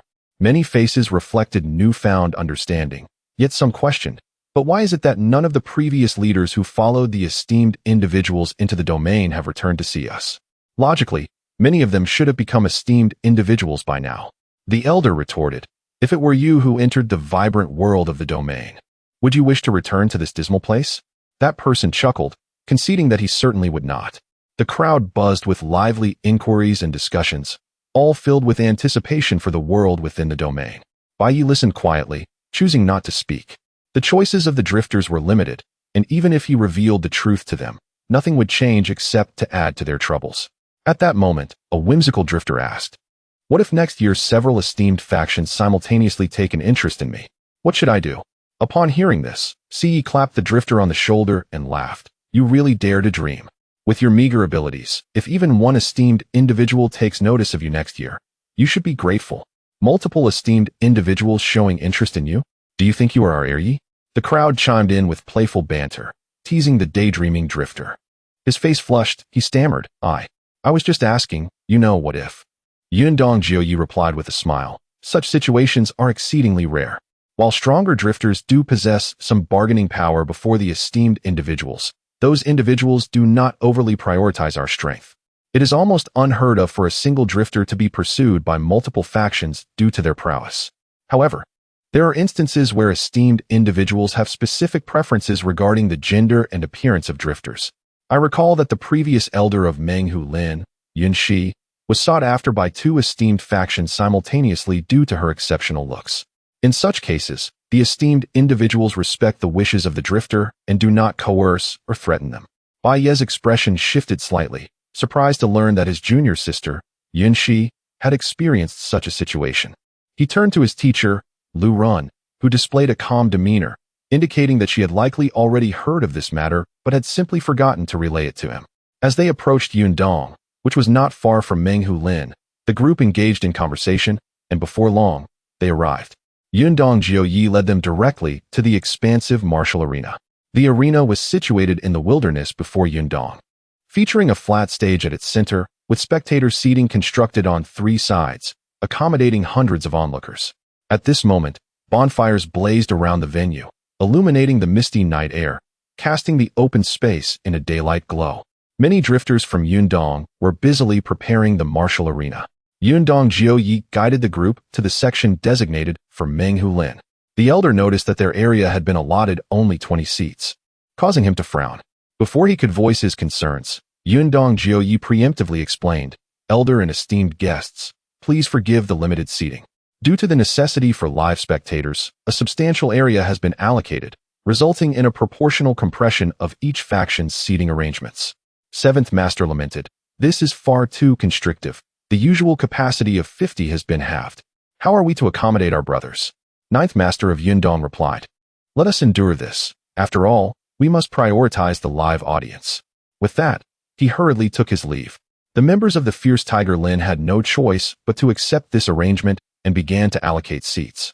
Aside from a few heads of factions and the trio of Bai Ye, Liu Ran, and Liu Shi, who each received an individual seat, the remaining members were forced to crowd together, with those unable to find a seat standing at the back. Other factions gradually entered the venue at this time. There were many murmurs of discontent regarding the hasty arrangements, yet no one dared to voice their grievances openly during such a critical moment. After half an hour, all factions had assembled.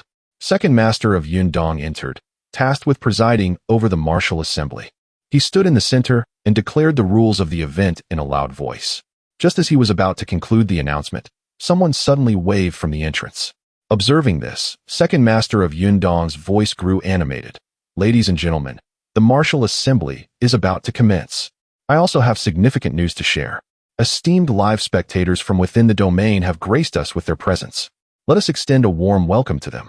As the voice of Yundong Ye faded, dozens of figures clad in pristine white robes entered the arena.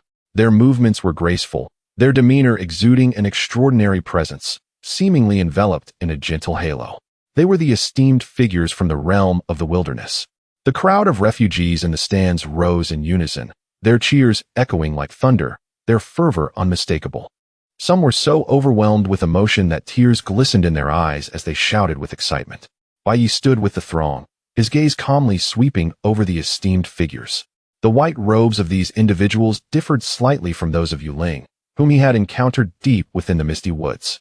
Each robe bore intricate patterns, clearly indicating their respective factions. Soon, Bai Ye's attention sharpened as he discerned the emblem of red feathers among the crowd, unmistakably belonging to the Yu clan. 3 women had arrived from the Yu family, yet Yuling was not among them. These 3 possessed a remarkable poise, their ages ranging from 20 to 30, appearing far more composed than the whimsical Yuling. "Is that the feather emblem?" Liu Ran quietly inquired, noticing the Yu clan members in the crowd.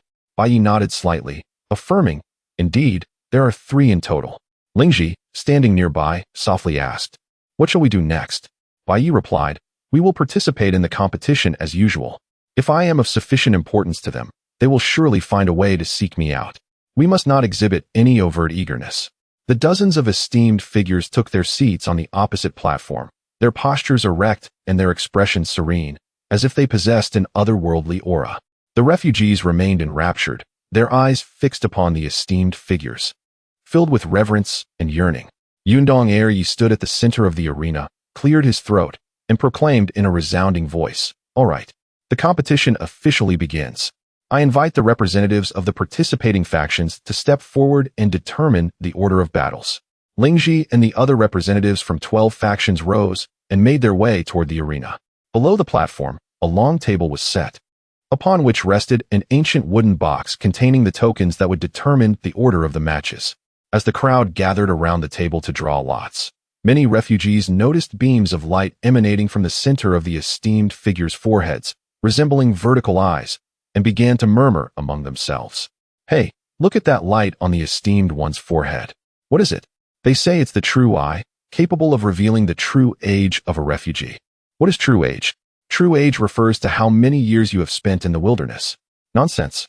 True age is a measure of the vital energy within you, not merely how long you've been in the wilderness." "You're the one talking nonsense. How many esteemed figures have you seen?" A debate ensued among the refugees regarding the concept of true age. Meanwhile, the esteemed figures across the platform were also engaged in quiet conversations, their expressions revealing surprise at something. Their gazes converged on Liu Shi, who was drawing lots on the arena. 14 years of true age. That is indeed rare, murmured one female esteemed figure. "She has a pleasant appearance. Oh no, this female refugee is reserved for my Du family. I hope everyone can accommodate us," declared a male esteemed figure from the Du family, a hint of determination in his eyes. Another female esteemed figure chuckled softly, saying, Du Shirlang, the competition hasn't even begun, yet you are eager to make a reservation. Isn't that premature? What if this female refugee is merely a pretty face and proves to be ineffective in the competition? Du Shirlang, with his handsome features, chuckled in response. That is not the point. We do not need these refugees to engage in battles. Our Du family simply hopes to bring back some charming female refugees. At that moment, another female esteemed figure spoke up. Coincidentally, our Qingfeng Valley also seeks to select a more attractive female refugee this time. Moreover, our request is singular. Perhaps we could ask Du Zhenren for assistance. Nearby, an elegant esteemed figure interjected with a smile. Ladies, the competition has yet to commence, and you are already competing amongst yourselves. There are still over 100 eligible refugees seated on the opposite platform. Are you so worried about finding a satisfactory candidate? A female esteemed figure with enchanting almond-shaped eyes gazed to the right, smiling coyly. I am curious about the choices made by the three sisters of the Yu family regarding their refugees. I have heard that your clan was once a subordinate force to that existence, so you must possess discerning insights. Otherwise, you would not be so eager to arrive early. Seated in the center, the woman from the Yu clan smiled serenely and replied, We of the Yu family are new arrivals and have not yet grasped the specifics of the slave trade in Huanyan Prefecture. I apologize for any previous impertinence. The earlier Du Shirlang chuckled. The three esteemed figures of the Yu family should not feign ignorance. The reason we chose to accompany you tonight is precisely due to the esteemed reputation of the Yu clan. We wish to learn how a first-rate family selects refugees. The female esteemed figures of the Yu clan, their eyes shimmering with golden light, maintained a gentle smile and humbly stated, Du Zhenren, you jest. Our criteria for selecting refugees, apart from the basic requirement of 5 years of true age, is simply a matter of fate. There are no particular standards.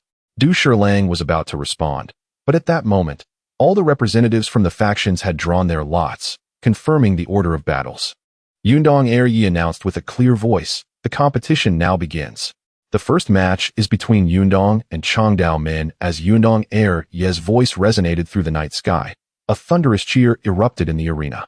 Amidst this fervent applause, the two contenders for the first match, the elder from Yundong and the elder from Changdao Min, ascended the platform, bowing respectfully to the esteemed figures. The elder from Yundong was a robust middle-aged man, clad in a sleek black outfit, his eyes sharp as an eagle, gripping a steel longsword that glimmered with a chilling light. In contrast, the representative from Changdao Min was a towering figure wielding a long knife nearly half his height, exuding a formidable aura. With Yundong Ye's command, begin. The Changdao Min elder charged first, roaring as he lunged toward the Yundong representative like a tiger pouncing down the mountain, his long knife raised high, bringing down a tremendous force. Yundong Ye's figure flickered, evading the fierce strike with the grace of a specter, while his sword lunged forth like a venomous serpent, aiming directly at the throat of the burly man. The latter reacted with remarkable swiftness, hastily drawing his blade to defend, and with a resounding clash, the long sword met the blade, sending a shower of sparks into the air. The audience below was consumed with fervor, their cheers and shouts rising and falling in a spirited crescendo, blending into a symphony of excitement that escalated the atmosphere to a fever pitch. However, the women of the Yu clan appeared disinterested in the contest, their attention fixated on the elite spectators in the nearby stands, their light golden eyes gradually swirling with intensity. Suddenly, her expression momentarily faltered as her gaze locked onto a young man seated across the arena. A companion to her right seemed to sense the shift, her lips moving slightly as she quietly inquired, Xiaogu, have you found him? The golden-eyed woman nodded gently. Her companion eagerly pressed, what do you see? The golden hue in her eyes churned violently, her hands trembling slightly, barely able to maintain her composure as she gasped in astonishment, so grand. The two excited women from the Jin tribe were visibly shaken by the revelation. The woman on the left, her voice taut with anticipation, asked, is it golden? The golden-eyed woman nodded gently, her tone barely concealing her elation. Indeed, the intelligence provided by Linger is remarkably accurate. However, that mass of golden light is enormous, even larger than recorded in ancient texts. The woman on the right, her voice trembling with excitement, exclaimed, this is wonderful. Our Yu tribe now has hope. The woman on the left, unable to contain her enthusiasm, urged, then, shall we hurry and meet him? No. The golden-eyed woman slowly closed her shimmering eyes, her chest rising and falling beneath her white robe as she took several deep breaths to quell her excitement. She finally opened her eyes and conveyed telepathically, patience is essential. At present, this individual is merely a lowly vagrant.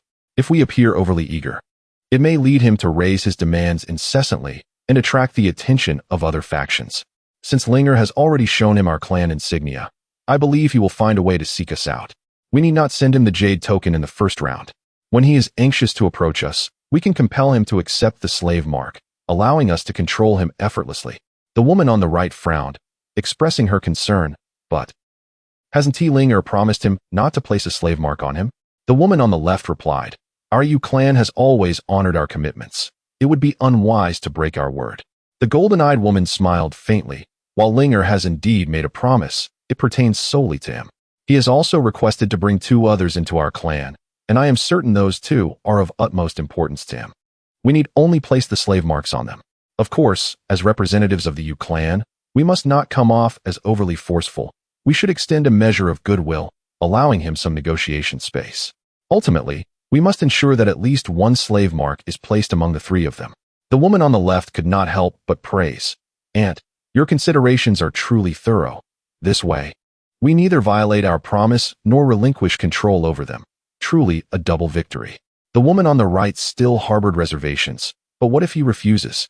The golden-eyed woman spoke with unwavering certainty. Rest assured, the vagrants of the wilderness yearn for the territories within, much like starving wild dogs eyeing a bone.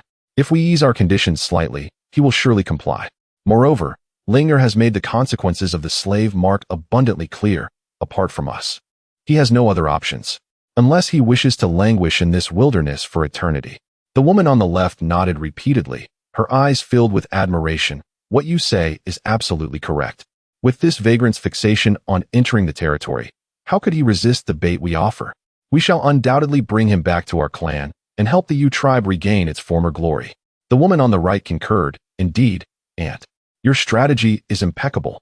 That vagrant will never escape your grasp. The golden-eyed woman's lips curled into a slight smile, radiating confidence as she communicated. However, do not underestimate this matter. While the vagrant may be easily managed, the various forces present are watching us closely. We must find a way to temper their expectations of us. At that moment, the battle on the arena was nearing its conclusion. In the final moments, Lord Yundong struck the back of Lord Chong Dao Min with his blade, sending him flying several feet and causing him to spit blood, thus determining the victor. The second match commenced shortly thereafter, featuring Lingji against the formidable lord from Gang. The stands of the Menghu Lin erupted with deafening cheers as they roared their support for Lingji. The lord from Gang, a towering figure with a robust physique, stood before Lingji like a mighty iron tower. His fists colossal, larger than Lingji's head, and calloused from years of combat. His prowess ranked among the top 5 of the 13 factions. The supporters from Gang were equally vocal, rallying behind their champion. In the arena, after both combatants saluted the audience, the lord from Gang, with a hint of mockery in his eyes, looked down at the petite Lingji and remarked, the lord from Menghu Lin is a coward, sending a mere girl without even a weapon to face me. Do you intend to challenge me with your bare fists? Lingji calmly retorted, spare me the chatter. If you have the ability, strike me with your fists first. Seeing this, the lord from Gang sneered, it seems you are quite confident in your speed. But to defeat me, mere swiftness will not suffice. Before he finished speaking, he stomped his foot on the ground with a thunderous crash. Launching himself like a cannonball towards Lingji, his punch propelled by a fierce gust, aimed directly at her face, as if to crush her small frame instantly. In the face of this thunderous attack, Lingji evaded with the grace of a specter, swiftly closing the distance and delivering a powerful punch to the lord's side. With a resounding thud, the lord from Gang let out a grunt as his massive body was sent sprawling like a broken kite, rolling twice before he staggered to his feet. This spectacle left his supporters in shock, jaws nearly dropping to the ground, as none had anticipated their champion would falter so quickly. The spectators from Menghu Lin exchanged glances, realizing that Lingji had intentionally held back her strength. Otherwise, her punch alone would have rendered the lord incapable of rising. In the stands, Hong Man, seated beside Lu Ran, whispered, Aunt Lu, why isn't Lingji using her full strength? This is a prime opportunity to make an impression in front of the real masters. Lu Run's expression was inscrutable as she replied softly, The real masters are not as flawless as you might imagine. At times, concealing one's abilities before them may not be a detriment. Hong Man furrowed her brow, pressing for clarity. What do you mean by that? Do you know something? Lu Run gently shook her head, sighing. Knowing or not knowing makes little difference. Ultimately, we must rely on the power of the real masters to escape this wilderness, so we must remain vigilant moving forward. Sensing an unspoken danger from Lu Run's words, Hong Man instinctively glanced at Bai Ye, who watched the match with a calm demeanor. It was as if everything was under his control, instilling a sense of security. She parted her lips, wanting to speak, but ultimately fell silent. The match continued, with the Lord from Hyphen Gang, now infuriated, intensifying his assault. However, he was perpetually unable to touch the Lingji even in the slightest, remaining in a state of complete suppression, continuously enduring blows. Yet, the power exhibited by Lingji appeared somewhat insufficient, and she did not manage to completely defeat him in that fleeting moment. Observers in the stands, all esteemed practitioners, shook their heads in disbelief, commenting that they had not anticipated this nomad, possessing a true age of 14 years, to be so evenly matched against one with merely 6 years of true age. After all, a nomad is still a nomad, utterly unaware of how to harness true chi. What significance does a greater true age hold? In my view, the nomad with 14 years of true age bears little difference from those with 5 or 6 years. Many esteemed practitioners initially harbored a modicum of expectation for Lingji, yet upon witnessing her performance in this match, that anticipation swiftly transformed into profound disappointment. Nevertheless, one practitioner named Du Shilang remained fixated on Lingji's petite and agile figure, his gaze unwavering. Unlike the others, Du Shilang felt no disillusionment. Rather, he watched with rapt attention, his admiration for her intensifying with each passing moment. In the second match of the Red Vine tournament, the fierce victory of the Menghu Lin was announced by Yundong Yi, marking the conclusion of this round. Lingji chose to remain beneath the arena, diligently preparing for the upcoming matches instead of returning to the stands. The sequence of contests continued with the third, fourth, and fifth rounds unfolding one after another. The onlookers began to display signs of impatience. One individual voiced a sentiment that the wandering populace lacked an understanding of the true essence of chi manipulation, deeming the matches a mere waste of time. A suggestion was made by another. Why not commence the selection of participants earlier? However, a voice quickly interjected, advising patience, as the wanderers adhered to their own customs, seemingly deciding their quotas based on rankings, and it was best to show them some respect. An elder female practitioner turned her gaze toward the 3 daughters of the Yu clan, inquiring about their thoughts. Might I ask what suggestions you 3 from the Yu clan have? I noticed you observing the opposite stance. Have you already identified potential candidates? The golden-eyed woman smiled softly, responding, Indeed, there are several promising individuals. However, the final choice still warrants discussion, as we only have 3 spots to fill. Curiosity piqued, an onlooker pressed, Oh, who might these candidates be? Would you share their names for us to see what sort of wanderers could catch the Yu clan's attention? The audience, already holding the Yu clan in high regard, became increasingly intrigued and voiced their agreement. This time, the golden-eyed woman did not decline, elegantly scanning the crowd before gently smiling and beginning. Since there is such interest, very well. She lifted her delicate hand and pointed toward the stands, indicating. The wanderer seated in the 5th position from the left in the 3rd row possesses striking features, sharp brows and bright eyes, a noble nose, rosy lips, and a harmonious blend of softness and strength in his facial structure, exuding a natural charisma. He is indeed a commendable candidate. Additionally, the wanderer in the 9th position from the right in the 6th row, with a heart-shaped face and almond-shaped eyes, has skin as smooth as cream and charming dimples when she smiles. She too is an excellent choice. Furthermore, there is the wanderer in the 3rd position from the left in the 10th row, whose countenance resembles that of a jade crown, radiating an air of scholarly elegance. He is also quite impressive. She continued at a leisurely pace, emphasizing the appearance of each candidate, as though her criteria for selection were solely based on physical beauty, which left the audience increasingly perplexed.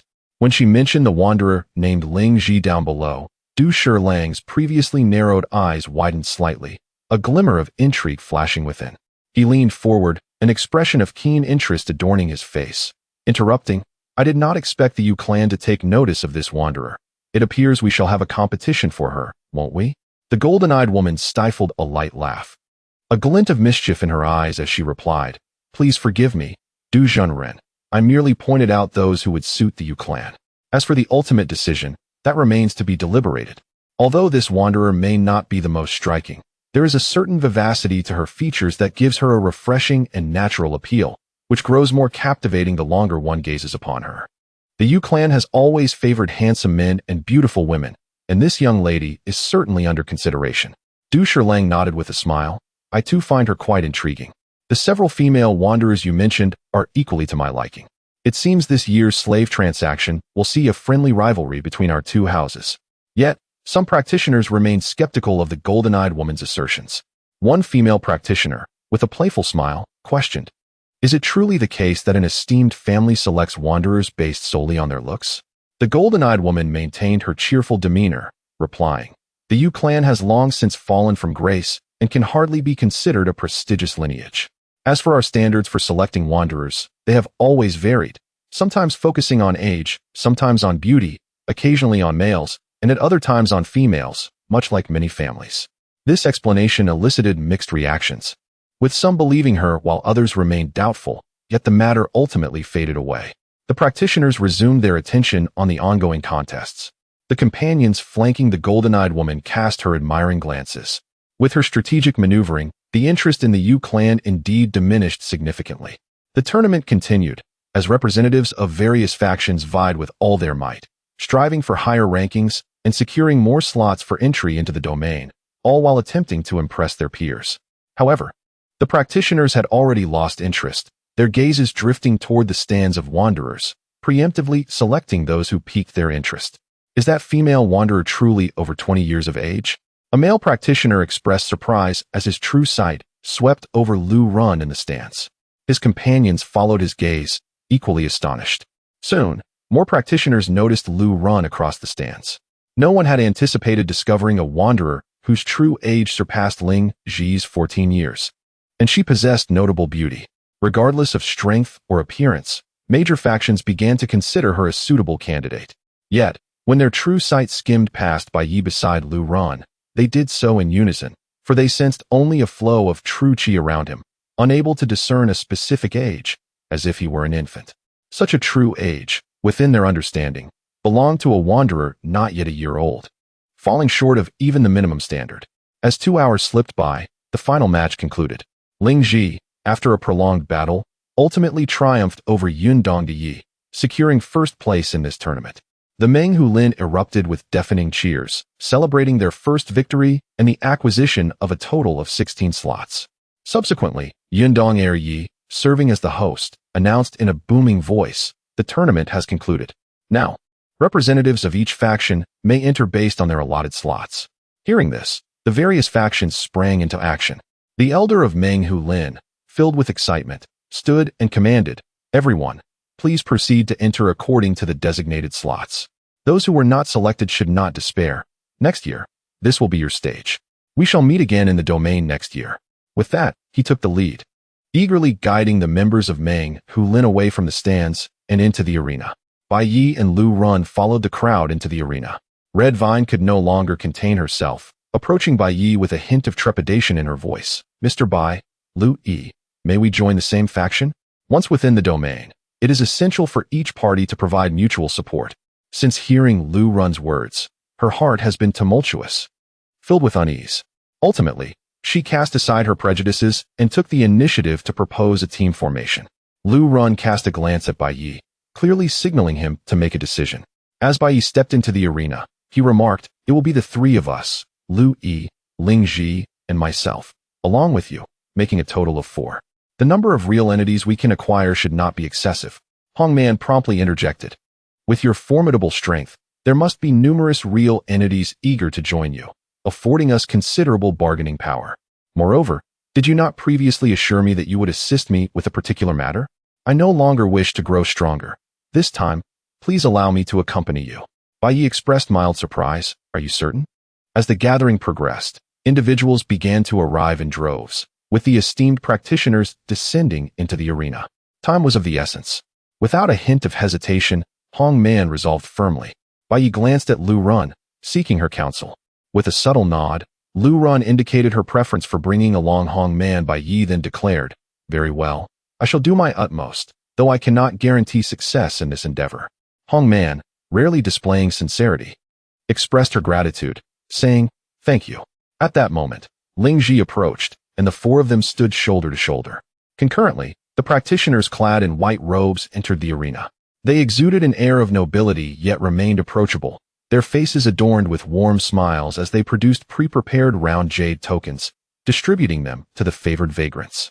Those fortunate enough to receive a practitioner's jade token were overwhelmed with excitement, unable to conceal their joy and exhilaration. Clutching the tokens tightly, they felt as though they held the key to a new world. If a practitioner noticed a vagrant already in possession of a token, they would swiftly avert their gaze and seek other candidates, resulting in most vagrants holding only a single token. However, Ling Ji and Lu Ran, due to their exceptional age and beauty, became notable exceptions. Undoubtedly, they were the center of attention among all the vagrants, each accumulating 8 tokens within a mere moment. Each token was intricately engraved with distinct insignias, representing various practitioner factions. It is worth noting that there were a total of 20 factions present, and the two had secured nearly 1/3 of the selection rights, an unprecedented occurrence in the annals of slave trading. Hong Man gazed enviously at the jade tokens in Lu Ran and Ling Ji's hands. Just then, a suave young practitioner in white robes approached with graceful strides. His handsome visage, clear gaze, and subtle smile radiated an air of nobility. The young practitioner cast an appreciative glance at the multiple tokens held by Ling Ji and Lu Ran. He then raised his hand lightly, causing 3 tokens to flutter from his robes like delicate butterflies, each drifting toward Lu Ran, Ling Ji, and Hong Man. With a calm smile, the young practitioner spoke gently. "I hail from the Du clan of Huan Yunzhou. Your talents are remarkable, and I hope you will accompany me into the domain to serve the Du clan. All 3 of you are exceptional individuals, and I can promise you that after serving the Du clan for just 1 year, you shall be granted true status, becoming practitioners like myself. I implore you to consider this sincerely." This was Hong Man's first jade token, and upon hearing such an enticing offer, her eyes brightened instantly, her voice trembling with excitement as she said, Thank you, esteemed practitioner. It is our honor to receive your recognition." She instinctively tightened her grip on the token, fearing it might vanish unexpectedly. The once self-assured San Yi of the Meng Hu Lin had lost his composure in the face of the practitioner's olive branch.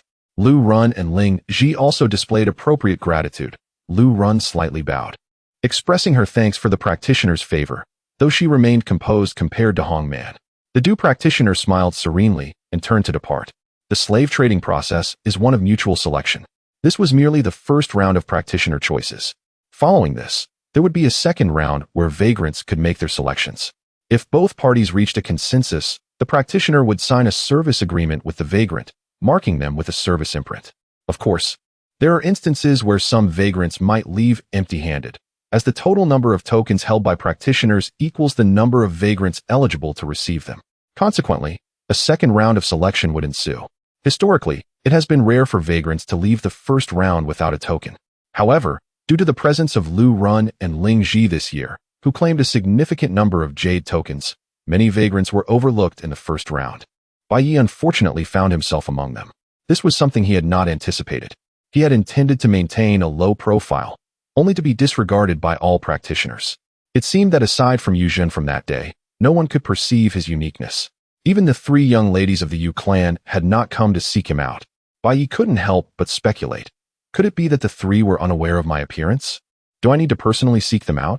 If such preparations were not made, it would indeed suggest a lack of regard. Or perhaps, they were intentionally leaving him in the dark, waiting for him to approach them? Bai Ye considered this possibility. It seemed imperative to exert some pressure on the Yu clan. At that moment, 2 female practitioners approached together. Their gaze initially fell upon Lu Ran and Ling Ji. However, upon noticing the multiple tokens in their hands, they exchanged glances and ultimately focused their attention on Hong Man. One of the female practitioners casually tossed a jade token, speaking warmly, "We hail from Qing Fenggu. This time, we intend to take only 1 vagrant to serve Qing Fenggu, so we shall be quite discerning." Unlike typical practitioner factions, Qing Fenggu consists solely of women. "Young lady, you will surely find great opportunities with us. The terms of service are negotiable, so please consider it carefully." Her voice was sincere and gentle. Hong Man promptly bowed, respectfully replying, "Thank you for your generous consideration. It is indeed an honor for me to be favored by Qing Fenggu." The female practitioner smiled and nodded, then turned to leave. The first round of practitioner selections soon concluded, with Hong Man acquiring 2 jade tokens, while Lu Run and Ling Ji each obtained 11. Bai Ye left empty-handed, as did 22 others, most of whom were unattractive, frail, and marked by blemishes. The second round of vagrant selections was about to commence, moving from the martial arena to the true selection hall prepared by the Yundong faction. The true selection hall featured 25 rooms, each door adorned with a wooden plaque bearing the corresponding faction's insignia. At this moment, the practitioners had entered their respective rooms. In the hall of the true selection hall, Ye of Yundong announced, "Esteemed guests, it is now time for the vagrants to select their masters. I believe that most of you have received practitioner jade tokens. If you wish to join, you may enter the rooms to negotiate with the practitioners and sign the service agreements. If there are any doubts or if you possess excess tokens, you may place them in this tray," allowing practitioners to choose accordingly. As he spoke, he gestured towards a wooden tray held by a female vagrant. Then she continued, stating that if anyone truly felt despondent and wished to withdraw, they could leave at any time. However, it must be remembered that one cannot take away the jade tokens belonging to the living. Otherwise, the consequences would be borne by them alone. Now, let us commence our selection. The commoners immediately sprang into action, each making their way towards different chambers. Hong Man cast her gaze upon Bai. Among the 4 of them, only Bai had yet to acquire a jade token. Meanwhile, she, along with Lu Run and Ling Ji, had each received a jade token from the Du clan. With a hint of urgency, Hong Man inquired, "Shall we choose the Du clan?" The ethereal figure of Bai Ye fell into a moment of contemplation before speaking. "Shenyang, you and Ling Ji have declined all invitations from the true practitioners. As for San Yi, you may follow their example. However, I must reiterate, the task I have promised you is fraught with challenges, and I cannot guarantee its completion. Thus, the decision rests with you." Hong Man's eyes were filled with turmoil and conflict. After a brief hesitation, she inquired, "Can you tell me what we might encounter upon entering the domain? Why did Aunt Lu say such unsettling things that have left me in distress?" With a sigh, Lu Run responded, "Allow me to enlighten you." She leaned closer to Hong Man and whispered the matter of the slave seal. Hong Man's pupils constricted suddenly, her complexion paling to that of parchment. Is that truly the case?" Lu Run placed a finger gently against her lips, signaling her to silence, and cautioned, "This matter must not be disclosed to anyone, lest it incite grave trouble." Trembling, Hong Man asked, "Then, what are we to do? Do you have a way to avert this?" Bai Ye's expression grew somber as he gazed towards a closed room, speaking slowly, "We do not possess absolute certainty. Should we ultimately fail to achieve the desired outcome, we may choose to remain outside the domain." "What? Remain in the wilderness?" Panic surged within Hong Man. She had not anticipated such dire consequences. Lu Run said nothing further and, alongside Ling Ji, proceeded towards the jade plaque return area. The remaining refugees cast curious glances, speculating which true practitioner faction the two would choose. To their astonishment, the pair returned all of their jade plaques without exception. This action immediately stirred a great uproar. They chose none? My heavens, have they lost their minds? What do they intend to do? The female refugee holding a tray looked incredulous. Are you truly not selecting anyone? Lu Run and Ling Ji remained silent, returning to Bai Ye's side, their quiet actions answering all inquiries. Hong Man stared at the 2 jade plaques she clutched tightly, her heart in turmoil. The choices made by Lu Run and Ling Ji profoundly shook her. Finally, with a determined bite of her lip, as if resolving to embrace a certain fate, she too approached the jade plaque return area and relinquished her 2 plaques entirely. This act sparked yet another wave of commotion. The very items that others yearned for, they had effortlessly obtained, yet chose to return them all. Surrounding refugees whispered among themselves, utterly baffled by the actions of the 3 women. At this moment, all holders of the jade plaques had made their selections and entered their corresponding rooms. Bai Ye's gaze remained fixed on the direction of the Yu clan, where the door remained unentered by any refugee. It was evident that none of the jade plaques in their possession had been activated. Bai Ye's suspicion deepened. The Yu clan was evidently awaiting his initiative. Just then, Hong Man returned, uneasily inquiring, "Bai, what shall we do next?" Bai Ye's gaze was resolute as he uttered a single word, "Wait." Within the Yu clan's chamber, the torches on the walls illuminated the room brightly. Two women in white robes, Yu Zhen and Yu Xian, paced anxiously, their eyes frequently darting towards the closed door, brimming with apprehension. "Aunt, why hasn't that refugee slave arrived yet? Could something have gone awry?" Yu Zhen, with a slightly cherubic face, halted and spoke, her voice tinged with concern. The tall Yu Xian echoed, "Indeed, aunt. If we continue to wait like this, might he be snatched away by another?" Yu Sha, the golden-eyed woman, sat quietly in a chair, her demeanor composed.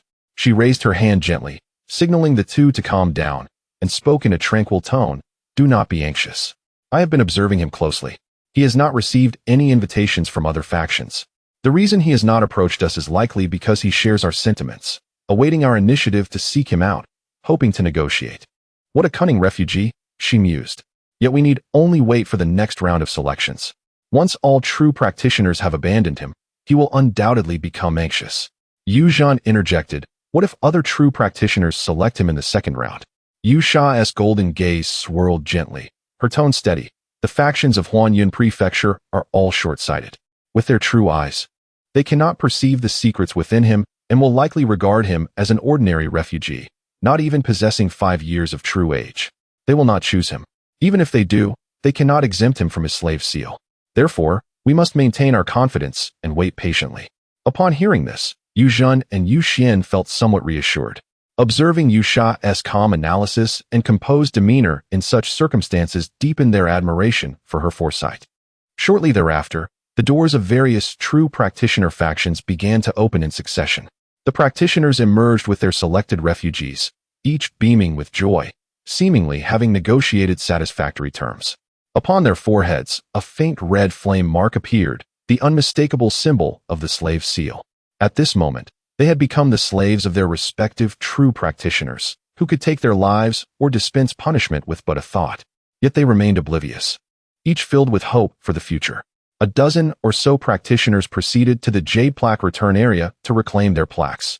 When they discovered that the highly regarded Lu Run and Lingji remained in the hall and had chosen no one, many true practitioners displayed expressions of surprise and confusion. Du Shilang regarded Lu Run and Lingji with curiosity and approached them, asking, "Have you two chosen no one? Is there some other requirement you have? You may speak freely.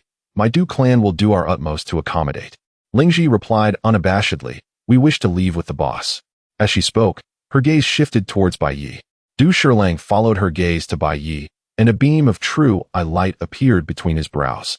Just a single glance made him chuckle, a hint of regret in his tone as he said, "Even if I wish to take him along, he has not yet reached a true age of 1 year. According to the rules, he cannot be brought into the divine realm." The other practitioners voiced no disagreement, clearly in accord with this assessment. Upon hearing this, Yu Sha's lips curled into a subtle smile. The judgments of Du Shilang and the others aligned precisely with her earlier conjectures. Yu Zhen and Yu Xian could not help but stifle their smiles, secretly reveling in their aunt's foresight. At this moment, Bai Ye, unperturbed, took a step forward and respectfully stated, "In response to the esteemed real person's inquiry, my true age exceeds 5 years, indeed surpassing many. Perhaps due to certain reasons, the esteemed real person is unable to discern this. I believe it is necessary for me to demonstrate my prowess to all esteemed individuals present." Upon hearing this, Du Shilang raised an eyebrow slightly, a glimmer of intrigue flickering in his eyes as he remarked, "Is that so? This is the first time I have ever heard such a claim. You might as well showcase your abilities, so we may witness it." The other esteemed individuals also expressed their growing interest. At this moment, Yu Zhen and Yu Xian exchanged glances, subtly betraying their impatience. Yu Sha, her beautiful eyes sparkling, maintained a smile on her face. She was fully confident that even if the opponent displayed formidable strength and speed, it would be impossible to secure a promise of freedom from the slave mark. With this confidence, she stood calmly to the side, prepared to observe how this vagabond would strive to perform before the esteemed individuals. Just then, Bai Ye added, "Oh, by the way, in addition to my formidable strength, I possess another ability. I hope to demonstrate it to the esteemed individuals as well." Lu Shilang, intrigued, inquired, "Oh, what ability is that?" Bai Ye replied slowly, "The ability to heal black spots." This statement did not elicit a significant reaction, for both the esteemed individuals and the vagabonds had methods to treat black spots, and not just one. However, Yu Sha, who had initially planned to observe from the sidelines, found it increasingly difficult to maintain her composure upon hearing Bai Ye's words, her face visibly betraying her alarm. In the midst of the conversation between Du Shilang and Bai Ye, Liu Shi stepped forward, interrupting them. She turned to Bai Ye and stated, "My Yu clan has precisely 3 spots remaining. If the 3 of you are interested, you may join our clan, and all conditions are negotiable." Yu Zhen and Yu Xin quickly followed, suddenly realizing the gravity of the situation. They alone understood that the treatment method Bai Ye mentioned for the black spots was far from ordinary.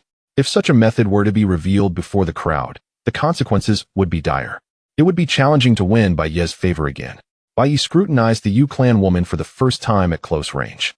She was extraordinarily beautiful, exuding an ethereal charm. Her narrow, elongated eyes shimmered with a faint golden light that drew one in effortlessly. Her figure was equally striking, draped in a flowing white robe that accentuated her graceful silhouette, reminiscent of a celestial being. Bai Ye narrowed his eyes slightly, revealing a hint of a smile as he replied, "I am immensely grateful for the Yu clan's generosity. However, we are not merely 3 individuals, but 4. Liu Shi felt a tightening in her chest, nearly gasping in astonishment. This contradicted the previously agreed number. She suspected this crafty wanderer would seize the opportunity to raise the stakes. Yet, she did not anticipate an increase in the quota. Taking a deep breath, she endeavored to maintain a calm and sincere tone, saying, "There are only 3 spots available this time. If Bai Gu has other companions wishing to join, it would be best to wait until next year, when our clan will certainly come to retrieve them." Bai Ye resolutely shook his head, stating, "A year is far too long. The wilderness is fraught with uncertainties, and one can never predict what may transpire." Liu Shi's brow furrowed deeply. Bai Ye's sudden mention of the treatment for the black spots had completely disrupted her plans, leaving her somewhat flustered. This slight lapse did not escape the notice of Du Shilang and the other esteemed individuals present, who found the situation increasingly perplexing. The attention Liu Shi bestowed upon Bai Ye far surpassed that of the other 2 favored female wanderers. Furthermore, it was peculiar that the Yu clan, holding 3 jade tokens, had refrained from using them until now. Du Shilang promptly interjected, "Our clan has ample spots available this time. Should the 3 of you wish to include this young brother, feel free to do so. I merely need to lift 1 binding mark. However, this young brother must prove his abilities first." As soon as he finished speaking, 4 esteemed individuals approached in unison. One elegant middle-aged man smiled and said, "My Qian clan is closely allied with the Mu clan, and we are willing to welcome all 4 of you. Here are our jade tokens. Please accept them. As for this young gentleman's capabilities, there is no need for proof. We trust him." With that, he waved his hand, and 4 jade tokens flew toward Bai Ye and his companions like shimmering light. Soon after, 2 other factions joined in, extending olive branches to Bai Ye and his group. Most of these factions had already utilized some of their quotas, and they needed to collaborate to accommodate 4 individuals at once. In the blink of an eye, Bai Ye held 4 jade tokens in his hand. Du Shilang grew increasingly anxious. He had a total of 5 spots, but 2 had already been used. To free up another, he would need to lift the binding mark on one of his companions, a soul contract that could inflict harm if carelessly undone. He initially intended to wait until this wanderer demonstrated sufficient strength before considering such a sacrifice for recruitment. However, time was evidently of the essence, and the coalition of multiple factions provided him with a new idea. He turned to the Yu clan and proposed, "Yu clan maidens, may we join forces and each claim 2 spots?" At that moment, a woman from Qingfeng Valley approached, stating, "We from Qingfeng Valley also wish to collaborate with the Yu clan. You may take 3 spots, and we will take 1. Furthermore, we promise that this 1 spot will be secured for you. Once we enter the divine realm, you may claim it at any time." Du Shilang furrowed his brow and replied, "You from Qingfeng Valley have gone too far. I approached the Yu clan first." The woman from Qingfeng Valley smiled gently. "We each propose our conditions, engaging in fair competition. Ultimately, it is the Yu clan's choice. Is this not akin to selecting wanderers? The Du clan should not be overly domineering." Du Shilang's expression darkened immediately. The sudden scramble for recruits left everyone astounded. Those wanderers who had not received jade tokens looked on in disbelief at the unfolding scene. Many could not comprehend why the wanderer, who had just moments ago failed to secure a token, was now the center of contention among the esteemed individuals. For those familiar with Bai Ye from the Menghu Lin, they witnessed yet another miracle he had created. The 7th master of Menghu Lin, bearing a dark red binding mark on his forehead, chuckled. As expected of the second master, the esteemed ones are nearly fighting over him. The fourth master, having joined the same faction as Bai Ye, was equally astonished by the commotion he stirred. However, his gaze lingered more on Hong Man, who stood beside Lu Ran, feeling a thin layer of sweat trickle down her back as she sensed the intense scrutiny from the esteemed individuals. She recalled her earlier excitement upon receiving the Du clan's jade token, and now, witnessing the esteemed ones unite and dispute over Bai Ye, it felt surreal. The discussions in the hall grew increasingly fervent, with all eyes fixated on Bai Ye. Liu Shi was genuinely frightened. She feared that Bai Ye might unwittingly reveal his ability to treat the black spots before everyone, which would spell disaster. Very well, our clan is willing to collaborate with Qingfeng Valley, Liu Shi decisively declared, then turned to Bai Ye and added, if Bai Xiaogu has any other conditions, we can discuss them privately. She gazed earnestly into Bai Ye's eyes, sincerely stating, any condition is negotiable. This was undoubtedly a significant concession. At this point, Liu Shi had abandoned the idea of marking one of them as a slave. For her, ensuring the safe return of this cunning wanderer to the Yu clan was paramount. Should any further mishap occur that caused the Yu clan to miss this opportunity, she would bear the blame 1,000 times over. Seeing that the conversation had reached this point, Bai Ye readily nodded, saying, the Yu clan was the first to readily promise to accept all 4 of us, so let us discuss matters with you first. He clasped his fists and addressed the other esteemed individuals, expressing his apologies, stating that should negotiations with the Yu clan falter, they would return to demonstrate their capabilities. This statement struck a nerve with Liu Shi, inciting her inner fury as she clenched her teeth in silent indignation, cursing inwardly. Cunning vagabonds. Equally vexed, Du Shilong gritted his teeth in frustration. Subsequently, the 4 of Bai Ye returned the jade tokens, departing alongside the Yu clan and Qingfeng Valley under the watchful gaze of all esteemed individuals and vagabonds. Thus, the negotiations between them commenced in earnest. As the 4 individuals from Bai accompanied Liu Shi and the women of Qingfeng Valley into a secluded room, they found the interior to be more austere than anticipated.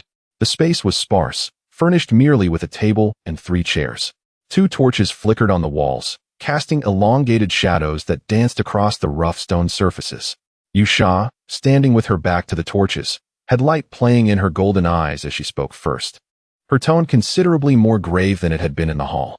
She turned to the 2 representatives of Qingfeng Valley and stated, esteemed practitioners of Qingfeng Valley, as we discussed earlier, you may take 1 person, and tomorrow, my Yu clan will redeem them at double the price.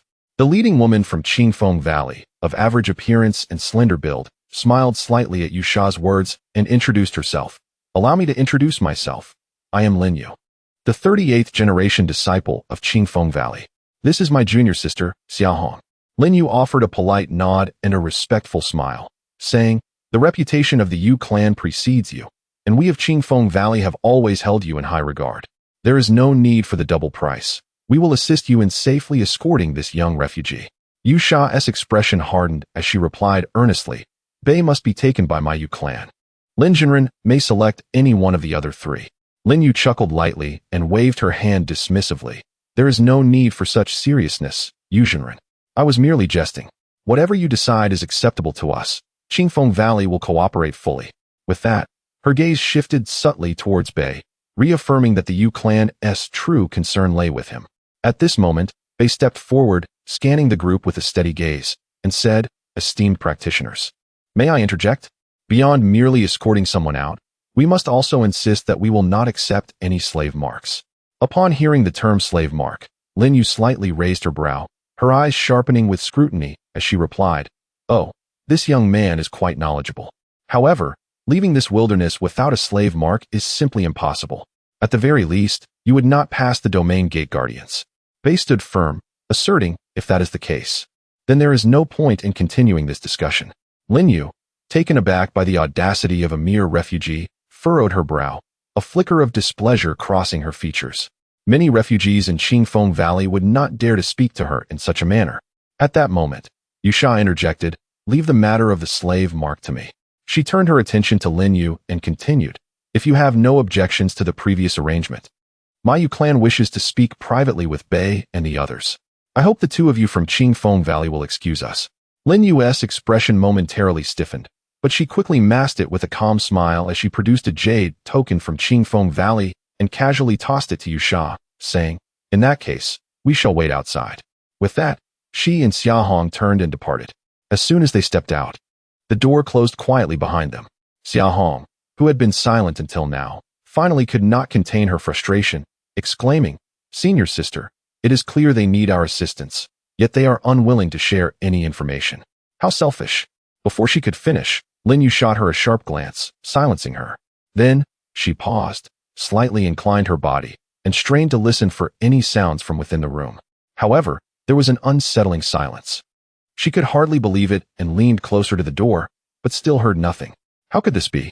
Normally, the Yu clan could condense sound into a line, ensuring that outsiders could not eavesdrop on their conversations. Yet, this refugee should not possess such abilities. Lin Yu was inwardly perplexed. Inside the room, Liu Shi held a milky white, circular object that appeared to be made of a material akin to jade, intricately carved with complex patterns. Upon infusing her inner energy into the object, a milky white aura expanded, enveloping the 7 individuals within. Liu Shi explained, "This is a soundproof array stone. Once activated, it ensures that external sounds cannot penetrate and disturb us, while also preventing our conversation from leaking." She then looked at Bai and said, "Now, we can speak candidly. Firstly, all the promises made to you by Yu Ling can be fulfilled by my clan. This includes not enslaving you, assisting you in entering the Dao Academy for study, and taking your 2 friends, though now it is 3, Liu Shi continued. Although this was a sudden decision on your part, my clan has agreed without hesitation out of respect for you. You must also see that, apart from us, no one else recognizes your value or can offer such favorable terms."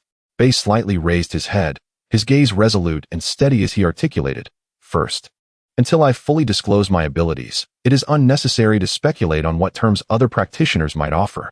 Secondly, you must ensure that the person taken from Qingfeng Valley is redeemed immediately upon entering the domain." Without hesitation, Liu Shi nodded, affirming, "That is not a problem. My Yu clan will make the necessary arrangements." Bai inclined his head slightly and continued, "Moreover, I must reiterate, the 4 of us will absolutely not accept any slave marks. This is an unyielding requirement regardless of which faction engages in negotiations with us. Should this condition remain unmet, we will have no choice but to withdraw from this transaction." He held Liu Shi's gaze with unwavering composure. Liu Shi had anticipated this, but found the matter increasingly delicate upon hearing Bai's firm reiteration. The inability to place a slave mark was akin to burying a ticking time bomb, making it challenging to maintain control over these individuals in the future. Yet, considering the potential benefits that Bai's hidden secrets might bring to the Yu clan, she understood the weight of losing this refugee against the implications of marking them. After a moment of hesitation, Liu Shi slowly nodded and said, "Very well, we agree. However, I hope you will not go back on your word and will serve my Yu clan for at least 3 years." Upon hearing this, Hongman felt the tension within her ease instantly. She was relieved for her earlier insistence. Otherwise, like the others, she would have been marked and deprived of her freedom for life. She smiled at Lu Run beside her, only to find Lu Run still tense, her demeanor unyielding. Ling Ji appeared similarly strained. Hongman felt utterly perplexed. It was evident that this esteemed individual had already acquiesced to all the conditions proposed by Bai. Yet they appeared to be consumed by an anxiety that hinted at a more profound concern weighing heavily upon them. At that moment, Bai Ye spoke once more, "Given that Yu Zhenren, are so agreeable, we too shall uphold our end of the bargain. In fact, we could extend our commitment by an additional 2 years beyond the initial 3. He continued, "However, we remain entirely ignorant of the world within the divine realm, and we are uncertain if your Yu clan possesses other means to contend with us. For the sake of our personal safety, I must impose an additional condition." Liu Shi hastily assured, "Do not worry, Bai Xiaogu. The Yu clan would never commit any act that could harm you, nor would we ever imprison or threaten your safety." Bai Ye shook his head, stating, "Promises are of no avail. We cannot entrust our lives to the goodwill of your clan. Our Yu clan values commitment and would never." Yu Zhen, standing nearby, could not resist the urge to interject. Liu Shi interjected firmly, "It is of no consequence. Bai Xiaoji's unfamiliarity with our clan makes it reasonable for him to request an additional condition. Yet, I am curious as to what this condition entails." Bai Ye turned his gaze toward the 3 women of the Yu clan and spoke slowly, "I wish to place a slave mark upon each of you. You surely do not wish to disappoint your family. Bai Ye's words resounded in the room like a thunderclap. What did you say? Yu Zhen was the first to erupt. Her cherubic face flushed crimson in an instant. Her eyes filled with incredulous fury as though she had just heard a ludicrous joke. Trembling, she pointed at Bai Ye. You, a mere outcast from the wilderness, dare to utter such nonsense about marking us, the Yu clan, with the brand of servitude? You are utterly oblivious to your own mortality. Yu Xian's expression also darkened, her tall frame tensing as she regarded Bai Ye with a gaze as frigid as ice. As members of the esteemed Yu clan, they had never endured such humiliation. Yu Sha unconsciously let her true energy spill forth, causing the torchlight to flicker violently. She fixed her gaze on Bai Ye, her fingers instinctively tightening around the silence array stone hidden in her sleeve, her knuckles whitening. Do you even comprehend the gravity of your words? Each syllable seemed to be forced through gritted teeth. Bai Ye's demand had completely surpassed her expectations. She had anticipated that he would request resources or privileges at most, yet he was audacious enough to propose that they bear the brand of servitude. Beside her, Hong Man stood frozen, unable to fathom the courage this man possessed to present such a demand to the esteemed ones. A glance at Lu Run and Ling Ji revealed no surprise on their faces. They appeared to have known of Bai Ye's intentions all along. Madness. Utter insanity. Hong Man's heart raced, feeling as if she was encountering Bai Ye for the first time, his demeanor now frighteningly unfamiliar. In that moment, Yu Zhen spoke again, her tone laced with menace. "Aunt, do not waste your breath on him. He is clearly provoking us. We should eliminate him right here and now. If our Yu clan cannot have him, then neither shall anyone else." Her words instantly escalated the tension in the room. Bai Ye conjured a pitch-black hammer in his hand, his true energy swirling rapidly, creating a barely perceptible gust. Lu Run swiftly drew a beast-toothed dagger from her bosom, its gleam reflecting the firelight. Her stance poised for battle. Ling Ji clenched her fists tightly, her muscles taut as a drawn bow. Hong Man felt a prickling sensation on her scalp, the situation before her continuously defying her understanding. At that moment, her mind went blank, paralyzed in place. "Silence," Yu Sha commanded sharply, first halting the impulsive Yu Zhen, then turning her gaze back to Bai Ye. The anger in her golden eyes gradually subsided, replaced by a profound scrutiny. "This concerns the dignity of the Yu clan. There is absolutely no chance of compliance. You may propose other terms, and we of the Yu clan shall do our utmost to accommodate." Yu Sha endeavored to soften her tone. Bai Ye replied calmly, "If 3 is excessive, 2 will suffice. However, we must imprint the brand of servitude upon you to ensure our safety. Otherwise, with your intentions to act against us outside the domain, once we step onto your territory, we would truly become lambs to the slaughter." The golden depths of Yu Sha's eyes surged with intensity, her voice carrying a heavier weight of authority as she asserted, "On what grounds do you believe we would agree to such terms? Merely because of your purported ability to treat black spots? While we, the Yu clan, value this ability, it does not compel us to the extent of becoming your servants." The torchlight flickered on her face, casting her golden eyes into an enigmatic glow. "Perhaps we can consider an alternative," Yu Sha proposed once more. "The 3 of us could take an oath of immortality." She then elaborated, "Such an oath within this white mist cave is bound by the laws of nature. Should we violate the vow, we would face severe repercussions. Mildly, we would lose control of our life force and become night demons. At worst, we would meet our demise on the spot." Immortality oath? Night demons? Bai Ye's heart stirred slightly. These were 2 terms he had never encountered before. However, he had no time to delve deeper into their meanings and maintained his calm exterior, his grip on the hammer unwavering as he said in a deep voice, "I am uncertain of the extent to which my abilities would benefit your clan, but I am well aware of their significance to me. With this ability, I could thrive in the wilderness without relying on any faction of esteemed ones. Therefore, should you refuse my terms, we shall depart immediately. If you wish to engage in combat, we are prepared. Of course, to demonstrate our sincerity, I am willing to concede further. I require only one of you to bear the brand of servitude. What say you? Surely, you do not wish to let your family down." Bai Ye gazed intently into Yu Sha's golden eyes, speaking slowly. "Moreover, I do not seek to enslave you. It is merely a means of self-preservation. That is all I have to say, and I shall grant you 3 breaths to consider." The air in the room seemed to solidify, the crackling of the burning torch resonating with an unusual clarity amidst the silence. Reflecting the varied expressions on the faces of the 3 women of the Yu clan, Yu Zhen's fury, Yu Xian's coldness, and Yu Sha's face, shifting like shadows in the light. "Aunt, we cannot agree to his terms. Our Yu clan must not become servants, especially not to a vagabond," Yu Zhan interjected, unable to contain herself at Yu Sha's indecision. Yu Xian echoed coldly. "Indeed, the revival of our clan can be considered over time. But we must not consent to such a disgraceful condition," Bai Ye calmly reminded them. 2 breaths remain.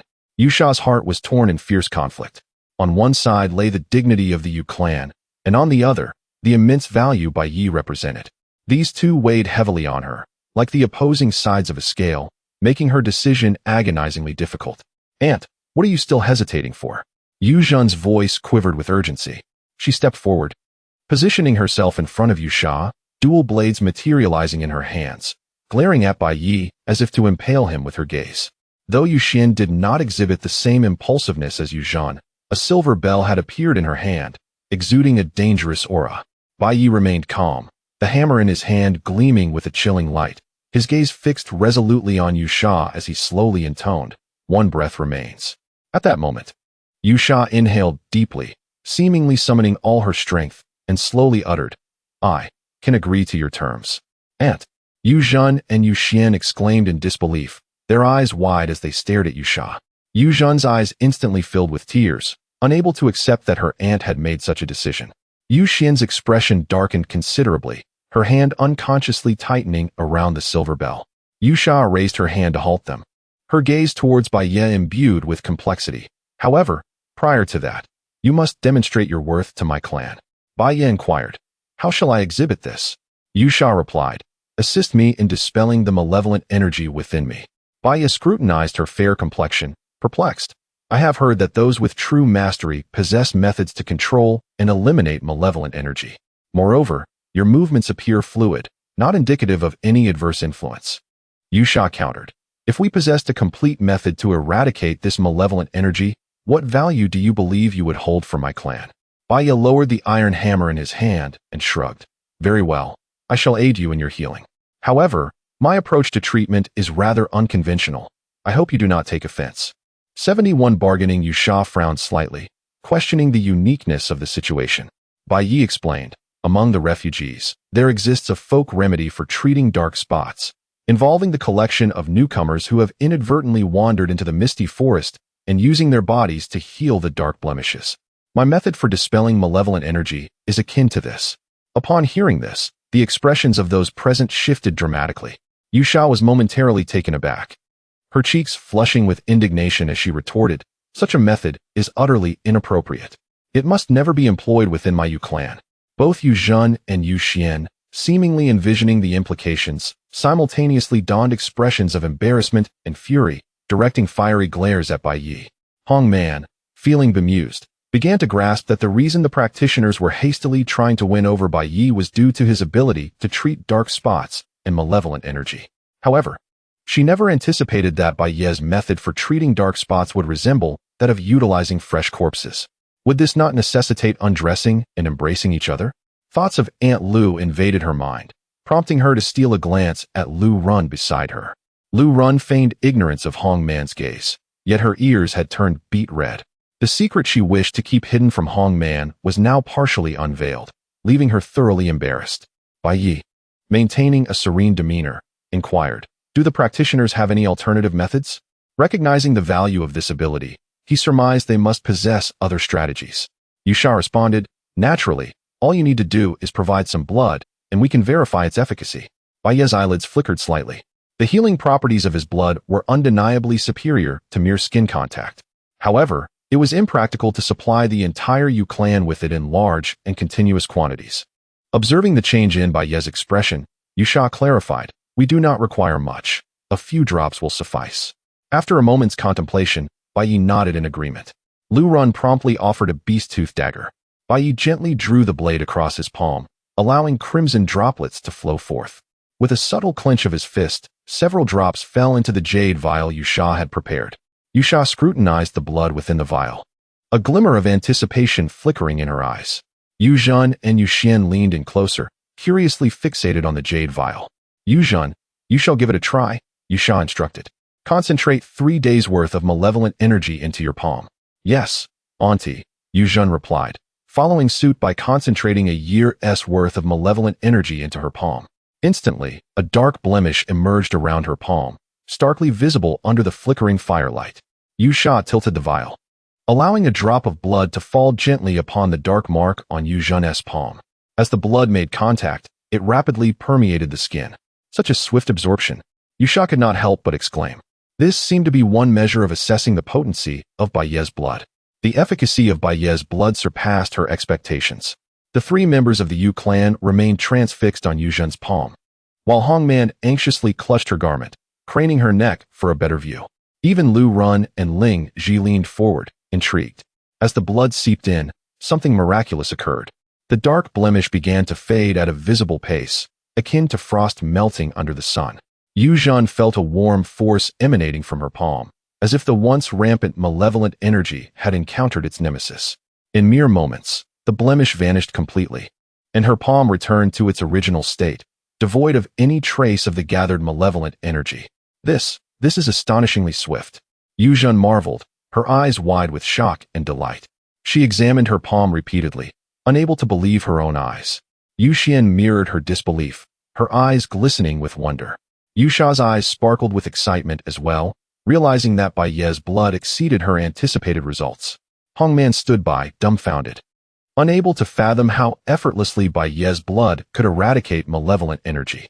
Bai Ye, displaying a calm demeanor, appeared unsurprised, casually stating, "What do you think?" Yu Sha reined in her excitement slightly, sealing the jade vial and retorting, "It is merely acceptable." Merely acceptable? Bai Ye raised an eyebrow, the tone sounding rather forced. Yu Sha defended, "It is just a tad better than expected. However, since it is acceptable, I shall honor my previous promise. I can accept your slave mark. Yet, you must guarantee that once the mark is inscribed, you will not subject me to any humiliation or actions that would harm my dignity, and you must serve the Yu clan with full dedication for 5 years." Bai Ye nodded slightly, "No problem. My actions are solely for self-preservation. As long as the Yu clan honors its commitment, I will not act excessively. However, there is one matter I must clarify in advance." Bai Ye continued. Yu Sha frowned. "What matter?" Bai Ye replied, "I can provide blood for the Yu clan, but the quantity and frequency must be determined by me." The three women exchanged glances, momentarily speechless. Yu Sha stated, "Based on experiences from various families within the divine realm, a refugee slave can provide a cup of blood daily without harming their health while ensuring maximum supply." Bai Ye chuckled softly. "The experiences of those divine realm families do not apply here. My blood is unlike that of ordinary people. Frequent extraction will undoubtedly affect my condition, thereby impacting my ability to serve the Yu clan effectively. This would be detrimental to both parties." After a brief contemplation, Yu Sha conceded, "Given that your blood's efficacy indeed surpasses expectations, we can consider a reduction. Please state your preferred frequency and quantity." Bai Ye proposed, 3 times a month. 3 drops each time. "What? 3 drops?" Yu Zhen was the first to erupt, her voice rising sharply. Yu Xian trembled with anger, and even Yu Sha's eyes widened in disbelief as she gritted her teeth. You are being unreasonable." Even Lu Run, Ling Ji, and Hong Man found the terms excessively demanding. Bai Ye smiled slightly. "Ladies, do not be upset. I am merely stating an expectation, and you are welcome to negotiate." The 3 Yu clan practitioners fell silent. Yu Sha immediately countered, "Once a day, each time 3/4 of a cup." Bai Ye responded, "That frequency is too high. My body cannot endure it." Yu Zhen retorted, "As a man, why do you hesitate so?" Bai Ye shot back, "And why do you women have such insatiable demands? At most 5 times a month, 10 drops each time."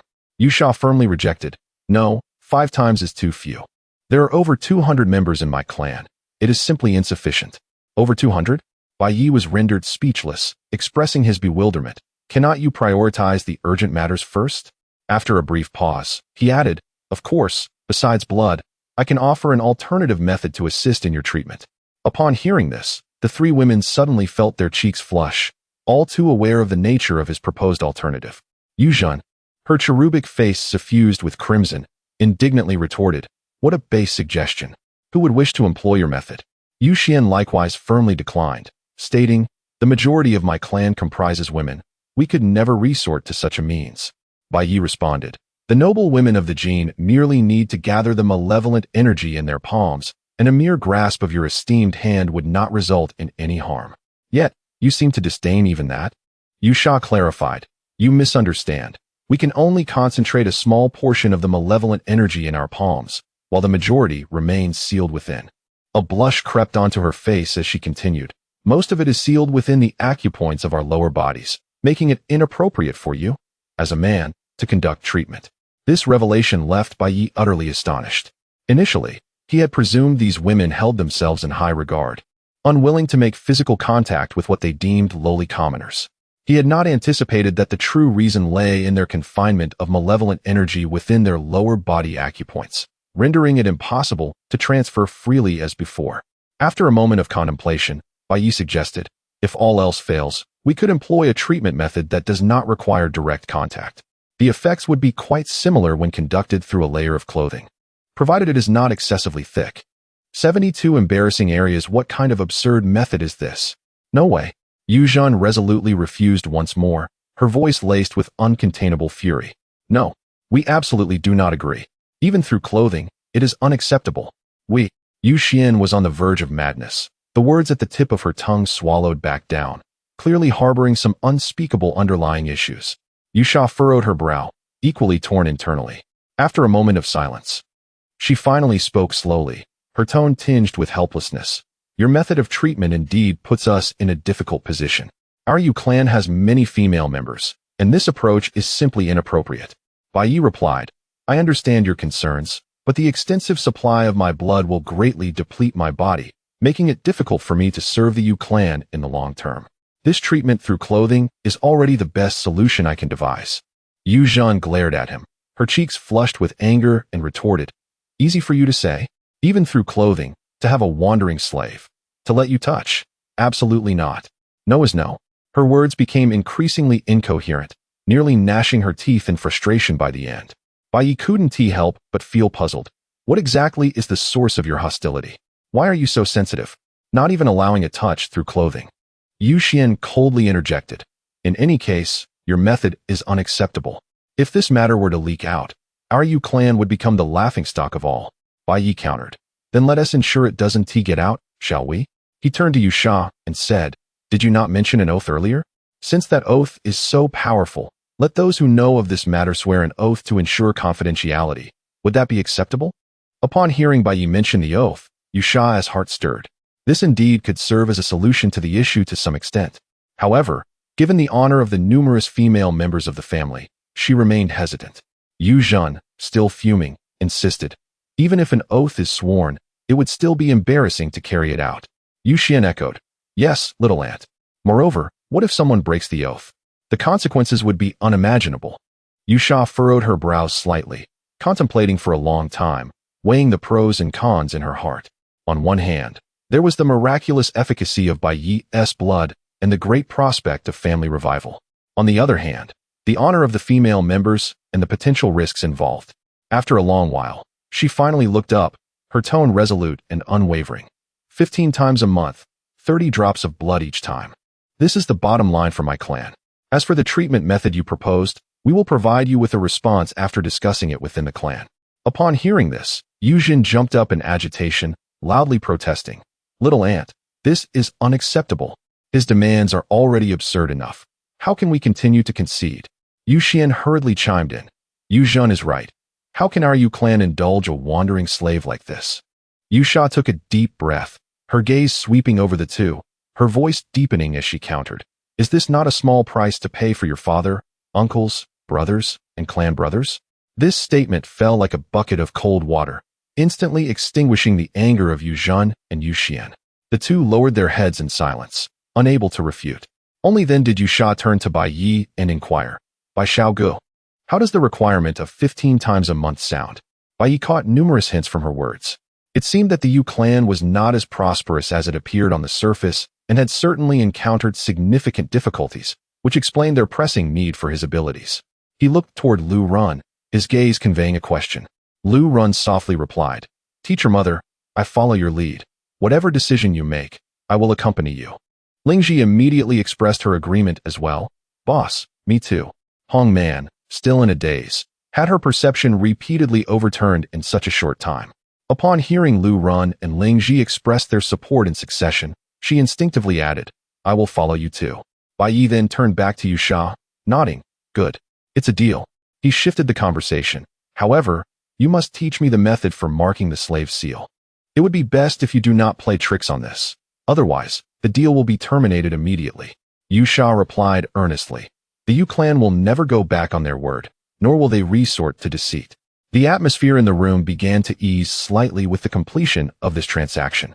The flickering torch cast shadows of the group on the stone walls, alternating between light and dark, reflecting diverse expressions. Liu Shi began to explain. The method of marking the slave seal is not complicated, but it requires careful handling.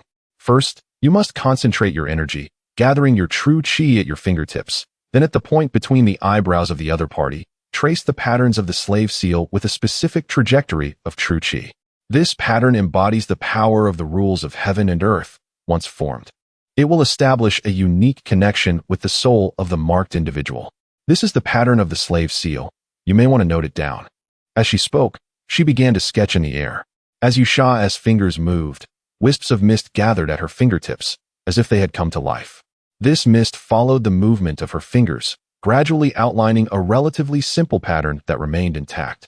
The lines of the pattern were sleek and fluid, yet subtly exuded an aura of mysterious power. Liu Shi continued to explain as she sketched. This pattern is the core of the slave seal, infused with the power of the rules of heaven and earth. Only within this Bai Wu cave, leveraging its unique laws, can it be successfully executed. You should try it a few times. When you perform it ultimately, it must be done in one go. Any deviation or pause will result in failure. Bai Ye intently focused on the pattern formed by the mist, his eyes filled with concentration and caution. Once the pattern was fully sketched and suspended in midair, Liu Shi turned to him and asked, Bai Xiaogu, can you see the sequence of the pattern clearly? Bai Ye nodded, having noted it down. Following Liu Shi's guidance, he began to replicate it in midair. The pattern was not overly complex. After sketching it more than 10 times, he had already mastered its flow and rhythm, the trajectory of his true qi becoming increasingly smooth. Liu Shi watched from the side, seeing him getting the hang of it, and proactively asked, How is it? Bai Ye replied, It's done. Liu Shi exhaled gently, saying, Good, let us begin. At that moment, Yu Zhen could no longer hold back, little ant. Liu Shi interrupted, My mind is made up. No further persuasion is needed.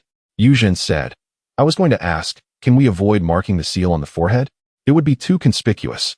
Even with a concealment technique, anyone with a true eye could raise suspicions at a glance. Liu Shi nodded, acknowledging, You are indeed correct. I was contemplating this matter just moments ago. There are 3 potential sites for the implantation of the slave mark, with the most advantageous being the Intang point. She gestured towards her brow, stating, The control exerted by the one who imprints is most potent here. With merely a fleeting thought, they can administer soul punishment or even extinguish life directly. She then pointed to the acupoint nestled between her bosoms, her face slightly flushed, and remarked, The control at this location, the Tanzhong point, is comparatively weaker, should the true age of the marked exceed that of the imprinter by more than 50 years. They may forcibly break free. Finally, she indicated her lower abdomen and declared, The weakest control resides at the Guanyuan point. As long as the true age of the marked surpasses that of the imprinter, they can escape the bindings of the slave mark. She then lifted her gaze to Bai Ye, her expression a complex blend of emotions, tinged with a hint of bashfulness as she said, Bai Xiaoga, I earnestly hope you can imprint the slave mark upon my Tanzhong point or Guanyuan point. The explanation provided by Liu Shi was candid and sincere, thoroughly dissecting the pros and cons. Bai Ye pondered for a moment before inquiring about her true age. Liu Shi replied, 25 years. Bai Ye nodded thoughtfully. In that case, I shall take a step back. However, I cannot use the Guanyuan point. Instead, I can place the slave seal at your Tanzhong point. Liu Shi's cheeks flushed even more, and she gently nodded. Thank you. Bai Ye then shifted the conversation. Concerning the slave seal, I cannot solely rely on your word. A test is necessary. Yu Zhen retorted, You are being petty. My aunt speaks nothing but the truth, with no deceit. Liu Shi raised her hand to halt the conversation, asking, How do you intend to test this? We previously agreed that only I among the 3 of us would accept your slave seal. Bai Ye reassured her, Do not worry. There is no need to test any of you. He then turned his gaze toward Lu Ran, Ling Ji, and Hongman. Lu Ran immediately understood and was about to step forward when Ling Ji took the initiative, eagerly volunteering, Boss, Let me try. She stood proudly, her eyes resolute. Liu Run hesitated for a moment and softly suggested, let me do it instead. Hongman bit her lip, feeling somewhat resistant, unable to keep pace with the two. Bai Ye felt a stir of emotion as he observed his teacher and Ling Shi. This test primarily aimed to assess the authenticity of the slave seal and the intensity of the punishment, which would inevitably involve some discomfort. Ultimately, he fixed his gaze on Ling Shi, saying, Ling Shi, you shall be the one. It may hurt a bit. Ling Shi cheerfully shook her head. It's no trouble at all. I am delighted to help the boss. She then looked around, her cheeks slightly flushed, shyly asking, do I need to remove my clothes now to expose the Tanzhong point? Bai Ye looked to Yu Sha for confirmation. Yu Sha's ears turned crimson, almost reaching her neck, as she whispered, you only need to reveal the Tanzhong point. It is not necessary to remove everything. Fortunately, apart from Bai Ye, all present were women, and Ling Shi boldly shed her upper garment. The three Yu sisters watched in astonishment. The statuesque Yu Xian and Yu Zhen could not help but glance down, subtly checking their own bosoms. Bai Ye concentrated, his fingers gently resting on Ling Shi's Tanzhong point, channeling his vital energy to outline the pattern of the slave seal, which was completed in an instant. At the moment the seal was finished, a dark red flame mark quietly appeared on Ling Shi's Tanzhong point. It was done. In the next moment, a connection formed between Bai Ye's soul and Ling Shi's. He could distinctly sense her presence, as if holding a delicate doll in his palm. Ling Shi seemed to sense something as well, asking, Boss, did it succeed? I feel like I can clearly sense you. Beside them, Yu Sha explained, the slave seal is complete. The souls of the seal bearer and the recipient are bound. No matter the distance, they can sense each other. If the seal is not lifted, should the bearer die, the recipient will also perish. However, if the recipient dies, the bearer will only experience a certain degree of soul injury. Furthermore, the bearer can impose punishments on the recipient through intention and issue commands, but cannot control the recipient's actions. Bai Ye felt a flicker of intrigue. So, commands can be issued to the recipient? This means we can communicate mentally without speaking? Yu Sha confirmed, precisely. Bai Ye was eager to try. Ling Shi, let us test this. Ling Shi nodded earnestly. To others, the slave seal symbolized bondage, but for her, it felt as though she had gained additional powers. Even Liu Run felt a surge of excitement. Bai Ye focused his thoughts, a slight smile gracing his lips as he mentally communicated with Ling Shi. How about we practice marksmanship together tonight? Ling Shi gently bit her lip, a shy smile blossoming as she responded mentally, as long as the boss likes it, I am agreeable to anything. Bai Ye perceived her voice as though it resonated within his mind, strikingly clear. He continued, next, I will attempt a punishment. You need not endure it unnecessarily. Ling Shi instinctively nodded, understood. Bai Ye subtly shifted his intent, conjuring an immense hand that grasped Ling Shi's body, gradually tightening the mental grip. Instantly, her complexion turned pale, and she gasped for breath, curling up as she exclaimed, Boss, I feel awful. It was as if her entire soul was being clutched by an iron hand, immovable, with excruciating pain surging through every inch of her being. The agony emanated from the depths of her soul, each wave of pain crashing over her, nearly overwhelming her entirely. Despite Bai Ye's assurance to refrain from forcing her to endure, even the thought of enduring felt impossible. Liu Run and Hong Man exchanged alarmed glances. Bai Ye promptly released his mental grip. Ling Shi felt the iron hand that had gripped her soul vanish abruptly, the tidal wave of pain beginning to recede. Yet, the lingering pain within her soul caused her to tremble involuntarily. She gasped for breath as if she had just escaped the brink of death, her strength sapped to the point where standing became a challenge. Bai Ye stepped forward to support her, draping a fur cloak over her, and inquired, How do you feel? Ling Shi slowly lifted her gaze to Bai Ye, her voice frail and trembling. Boss. This punishment is too terrifying. Yu Zhen interjected sharply. I told you there was no deceit. You sought out suffering on your own. Bai Ye, however, maintained a cautious demeanor, instructing, try punishing me with your thoughts. He spoke this with a normal tone. Even Yu Xian could not help but retort, you are being excessively cautious. We have already wasted enough time. Yet Bai Ye remained steadfast. Only when he confirmed that the recipient could not retaliate against the bearer did he feel reassured. Turning to Yu Sha, it is ready. Yu Sha gently nodded, turning her back, taking a deep breath before slowly exhaling, then gradually removing her white robe. Beneath the robe was a fitted white garment that accentuated her alluring silhouette. With her back to Bai Ye, she pulled apart the front of her garment, revealing the fair skin near her tanjong point. Ensuring she did not expose too much, she then turned around, her face flushed, saying, "It is done." To avoid facing the awkward situation, she closed her eyes, her cool, beautiful face blushing deeply. Her skin was as white as jade. And Bai Ye could not help but steal another glance. Yuzhan chided, "Are you still looking?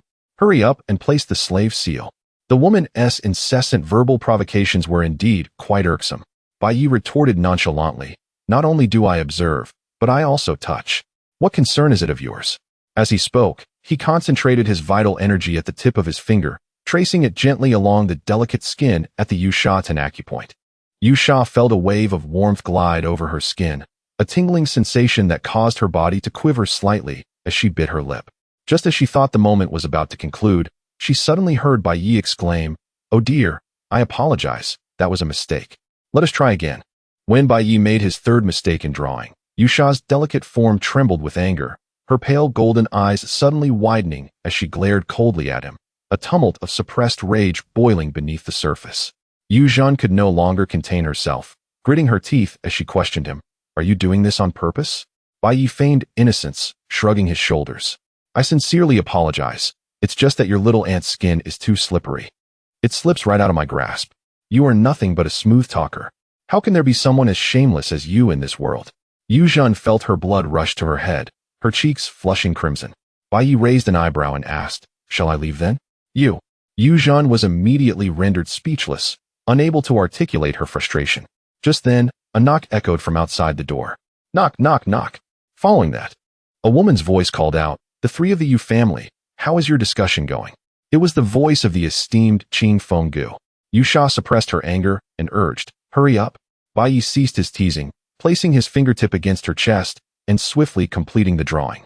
A dark red flame mark quietly emerged, establishing a connection between their souls.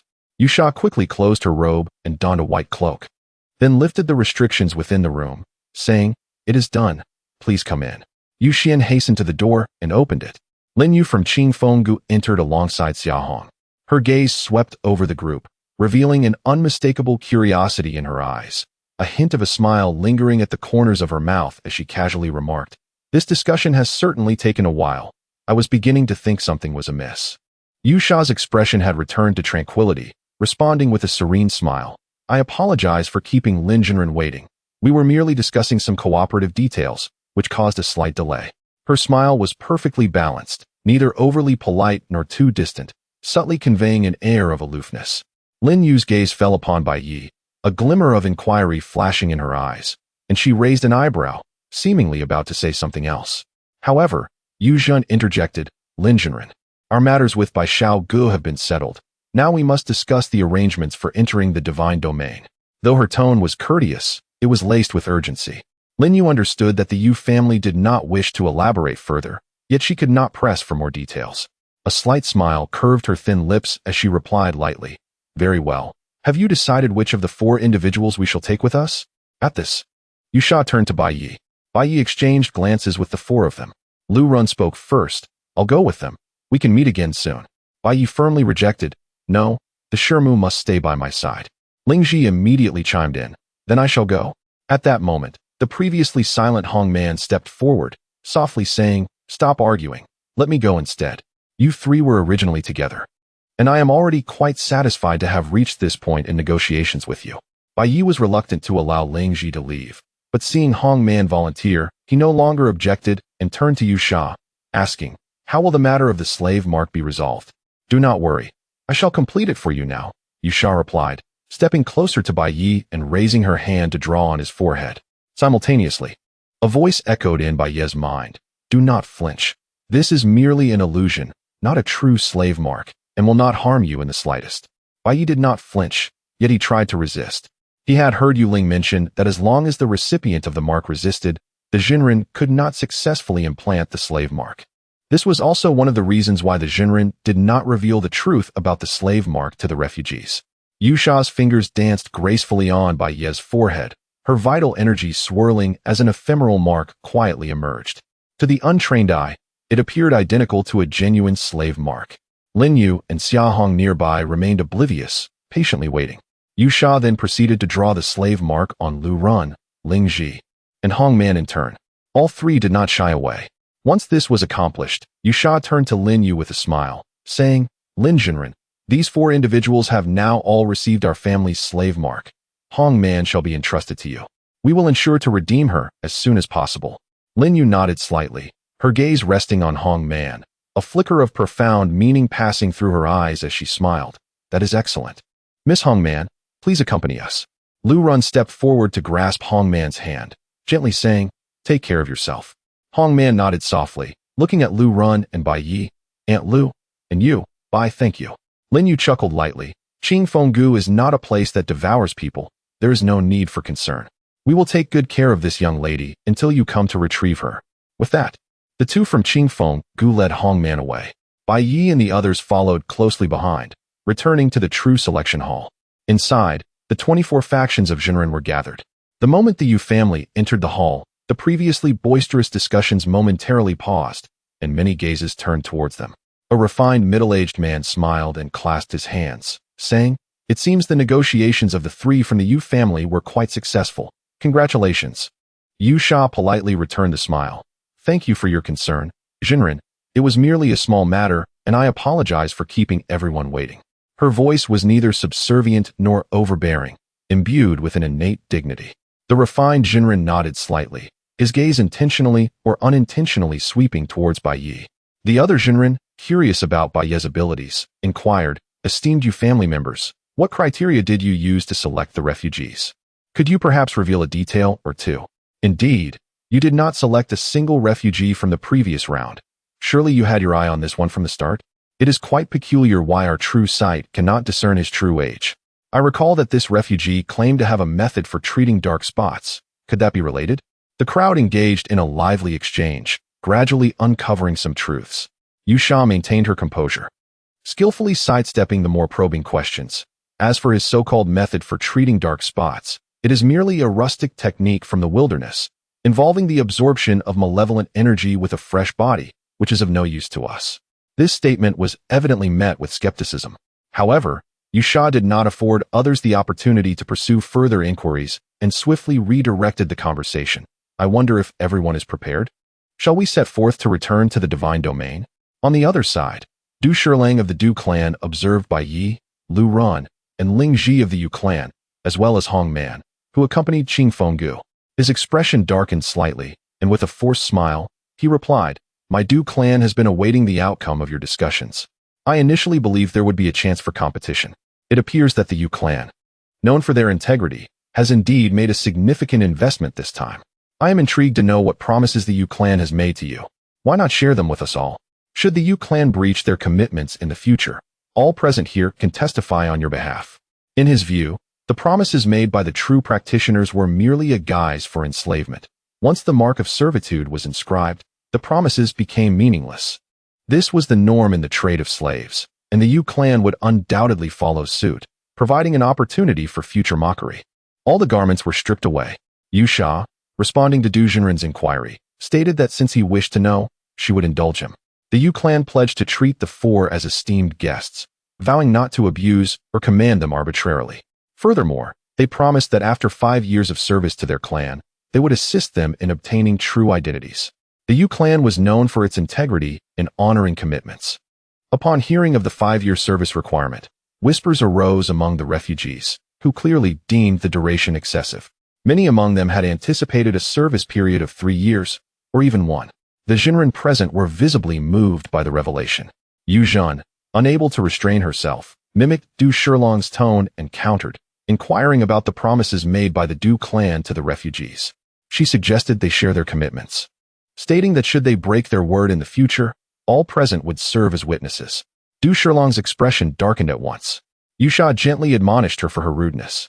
Yet, Yu Zhan, with a hint of delight, wrinkled her delicate nose, a glimmer of mischief concealed in her eyes. After enduring a day of pent-up frustration in the small room, she finally felt a measure of relief, her heart considerably lighter. Du Shilang let out a cold snort, suppressing his displeasure, and replied with a forced smile that the Du clan treated refugees with respect. As for specific commitments, he claimed it was an internal matter of the Du clan, unsuitable for disclosure. After speaking, he turned and led 3 selected female refugees of decent appearance into the room. Once all 130 refugees had been marked with slave seals, the various Jinren factions promptly set off toward the domain gate. At this moment, dawn was approaching, the light of day gradually brightening, and the morning mist swirling. The wind howled across the desolate landscape, causing the garments of all present to flutter. In the distance, the domain gate emitted a mysterious and gentle glow, standing out distinctly against the somewhat barren expanse. Lu Run quietly followed beside Bai Ye, her gaze reflecting a complex mix of anticipation and concern. She tilted her head slightly, gazing at the increasingly approaching domain gate, and softly remarked to Bai Ye that she wondered how Yuan Shi was faring in the divine realm. Bai Ye gently patted Lu Run's shoulder, offering reassurance that once they entered the divine realm, they would leverage the power of the Yu clan to search for her. Ling Ji chimed in, affirming Lu Yi's sentiment, insisting that they would surely be able to find Sister Yuan Shi, urging her not to worry. Hearing this, Yusha slightly turned her head, inquiring through thought whether they intended to seek family after entering the divine realm. Bai Ye responded in kind, reiterating that his junior sister Yuan Shi had entered the divine realm with the Jinren last year and had since gone missing, hoping to enlist the Yu clan's assistance in locating her. Yusha nodded slightly, her cool voice resonating in Bai Ye's mind. Noting that the Yu clan had recently undergone significant upheaval and had only just arrived in Huanyunzhou, with limited understanding of the local powers, nevertheless, they would do their utmost to assist in the search. Bai Ye expressed his gratitude, assuring her of appropriate recompense. Yusha's gaze shifted, a hint of hope appearing on her otherwise serene face as she asked if they could provide her clan with additional blood. Bai Ye was taken aback, questioning if they were vampires. Yusha tilted her head slightly, appearing puzzled and inquiring about the meaning of vampire. Bai Ye explained it was a creature that exclusively fed on human blood. Yusha clarified that their clan did not wish to drink his blood. Bai Ye replied that he understood, noting they intended to apply his blood to the acupoints sealing the malevolent energy, expressing curiosity about where the energy was being contained. Upon hearing this, a faint blush appeared on Yusha's cool countenance. She quickly diverted her gaze forward, announcing that they had arrived at the domain gate and instructed everyone to stay close. Bai Ye looked up to see an enormous solitary gate standing amidst the desolate expanse, which indeed was the domain gate. Towering several dozen feet high, it radiated a milky white glow, soft yet enigmatic. As the light shifted, strange runes flickered into view. These runes appeared almost alive, slowly moving across the gate, exuding an ancient and potent aura. The gate's material seemed neither metal nor stone, possessing a warm texture yet exuding an indestructible quality. At this moment, the gate stood wide open, emitting a low humming sound that seemed to emanate from the depths of time and space, resonating with a force that stirred the soul. It resembled a portal for spatial transport, Bai Ye mused internally. Meanwhile, the Jinren factions ahead began to step into the domain gate in succession. As their figures flickered, they gradually vanished into the mysterious light. Qingfeng Valley, led by Hong Man, took the lead. Just before stepping through the gate, Hong Man could not resist glancing back at Bai Ye and Lu Ran. When it was the Yu clan's turn, Yusha turned back to remind Bai Ye and the others once more to stay close. Bai Ye grasped Lu Ran's and Ling Ji's hands, following in the footsteps of Yusha and her companions, stepping into the domain gate. In an instant, a powerful yet gentle force enveloped them. The brilliance intensified before their eyes, and an array of strange sounds filled their ears. As the radiance gradually faded, Bai Ye found himself standing in a vast square shrouded in swirling mist. He surveyed his surroundings and noted that the enormous domain gate remained behind him, albeit the scenery around had changed dramatically. Before him lay a world adorned in silver, everywhere blanketed in white. In the sky, fluffy white clouds floated, while white cranes danced gracefully. On the ground, white buildings were artfully arranged, and the surface paved with white jade gleamed brilliantly. Numerous figures dressed in white garments gathered around the periphery of the square, their attire slightly varied. Even the mist that enveloped the air appeared far purer than the fog of the wilderness. How extraordinarily white! Bai Ye could not help but exclaim. Lu Ran was similarly awestruck by the sight before her. Ling Ji's eyes widened in astonishment as she gazed around, unable to contain her wonder, exclaiming softly that this must be the divine realm, resembling a paradise. Her gaze flitted over the white structures, her eyes brimming with curiosity and excitement. Other refugees shared similar reactions, their eyes filled with wonder as they eagerly surveyed the divine realm's splendor. Meanwhile, Bai Ye noticed that the figures in white garments on the outskirts of the square were regarding them with unusual expressions. Their gazes conveyed curiosity, but also a subtle disdain and aversion. Some even raised their hands to cover their mouths and noses, as if fearing that the refugees clad in diverse animal skins might sully this pristine world. Finally, they had returned.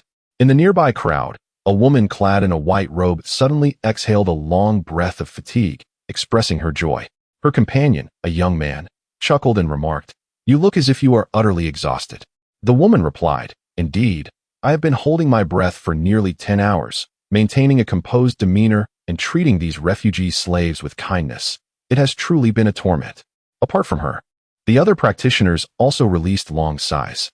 It appeared that upon entering the wilderness, they had remained in a state of breath-holding. As they gazed at the refugees they had brought back, a subtle shift occurred in their expressions. The refugees, too, keenly sensed the unusual change in the practitioner's demeanor. The excitement that had once filled their eyes suddenly faltered, replaced by apprehension as they exchanged uncertain glances. At that moment, 9 armored guards approached, forming a line with a tuzhong distance between them. One man in the center, adorned with a sheathed sword, commanded in a deep voice, "Loitering near the domain gate is prohibited. Please proceed to complete the identity verification and depart swiftly." Identity verification? Bai Ye pondered, unsure of what it entailed, and was about to inquire with Liu Shi. Just then, he heard Du Shilang coldly instructing the 5 female refugees who had entered the domain with him. "You 5. Strip off your clothing immediately and follow me to complete the identity verification." The 5 female refugees were taken aback, their faces turning pale as they stood frozen in place, unsure of how to respond. Chapter 76. A ruthless turn of face. The eyes of the 5 female refugees were filled with terror and helplessness. They could never have imagined that Du Shilang would become a completely different person the moment they stepped into the divine realm. One of the women mustered her courage and asked in a trembling voice, Du Zhenren, didn't you promise to treat us with respect before?" Du Shilang sneered, his gaze sweeping coldly over the 5 of them. "Treat you with respect? That was just to keep you foolish slaves obedient outside the realm. Now that we're in the divine realm, do you think you can still bargain?" He paused, his tone growing even more vicious. "Enough nonsense. Strip off all your clothes immediately. I am in a foul mood right now, so don't make me angrier." The woman's anger flared, and she hissed through gritted teeth, "We are not livestock. We have our dignity too. How can we undress in front of so many people?" Ah! Before she could finish her sentence, she let out a piercing scream. Her body convulsed violently as if struck by a heavy hammer, writhing on the ground in agony, her face contorted with extreme pain. Du Shilang watched her suffering without a trace of pity, instead wearing a cruel, satisfied expression. He asked coldly, "Will you strip or not?" Despite her unbearable pain, a stubborn glint remained in the woman's eyes. Clenching her teeth, she forced out the words, "No, I won't." A flash of ruthlessness crossed Du Shilang's eyes as he intensified the soul punishment. "Ah!" The woman's screams instantly echoed across the square. Her body twisted frantically, her hands clawing unconsciously at her hair. The other refugees in the square watched in horror and fury, yet fear gripped their throats, silencing them. They could only witness this cruel scene unfold. "Will you strip or not?" Du Shilang demanded again, his voice like a death warrant from the depths of the underworld. The woman roared, "No. Never." Du Shilang laughed in rage. "Good, very good. It seems your wretched bones are indeed hard. Then taste this again." He raised his right hand and slowly clenched it into a fist. The woman felt as if her soul were about to be crushed by an immense force. Every inch of her skin flooded with indescribable agony. Blood began to seep from her 7 orifices, her appearance utterly pitiful. Finally, she could endure no more. Tears of blood streaming down her face, she pleaded, Du Zhenren, I beg you, please spare me. Let me return to the wilderness." Du Shilang replied coldly, "Return to the wilderness? You were all bought at great cost by the Du clan as blood slaves. Thinking of leaving? Not so easy. Even if you die, I will squeeze every last drop of blood from you, and then toss your corpse into the fields to feed the turtles." With that, he continued to inflict soul punishment upon her. The woman let out a despairing wail, rolling incessantly on the ground. At last, she completely broke down, crying out, I'll strip. Please, no more torture. I can't take it anymore. I really can't take it." Only then did Du Shilang relent. Trembling, The woman began to remove her animal hide garments under the watchful eyes of the crowd, her movements filled with despair. As each piece of clothing fell away, large patches of black spots were revealed on her skin. Du Shirlang frowned in disgust and spat. Disgusting. With the appearance like this, how dare you speak of dignity? He then turned his gaze to the other 4 female slaves, barking, "You 4, will you strip now, or do you want to suffer like her first?" The 4 slaves were already terrified out of their wits, not daring to resist any longer. They hastily began removing their clothes. Meanwhile, other Jinren around the square also revealed their ferocious, true natures. "You there, what are you waiting for? Strip off your clothes now. Hurry up and strip. Do you want a taste of punishment too? What kind of look is that? Do you have a death wish?" Many Jinren began inflicting soul punishment on their own refugees who dared to resist. The entire square seemed to transform into a living hell. The shouts of the Jinren and the screams of the refugees intertwined, filling the air with suffocating oppression and fear. Lu Run's expression was grave as she tightly grasped Bai Ye's arm, whispering urgently, "Bai Ye, what should we do?" Ling Ji also gritted her teeth in anger. These Jinren are simply too despicable. Bai Ye watched the scene coldly and asked Yu Sha through mental communication, "Why must we remove our clothes?" Yu Sha explained, "It is the rule of the slave trade. First, to verify that the refugee's true age exceeds 5 years. Second, to prevent refugees from bringing other items into the divine realm." Bai Ye said, "But must we undress publicly? Couldn't a private space be provided for this?" Yu Sha replied, "In the divine realm, refugee slaves are no different from livestock. The state government would not waste effort on such matters. However, rest assured, our family has arranged everything before entering the wilderness. Female officials will conduct private inspections for the 3 of you separately." Bai Ye felt an increased sense of gratitude toward the Yu clan and said sincerely, "Thank you. But I must correct you, there are 4 of us." Yu Sha nodded. Naturally, she turned and instructed Yu Xian, who nodded in acknowledgement and walked toward the 2 individuals from Qingfeng Valley nearby. She conversed with them briefly, but the exchange did not seem pleasant. In the end, Yu Xian returned alone, fuming. "They refused to hand the person over to us." Yu Zhen, standing nearby, couldn't help but ask why. Yu Xian explained, "They said since we placed the slave mark, if they hand the person over for inspection and we don't return them afterward, they would suffer a great loss." Yu Zhen was furious. "Such petty minds. Come, I'll reason with them. At most, we can make an immortal vow." With that, she pulled Yu Xian along and hurried back toward the 2 from Qingfeng Valley. Yu Sha and Bai Ye's group followed closely behind. When they arrived at the spot where the Qingfeng Valley pair stood, the 2 were urging Hong Man to remove her clothes. Seeing Bai Ye and the others approach, Hong Man's eyes filled with a pleading look. This was the first time Bai Ye had seen the former third master of Menghu Lin display such helplessness. At that moment, Yu Zhen strode forward boldly. Staring directly at Lin Yu and speaking bluntly, "Lin Jinren, our Yu clan approached you in good faith, merely wishing for that refugee slave to undergo a private inspection with us. Yet you harbor such suspicion. It is truly disappointing."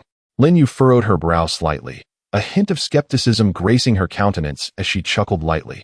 "Miss Yu Zhen, this is not a matter of our distrust. Rather, human hearts are elusive and difficult to fathom." Yu Zhen replied, "If you are truly apprehensive, I, Yu Zhen, shall vow an oath of immortality, ensuring that once the examination is complete, the individual will be returned to you unscathed." At this, Xia Hong scoffed. "What of an oath of immortality? Within this divine realm, there are indeed those who have contravened such vows." Enraged, Yu Zhen retorted, "What do you mean by that? Is your insistence on hesitation merely a guise for deceit? Do you intend to seize the vagrant slaves that rightfully belong to us?" Observing the escalating tension, Yu Sha interjected, "Yu Zhen, do not act impulsively. I believe the 2 from Qingfeng are reasonable individuals, as Lin Jinren has just articulated. This slave mark was instilled by us, and should we forcibly reclaim the individual and cast them back into the wilderness, they would have no recourse. Thus, their concerns are indeed justifiable." While Yu Sha appeared to empathize with the predicament of Qingfeng, her words were laced with veiled threats.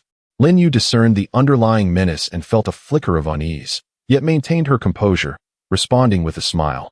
"Thank you, Yu Sha Jinren, for your understanding. However, should you recklessly return the individual to the wilderness, the state may impose severe penalties. And I fear the Yu clan will find it exceedingly challenging to navigate the affairs of Huan Yunzhou in the future." Hearing this, Yu Sha stepped forward, her true energy surging around her as she coldly inquired, "Are you implying that you wish to test this?" The atmosphere in the arena was tense, charged with an undercurrent of anxiety. At that moment, Lin Yu suddenly chuckled softly, saying, "Master Yu Sha, do not take this to heart. It was merely a jest." Yu Jin scoffed, "This jest is hardly amusing. It nearly turned Qingfeng Valley into a mockery." Yu Sha interjected sharply, "Yu Jin, do not be disrespectful." She reined in her aura, her tone calm, yet laden with undeniable authority. "Since it was Lin Jinren who made this jest, it implies that the person can be entrusted to us." Lin Yu replied with a smile, "Of course, we shall accompany you." Hearing this, Hongman finally relaxed her taut nerves, deeply bowing to the three members of the Yu clan, her voice trembling with the relief of survival. "Thank you, esteemed Yu clan members." Lin Yu raised an eyebrow, looking at her with a sly smile. "Shouldn't you also express gratitude towards us?" Taken aback, Hongman quickly turned to Lin Yu and Xia Hong, bowing deeply. "I also thank Lin Jinren and Xia Jinren for your assistance." Satisfied, Lin Yu nodded, a subtle smile gracing her lips. Meanwhile, the other refugees had stripped off their clothing, being systematically examined by the armored guards, stripped of all dignity. Their garments, weapons, and adornments were discarded on the square, prohibited from being taken away. After the examination, the refugees would don the exclusive white garments of slaves, ultimately escorted away by the masters. Seizing the opportunity, Bai Ye stealthily tucked Lu Run's beast-tooth dagger into his storage ring and then transmitted a message to Yu Sha. "I possess a special ring. I need your assistance in bringing it inside." Yu Sha looked surprised. "What kind of ring?" Bai Ye placed the ring into her palm. "It is a ring capable of storing items." Yu Sha's eyes flickered. She sidestepped to avoid the gaze of others, examining the ring while inquiring telepathically, "Where did you acquire this ring?" Bai Ye replied candidly, "From another refugee." Yu Sha scrutinized the intricate patterns within the ring's inner band and remarked, "I have never seen such a ring. Could it be the rumored celestial artifact?" As she spoke, she slipped the ring onto her finger, her pupils narrowing in surprise. Nodding in appreciation, "It indeed shares similarities with our Yun bag. Yet it is far more convenient. With a significantly larger internal space, it is truly a rare treasure." However, her expression turned troubled as she continued, "We all swore an oath before entering the wilderness, prohibiting us from bringing anything other than the refugee slaves into the divine realm." With that, she removed the ring and returned it to Bai Ye. Bai Ye frowned slightly. The storage ring and its celestial contents were of great importance to him, and he was loath to relinquish them so easily. Noticing his distress, Yu Sha suggested telepathically, "Though we have taken the celestial oath, you refugees are not bound by it. You can conceal the ring in your mouth. The examination is not overly strict, and you might just evade detection." Bai Ye nodded. Indeed, this was a feasible strategy. At that moment, he recalled that he was still wearing a celestial garment. This garment possessed formidable defensive capabilities and, like the purple gold warhammer, had yet to fully reveal its value. He needed to take it with him as well. However, removing the celestial garment in public would undoubtedly attract attention and suspicion. As his mind raced, he suddenly conceived a clever plan. He returned the storage ring to his left index finger and then reached into his clothing, touching the celestial garment within. With a slight mental command, the garment vanished in an instant, silently being absorbed into the storage ring. Remarkable. Bai Ye silently praised himself. He had attempted various methods with the ring, but this was the first time he had tried it for undressing. It was indeed convenient. "Very well, let us proceed." At that moment, Yu Sha noticed the other refugees had completed their examinations and led everyone towards the armored guards. Bai Ye quietly removed the ring and concealed it in his mouth. Yu Sha presented the Yu clan token, explaining the situation. The lead armored guard glanced at the token and nodded, "Follow me." The group followed the guard to a secluded examination area outside the square. A middle-aged female official scanned the four refugees, her brow furrowing. It was agreed there would be 3 refugee slaves. How did it become 4? Yu Sha calmly responded, "There has been a last-minute change. Our clan leader had previously reported to the governor." Upon hearing that it had been reported to the governor, the official's expression relaxed. "In that case, the 4 of you may enter." The official led Bai Ye and the others into a closed room. The lighting in the room was dim. The official pointed to a prepared bamboo basket beside them and instructed, "Remove all your clothing and toss it into the basket." Hong Man's expression changed slightly as she cautiously inquired, "Wasn't it said there would be a private examination?" The official rolled her eyes, her face contorted with disdain. "Isn't this a private examination?" After a pause, She continued, considering you have encountered such a generous master as the Yu clan, being granted this little dignity is already quite fortunate. Do you wish to take advantage of the situation? Hong Man's face turned pale as she stammered, and no, I wouldn't dare. Bai Ye, with the ring in his mouth, did not wish to linger on the matter and immediately began to undress. The official initially looked at him with disdain, but when Bai Ye removed his shirt and trousers, her eyes widened in shock, exclaiming, How can you be so pristine? The official scrutinized Bai Ye in disbelief as his skin was flawless, devoid of any blemishes, starkly contrasting with the typical refugees. Bai Ye remained silent, the ring still in his mouth. The official, unfazed, muttered to herself, no wonder the Yu clan sought a private examination from the governor. This refugee slave is indeed different. Initially embarrassed to gaze upon Bai Ye's form, Hong Man could not help but steal a glance upon hearing the official's astonishment. However, when she inadvertently caught sight of a certain area, her face flushed crimson, and she quickly averted her gaze. Meanwhile, the official's brow furrowed as she activated her true sight. She scrutinized Bai Ye once more, expressing her astonishment. Indeed, true sight cannot discern your true age. No wonder the higher-ups urged me to bring this true artifact. This item had been stored in the vault for hundreds of years, and she had not anticipated it would still be of use. As she spoke, she reached for a white bag embroidered with cloud patterns at her waist, and in her hand appeared a silver disc-like object. This object was approximately a foot in diameter, its edges engraved with ancient and intricate runes, seemingly imbued with mysterious power. The surface of the disc was smooth as a mirror, and at its center was a prominent dial marked with sequential graduations from 1 to 100. Beneath the scale, there lies a petite petal, intricately engraved with delicate runes. The female officer infused it with her true energy, causing the artifact to emanate a gentle silvery glow, with each marking shimmering faintly. She placed the artifact on the ground and commanded, "Step on it, and ascertain your true age." This method bore a striking resemblance to a weighing scale. Bai Ye silently scoffed and complied, stepping onto the pedal. In an instant, the 30 mark gleamed brightly. The female officer gasped in astonishment. What? 30 years? Surely, this device must be malfunctioning. She pushed Bai Ye aside and took her place on the scale. The light of the 27 mark illuminated. Now it was Bai Ye's turn to be taken aback. The officer appeared middle-aged, certainly in her 30s or 40s, yet her true age was merely 27. Could it be that she simply looked older? Meanwhile, the middle-aged officer scratched her head and murmured, "That makes sense." She then lifted her gaze and scrutinized Bai Ye from head to toe. Bai Ye met her gaze with composure, remaining silent. Ultimately, the officer discerned nothing unusual and, relinquishing her inquiry, turned her attention to Liu Run, Ling Ji, and Hong Man, urging, "You three, swiftly remove your garments." In the midst of an awkward situation, Liu Run and Ling Ji exchanged glances, their faces betraying a blush, yet they complied with the demands placed upon them. Liu Run and Ling Ji appeared somewhat more composed, for apart from Bai Ye, there were no other men present.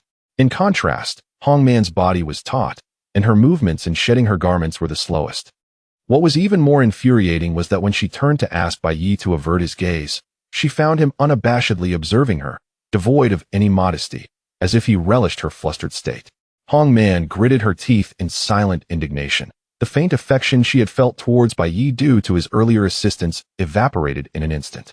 However, ultimately, she could not defy the circumstances, and with downcast eyes, she reluctantly divested herself of all her clothing, tossing it into a bamboo basket. Upon seeing Liu Run and Ling Ji's bodies, the female officer's eyes widened in surprise, murmuring in awe, "The Yu clan is indeed remarkable. Such refugee slaves have managed to find 4."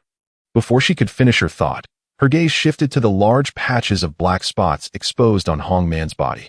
The officer instinctively furrowed her brow, raising her hand to cover her mouth and nose, her expression marred by disgust. That unabashed revulsion pierced Hong Man's heart like a thorn, making her wish to disappear into the earth. In that moment, her resentment towards Bai Ye was somewhat alleviated. Without his aid, she would have been indistinguishable from any other refugee slave in the eyes of the world. Once the body verification concluded, the female officer retrieved 4 white slave garments from her cloud pouch and threw them onto the ground, instructing the 4 to don them. The garments were designed as one-piece outfits, loose enough to accommodate even a 2-meter-tall man. For those of smaller stature, simply tightening the ties at the waist, cuffs, and hems would allow for ease of movement. However, emblazoned on both the front and back was a glaring slave character, akin to a brand, making their status unmistakable. After the four donned the slave garments, the female officer led them out of the room, returning them to the Yu trio, her face adorned with an insincere smile. The Yu clan truly lives up to its reputation as a top-tier family from the upper 3 states. Today has indeed been an eye-opener. These few refugee slaves, if stripped of their slave garments and the slave mark on their foreheads, could easily blend into a crowd, making it difficult for even celestial beings to discern their difference. Yu Shi humbly replied, "Your Excellency, you flatter us. They are merely slightly different from ordinary refugee slaves. Fundamentally, they remain refugees, no different than before." After exchanging a few pleasantries with the female officer, Yu Shi led Bai Ye, Lu Run, and Ling Ji in farewell. As they exited the verification area, Lin Yu from Qingfeng Valley spoke up, "Yu Shi, we shall part ways here. My companion and I must escort the refugee slaves back to the valley to report." Yu Shi responded, "My clan will arrange for the redemption matters as swiftly as possible. I ask that you, Lin Jinren, extend your care." Lin Yu chuckled softly, her gaze playful. "Then we shall await the esteemed arrival of the Yu clan in the valley." The two from Qingfeng Valley departed with Hong Man, who glanced back at Bai Ye and Lu Run 3 times. Her eyes filled with reluctance before she vanished into the vast, white mist. Yu Shi and her companions embarked on their journey back to the Yu clan. The streets of the divine realm were spacious and pristine, paved with a type of white jade that emanated a soft luster, as if flowing with a gentle halo. Bai Ye and the others walked through the streets clad in their slave garments, seemingly blending into their new surroundings. And the attention from passers-by diminished considerably. Occasionally, Bai Ye would catch sight of other refugee slaves in similar attire, trailing behind their masters as they navigated through the crowd. Yet, those individuals bore pallid faces and vacant expressions, resembling lifeless husks. Witnessing this sight deepened Lu Run's sorrow, evidently reminding her of her daughter, Yunxi. "Shirmu, can you still draw the emblem of the power that took Yunxi away?" Bai Ye, sensing her thoughts, gently inquired as he retrieved a storage ring from his mouth. Lu Run nodded eagerly, her voice tinged with urgency. "Yes, I can draw it at any time." She had previously verified with several refugees, and the emblem of the faction that had taken Yunxi was far clearer than the hasty scribbles provided by Hong Man. It was etched in her heart. Bai Ye addressed Yu Shi, "Once we reach the Yu clan, I hope you can prepare some paper and ink for us." Yu Shi nodded gently. "Arrangements will be made at the appropriate time. However, the search for your relatives may need to be postponed for a few days. Our immediate priority is to return you safely and ensure your proper settlement. Furthermore, there are the conditions that were promised on behalf of the family." At this point, her brow furrowed, and her expression grew heavy. Yu Zhan could not help but complain, "The conditions proposed by that fellow are too stringent. The clan elders are unaware of the entire negotiation process and will surely blame my aunt." Yu Xian echoed her concern. "Perhaps we should temporarily set aside the matter of the slave mark? Let's discuss the other conditions first. Otherwise, given the tempers of some elders, who knows what actions they might take." Yu Zhan interjected, "I think it would be best not to mention the healing matter yet. Let's first test the effects on a few of our clan's men. If the results are favorable, we can bring it up. Otherwise, some elders might explode on the spot. Especially the second aunt. If she sees a man looking at her, it's as if she has stepped into a pile of turtle dung. Mind your words," Yu Shi softly admonished. Yu Zhan stuck out her tongue, refraining from further comment. After a moment of contemplation, Yu Shi spoke firmly, "If we are to speak, we must lay everything bare. Bai Ye's value to our clan far exceeds anyone's judgment. I will clarify this to my kin." The trio's conversation cast a somber atmosphere over the group.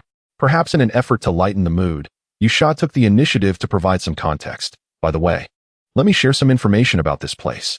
This is the main city of Huanyan State. We are situated in the southern district, closer to the state capital. The Yu clan resides in the northern district, near the edge of the main city. As we have just arrived, our foothold in Huanyan State is not yet secure, and our resources are limited. However, things will undoubtedly improve in the future." Pausing for a moment, she seemed to recall something else and added, "By the way, Yu Ling actually wanted to join us, but coincidentally, the Dao Academy has just opened, and she is overwhelmed with tasks and cannot spare the time. Once this busy period passes, you will be able to meet her." Before Bai Ye could respond, Yu Zhan interjected, fuming, "Don't mention her. If she and T talk too much with this guy, we wouldn't find ourselves in such a passive position." I must report her to the elders. Liu Shi could not help but smile, saying, we were able to find Bai Xiao Gu this time largely thanks to Yu Ling. Her contributions outweigh her faults. She suddenly shifted her gaze towards Yu Zhan and remarked, I must speak about you. Yu Zhan, appearing bewildered, responded, what about me? You must temper your temper, Liu Shi said, her tone gentle, yet carrying weight. Our family is not what it once was. Henceforth, when dealing with other forces in Huanyunzhou, one must possess greater patience. After listening, Yu Zhan nodded earnestly. Understood, I shall heed your advice, dear mother. Upon hearing this term of endearment, Liu Shi raised her hand to playfully strike, laughing as she scolded, who is your dear mother? Such a lack of decorum. Yu Zhan nimbly dodged, mischievously sticking out her tongue and making a face. Yu Xian stifled a laugh, covering her mouth. Bai Ye, Lu Run, and Ling Ji observed this scene, unable to suppress their smiles. The tension and oppression that had accumulated during their journey seemed to dissipate significantly in that moment. As the group continued to converse and walk, they soon beheld the grandeur of the Yu clan's south magnificent estate. 79 Yushir knew Urgwa from a distance. The grand residence of the Yu clan loomed like a slumbering white behemoth, majestically occupying the street in the northern district, exuding an air of solemnity that inspired reverence. The mansion's towering walls were constructed from massive, meticulously polished white stones, resembling an impregnable barrier. The entrance was particularly imposing, crafted from a single piece of white wood, intricately engraved with vivid patterns of auspicious cranes and clouds. Upon entering the estate, Liu Shi entrusted the trio of Bai Ye to Yu Xuan for their accommodation, before hastily departing with Yu Zhan. Bai Ye, accompanied by Yu Xuan, proceeded along the winding white jade pathway. Occasionally, they encountered several clan members, draped in short cloaks or white robes, standing nearby and whispering, casting curious glances their way. Bai Ye experienced a fleeting sense of disorientation, as if she were truly in a realm of daughters. In addition to the members of the Yu clan, there were also female slaves clad in servant attire, marked by the slave seal upon their foreheads, busily attending to tasks in the courtyard. Compared to the destitute slaves seen outside, these women exhibited a noticeably better spirit, their eyes shimmering with vitality. Whenever they crossed paths, they would respectfully bow and step aside. After Yu Xuan led Bai Ye and her companions away, the female slaves exchanged glances. Seemingly astonished to witness male slaves for the first time in this courtyard, yet hesitant to discuss it openly. Before long, Bai Ye and her companions arrived at a secluded courtyard. The door of the courtyard was also adorned in pristine white. Above the entrance hung a plaque edged in silver, inscribed with the words Feng Liu Ga. Yu Xuan gently pushed open the courtyard door, revealing a spacious interior. At its center stood a two-story white pavilion, adorned with delicate wind chimes that tinkled melodiously in the gentle breeze. A few green plants were rare adornments in front of the pavilion, providing a momentary respite for Bai Ye's eyes, weary from the overwhelming whiteness. This Feng Liu Ga shall serve as your temporary abode within the Yu clan, Yu Xuan remarked with a smile, acknowledging that while it did not compare to the residences of the clan's core disciples, it was indeed tranquil and serene. Bai Ye surveyed her surroundings with satisfaction and expressed her gratitude, saying, Thank you, Miss Yu Xuan.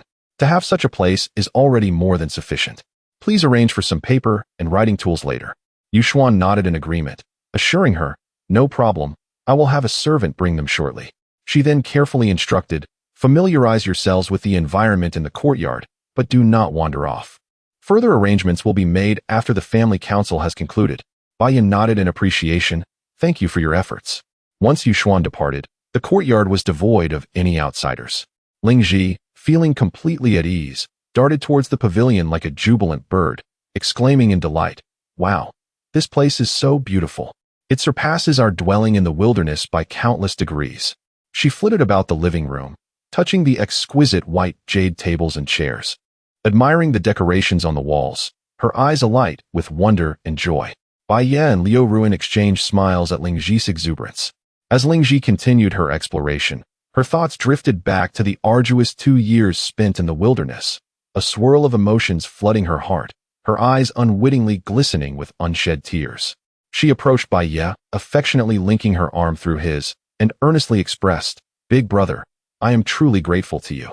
Without you, I would have likely perished in the wilderness, and I can hardly fathom being in such a splendid place. I vow to repay you. Bai Ye chuckled and affectionately ruffled Ling Ji's hair, saying, I can offer you an opportunity for repayment right now. Ling Ji's cheeks flushed slightly, a wave of joy washing over her as she instinctively turned to Liu Ruin and suggested, Aunt Liu, shall we celebrate together? Liu Ruin, her thoughts lingering on her daughter Yin Shi, shook her head gently at Ling Ji's proposal, replying, a servant may come shortly with the paper and writing tools, so I will wait downstairs. You two may go upstairs to play.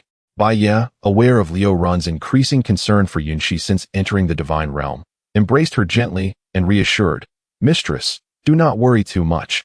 We will surely find Sister Yin Shi. You must also allow yourself some relaxation when necessary. He then suggested, come, let us ascend together. Liu Run's cheeks flushed, and she gently protested, let us discuss it later in the evening. If someone arrives and catches us, it would be quite embarrassing. Bai Ye, amused by her bashfulness, chuckled, very well, we shall do so in the evening. With that, he led Ling Ji upstairs. Before long, a female slave knocked at the door, delivering the items as instructed.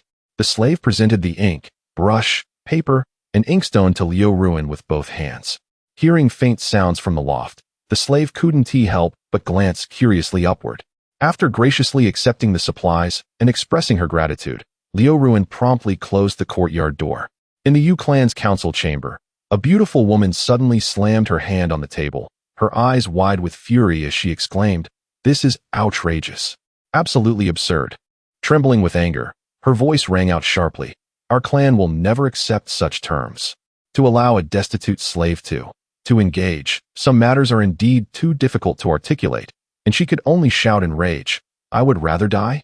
At this moment, aside from this indignant woman, there were over 20 other women present in the chamber. The youngest among them was just in her 20s, while the eldest was in her 50s or 60s. Regardless of their age, each displayed a face of indignation and fury. One woman, appearing to be in her 30s, echoed the outrage, scolding, You Sha, do you even possess any sense? Why would you agree to such terms on behalf of our clan?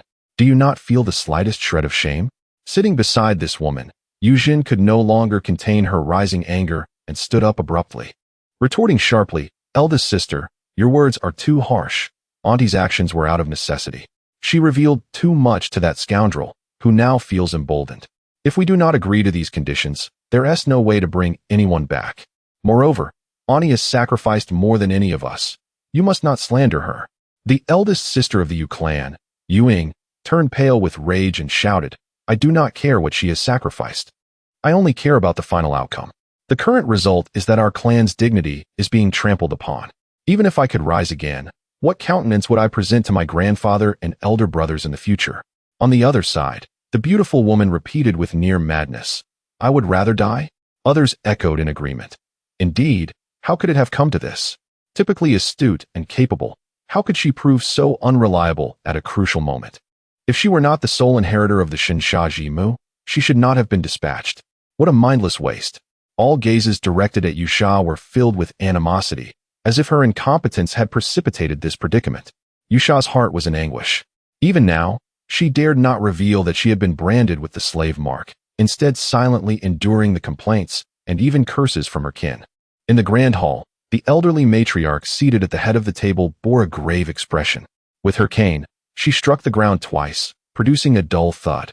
With profound sorrow, she declared, while our clan has always upheld its promises, this matter concerns the reputation of our entire lineage, and we must seek alternative approaches.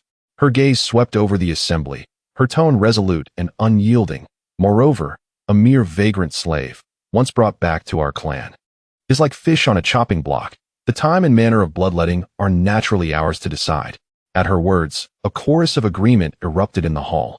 Indeed, we cannot adhere rigidly to tradition and be led by a slave. This was about our clan's dignity and the honor of all the womenfolk. Even our ancestors would surely concur. That reckless vagrant slave should be apprehended at once. Yes, seize him immediately and commence with the bloodletting for our clan. We initially intended to treat him with courtesy, but he has shown utter disrespect, and we must make him feel the consequences.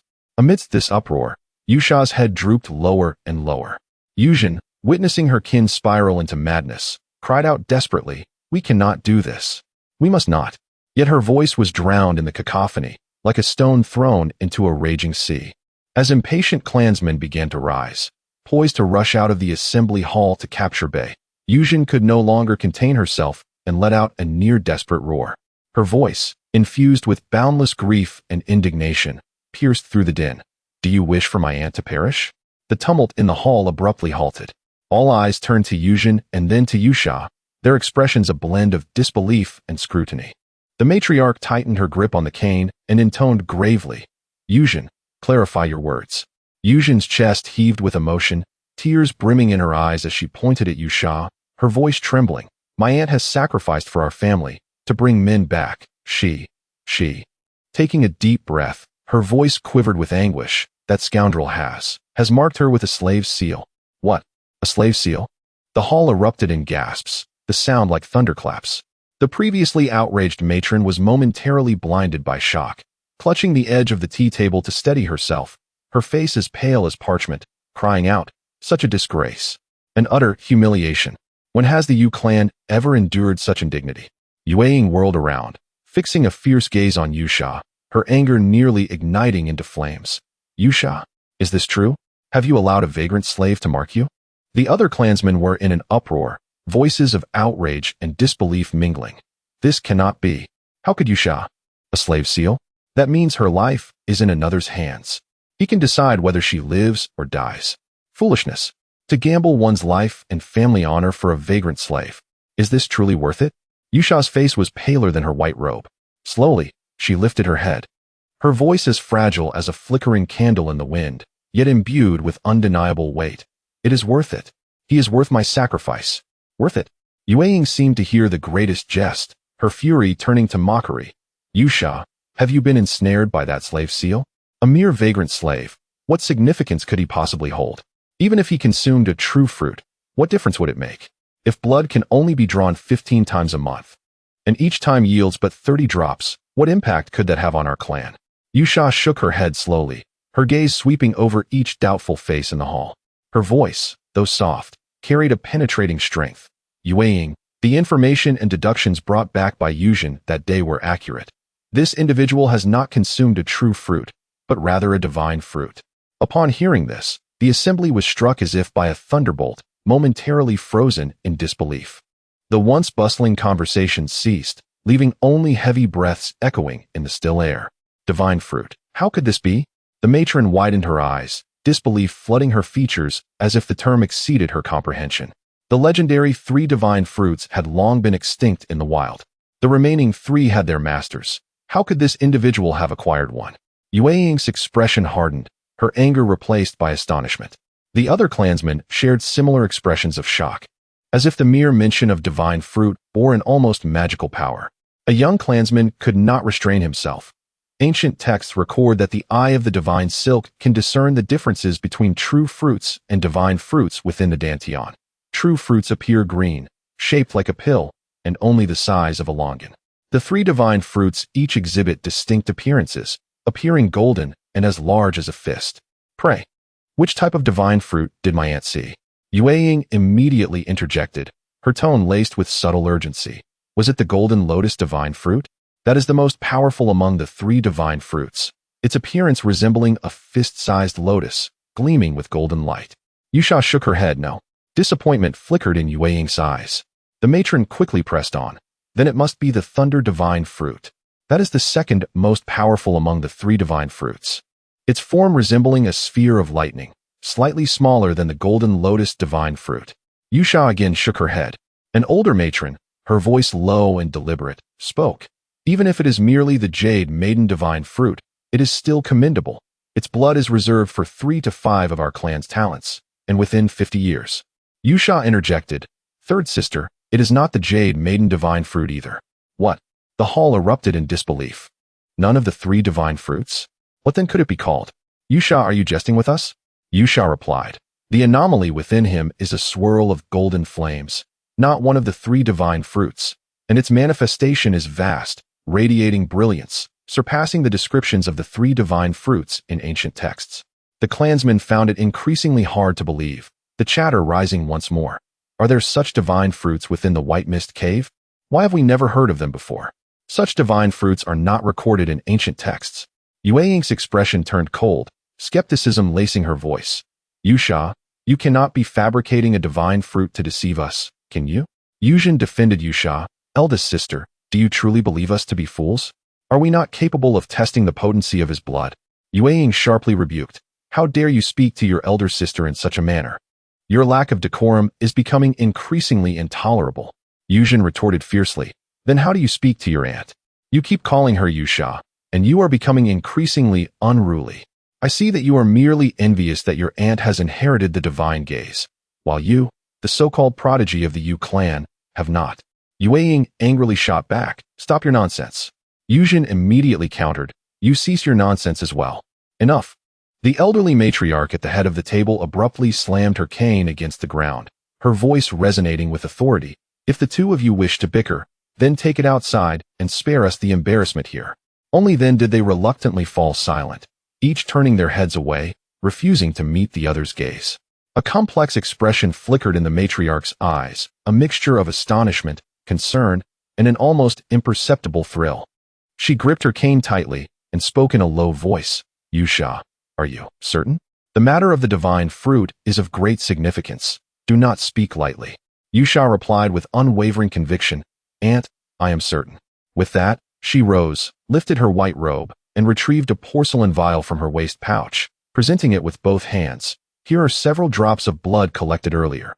I ask you to verify it, dear aunt.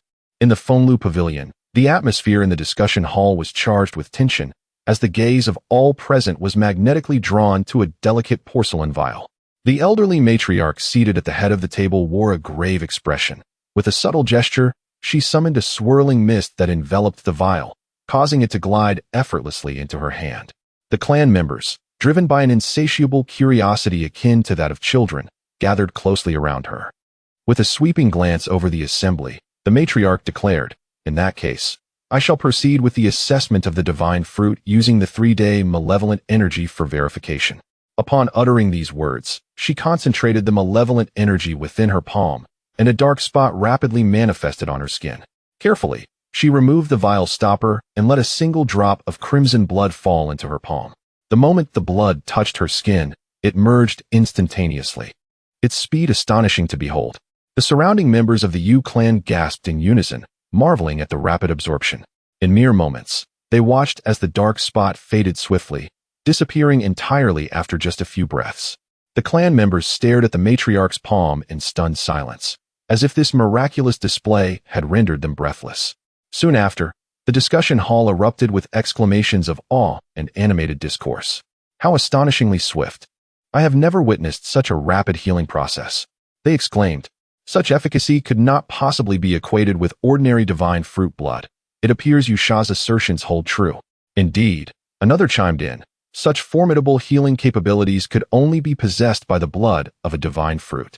This blood's potency far exceeds that of the typical divine fruit blood, even outshining that of the ancient text's golden lotus divine fruit blood. Yue, who had maintained her composure until now, found it increasingly difficult to conceal her excitement, her body trembling slightly with exhilaration. Yuzhen, with a smug expression, cast a sidelong glance at Yue and remarked, Now do you believe? It is precisely because my aunt recognized this person's value that she disregarded our warnings and, despite the risk of being marked as a slave, insisted on bringing this individual back. My aunt has made such significant sacrifices for the family, yet you all fail to appreciate it, instead resorting to mockery and disdain. Truly, you are a heartless bunch. Yue retorted with a cold snort. While I acknowledge that this person possesses such divine blood, which could play a pivotal role in our clan's revival, I cannot overlook the fact that my aunt, as a true practitioner, has negotiated terms with a mere commoner slave to such an extent that it has led our entire clan into an embarrassing predicament. Is this not a manifestation of incompetence? Before Yuzhen could counter, the matriarch interjected, her tone steady yet tinged with concern. The value of this commoner slave indeed exceeds our expectations. However, Yue raises a valid point. The conditions proposed by this individual are, without a doubt, challenging for our clan to accept. Moreover, administering treatment through layers of clothing, even with divine fruit blood, cannot guarantee efficacy. Yusha quickly interjected, the blood of this individual should not be judged by the standards of ordinary divine blood. I believe we should first test its effects. Before she could finish, a beautiful matron nearby exclaimed in anger, Test it? Who will volunteer for that? Will you? Her furious outburst struck the gathering like a heavy hammer, instantly tightening the atmosphere within the discussion hall. Yuzhen suggested, we could first send one of the male members of the clan to try. The matron's expression darkened, and even if the results are favorable, what then? The remaining male members of the clan are all of poor quality and barely escaped calamity. Shall we burden them with the mission of revitalizing the clan? It is absurd. Yuzhen, incensed, retorted, Aunt, you reject every proposal. If you are too fearful, then let someone else take the opportunity. After all, with over 200 members in the clan, it is impossible for everyone to receive treatment. The matron, infuriated to the point of laughter, shot back. Who else should it be reserved for? For you? Do you dare to go? Yuzhen's face flushed with embarrassment, rendering her momentarily speechless. Although she wholeheartedly supported Liu Shi, the prospect of undergoing such treatment made her hesitate. The matron, noticing her discomfort, wore a mocking smile and turned to the other clan members, loudly inquiring, is there anyone among you who dares to accept treatment from that commoner slave? The audience, upon hearing this, displayed faces of disgust. Some furrowed their brows slightly, while others shook their heads gently, as if the very suggestion was a profound humiliation. Observing this, Liu Shi took a deep breath and resolutely stepped forward. With unwavering determination, she surveyed the crowd like a hawk. Her voice steady yet resolute as she stated, the terms were proposed by me. The person is one I brought back. I will be the first to undergo treatment. In the Fenglu Pavilion, Bai Ye descended from the loft with Liu Shi at his side. He found Shimu Lu Run seated on the wooden floor under the eaves, lost in thought as she gazed into the courtyard. In her hands, she held a piece of paper adorned with a peculiar design that, at first glance, resembled a plump peach with a slight indentation at the top. Beside the peach were several oddly shaped leaves, their edges serrated. Bai Ye approached, gently taking the paper from Lu Run's hands, and examined the illustration with admiration, exclaiming, your artistic talent far surpasses that of Hong Man. The Yu clan will surely benefit immensely from this drawing. Lu Run, returning to her senses, remarked, speaking of Hong Man, I wonder how she is faring. Those two practitioners seem less than fond of her. Bai Ye chuckled, you really worry too much, Shimu. You should heed my advice and take some time to relax. Lu Run playfully scolded, haven't you caused enough trouble with Liu Shi? With a grin, Bai Ye replied, Liu Shi has her own merits, and you, Shimu, are a wonder in your own right. The experiences are vastly different.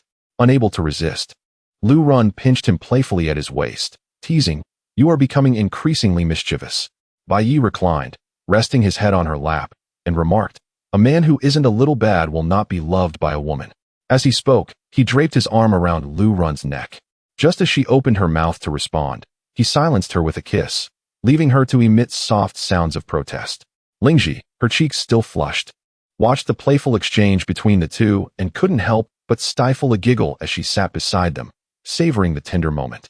After a considerable effort, Lu Run managed to extricate herself, her expression tinged with concern as she asked, Ye, are you not worried that the Yu clan may renege on their agreement? They seem quite averse to the treatment proposal you put forth.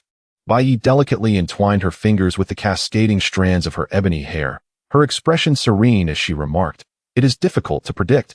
Yet at least we possess the card of Liu Shi in our hands. Even if they retract their agreement, we will still have ample room for negotiation. Moreover, I suspect they will assign someone to initially assess the efficacy of this treatment. Liu Shi blinked in curiosity, inquiring, I wonder who they will designate for this task. Bai Zhen and Yu Xian, the two esteemed practitioners, appear to be quite resistant to this form of treatment, so it seems unlikely. Bai Ye asserted confidently, not only Bai Zhen and Yu Xian, but no woman from the Yu clan could possibly take the lead. They will likely send a man to verify instead. However, this is advantageous, as the males of the Yu lineage are presumably few. Thus we need not occupy an entire day for treatment. Lu Run smiled softly. Would you feel disappointed if you were to treat a man? Bai Ye replied, why would you say such a thing, Shiji? Lu Run responded, somewhat evasively. As we walked here, I noticed that the Yu clan boasts many beauties. Bai Ye chuckled, you are overthinking it, Shiji. At this moment, my heart holds only you and Liu Shi. I harbor no interest in the Yu clan members. Lu Run raised an eyebrow, a playful smile gracing her lips as she queried, what of the esteemed Liu Shi? Bai Ye shook her head without hesitation, none at all. After a brief pause, she added, that individual possesses an inherently frigid demeanor. A sycophant would be most suited to her. Meanwhile, outside the Fenglu Pavilion, Yu Sha wore a frosty expression, her body trembling slightly. One hand suspended midair in a gesture of knocking, as if time had been frozen. The other hand clutched tightly onto the equally enraged Bai Ye beside her. In the chamber of the ceiling of malevolent energy, Lu Run wore a puzzled expression and inquired, "What is Atiango?" Bai Ye elucidated, Atiango refers to those individuals who, devoid of any principles, relentlessly seek to please others. Regardless of how indifferent or dismissive the other party may be, they persist obstinately, lowering themselves to great extents, all in hopes of garnering a sliver of affection in return. Lu Run, coming to a realization, remarked, "With Yu Sha's exquisite appearance and figure, complemented by her extraordinary golden eyes, even I, a woman, find her breathtaking. Surely, she is not lacking suitors of that ilk." Bai Ye chuckled, "That is no concern of ours." Lu Run, her gaze shifting, added, "However, that Yu Sha is now your slave, under your mental dominion. Do you truly feel no stirrings of desire?" Bai Ye shook his head. The enslavement was merely a necessity of circumstance. Moreover, given her temperament, should I impose my will or make her the first to undergo treatment, she would likely rebel at once. Lu Run nodded slowly. Indeed, that is a distinct possibility. A proud spirit like hers would find it exceedingly difficult to submit, and how could she allow a stranger such liberties with her body? Furthermore, judging by their reactions, the ceiling of malevolent energy seems to occupy a profoundly intimate location. Just then, a series of knocks at the door interrupted their conversation. Ling Ji promptly stood, saying, "I shall answer the door." Approaching the entrance, she unlatched it, and the doors creaked open. Yu Sha and Yu Jin stood side by side outside, a chill seemingly entering the courtyard with their presence. Yu Sha's visage was as frigid as ancient ice, her golden eyes devoid of warmth as they scanned Bai Ye and Lu Run, regarding them as mere strangers. Yu Jun's face was a mask of fury, her brows furrowed, her eyes ablaze with barely contained anger, betraying her emotions with no attempt at concealment. Observing this, Bai Ye exchanged a glance with Lu Run, and they both stepped forward. Bai Ye clasped his hands, inquiring, what was the outcome? Yu Jun snorted disdainfully, turning her head away, seemingly unwilling to meet Bai Ye's gaze. Yu Sha, however, slightly lifted her chin. Her cold gaze fixed on Bai Ye as she spoke in a flat tone. It went rather smoothly. The Yu clan can fulfill your conditions. Bai Ye sighed in relief. That is splendid news. He continued, will blood collection commence today or tomorrow? Yu Sha replied, naturally, it shall be today. After a brief pause, she added, however, we shall discuss the blood collection later. I must first inform you of another matter. Bai Ye responded, please, speak, Yu Sha. Yu Sha stated, regarding the tactile treatment you previously mentioned, my clan requires verification. Bai Ye, having anticipated this, nodded, very well. When shall we commence? Yu Sha replied, immediately. Bai Ye instinctively glanced behind the two women, perplexed as he asked, which clan member is needed for cooperation? Yu Sha's expression grew complex as she replied solemnly, there is no need. I shall personally validate the effectiveness of this treatment. At her words, Bai Ye, Lu Run, and Ling Ji were momentarily taken aback, forgetting to respond. Yu Sha frowned. What? Is there an issue? Bai Ye regained his composure. There is certainly no issue. I simply did not expect Yu Sha to be the first. Yu Sha's brow furrowed deeper, filled with reluctance yet resigned. Yu Jun retorted, you, sir, we overheard your conversation with that woman. When treating my aunt, you would do well to keep your hands to yourself, or else. Bai Ye raised an eyebrow. Then allow me to preemptively state my position. I am uncertain where you have sealed the malevolent energy, but the treatment necessitates continuous contact, even massage, to achieve efficacy. What? Massage? Yu Sha's voice trembled, her delicate face flushed. Yu Jin stared at Bai Ye in disbelief. Bai Ye, unfazed, responded, indeed, this method is a result of my repeated experiments. If Yu Sha finds it objectionable, I suggest you seek another for verification. Otherwise, should I be accused of misconduct, no amount of explanation will suffice. Yu Jun turned to Yu Sha, Aunt, perhaps we should summon a male clan member for verification? Yu Sha firmly declined. No, it was previously agreed upon before our elders. There can be no backing out. Yu Jun protested, but even if you ascertain that this treatment is indeed effective, it does not guarantee that any clan member would be willing to accept such an approach, subjecting you to unnecessary distress. Yu Sha smiled sadly. Since I am responsible for this matter, I must see it through. Even if the treatment proves ineffective, I must verify it personally. Only then can I provide an account to my kin.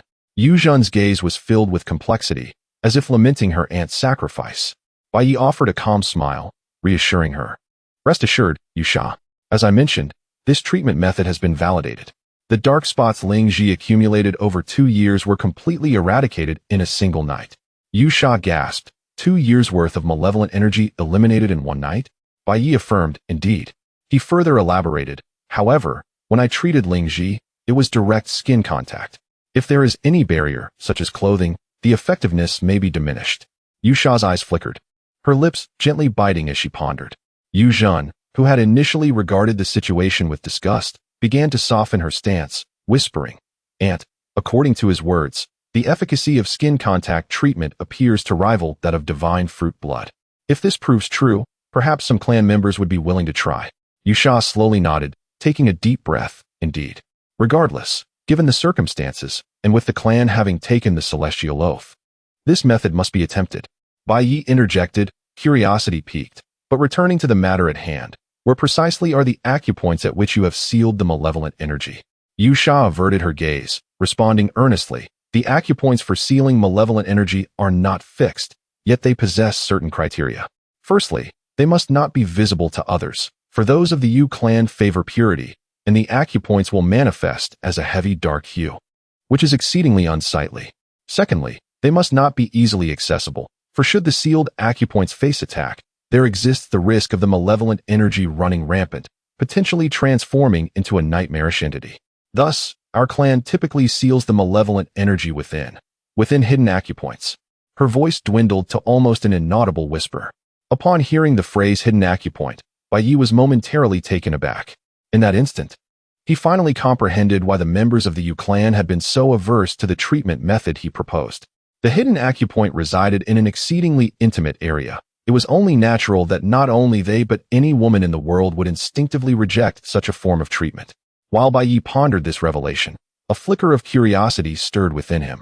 This was not the first time he had encountered the term Yisha, and he could not help but inquire, "May I ask, Master Yisha, what is Yisha?" The embarrassment that colored Yusha's face began to fade as she elucidated. It is a creature that emerges when the malevolent energy that seals the acupoint spirals out of control, transforming into a bloodthirsty and frenzied monstrosity that has completely lost all sense of reason and humanity. Bai Ye expressed his astonishment. The loss of control of malevolent energy can lead to the creation of such a creature? Why have we never encountered one in the wilderness? Yusha replied, "This matter is rather intricate. You will learn about these issues once you enter the Dao Academy alongside Yu Ling." She urged, "Shall we commence the treatment now?" Bai Jian Yusha urged for treatment, and without hesitation, she suppressed her inner doubts and led her to the second floor of the attic. Yu Zhen originally wished to follow, but was dismissed by Yusha. The forthcoming treatment process was inherently uncomfortable, and she preferred to have no one present. Upon entering the second floor of the attic, Bai gently closed the door, crafting a relatively quiet and private space for this unique treatment. Yusha stood in the center of the room, her hands unconsciously entwined, her face increasingly flushed with shyness and anxiety. Despite her efforts to maintain composure, her slightly trembling shoulders betrayed her inner turmoil. Bai took a deep breath, striving to sound gentle yet professional. "Yusha Zhenren, shall we proceed on the bed or on the floor?" Yusha softly replied, "Let us go to the bed." The two approached the slightly disheveled bed. Yusha frowned slightly at the sight. Bai explained, "I took a brief rest upstairs. Please do not mind it." Yusha nodded gently and sat at the edge of the bed. Bai joined her, saying, "I will begin the treatment now. You may experience some discomfort, but please try to relax and not overthink." Yusha nodded slightly, lowering her gaze to avoid making eye contact with Bai, her voice barely audible. You may start." Observing her tense posture, Bai remarked, "I need you to cooperate a bit more." Yusha's voice tightened. How should I cooperate?" Bai subtly explained, "If I remember correctly, the location of the Hui-in point is in that area. Your sitting posture makes it difficult for me to perform the massage treatment." Yusha bit her lower lip, nervously asking, "Do you mean I should sit cross-legged?" Bai replied, "It would be best if you lay down."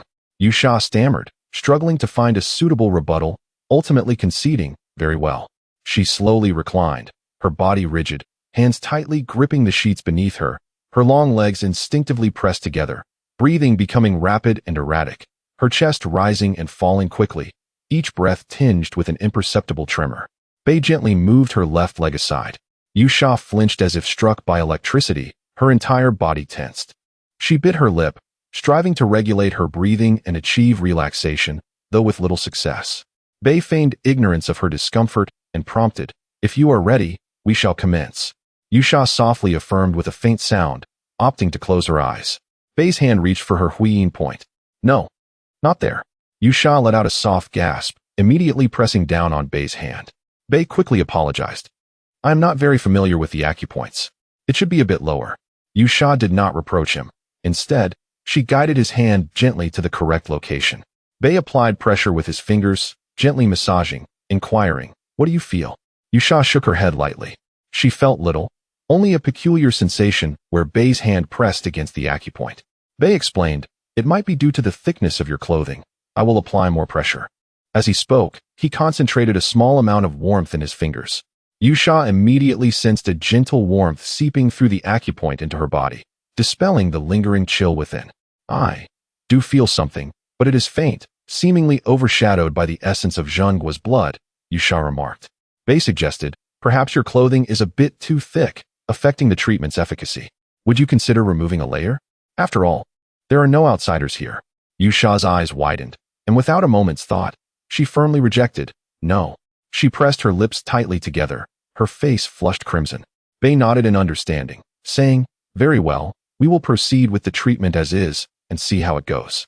He paused, seemingly recalling something, and continued, "By the way, what is the typical size of the dark marks formed by the sealed Shaqi in your bodies?" Liu Shi furrowed her brows, pondering before replying, "I am not sure about others, but mine is roughly the size of an infant's fist." She elaborated, "The mist within the divine realm is different from that in the wilderness, with significantly less Shaqi. Though I have reached the age of 25, the accumulation of Shaqi within me is only about 10 years. Some individuals harbor more Shaqi, resulting in larger dark marks." Bai responded thoughtfully, "In that case, I recommend expanding the treatment area. Otherwise, with such thick clothing, we cannot comprehensively cover the acupoints, and the treatment's effectiveness will be considerably diminished." A flicker of hesitation crossed Liu Shi's gaze, her mind torn. After a moment, as if making a significant decision, she slightly turned her head away, avoiding Bai's gaze, her voice faint as a whisper. "Then, please be mindful of the limits." Bai assured her earnestly, "Rest assured. I will not act recklessly. My focus will remain on the treatment." With that, he extended his ring and little fingers, placing half of his palm over Liu Shi's huiyin point to massage. Simultaneously, he infused a touch of warmth into his palm. Liu Shi felt a wave of warmth enveloping her as Bai's hand made contact. She tightly closed her eyes, her hands instinctively clutching the sheets beneath her, the flush on her face deepening to her ears. Bai gently inquired, "How does it feel this time?" Liu Shi nodded lightly. "It is indeed better than before." As Bai intensified the pressure and coverage, the warmth grew more pronounced, circulating within her body and impacting the barriers sealing the Shaqi. Yet, Liu Shi's anxiety only escalated. An indescribable sensation began to seep into her being. The silence in the room amplified her awareness, with only the sound of Bai's hand against her clothing echoing, intensifying her inner turmoil. Perhaps we should talk about something?" Liu Shi finally murmured. Bai responded, "Certainly. Shall we continue discussing the matter of uncontrolled Shaqi?" Liu Shi immediately began to explain. Those living in the divine realm use secret techniques to seal Shaqi within a specific acupoint, allowing them to act normally without its influence. However, there is a limit to the amount of Shaqi that can be contained. Once this limit is exceeded, the Shaqi will spiral out of control. This is the cost of employing such techniques. Bai remarked, "And my blood can be used to eliminate Shaqi, which is why you all go to such lengths to obtain it." As they spoke, he also reclined. Liu Shi immediately tensed up, shifting her body slightly to the side, and inquired, "What are you planning to do?"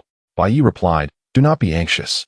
The treatment will take a considerable amount of time, and lying down will be more comfortable." Unable to contain herself, Liu Shi asked, "How long will we need to undergo this treatment?" Bai Ye responded, "I shall treat you for as long as you require. After all, you are the first, and I will endeavor to fulfill your needs." Liu Shi remarked, You just said it would take one night to eliminate the accumulated malevolent energy from the past 2 years?" Bai Ye affirmed, "Indeed, without a doubt." Liu Shi then stated, "Let us proceed with this method of treatment for one night and observe the results." Bai Ye expressed surprise, "You intend to spend the night here?" Yu Sha queried, "Is there a problem?" Bai Ye replied, "I have no objections, but..."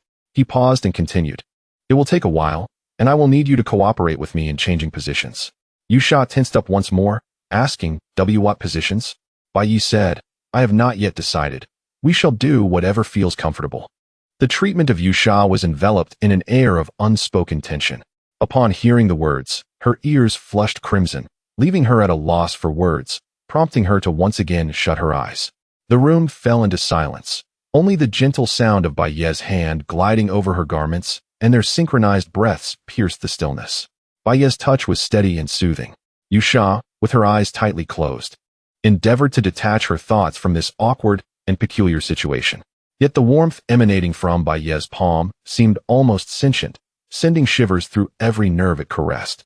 This warmth not only dissipated the sinister energy surrounding her, but also ignited a small flame that quietly consumed her inner reserve and wariness. As time passed, Yu Sha's initially tense body began to relax, and unbeknownst to her, her left hand quietly grasped Bai Ye's arm. Her cheeks flushed as if she were slightly inebriated. She could feel her heartbeat quicken, her breath becoming increasingly erratic, as an inexplicable sentiment began to blossom within her, evoking feelings of both embarrassment and a subtle anticipation. Finally, unable to endure the silent torment any longer, Yu Sha parted her lips slightly and spoke softly, "Tomorrow my clan will send someone to retrieve Hongman, so there is no need for you to worry too much." Bai Ye, unperturbed, merely responded with a nonchalant His connection with Hongman was nothing more than a fleeting encounter, a mutual assistance without any deep ties. Also, Yuling has promised you entry into the Dao Academy, which can only be fulfilled upon her return, Yu Sha continued, seeking to shift the focus of their conversation. This piqued Bai Ye's curiosity, prompting him to inquire, "What can I learn once I enter the Dao Academy?" Unconsciously, Yu Sha licked her lips before replying, "You can learn about the history of the divine realm, some fundamental knowledge, including methods of utilizing true energy. However, your status as a wandering slave alters the typical learning approach. You may accompany Yuling as a companion student. In the divine realm, true practitioners enter the academy at the age of 12, and it requires at least 9 years of education before one can officially take over family businesses or engage in certain professions. Yuling still has 2 years until graduation, during which you can study alongside her." Bai Ye chuckled, 9 years of compulsory education? Yu Sha, puzzled, asked, "What is compulsory education?" Bai Ye explained, "It is a system from my homeland where all children of appropriate age must receive 9 years of free schooling. Somewhat akin to your situation." He continued his massage, maintaining a rhythmic motion as warmth seeped into Yu Sha's being. Yu Sha nodded slightly, her understanding vague. "It sounds intriguing, yet the circumstances in the divine realm must differ vastly from your homeland. Education at the academy requires personal funding, and it is quite costly. Those unable to afford it will be assigned to work the fields outside the city." Bai Ye expressed his astonishment. "There are farmers in the divine realm?" Yu Sha clarified, "The farmers in the divine realm differ significantly from those described by wandering slaves. They cultivate the land with the aid of turtles, often referred to as Yuga or turtle practitioners." Bai Ye, perplexed, queried, "Are there no plow oxen in the divine realm? Wouldn't using turtles be inefficient?" Yu Sha responded, "Not at all. Utilizing white turtles for farming is, in fact, the most efficient method. Every inch of soil in the divine realm is protected by divine energy. To cultivate and plant, one must possess at least the strength of a first barrier. The white turtles used for farming typically live for hundreds of years and possess strength far exceeding that of a first barrier. Although their movements may be slow, they yield the best results in agriculture." Bai Ye was left speechless, astonished by such a unique method of cultivation in the divine realm. His curiosity urged him to ask, "What is a first barrier?" Yu Sha replied, "A true age surpassing 100 years marks a first barrier. In all of Huanyuan Prefecture, there are probably only a few such formidable beings." Bai Ye inquired about the Yu clan, to which Yu Sha responded, "Our clan previously had 3 individuals who reached the first barrier, but now, Her words trailed off as a soft moan escaped her lips, startling her. She quickly covered her mouth, feeling embarrassed. Then, she pressed her hand against Bai Ye's palm, which was still massaging her, and whispered, "You. Please hold on for a moment. Let me gather myself." Feigning ignorance, Bai Ye asked, "What is it?" Yu Sha stammered, I feel a bit unwell." Bai Ye, bewildered, replied, "That shouldn't be the case. How could you feel unwell?" Liu Shi said this method of massage is very comfortable. Yusha's face turned a deep shade of red as she gasped and playfully retorted, "People vary from one another. All I know is that I feel a bit unwell right now. Please, let me take a moment before we continue." Bai Ye acquiesced, "Very well." He then suggested, "Actually, if you could remove a piece of clothing, or even if you choose not to, simply allowing me to reach inside would yield even better results, even without massage." Yusha protested, That is out of the question." Perhaps due to the ongoing treatment, Bai Ye detected a hint of acquiescence in her tone and pressed further, "This matter is known only to us. There is no one else around, so why fear it?" Yusha hesitated, but the effectiveness of the treatment must be reported to my clan. If they were to find out." Considering the consequences, she regained a semblance of rationality and resolutely declared, "No, we should maintain our current method of treatment." Sensing her tone had shifted back to firmness, Bai Ye ceased his persuasion, restraining the warmth in his palms and patiently awaiting Yusha's emotional stabilization. After a quarter of an hour, Yusha softly called out, "Bai Xiao Gu, I'm ready, let us continue." Bai Ye resumed the massage. Yusha's body became increasingly sensitive, and the intervals at which she requested breaks grew shorter. However, she could distinctly feel that under Bai Ye's continued treatment, the sinister energy within her acupoints diminished significantly. As time flowed slowly, Bai Ye gradually felt a sense of drowsiness creeping upon him. Yet curiously, the light outside the loft remained bright. After another 2 hours, the sound of drums echoed outside. Bai Ye inquired, "What does this drum signify?" Yusha explained, "It is the signal indicating the impending curfew. The nights in Huanyun Prefecture last for 2 hours, during which the sinister energy runs rampant, prohibiting any outdoor activity, with severe penalties for violators." Bai Ye, unable to believe, inquired, "Is it true that the night within the divine realm lasts only 2 hours?" Yusha replied, "The divine realm comprises 9 provinces, and Huanyunzhou belongs to the lower 3 provinces, where the nocturnal duration is indeed 2 hours. The middle 3 provinces and the upper 3 provinces experience even shorter nights." She then cautioned, "Although the 3 of you bear no slave marks, be mindful not to leave the family unaccompanied during the night. The laws governing the provinces of the divine realm are exceedingly harsh for the wandering slaves. Even if one ventures out during the day without a genuine person accompanying them, they will be regarded as masterless slaves, subject to the bloodletting staff's execution. The situation is far direr at night. Should you be discovered, there will be no hope for clemency." Bai Ye pondered silently and nodded, suddenly shifting the subject. "Well then, let us change our position." Yusha immediately. Bai Ye's fingers brushed against Yusha's skin, her face flushed and her demeanor somewhat awkward, yet she obediently turned away and lay down beside him.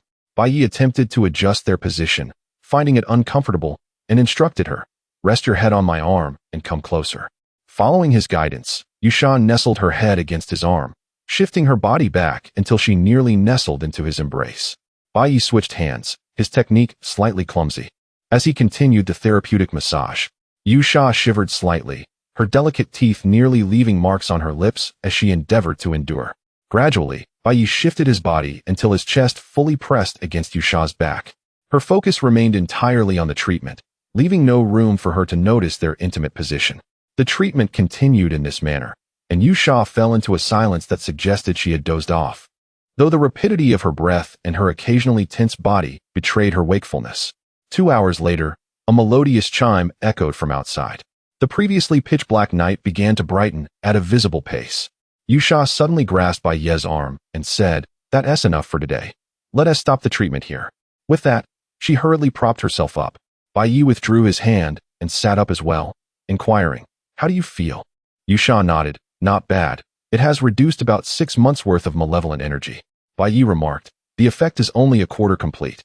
If you are willing to allow my hand to penetrate further for treatment, the time could be significantly shortened, enabling more of your kin to receive care." Yusha turned her back to him and replied, "Let us discuss this later." She then turned to him, her expression serious. "Furthermore, both you and those 2 must take an oath, swearing not to reveal any terms related to my clan. Especially you must take an additional oath to never speak of any details regarding the treatment in this loft to anyone, not even to other members of the Yu clan." Bai Ye responded, "No problem." A complex light flickered in Yusha's golden eyes. She raised her hand to form a simple seal and said solemnly, "You shall accept this seal and recite it after me. I, Yusha, hereby swear an oath today." Bai Ye complied, forming the oath seal with his right hand and reciting the oath after her. I, Bai Ye, swear today that I will never disclose any details of the treatment to anyone.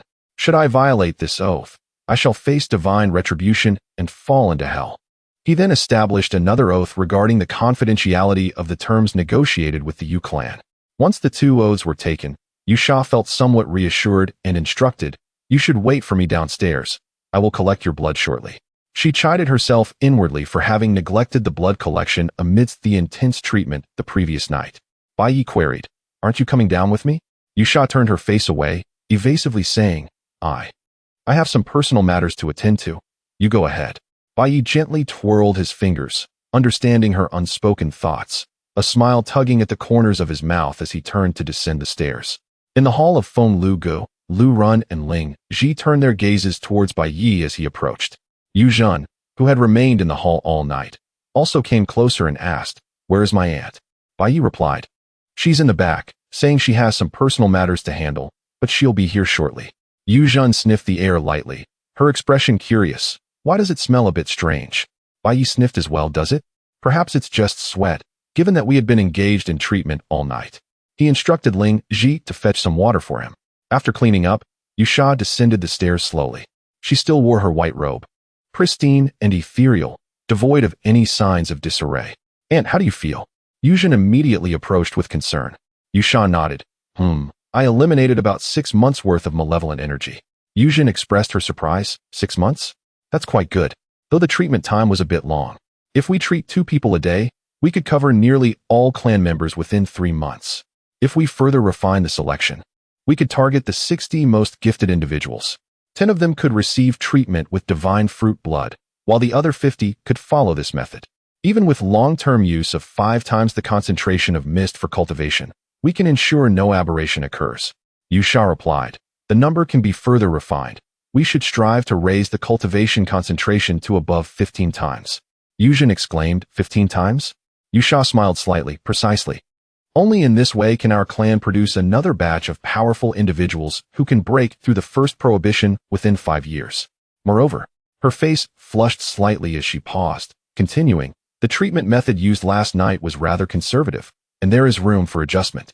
In the future, using concentrations of 20 times or even 30 times for mist cultivation should also be feasible. Upon hearing this, Yu Zhen's eyes sparkled with excitement, as if she could already envision a bright future for the Yu clan. She looked at Bai Ye anew, as if seeing him for the first time, and remarked, "We truly have found ourselves a treasure. This massage-based treatment method is far more potent than ordinary divine fruit." Lu Run and Ling Ji listened on the side, though they did not fully grasp the concepts of cultivation concentration discussed by the Yu clan. They could sense the profound significance of Bai Ye's treatment for them. Bai Ye raised an eyebrow and remarked, "Since you recognize this as a treasure, the nobility must learn to cherish it. In the future, I will only spend half my time treating your clan members. A quarter of my time will be allocated for rest, and the remaining quarter for my own affairs." Yu Zhen protested, "What could you possibly have to do? Our Yu clan provides you with ample food and drink. You need not worry about anything." Bai Ye countered, "If that is your stance, then how is this different from confinement? Is this how your Yu clan treats its guests?" Yu Zhen, feeling irked, retorted, "You promised to serve our Yu clan for 5 years, and now after only 1 day you are making demands." Liu Shi quickly interjected, "Yu Zhen, Bai Shaoji's words do hold some merit. This matter can be negotiated." She then turned to Bai Ye, saying, "Today, I will convey your request to the clan elders, aiming to secure you ample free time." She shifted the topic. "Now, let us begin the blood collection." Liu Shi retrieved a container specifically designed for collecting blood and took 30 drops from Bai Ye. Subsequently, she requested Lu Run and Ling Ji to exchange a celestial vow. After completing these matters, the two prepared to set off. At this moment, Lu Run eagerly retrieved the patterned paper he carried and said, "Esteemed ones, I implore you to assist with the matter concerning my daughter. This bears the emblem of the force that led her into the divine realm." Liu Shi accepted the paper and scrutinized the design resembling a peach, her eyes narrowing slightly as she remarked, "I recognize this emblem. It belongs to the Tao family of Beicheng." Lu Run was overjoyed, exclaiming that since Liu Shi recognized it, she would surely know the whereabouts of the Tao clan. However, Liu Shi's expression turned solemn. The former residence of the Tao family is merely 2 streets away. Yet, as for their new location, it may take considerable time to ascertain. Lu Run's smile faltered slightly. Bai Ye interjected, inquiring. The Tao family cannot be an ordinary clan. As long as they remain in this main city, I believe that with the capabilities of the Yu family, they could be found within a day. Yusha shook her head. Not necessarily. What you may not know is that the Tao family's relocation stemmed from a feud with the Du clan, which severely weakened their lineage, compelling them to vacate the central district. As for their current whereabouts, no one is certain. I have occasionally heard that some have seen members of their clan selling displaced slaves in the slave market. If you are intrigued by this lead, after breakfast, you may allow Yu Zhen to escort you to the slave market for a visit. Perhaps you will stumble upon the displaced slave you seek, as they might also be taken there for a secondary transaction. Chapter 86. Bai Ye's longing. Shortly after Yu Sha and Yu Zhen departed, breakfast arrived swiftly, brought by 3 young female refugees enslaved to the household. With heads bowed and hands clasped tightly around lacquered food boxes, they glided silently into the great hall, each step measured and subdued. One by one, they opened the boxes and arranged the porcelain dishes upon the table, movements precise, delicate, and steeped in quiet trepidation. These 3 had long been disciplined into docility. Their voices hushed, their postures perpetually deferential. Yet for the briefest flicker, as their eyes lifted, curiosity shimmered across their faces. A fleeting, unguarded glance at the unfamiliar grandeur of the hall, and at Bai Ye and his companions. Then, just as swiftly, they lowered their gazes again. When the last dish was set, they turned to withdraw, silent as mist, when Ling Ji could no longer contain her curiosity. Sisters, she asked gently, were you also refugees from the wilds? Sold into servitude? The 3 froze, bodies rigid, breaths held. The eldest among them replied in a hushed, trembling voice, yes. They had all dwelled in the wilds for several years before being sold through the slave trade circuit and brought into the divine realm. Yet when their former master's faction collapsed, assets were liquidated, slaves included, and they were consigned to the secondary slave market. The Yu clan, newly arrived in Huanyunzhou and lacking domestic attendance, had deliberately avoided hiring local cultivators through licensed brokers. Instead, they purchased dozens of second-hand refugee slaves en masse, paying a premium for efficiency and discretion. After her explanation, the eldest slave ventured a timid, tentative question. And you 3, were you also acquired from the secondary slave market? Ling Ji opened her mouth, but Bai Ye interjected swiftly. Ling Ji, caution. His voice was low, urgent. We have sworn a celestial oath. Speak no further. She clapped a hand over her mouth, her face paling, sweat beading along her temples. Truth be told, the matter was hardly a secret. Disclosing it to mere slaves posed little real danger. Yet the slave trade remained a sensitive, spiritually perilous subject. One ill-considered word might violate the oath and invite celestial retribution, perhaps even a heaven-striking calamity. The 3 slaves, sensing the gravity, dared ask no more. Clutching their empty food boxes, they retreated with hurried, noiseless steps. Lu Run exhaled shakily, pressing a hand to her chest. From now on, I shall swear no more celestial oaths, lest I blurt something unwise at the most inopportune moment. Bai Ye nodded solemnly. Henceforth, let the wilds remain unspoken.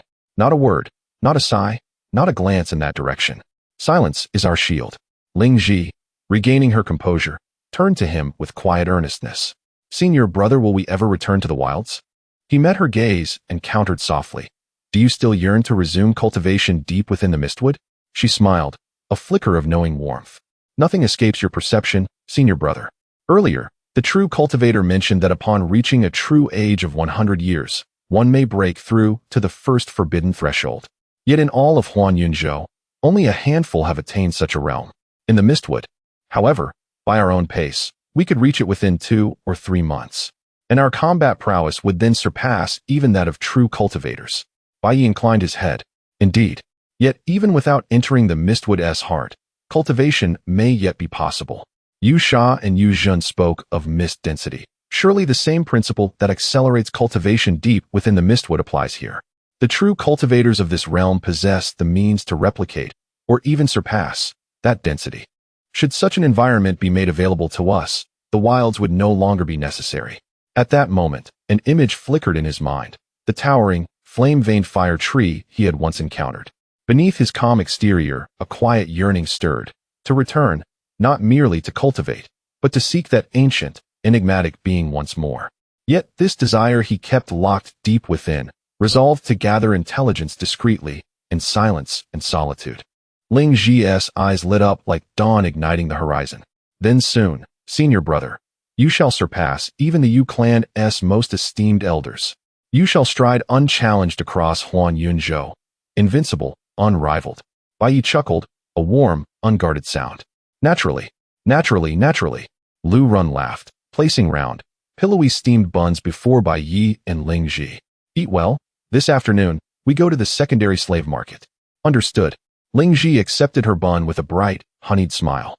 The divine realm's cuisine bore a distinct elegance, every dish shaped into perfect spheres, meatballs glistening with rich broth, jade-green algae dumplings, golden fried shrimp orbs, delicate steamed fish spheres, clear broth pearls, and five-hued bean medallions, each a feast for eye, nose, and tongue. Ling Ji bit into a shrimp orb, savoring its crisp exterior and tender, ocean-sweet core. This surpasses yesterday's steamed cage balls, crisp, fragrant, utterly divine. Bai Ye raised a brow. You've already dined on divine realm fare? Lu Run's laughter chimed like wind bells. Yesterday, you were utterly absorbed in healing Madame Yusha. We dared not disturb your focus. He blinked slowly, a teasing glint in his eye. Ah, so that was the meaning behind your words, elder sister? Her gaze softened, playful and knowing. Meaning? None at all. Eat your meatball, replenish your strength. And with that, she placed another generous orb into his bowl. He took a bite, juicy, savory, deeply satisfying, and grinned. Truly exquisite, rich in aroma, texture, and nourishment. Yet his fingers brushed the smooth, yielding curve of his steamed bun, and his gaze drifted, unabashed, tender, toward Lu Run. I still long for elder sister's great buns. Soft as cloud silk, fragrant as spring wheat, once tasted, unforgettable. A faint blush rose to her cheeks. You never cease your teasing, she murmured, though her smile deepened. And you, he countered, wield words with far greater mastery than I ever could. When you truly engage, will I surrender without resistance? She laughed, a low, silvery ripple, and added yet another meatball to his bowl. Then surrender now, eat obediently, and let no wandering thoughts distract you. We have matters of consequence awaiting us at the market. By elder sister's decree, he replied, bowing his head with mock solemnity. Though might I beg one indulgence? Upon our return, may I be granted a full feast of your buns? She cast him a playful, affectionate glance. Very well, you are insatiable. But I shall indulge you, until you are sated beyond measure. Then it is settled. He sank his teeth into half the bun, soft, sweet, warm, and chewed with quiet, unfeigned delight. After breakfast, Bai Ye sent a silent, mental summons to Yusha. Not long after, Yuzhen arrived at Fenglu Pavilion. I bring glad tidings, he announced, standing in the sunlit courtyard. Your earlier terms have been accepted. Lu Run and Ling Ji exchanged radiant smiles. Bai Ye, too, felt a subtle easing in his chest. Though he held influence over Yusha, the Yu clan remained beyond his full dominion. Their willingness to honor his request kindled a quiet respect and a sincere hope that Yun Shi, his younger sect sister, too, might one day find masters as fair and discerning. Yu Zhan's gaze lingered on Bai Ye before he continued. You are granted 6 hours of unencumbered freedom, beginning at the hour of the tiger. With the sounding of the dawn bell. As the hour of Shun approached, you commenced the healing of my kin. The selection of those to be treated is currently underway. Subsequently, she solemnly reminded, furthermore, should you wish to leave this residence in the future, please ensure to inform us.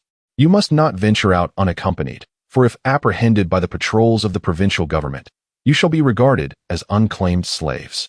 Clearly, these matters are of utmost importance. And both Yusha and Yuzhen would patiently reiterate them. Thereafter, under Yuzhen's guidance, the four of you proceeded towards the entrance of the estate. As you traversed the path, Yuzhen observed several wandering slaves approaching, who promptly bowed and stepped aside. Suddenly recalling something, she turned to Bai and the others, saying, by the way, going forward, you must show respect towards me and other members of the Yu clan in the presence of outsiders. We are, at the very least, your nominal masters. Should you speak back or act disrespectfully, it would be quite embarrassing, especially directed at you.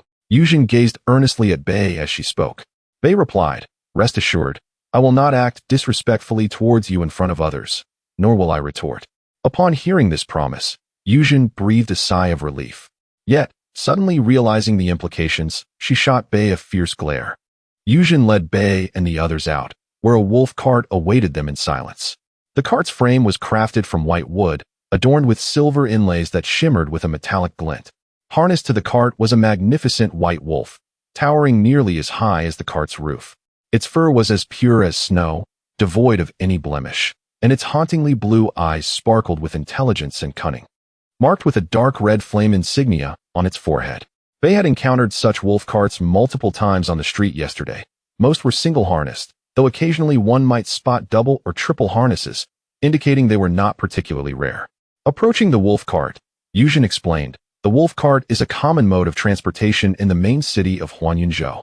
This white wolf possesses remarkable intelligence, and, after I implanted a slave mark, we share a deep connection. I have 2 such wolf slaves. One was gifted to me by my mother during my ceremonial robe presentation, while the other I purchased with my savings upon graduating from the Dao Academy. As she spoke, she gently patted the wolf's head, which nuzzled her hand affectionately. Bai, intrigued by the majestic creature, inquired, could I also acquire a wolf slave of my own? Yuzhen raised an eyebrow, a smirk playing at the corners of her lips. You could. But a wolf slave does not come cheap, and our Yu clan would not foot the bill for you.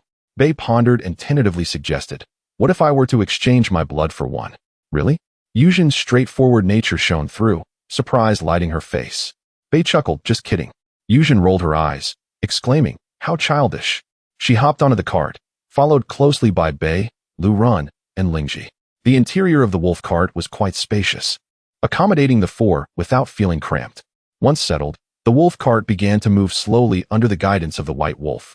Bai pulled back the white curtain at the window, gazing at the passing streets, then resumed their earlier conversation. That said, even without purchasing a wolf slave, we will still need money for various expenses. We must find a way to earn some. Yuzhen chuckled lightly. I advise you to abandon that thought. In the divine realm, there are no suitable jobs for wandering slaves. Unless, of course, you are willing to exchange your blood for currency. As she spoke, she retrieved a milky white soundproof array stone from her waist pouch. After infusing it with her true energy, the stone emitted a soft white light that enveloped the entire carriage. Bai lowered the curtain and, with a mysterious smile, remarked, thanks to your earlier reminder, I have come up with a way to make some money. Yuzhen's expression turned wary. What did I say? Bai replied, you told us not to clash with you or argue in front of outsiders. Yuzhen's brows furrowed slightly, an uneasy premonition creeping in. Bai reassured her, don't be nervous. I won't use this against you. Yuzhen asked, then what do you intend to do? Bai, with utmost seriousness, stated, from now on, when we go out together, we can refrain from clashing with you or arguing. However, if you wish to command us to undertake additional tasks, that would count as extra work. We can cooperate, but it will come at a cost. Yuzhen retorted indignantly. I am helping you find your family, yet you want to charge me? Bai clarified. I am not demanding money from you. I only wish to charge if you request us to perform tasks we are reluctant to do. Of course, we can negotiate the price. We are quite reasonable. Yuzhen gritted her teeth. I trust you not at all. This is out of the question. I have no money and will not ask you to do anything you dislike. In any case, you must behave and stay by my side today without causing any trouble. Surely, this request is not too much to ask. Bai agreed, not unreasonable. As long as the requests are fair and reasonable, we won't charge. Yuzhen smiled slightly, confidently asserting, then you shall never earn a single silver coin from me in your lifetime. Bai raised an eyebrow, intrigued, so confident? Yuzhen proudly lifted her chin, of course. Bai shifted the topic. By the way, tell me about your currency. What can 1 silver coin buy? Yuzhen, with a sly smile, replied, sure, but first, you must pay me 10 silver coins. Bai was taken aback. He hadn't expected her to adapt so quickly. Observing his bewildered expression, Yuzhen erupted into laughter. Lu Run, covering her mouth, chimed in, I happen to know about this. She had spent her time in the Fenglu Pavilion's hall the previous day, asking Yuzhen many questions. Yuzhen's expression shifted slightly as she commanded, you must not speak. Lu Run mimicked her earlier tone, sure, but you will need to pay me 5 silver coins. This time, it was Yuzhen's turn to be speechless. She grumbled, why are you two ganging up on me? Lu Run blinked innocently. To answer the truth, we are indeed on the same team. Yuzhen was left without a retort. Lu Run had successfully turned the tables for Bai. Bai gave a thumbs up, praising, I told you, the Master's wife has the sharpest tongue. Lu Run playfully pinched him at the waist, laughingly chiding, You're taking advantage and acting coy. The four of them laughed and chatted, soon arriving at the Dongqing slave trading market. This market was an expansive, open-air venue, bustling with activity. Upon entering the area, the cacophony of voices surged forth like a tidal wave, filled with shouts of vendors and the sounds of bargaining. The individuals traversing this space wore immaculate white robes, their accessories equally translucent, blending seamlessly with the surroundings, showcasing their profound affinity for white. The market was delineated by white wooden fences, each enclosure housing a group of wandering slaves. Most appeared gaunt, their complexions pallid from excessive blood loss, exuding a sickly aura, their eyes filled with despair and numbness. Many bore visible scars, some with mutilated limbs or skin marred by dark spots, rendering them grotesque anomalies amidst the pristine white backdrop. As Bai and the others moved forward, their scrutinizing gazes swept over the wandering slaves and the real individuals, searching for familiar figures or traces of the Tao clan. Yuzhen quietly explained, most of the wandering slaves here have fallen from their families and need to sell themselves for money. Some are gravely ill or suffer from severe skin afflictions, rendering them of no further use. Some of the masters discovered that the purchased migrant slaves were utterly ineffectual, incapable of using their blood to suppress the malevolent energy, and thus sought to dispose of them.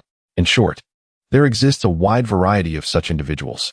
Bai Ye expressed some surprise, inquiring whether the blood of migrant slaves possessed the ability to restrain malevolence. Yuzhen, with a voice as delicate as a thread, replied that it was not the case. Only a small fraction of the blood from migrant slaves held such power, a secret not disclosed within the realm of the divine. Just as Bai Ye was about to press further, Yuzhen preemptively interjected, advising that this topic should not be discussed here. Bai Ye instinctively nodded in agreement, but then recalled something, smiling as he spoke. 5 silver coins. Yuzhen was taken aback in an instant. In the realm of 88 Huoshu's whereabouts, you may speak as you wish. Yuzhen, enraged, ground her teeth, while Ningyin remarked, even if you were to divulge your experience of consuming the divine fruit, it matters not. At worst, all the families of Huan Yunzhou will come to seize your divine blood. My Yu clan cannot stop them, and my aunt is powerless, leaving us to share this opportunity with all. I wonder, however, if you can endure the torment of having your blood harvested repeatedly. Her words were both fierce and resolute, exuding an air of reckless abandon. Bai Ye, upon hearing this, could not help but chuckle. He had merely intended to tease Yuzhen, yet was taken aback by her fiery spirit as she boldly laid it all bare. Their relationship, delicate and fraught with unspoken secrets, hinged on mutual benefit.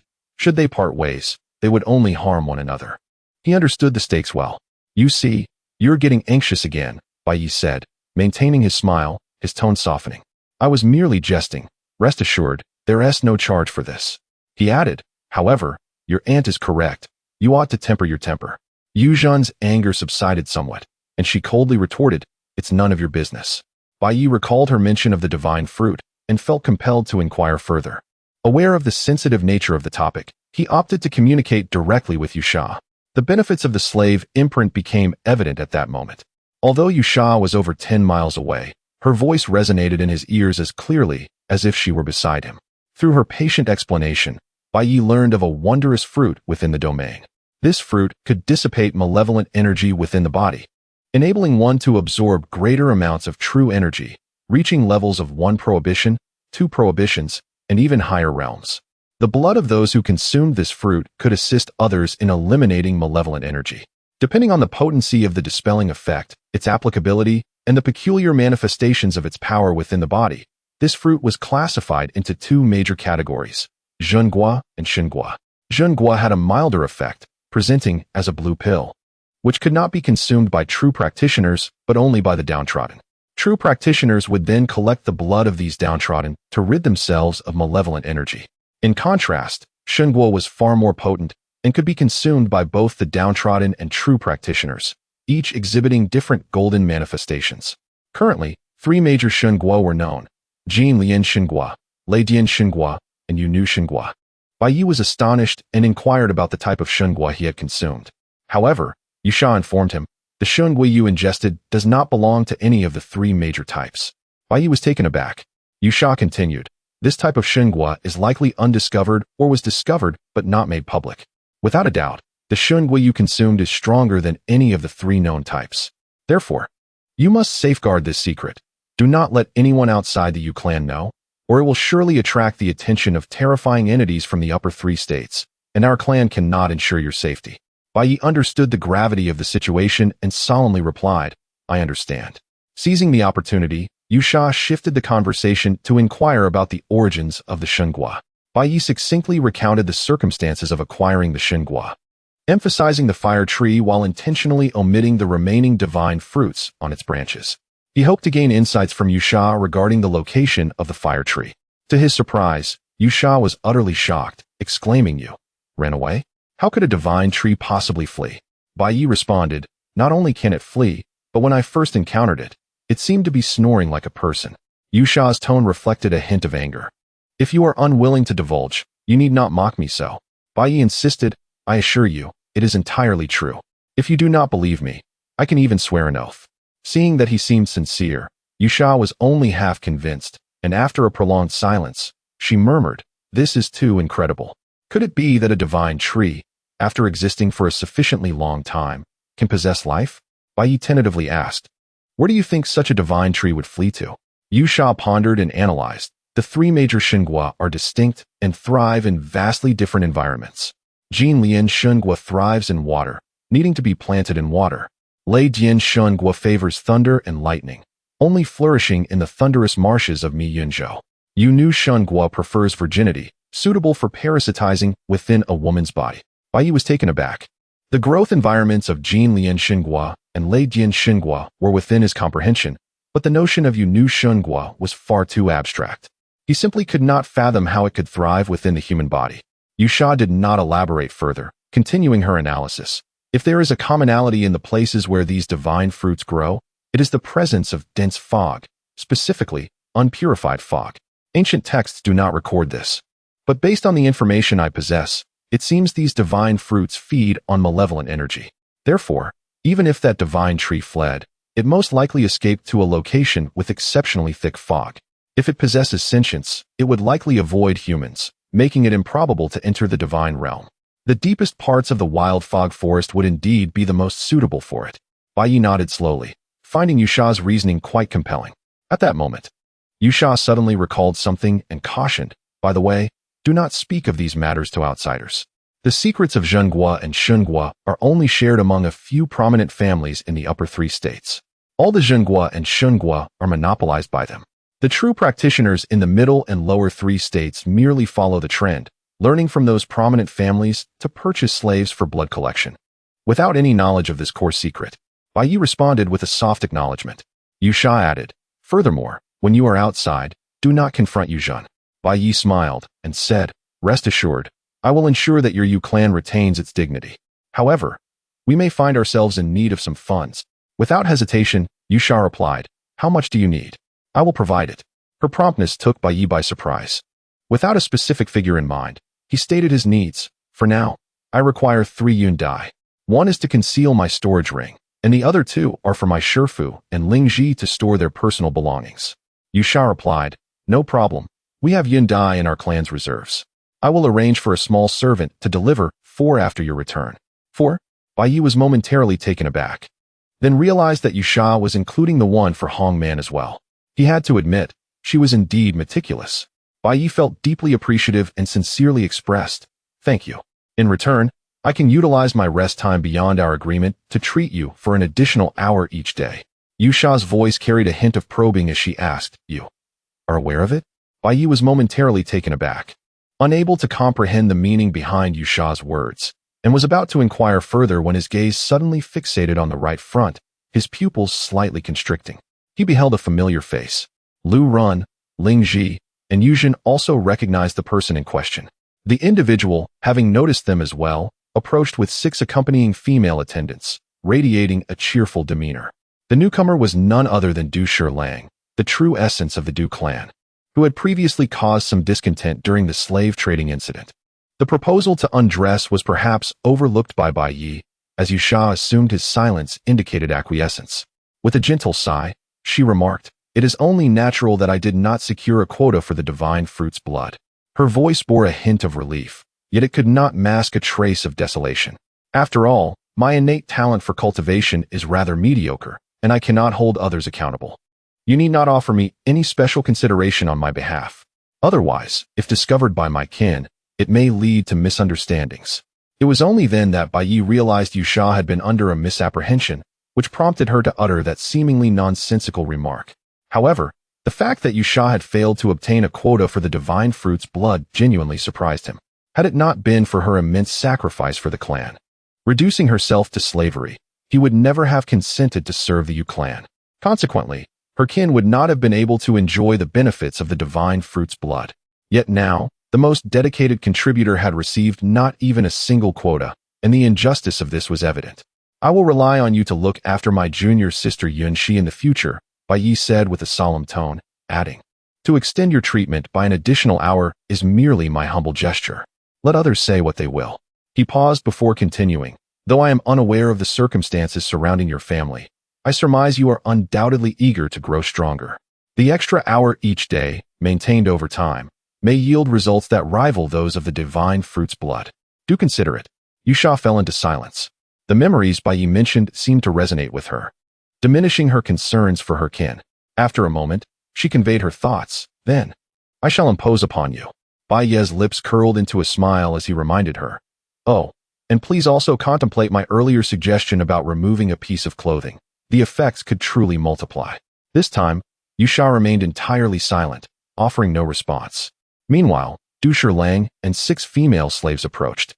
Each of the 6 female slaves possessed remarkable beauty and grace, clad in well-tailored slave garments, adorned with cloud bags at their waists, clearly not comparable to ordinary commoner slaves.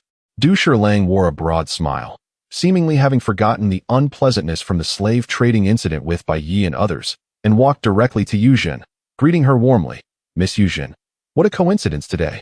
His gaze flitted over Bai Ye and the others before returning to Yu Zhen, continuing, "I have heard that the Yu clan recently made a substantial investment, purchasing dozens of commoner slaves. Are you perhaps looking to acquire more today?" Yu Zhen furrowed her brow slightly, harboring no fondness for this man. Yet she maintained a basic level of politeness, responding vaguely with a light smile. "It is merely a necessity for clan affairs." Her gaze swept over the 6 female slaves, and she shifted the topic. "But Master Du, these 6 battle slaves by your side are truly exceptional. I presume you invested considerable effort in their training?" Du Shilang expressed surprise. "How did Miss Yu Zhen know that these 6 are my trained battle slaves?" Yu Zhen replied, "I have merely heard of Master Du's preferences in the past. Moreover, these 6 slaves appear to be brimming with vitality. They cannot possibly be like those weak, sickly blood slaves." Du Shilang laughed heartily, praising, "Miss Yu Zhen is indeed exceptionally perceptive. Indeed, these 6 slaves are my trained battle slaves." His gaze shifted to Lu Run and Ling Ji, who stood behind Bai Ye, revealing unabashed admiration. "However, it is truly a pity. I had initially intended to train those 2 commoner slaves behind you into battle slaves. Their starting point is far superior to that of these 6, and training them would certainly be more effortless." Yu Zhen did not respond, but redirected the conversation. "What brings Master Du and these 6 battle slaves to the slave trading market? They would surely be better suited for the hunting grounds. Is Master Du perhaps concerned about encountering an assassin here?" Du Shilang chuckled. "You jest, Mississippi. I have come to the slave trading market to seek someone. It is fortuitous to meet you. Why not accompany me for a while? I wish to witness how you select slaves." Yu Zhen replied, "The slaves in this market are all discarded commoners. Purchasing them merely serves simple cleaning tasks. What is there to behold?" Du Shilang laughed. "You are being modest. Last time, you were equally humble, yet you ultimately selected some of the most unique from that batch. I am still quite curious about what you truly valued in them. Was it their true age, or their bloodline? Therefore, this time, I am determined to seize the opportunity to learn from you, Miss Yu Zhen." He seemed resolute in his intention to become a persistent companion. Yu Zhen, feeling helpless, could not publicly sever ties, so she allowed him to follow beside her. Thus, the group proceeded forward.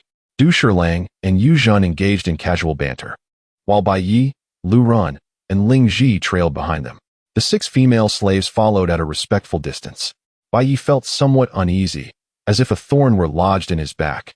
He harbored suspicions regarding Du Shilang's intentions. He cast a sidelong glance at Lu Run, who was attentively scanning for clues about her daughter Liu Shi and the Tao clan, seemingly unfazed by their company. Ling Ji on the left was equally focused on her search. Observing this, Bai Ye chuckled softly, shaking his head, amused by his own excessive caution and sensitivity. Du Shilang was currently engaged in light-hearted conversation with Yu Zhan, and both of them belonged to substantial clans, making it unlikely for them to suddenly turn hostile. With this thought, he redirected his focus toward finding the missing. Before long, they arrived at a bustling enclosure. Within, several commoner slaves for sale displayed notable beauty, with some having reached the age of over 10 years, attracting numerous cultivators who were bargaining with the sellers. Yu Zhan feigned interest, moving closer to observe, activating her true vision to scrutinize. Du Shilang followed suit, activating his true vision and pointing at one of the female slaves, saying to Yu Zhan, "Miss Yu Zhan, look at that slave." Before he could finish, Bai Ye felt a sudden heaviness in his heart, as a tremendous force struck him. Thud! Caught off guard, he staggered forward, barely regaining his balance upon landing heavily on the ground. Simultaneously, he abruptly turned his head, only to discover that it was one of the female slaves brought by Du Shilang who had launched a surprise attack against him. The woman brandished a dagger, aiming directly at his back. This strike, calculated by all logical measures, could have pierced his heart. However, beneath his slave attire, Bai Ye wore a celestial garment, which proved instrumental in absorbing the fatal blow at the critical moment. The originally numb and frigid expression of the female slave had now transformed into an endless state of shock. It appeared she could hardly fathom that her most formidable strike had inflicted not the slightest harm upon the man before her. Moreover, she was not alone in her assault. The other two female slaves launched their attacks almost simultaneously, their daggers aimed directly at the vulnerable backs of Lu Run and Ling Ji. Bai Ye and her companions were beset upon at once. Lu Run and Ling Ji, caught completely off guard and devoid of any protective garments, were instantaneously pierced through the heart by the vicious blades. As Bai Ye turned her head, she witnessed Lu Run soaring past her, blood erupting from her back in a horrifying spray, creating a ghastly display of crimson in the air. Shermu! Bai Ye's eyes widened in fury as a thunderous roar echoed throughout the entire trading market. In the realm of indomitable spirits, Bai Ye wielded a short-handled iron hammer, which materialized in an instant, striking the head of the female slave who had dared to assault Lu Run. With a thunderous crack, the fragile skull shattered under the force of the blow, sending blood and brain matter splattering. The female slave who had attempted to stab Bai Ye was paralyzed with horror. Without granting her a moment to react, Bai Ye took a stride forward, positioning himself before her, the hammer descending with the momentum of a tempest. Another resounding thud echoed as her head and chest were obliterated, bones and flesh mingling grotesquely. Witnessing this brutal spectacle, the female slave who had targeted Ling Ji turned to flee. In a swift motion, Bai Ye's wrist flicked. The hammer shot forth like a bolt of black lightning, striking the woman squarely in the lower back. A dull thud resounded as her spine was shattered. She collapsed forward, emitting a piercing scream, her body convulsing in agony, her face a mask of terror and despair. Desperately, she attempted to crawl away, yearning for escape.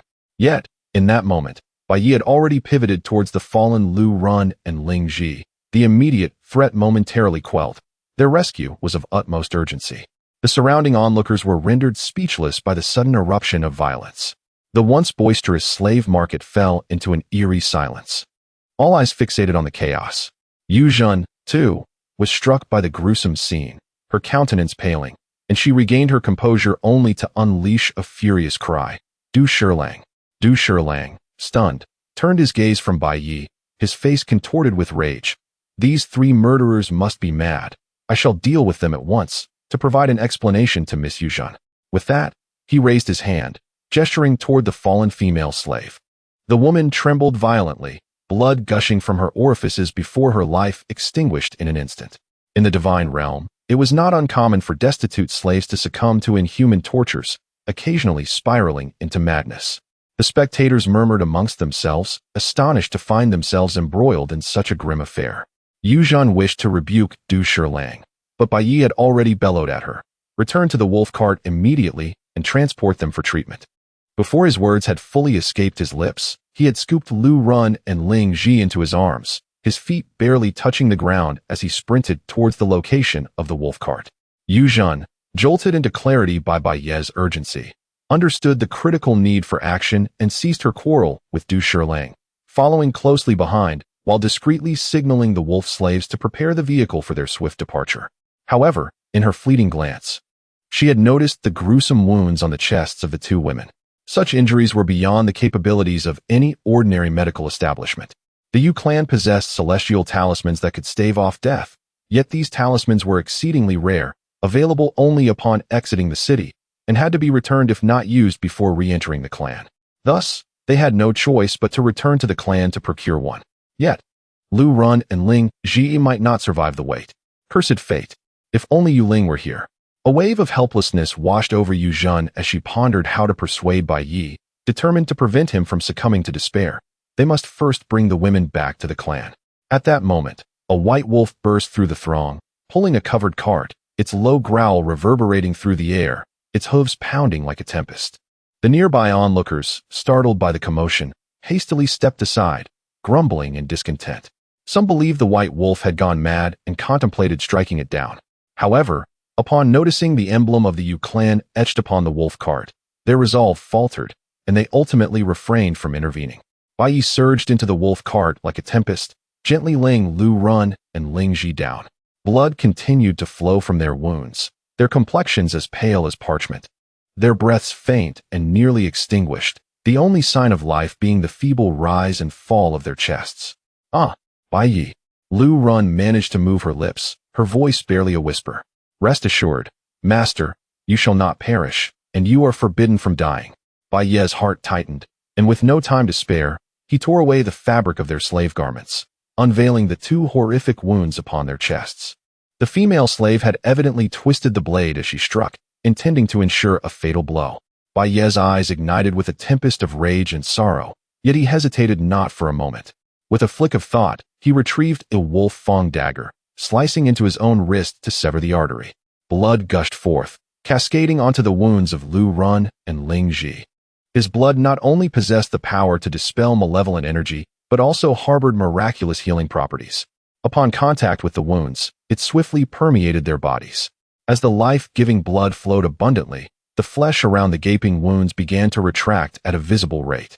The once shattered muscle fibers slowly adhered and healed. Within the heart, the previously mangled tissue began to reform. Though the heartbeat remained weak, it gradually grew stronger. Just then, Yu Zhen rushed into the wolf cart, her eyes widening in horror at the sight of Bai Ye's bleeding wrists, his blood continuously pouring onto the wounds of Liu Run and Ling Ji. Alarmed, she approached him, urgently imploring, "Bai Ye, what are you doing? Do not act recklessly. Our clan possesses talismans to preserve life. We must return to the clan first." Bai Ye's arms, as unyielding as iron, remained fixed between the two women, allowing his blood to drip as he focused intently on the healing wounds. Growling at Yu Zhen without a hint of courtesy, "Step aside. I am treating them now. Do not hinder me." Yu Zhen, frantic with worry, hastily retrieved a silent stone and infused her true energy into it, enveloping the cart in a pale light that dampened all sound. She leaned closer to Bai Ye, lowering her voice to urgently counsel, "This is not how you save them. Do not be foolish. While your blood is extraordinary, it can only dispel malevolence. It cannot possibly." Her words were abruptly halted, as if a hand had clasped around her throat. The latter part of her sentence caught on her tongue. Her eyes widened, fixed on the chests of Liu Run and Ling Ji.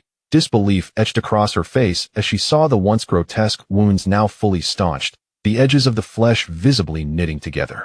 A faint blush began to return to the pallid faces of the two women. How is this possible?" Yu Zhen murmured in astonishment. From a young age, she diligently studied the ancestral texts, possessing an understanding of the divine fruit that rivaled that of any clan member. Yet, the scene before her had far surpassed her comprehension.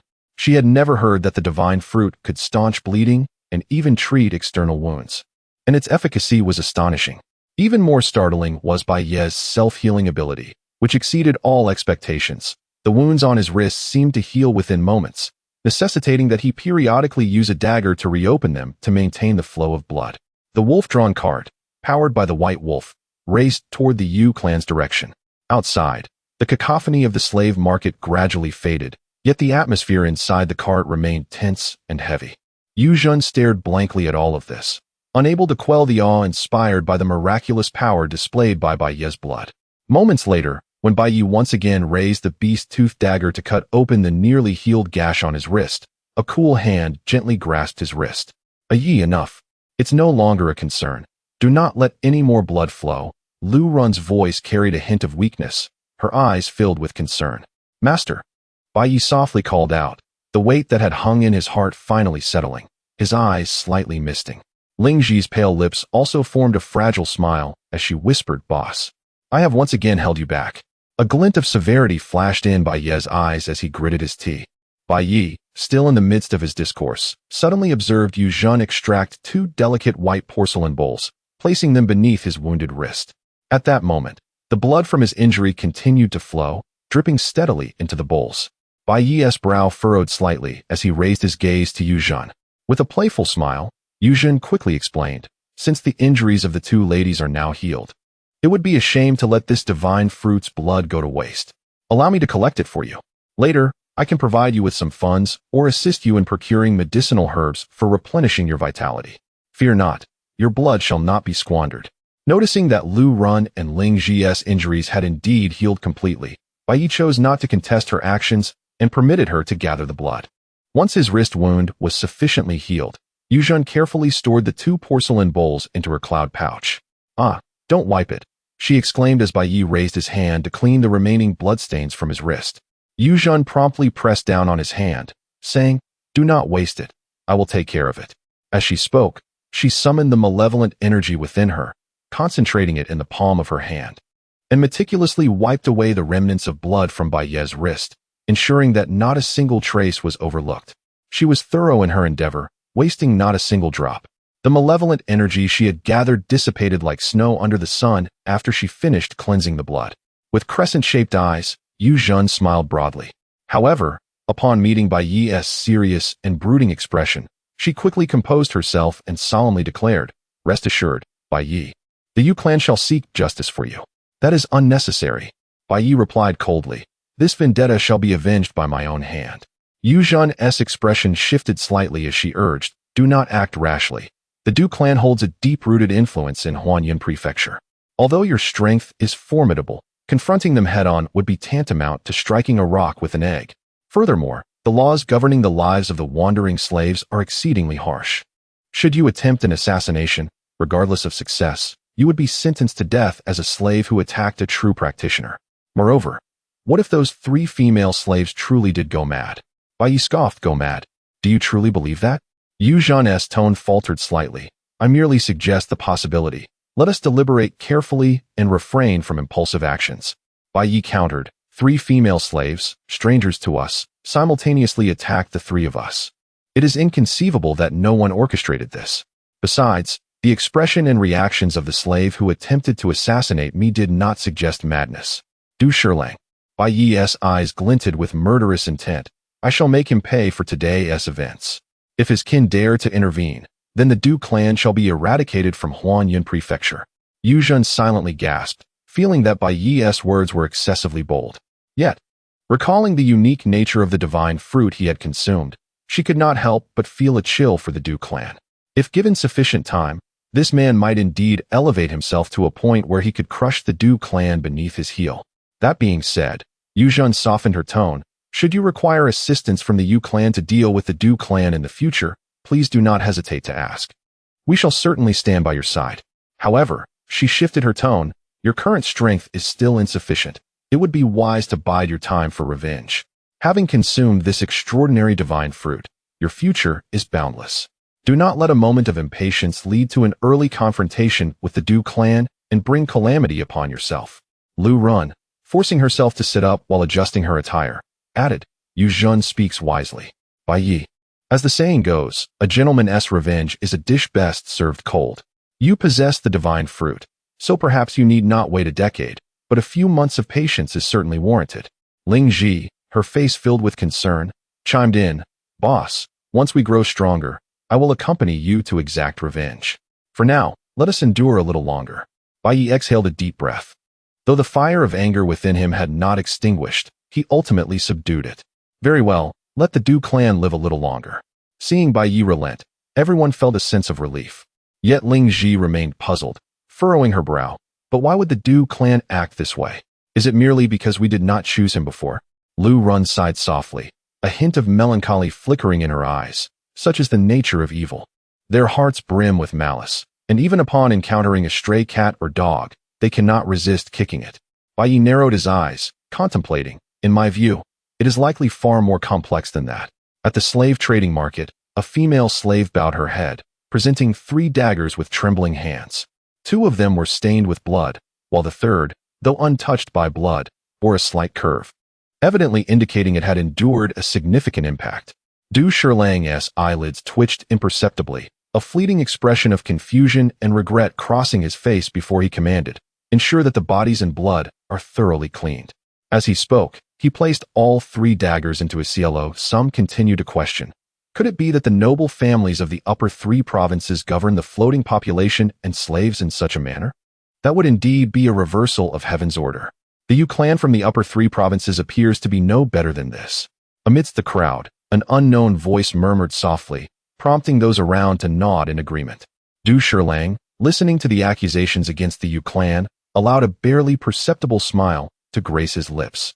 Although today's events resulted in the loss of 3 battle slaves, it could be considered a masterful stroke achieving 3 objectives. It avenged the grievances of that day, tarnished the reputation of the Yu clan, and, most importantly, he successfully obtained the blood of the Yu clan's floating population slaves, which was the true purpose behind his carefully orchestrated assassination. Although he could not acquire the blood of the most crucial slave, he believed that insights could still be gleaned from the blood of the other 2 female slaves. Du Shilang mused to himself. After all, blood from floating population slaves who had not undergone genuine training yet possessed the apparent age of 1 or 2 decades could not possibly be ordinary. There must be something extraordinary about it. Du Shilang gently patted the cloud pouch at his waist, already eager to return and test the effects of this blood. A stunning woman named Yu Yao arrived at the Yu clan's residence in a luxurious carriage, which came to a halt upon reaching the white jade stone courtyard. Bai Ye assisted Lu Run and Ling Ji as they disembarked. Although their lives were no longer in jeopardy, their faces still bore the pallor of blood loss, and their steps were unsteady. After escorting the 3 back to Feng Lu Gu, Yu Zhen departed in haste. Soon after, Yu Sha arrived. Donned in a flowing white robe, her cool demeanor tinged with concern, evidently having rushed over upon receiving news.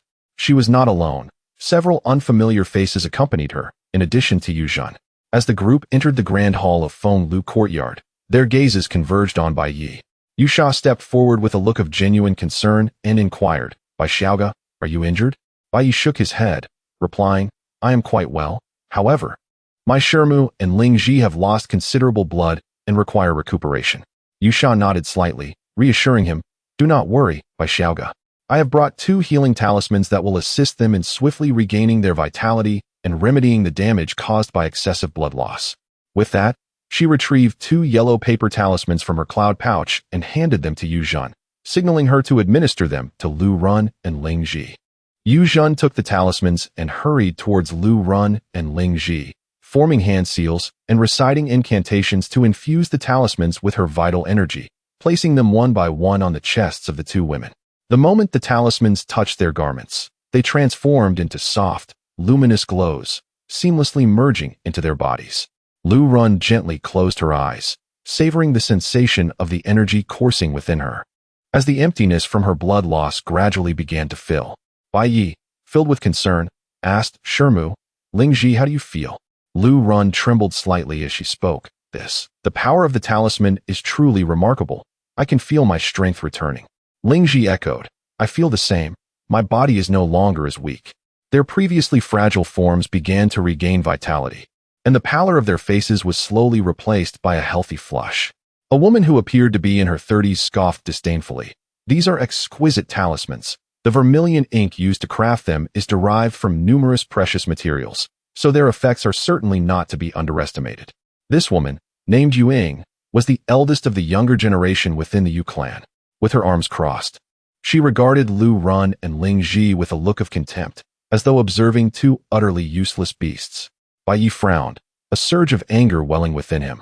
Lu Run, acutely aware of the disdain evident in Yu Ying's words and demeanor, hastily tugged at Bai Ye's sleeve, bowing respectfully to the Yu clan members with gratitude in her eyes. "Thank you for the talismans. Without them, we would have needed much longer to recuperate." Ling Ji followed suit in expressing her thanks. Yu Ying, dismissing Lu Run and Ling Ji, turned her gaze back to the coldly staring Bai Ye, reprimanding him in a condescending tone. Why are you glaring at me? Do not think that consuming a divine fruit grants you the right to do as you please. From now on, remain here in Fallen Gorge and do not venture out. Bai Ye retorted without hesitation. Who do you think you are? His earlier encounters with the denizens of the divine domain had taught him a few sharp comebacks, and he instinctively shot back. Yu Ying, upon hearing this, was evidently irked. Her vital energy surged as she enunciated each word. What did you say? As the atmosphere grew tense, Yu Shi stepped forward, placing herself protectively in front of Bai Ye. Yu Ying, Bai Ye is a distinguished guest of our clan. Do not overstep your bounds. Yu Ying scoffed. Overstep? I believe it is you who are being excessive. If that blow had pierced his heart, and if he lacked self-healing abilities, do you have any idea what would have transpired? Yu Shi countered. Should we not first consider how to deal with Du Shirlang?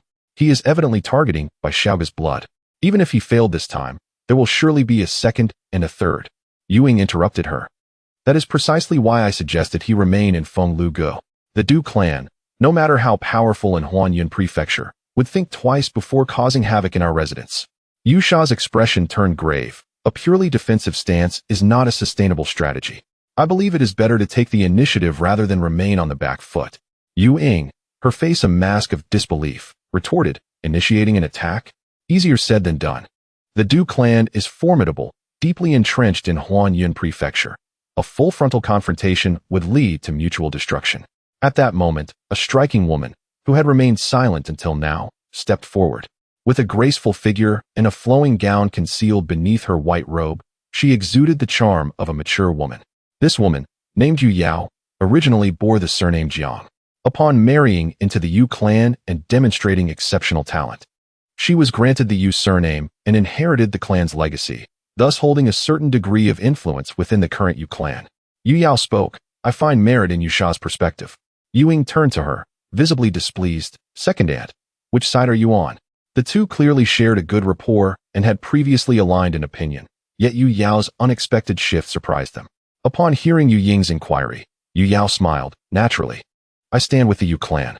She then directed her enchanting phoenix-like eyes toward Bai Ye. Though this is our first meeting, we have heard much about the exploits of this young wanderer. He is certainly not one to suffer in silence, nor be easily oppressed. Even if we intend to intervene, can we truly restrain him? Or do you wish to imprison him and leverage the lives of the other two to compel him to continue offering his blood? Yu Shi quickly interjected. Bai Ye is a distinguished guest of our Yu clan. While his blood is indeed unique, we would never stoop to such despicable acts. Anyone who dares to do so would be opposing me. Yu Shi. Yu Yao chuckled lightly. I have not finished my thought. Continuing, she elaborated. In truth, this young wanderer is already one of us, sharing both honor and disgrace.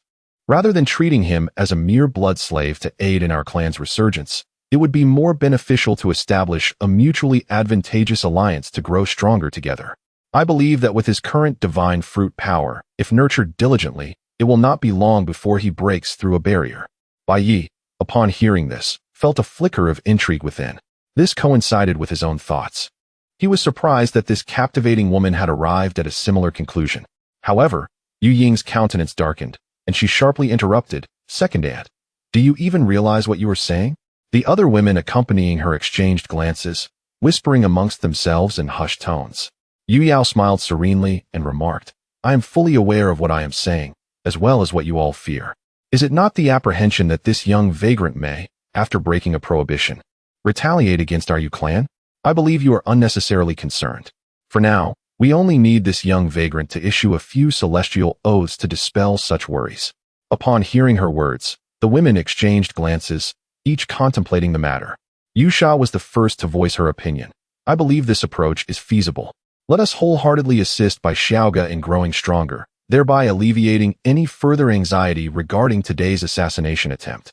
Once Bai Xiaoga becomes formidable, he will be able to protect our Yu clan in return. At present, both the provincial government and various esteemed families have their eyes keenly fixed upon our clan's 9 secret arts. Initially, in order to temporarily secure the quota for the sale of slaves and successfully bring Bai Xiaoga back, our family had no choice but to exchange the mist secret art with the provincial government. However, the governor of Huanyuan province has insatiable appetites. Today, he has summoned the elders of our clan, and I fear that, apart from the secret arts, he may also be quite interested in Bai Ye himself. After all, the vagrant slaves we are willing to trade for secret arts are certainly not ordinary individuals. Yuzhen concurred, saying, indeed, if our clan could have a formidable figure of the first prohibition stationed, we would no longer need to fear these petty scoundrels from the lower 3 states. This time, even Yue Ying fell into silence.